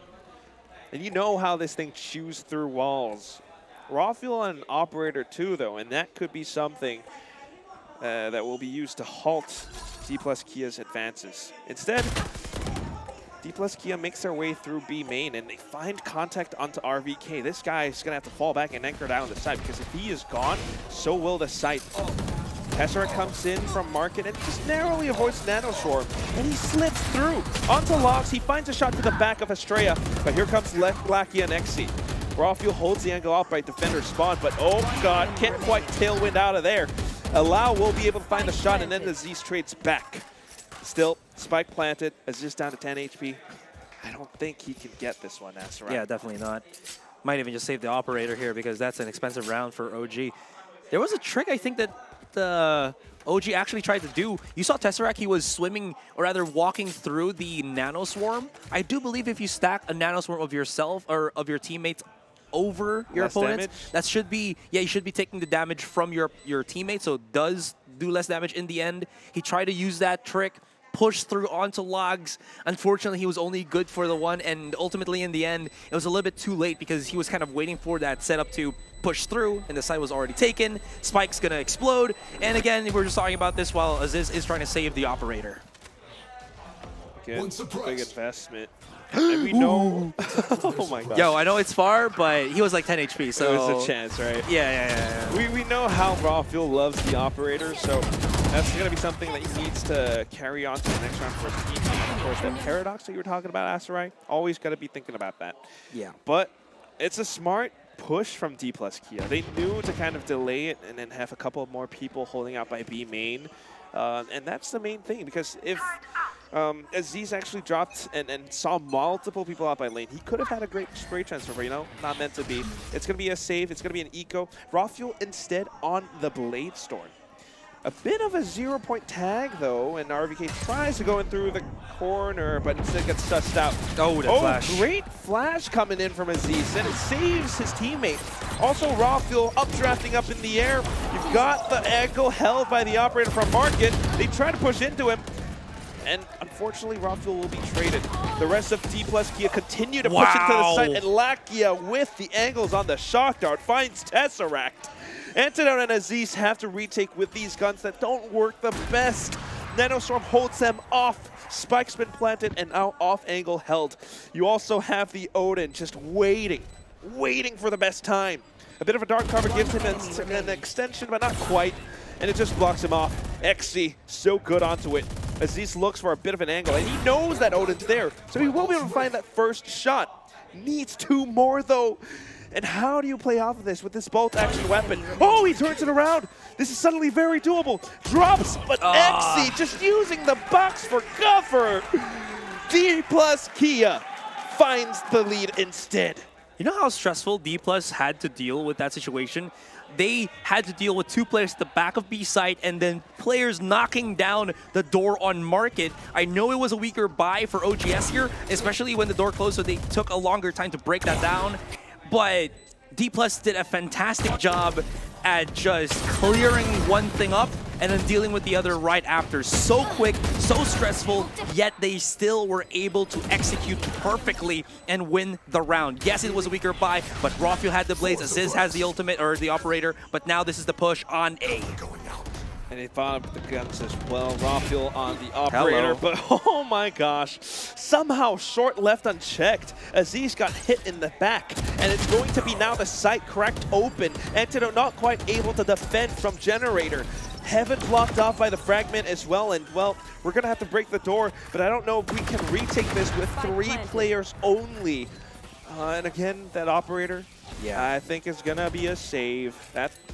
This Paradox is starting to look true, right? Yeah, it's a thing. It's really a thing. If you don't get that value off the operator, you're like, I don't want to waste 4,700. And again, you get into that mindset that if I get hits in the next round, it's going to be good. But yeah, anyways, there's also one thing that you would think, like, why wasn't anyone spotting out Allow? Here's a trick there.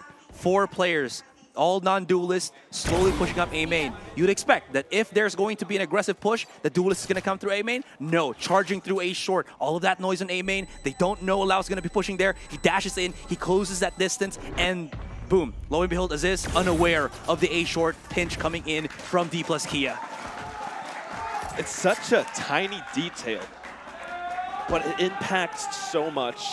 Because if Aziz had that off angle, he could have maybe stopped the push coming out of A main. But lo and behold, that is the story. That is what happens. And DPlus Kia, again, are such a formidable team, such a formidable opponent.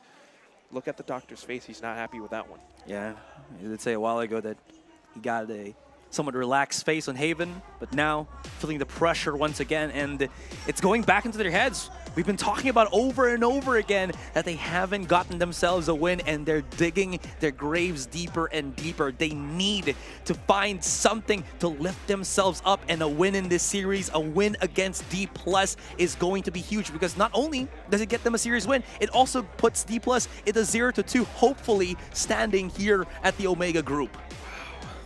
So much at stake, Asurai. And of course, DPlus Kia wants to keep on with this momentum. They want to take this win to make up for the loss from yesterday. Orangutan, it's just tough, right? You can't afford going down 0-3 because, again, like we talked about on the panel, all those ifs start coming into the equation. And that's just not fun. That's not a fun thing to have. So you need to find some wins. So we need the timeout, and we need some kind of a setup. Yeah. I've seen it before. They did it against Scarz yesterday. Off a timeout from the Doctor, you had a set play coming through with Antidote and Rafiel with the Blades. A Paranoia through Generator, and they actually just execute on the A side. Aziz followed up beautifully as well. I don't think it's going to be the same thing this time because they're playing on defense, but you can see how the positions have been swapped around. Killjoy utility up around the A site. DPlus Kia, they actually switch out their plan too. They're playing slow now.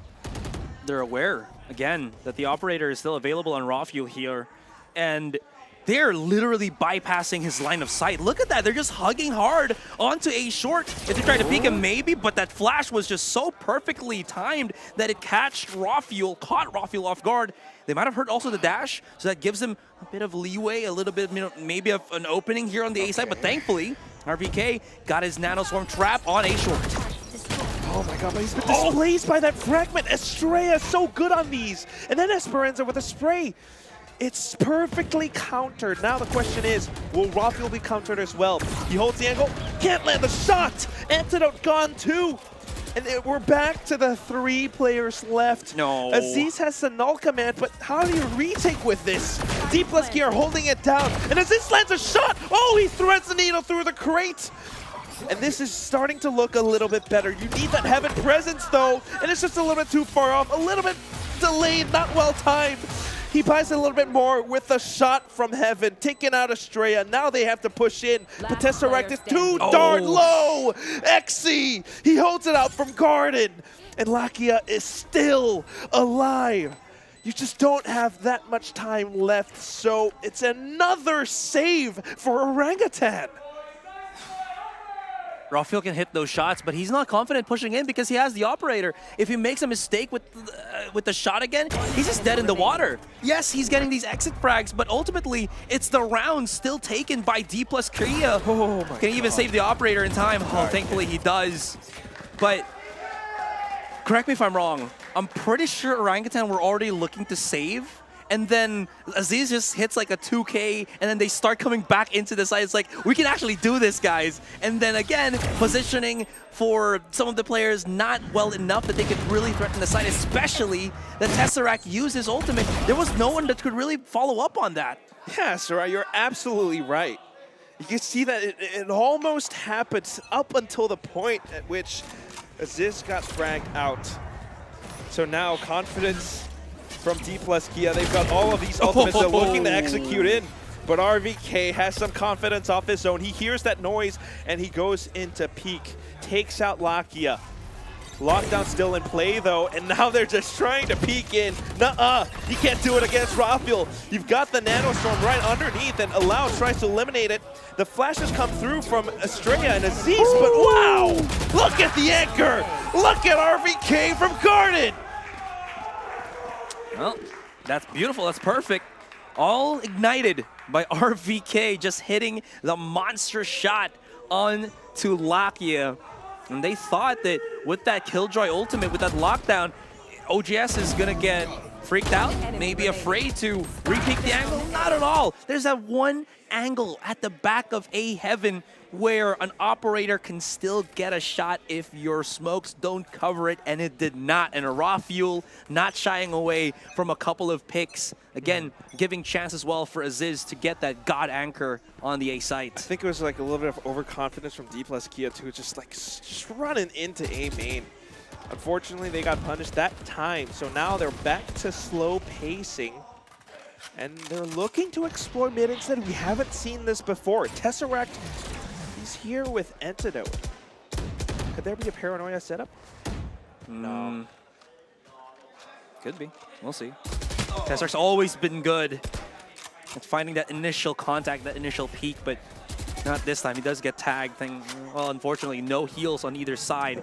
But this slows down the pace for DPlus, and well, speaking of DPlus, they're really committing into getting a lot more mid control right now. But if they don't slowly creep up onto A short, and with RVK putting his utility a little bit farther back on the doorway, this could actually be bad for DPlus. Oh, DPlus on mid. Yeah, exactly. He's making so much noise up by A short, just buying time, buying that positioning. Meanwhile, the hit goes through. Yes, Rafael gets a pick, and it's a great start off. And then the push from Market. Tesseract right underneath their noses, but Exy gets the spray on, and he eliminates Rafael as well. And then the fragment from Estrella. Again, it just keeps them at bay, buys them enough time to get that spike planted. A couple more sprays, and well, a Hunter stream from Lakia too. Oh, the angle is great! Aziz, he's been taken out. RVK from Market, Antidote coming in. They're trying to find great positions, but what they don't know is that Estrella is inside the dark cover. He takes out Antidote, and that leaves RVK alone. We've seen him clutch before, but with all of these weapons in DPlus Kia's hands, it's just too darn difficult, that's right. They're getting some value. They're getting the first kills, but the mid fights into sight for the clutches is where DPlus Kia is outmaneuvering and basically outpacing Orangutan here. We're going to be looking at the replay real quick. Rafael, he's good for a couple of picks here, but unfortunately, even Tesseract, he got it, and then Exy out of nowhere just gobsmacks them, retakes the B site, basically hands this round to DPlus Kia, and Orangutan can only watch. Just feel that, like you're sitting ducks They need to get proactive. They need to take the destiny into their own hands. And I love this play from Antidote, but he has to be very careful about when he wants to sneak in. He saw some of those tracer rounds, and that is why he's not peeking further through. Yeah. Yes, DPlus Kia might be playing around that smoke, but it's also a very likely possibility that they rotate instead. The thing is, though, Orangutan doesn't hear this. Tesseract has to be careful. He has to play safe, because if he doesn't survive this contact, B-side could be open.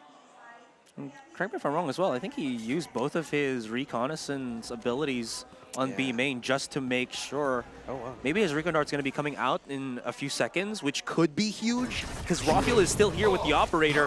Could be a chance, but these Cloud Bursts is making it difficult for him. The paranoia as well. The tag on the recon dart's going to be huge, but no! Esperanza gets a pick. Rafael, it's all up to you, and he does. RBK as well, but Lau just cleans him up.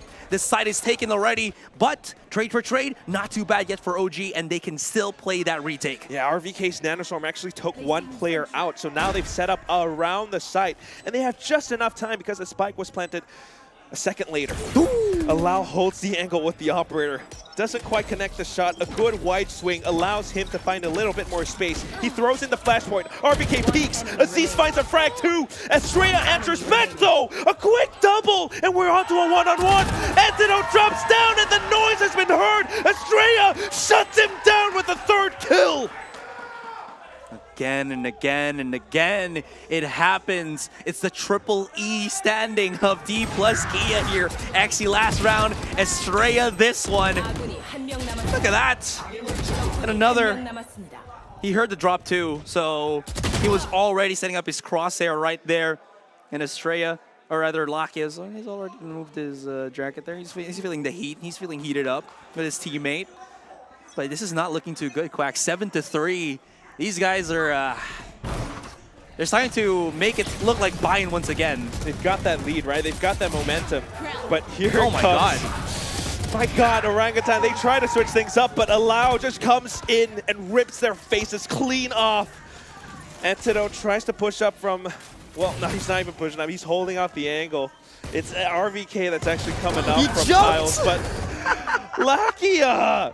What was that? Yeah, he went for the wide jump swing peak. I don't know how to call it, but it looked like it, and he just... That's the way to dodge the sheriff shot, I guess, but yeah. Wow. There's shenanigans on this. Wow. Antidote. Oh, well. So it's Shanghai noon somewhere in the world. I don't think you want to save this, so he's looking for the pick, but this Odin, man. This Odin. Big problems. Big weapon, big problems, so Rafael's back on the operator once again. You need a bigger solution.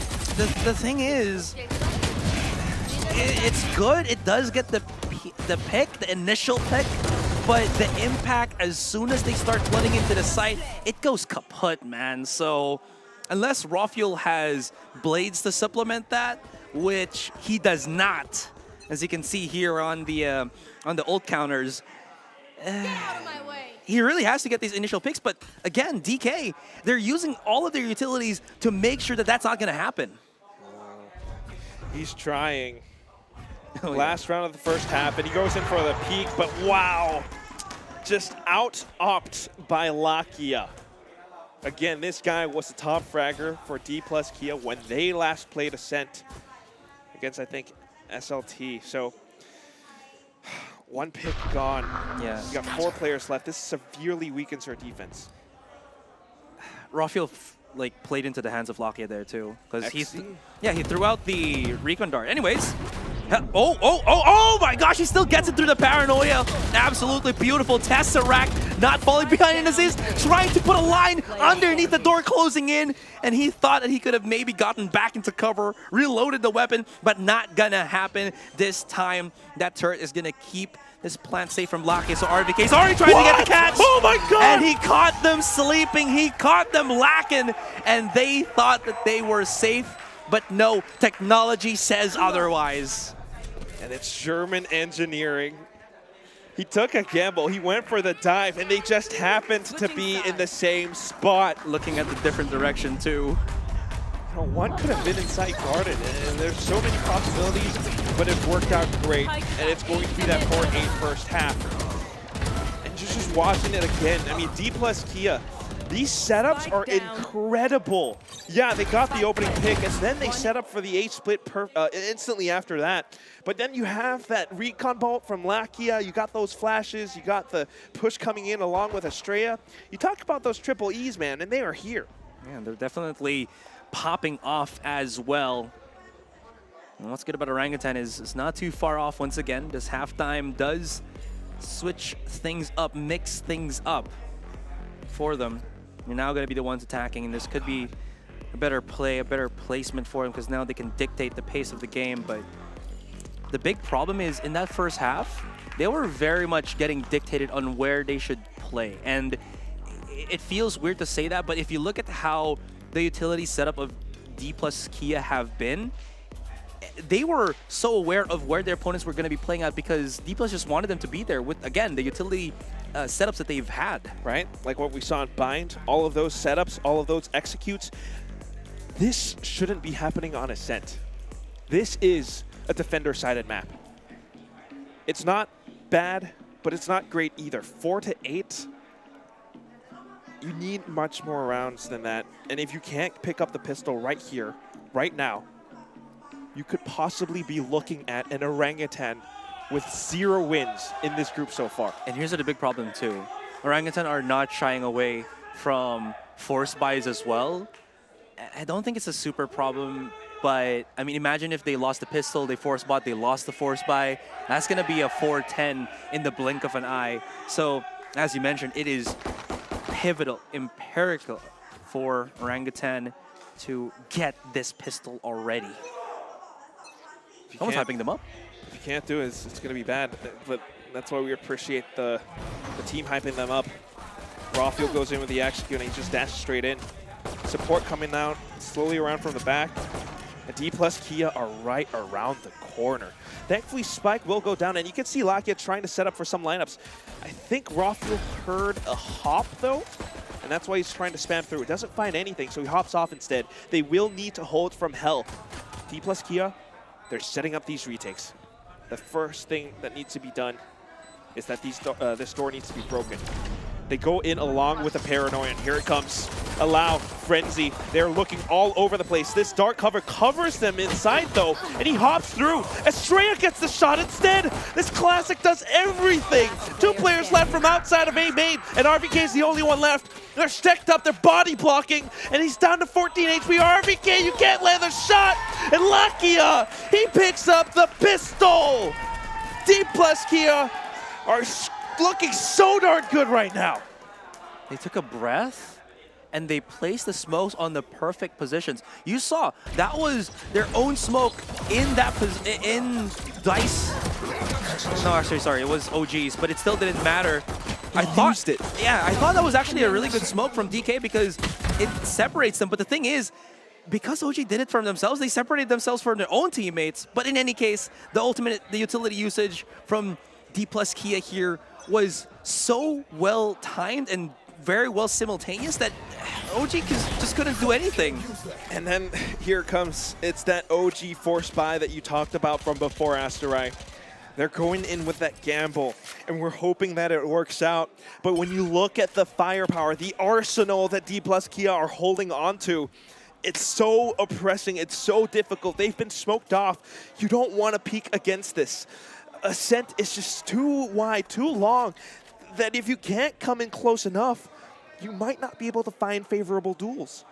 The thing is, DPlus are aware that the force buy was actually coming. Look at the positioning on where they've been placing themselves. Estrella can always back up into A main. It's, oh, no, hold on. He actually looked away for a second, and Rawfield doesn't miss a beat. Actually gets the pick, and this could ignite the force buy, but Exy through the smoke. Not yet done.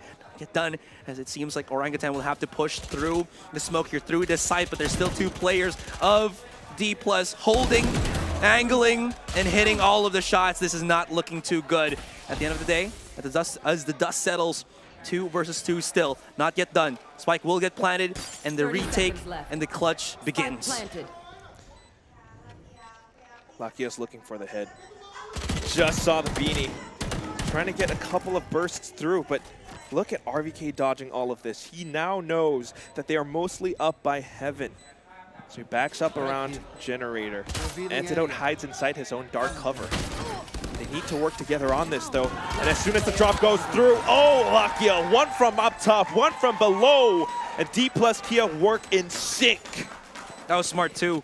No need to really feel the pressure to push into the side because they had all of the time that they needed.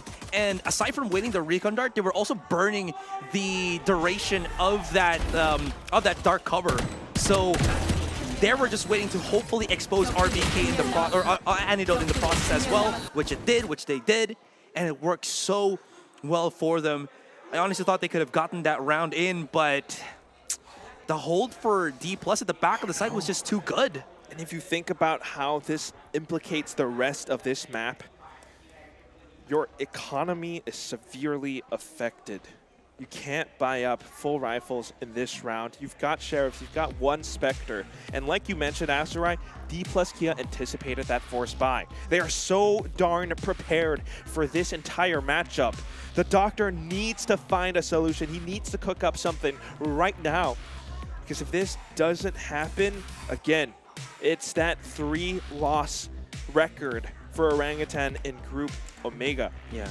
I don't know if the team or if Antidote can find anything as well. The thing is, if Orangutan also decide to go for another force buy, there's going to be better weapons now for DPlus too, so that's going to make it even more difficult. Maybe they can get a catch-off, but as I mentioned, DPlus are so aware that Orangutan aren't really backing away from a chance to roll the dice, again, go for that risky play, but they're falling into a trap, and DPlus, they keep setting it up, and again, Orangutan just keep getting caught in the mix. You need something to break that wheel. You need something to reset yourself. And you need those fans to support and cheer for Orangutan as well. DPlus Kia, 3 rounds away from closing out this series. And look at how they're going for bits of map control. A main, you've got the alarm bot covering up mid. This is a very standard setup, and they're reading this. The alarm bot shows them that Orangutan are trying to head through. What? Is that the wallbang and then the turret? Allow is finding these shots. He can't be allowed to do this. It's a double kill. Estrella covering up A short, and he's threading the needle. He's done this before. He's doing it again. Another fragment, and Antidote actually uses a sliver to peek on through, but Exi instantly trades Tesseract, the lone survivor. Enemy down. Well, starts things off with a headshot, a double headshot with the Sheriff. Yeah, the survivor is, well, not just surviving. He's also somewhat thriving. Solo stats at least is looking good for Tesseract, but good try. It's not really going to be enough, is it? 4-11. At least Orangutan, they have a surplus of creds to be able to buy, but we're just looking at some replays and just, making sure that our guesses were correct. And, it was a wallbang, and it was the turret that got a pick. Is that the first turret kill of the No, it's not stage? the first. Okay. I was like thinking, I guess we saw a couple of firsts. Before. Timmy the turret is always around in the game, but that's the main thing, right? Still, if you're looking at how this plays out, it's very similar to what we saw in Bind, and we know what happened on Bind. It's 3 rounds in a row now for DPlus Kia, and you're talking about that economy. They bought it up. Orangutan has bought up as well, but if they lose this, I don't know how much they can scrounge together to force for that match point play. They need to win, and they need to start chaining rounds together. Absolutely. This is such a precious round for Orangutan. And, well, you know that they feel the pressure here. No, wait, that happens! RVK turned his back. Allow still has a dash. He can deal some damage here, but thankfully Aziz, too quick on the trigger. No more mollies here for Estrella, excuse me, to push out on, but Exi, come on, you can't do the one-way smoke against them, man. The damage onto raw fuel too, and this is getting out of hand. Orangutan, they got the site, but there's no real chance for Aziz to actually plant the spike, because now if they know about this, if they hear about this, they're going to start pushing in. But Rafuel, thankfully, he's the man with the plan, the action dude. The shock dart not actually connecting, and somehow the tables have been turned, and Estrella is by himself. Rafuel 15 HP, Aziz 61, not even nearing 100, so maybe this Bulldog got his bite. And he's trying to creep up in the right direction, but Rafuel, the magic man, he makes it happen once again. Now you see me, now you don't, because I am gone. And just, you know, I've given the round to my teammates. I don't know where I was going with that, but you know what? He clutches. Yeah, you let me that come. was beautiful. I am chuckling inside right now. Look at that. But look at these plays. He heard them. He knew that they were right around door. And that's precisely why he peeked out. And a little bit of movement, that little bit of strafe shooting just finds him the perfect double kill to turn things all around. With that, a bit more confidence. And he goes in for that final duel. 5 wins, and they need 6 more just to bring them to an even footing. Orangutan, every single player, they have that invisible banner that says, "Never count me out." And they're pushing, and they're really pressing their advantage here. Allow, where is he peeking out from? It's through mid, actually. You're already seeing just decrepit bodies of Orangutan already just splintered, splayed through outside of market. Tesseract trying to plant the spike. RBK trying to make some heat here as he does get that assistance on the Hunter's Fury. Maybe he can find an opening right now. Lakia just runs through. No real need to fear the Hunter's Fury, but as he is a true hunter himself, Tesseract, once again, can he step up?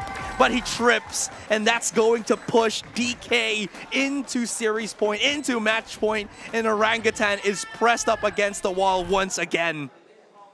How do you fight back against this? Azurai, this is devastating. I mean, you have the Odin, and yes, it's a little bit hilarious, but the way that he actually dominates because of this one position. Orangutan, they tried to pull off a bit of a B-split. They tried to surprise DPlus Kia, but they got completely read. They got completely countered. Straight into the open arms of DPlus Kia, and this weapon is still in the game. You've got 4 ultimates against you. It is now or never. Now or never indeed. Rafuel does have the blades already. Does use the updraft for a little bit of contact, maybe hoping that he can find an opponent here. Allow, on the other hand, also anticipating. You can see he's primed up the tailwind already, looking to see if Orangutan is going to press the advantage through mid, and Lakia got caught with his pants down. Allow, though, does the same thing, and the push comes together. As Esperanza's right here, he can really deal some damage, but he's backed away. And they're really pushing them back to the site, and this is working for Orangutan here, but Allow just not allowing them to get into the site. And if they push up onto spawn, Estrella is there to go for the pinch. And don't forget, there's still one more Axie at the A site. This could still go very awry for either side, as no one has good map control just yet. Rafuel, he's up around the stairs, and he's looking for the head, but Allow, he's just tucked neatly away back site. RVK trying to create a little bit of an opening. He peeks out through. He gets the shot onto Estrella, but then just runs onto the other side. Xe, he was undetected. Allow still very much backside, and it's all up to Rafuel, but no! Allow cuts his head off with the knife. It is 13-5 for DPlus Kia. Orangutan, unfortunately, have suffered their 3rd loss. Man, from that second game that looks like Orangutan was orangutangoing, it seems like they got orangutangled. And that's going to be the 0-3. That is a big, big blow, because now their chances, as we mentioned, have turned into a lot of ifs if they can get out of the group stage. Not looking too hot with that, but on the flip side, DPlus, incredible performance on both their bind and ascent map. I mean, we've been somewhat looking for that comeback from Orangutan, you know, cheering for the kid who could. But it is what it is, and DPlus Kia, they did such a great job at playing this game. You could see in a lot of these setups, like we talked about it, right? How they played on binds, how they, you know, almost made it back on Haven. And in a lot of these moments, you see those 3 Es that you talked about. You see Lakia finding some incredible shock dart angles. These players are here in Ascension Pacific, and they have brought Korean VALORANT to our shores. Gotta love how their performance just, again, flipped overnight, to be honest. And we were mentioning, again, how some teams, they got that first series drought. But this time, DPlus get themselves a great round, or a great series in. It was hard fought though, because you saw how well Orangutan truly are on Haven. So if teams moving forward want to win the series against Orangutan, they still have 2 more to play in this group stage. They gotta ban that Haven out. For me, it's tough, it's tricky, but also so much to look out for from DPlus Kia. Again, these guys have those setups. And you're seeing how in some of these rounds, especially on the pistols, they can come up with crazy performances. It's so unsettling when they do play slow, but onto a set, they've started to pick up the pace. They started to get a read onto Orangutan. Those timeouts called out, and you see Rawfield trying to go in. You start to feel a bit of that presence, and you just hope that they could do a little bit more. But at the end of the day, still, DPlus Kia, they did a great job. They definitely did. And again, this is what we kind of expected from the team coming out of that Korean region, not just because Korea is one of those regions that you really have to fear in VALORANT, but overall they're just incredibly good. And Mac, you're here. Yes, welcome back, me. How are we? How are we doing? Welcome back. No, look, big W coming through from DPlus Kia there, and it was an effort by a committee. You're looking at the scoreboard, 13 kills, the least amount, 16 kills, the most of any of the individuals, everyone performing, but you need to shout out to Australia. Man had so much impact in those clutches, in those late rounds with the 2v2s, with the 1v2s, always there, always doing the right thing, and he's the captain too, he's the IGL, he's making those calls, he's making it happen, and I got to feel bad for OG, of course. Orangutan now 0 and 3. Yes, they've taken some maps off of 2 of the bigger names in the group, but there is still an opportunity. There is still that slight hope if things go immensurably wrong for the rest of the team, for the rest of DPlus Kia's affairs, as well as Bonkers as well. Then there is a world where they can still make it. But I don't want to talk about that. I want to talk about some stats. I want to talk about Australia looking great again, you know, doing big work on the KO. Aziz, his KO as well. We needed to mention it because we questioned it at the start of the map, and there were moments where he popped off, but unfortunately it didn't convert to rounds. I'm thinking of that 3v3 where he had that ult online. He managed to get those 2, I think it was a 3v5 actually. He turned it to the 3v3. Unfortunately, he didn't rip the null command. There was some Hunter's Fury coming through. There was a lot, I can't remember exactly which round it was, but it didn't work out for Orangutan. If they managed to get that, it would have been a swing round and it would have put the economy back in their back pocket. But it's a but, right? It didn't actually happen. We're not talking about what could have been. We're talking about what has been. And DPlus Kia are finding that form that we knew that they could. When you talk about Estrella, and I'm just thinking about it, yeah, you see those impactful kills. You see that that kill feed lighting up with his name. And yeah, he might be the MVP, but also just how impactful those utility plays were. Yeah. So many times that Orangutan tried to break through maybe around a short, but Estrella's always there. He knows how to play up around those dark covers. He knows how to toss up those flash points and fragments that really hold Orangutan off, especially when they try to retake at times. It's such a well-timed piece of utility, and it gives his team so much more freedom to work with. And again, it just feels like the pieces that they were trying to put together fit in so perfectly. They were able to dictate the rotations of Orangutan, and Orangutan couldn't really do anything against that other than just trying to get highlights every round to maybe win that round. And it kind of showed, but it just, again, wasn't enough. Yeah, essentially what it was, right, is Orangutan just looked more disjointed than what they have, or what they kind of have in some of their other games, and that, again, looked like it was the downfall. Unfortunately, it was their undoing. And look, I want to point out as well, Lakia, not only playing with the Odin, but playing the mental warfare, spraying those bodies, getting in the heads of Orangutan. And it showed. They started to misplay. They started to make that disjointed play like we just spoke about. I feel like they're related. Yeah, it definitely has to be. I mean, sometimes these things go hand in hand, and then also the one round where you see Lakia just running in with the Odin, and it happens so perfectly because they had the confidence. They knew that they could make those plays. They could afford to make some mistakes. They could afford to make some crazy happenings. And you know, it just works out so well for DPlus Kia. They find that momentum, they find that lead, and they just make sure that they don't let that go. And that's it, right? Now, Korea, they're on the board. DPlus Kia can make a run to the playoffs. They've only played 2 games. They can make it to 3 wins if the rest of their affairs go well.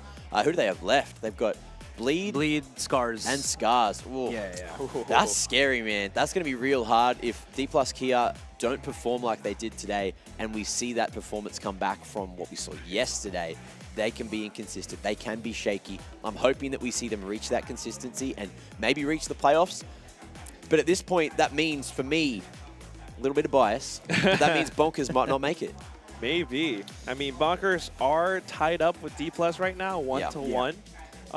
It could go either way, but at the same time, like, just looking at these performances, it's up to DPlus Kia and how they perform the next coming days. Arguably, if we talk about the strength of their performances over the next couple of days, we talk about the strength of, oh my God, I forgot the word. Was it strength of, I literally was talking to you about the graphic I wanted earlier, remember? the games they have to play that's left. There's a word for it, whatever it is. Bonkers run on paper is easier to the end of the groups than what DPlus Kia is because it's Scarz and Bleed for DPlus Kia, and it's Orangutan and Bleed for Bonkers. Yeah. And while I remember that word, fortunately, we've got an interview. We're going to have a chat with Lakia.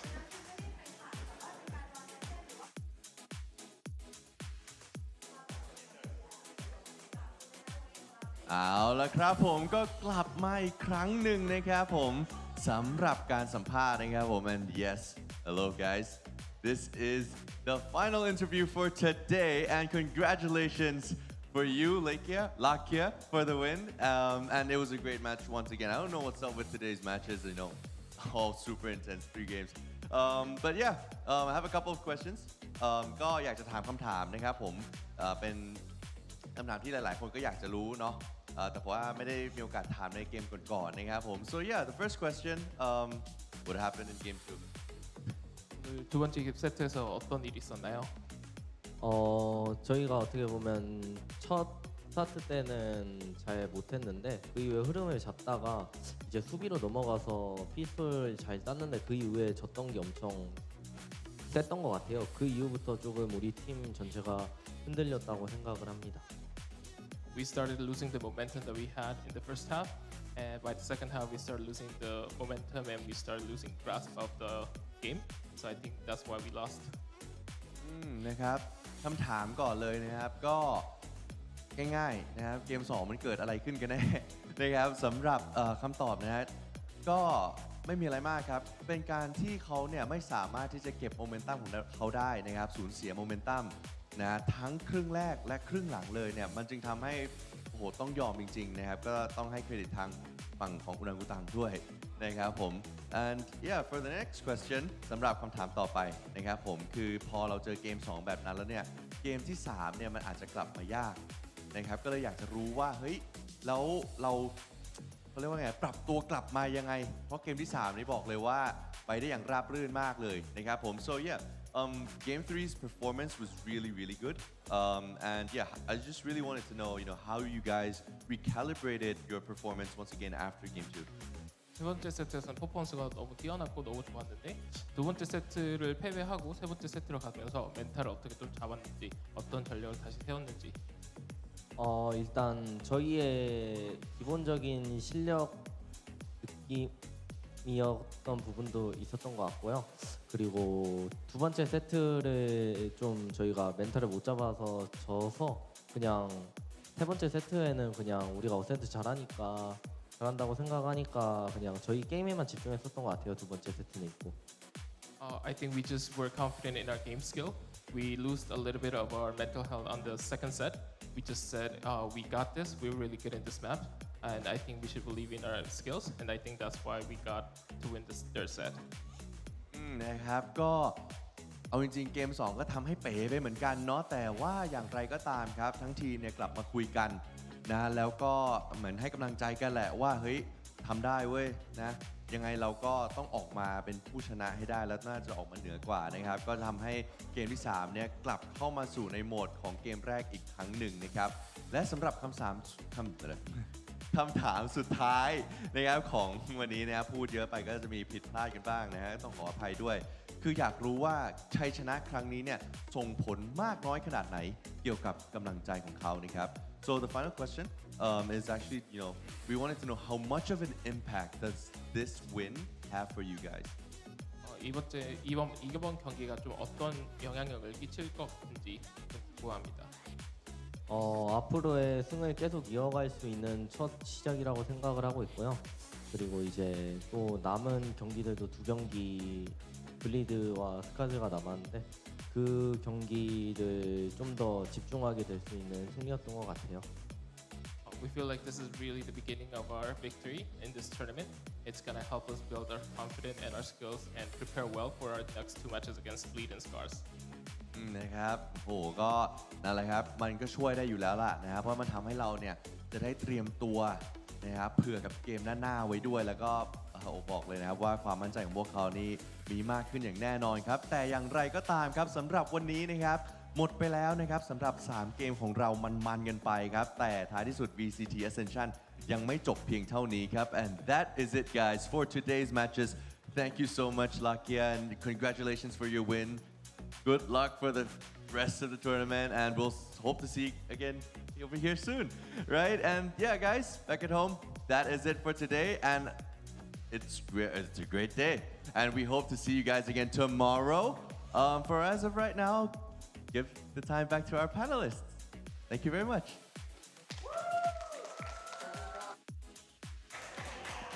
Look, he wasn't wrong. He wasn't wrong. It is a great day. It is a great day. Yeah. And it's a great day for my brain because it took me 3 minutes, but I remembered the word. Okay. Strength of schedule. The word I couldn't remember is schedule for some reason. Oh, I'm so sorry. Yeah. It's all right. It's been a long day. It has best of threes all throughout. Yeah, it's been full 3 maps. We've got the 9 maps, and it was fun. Look, it was fun. It was a lot of VALORANT. It was great APAC VALORANT, and it was good to see, how they all played out. It was that middle game, though. Oh, boy, that was so great to watch, that Bleed Scarz game. And that, look, could honestly be some kind of grand final preview if you think about it. That's what I have my bets on, honestly. I think that's what the grand finals will be, but it also could be Bonkers, it could be Boom, it could be anyone from Group Alpha as well. I mean, there's so much talent here in APAC. Yeah, and the thing is, we're starting to talk about the tiebreakers. Strength of schedule is something that not only applies to Bonkers and to DPlus Kia, but you got to look at all of Group Alpha too. There's going to be a shift in the rankings as well with the games we've seen today. Everyone's played a couple. We've only got one team that is undefeated, and that, of course, is Bleed. So keep your eyes on them to try and stay at the top of the group. At the moment, they haven't played enough games to sit up there with Scarz. Scarz, wait, Scarz 2-1 now, right?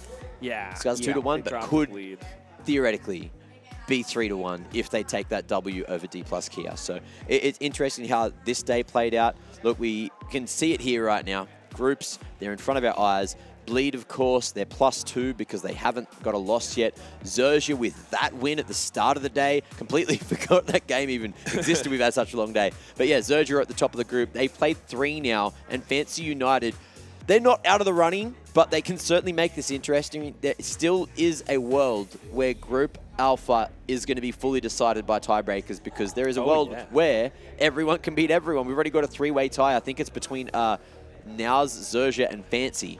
And you got to think about if we end up at a 2-2 scoreline, that's just going to be absolutely hell for the admins out back. But yeah, look, over in the other group as well, Group Omega, Orangutan, 0-3, as mentioned, still an opportunity, but it relies on the other teams all playing poorly in terms of Bonkers and in terms of DPlus Kia.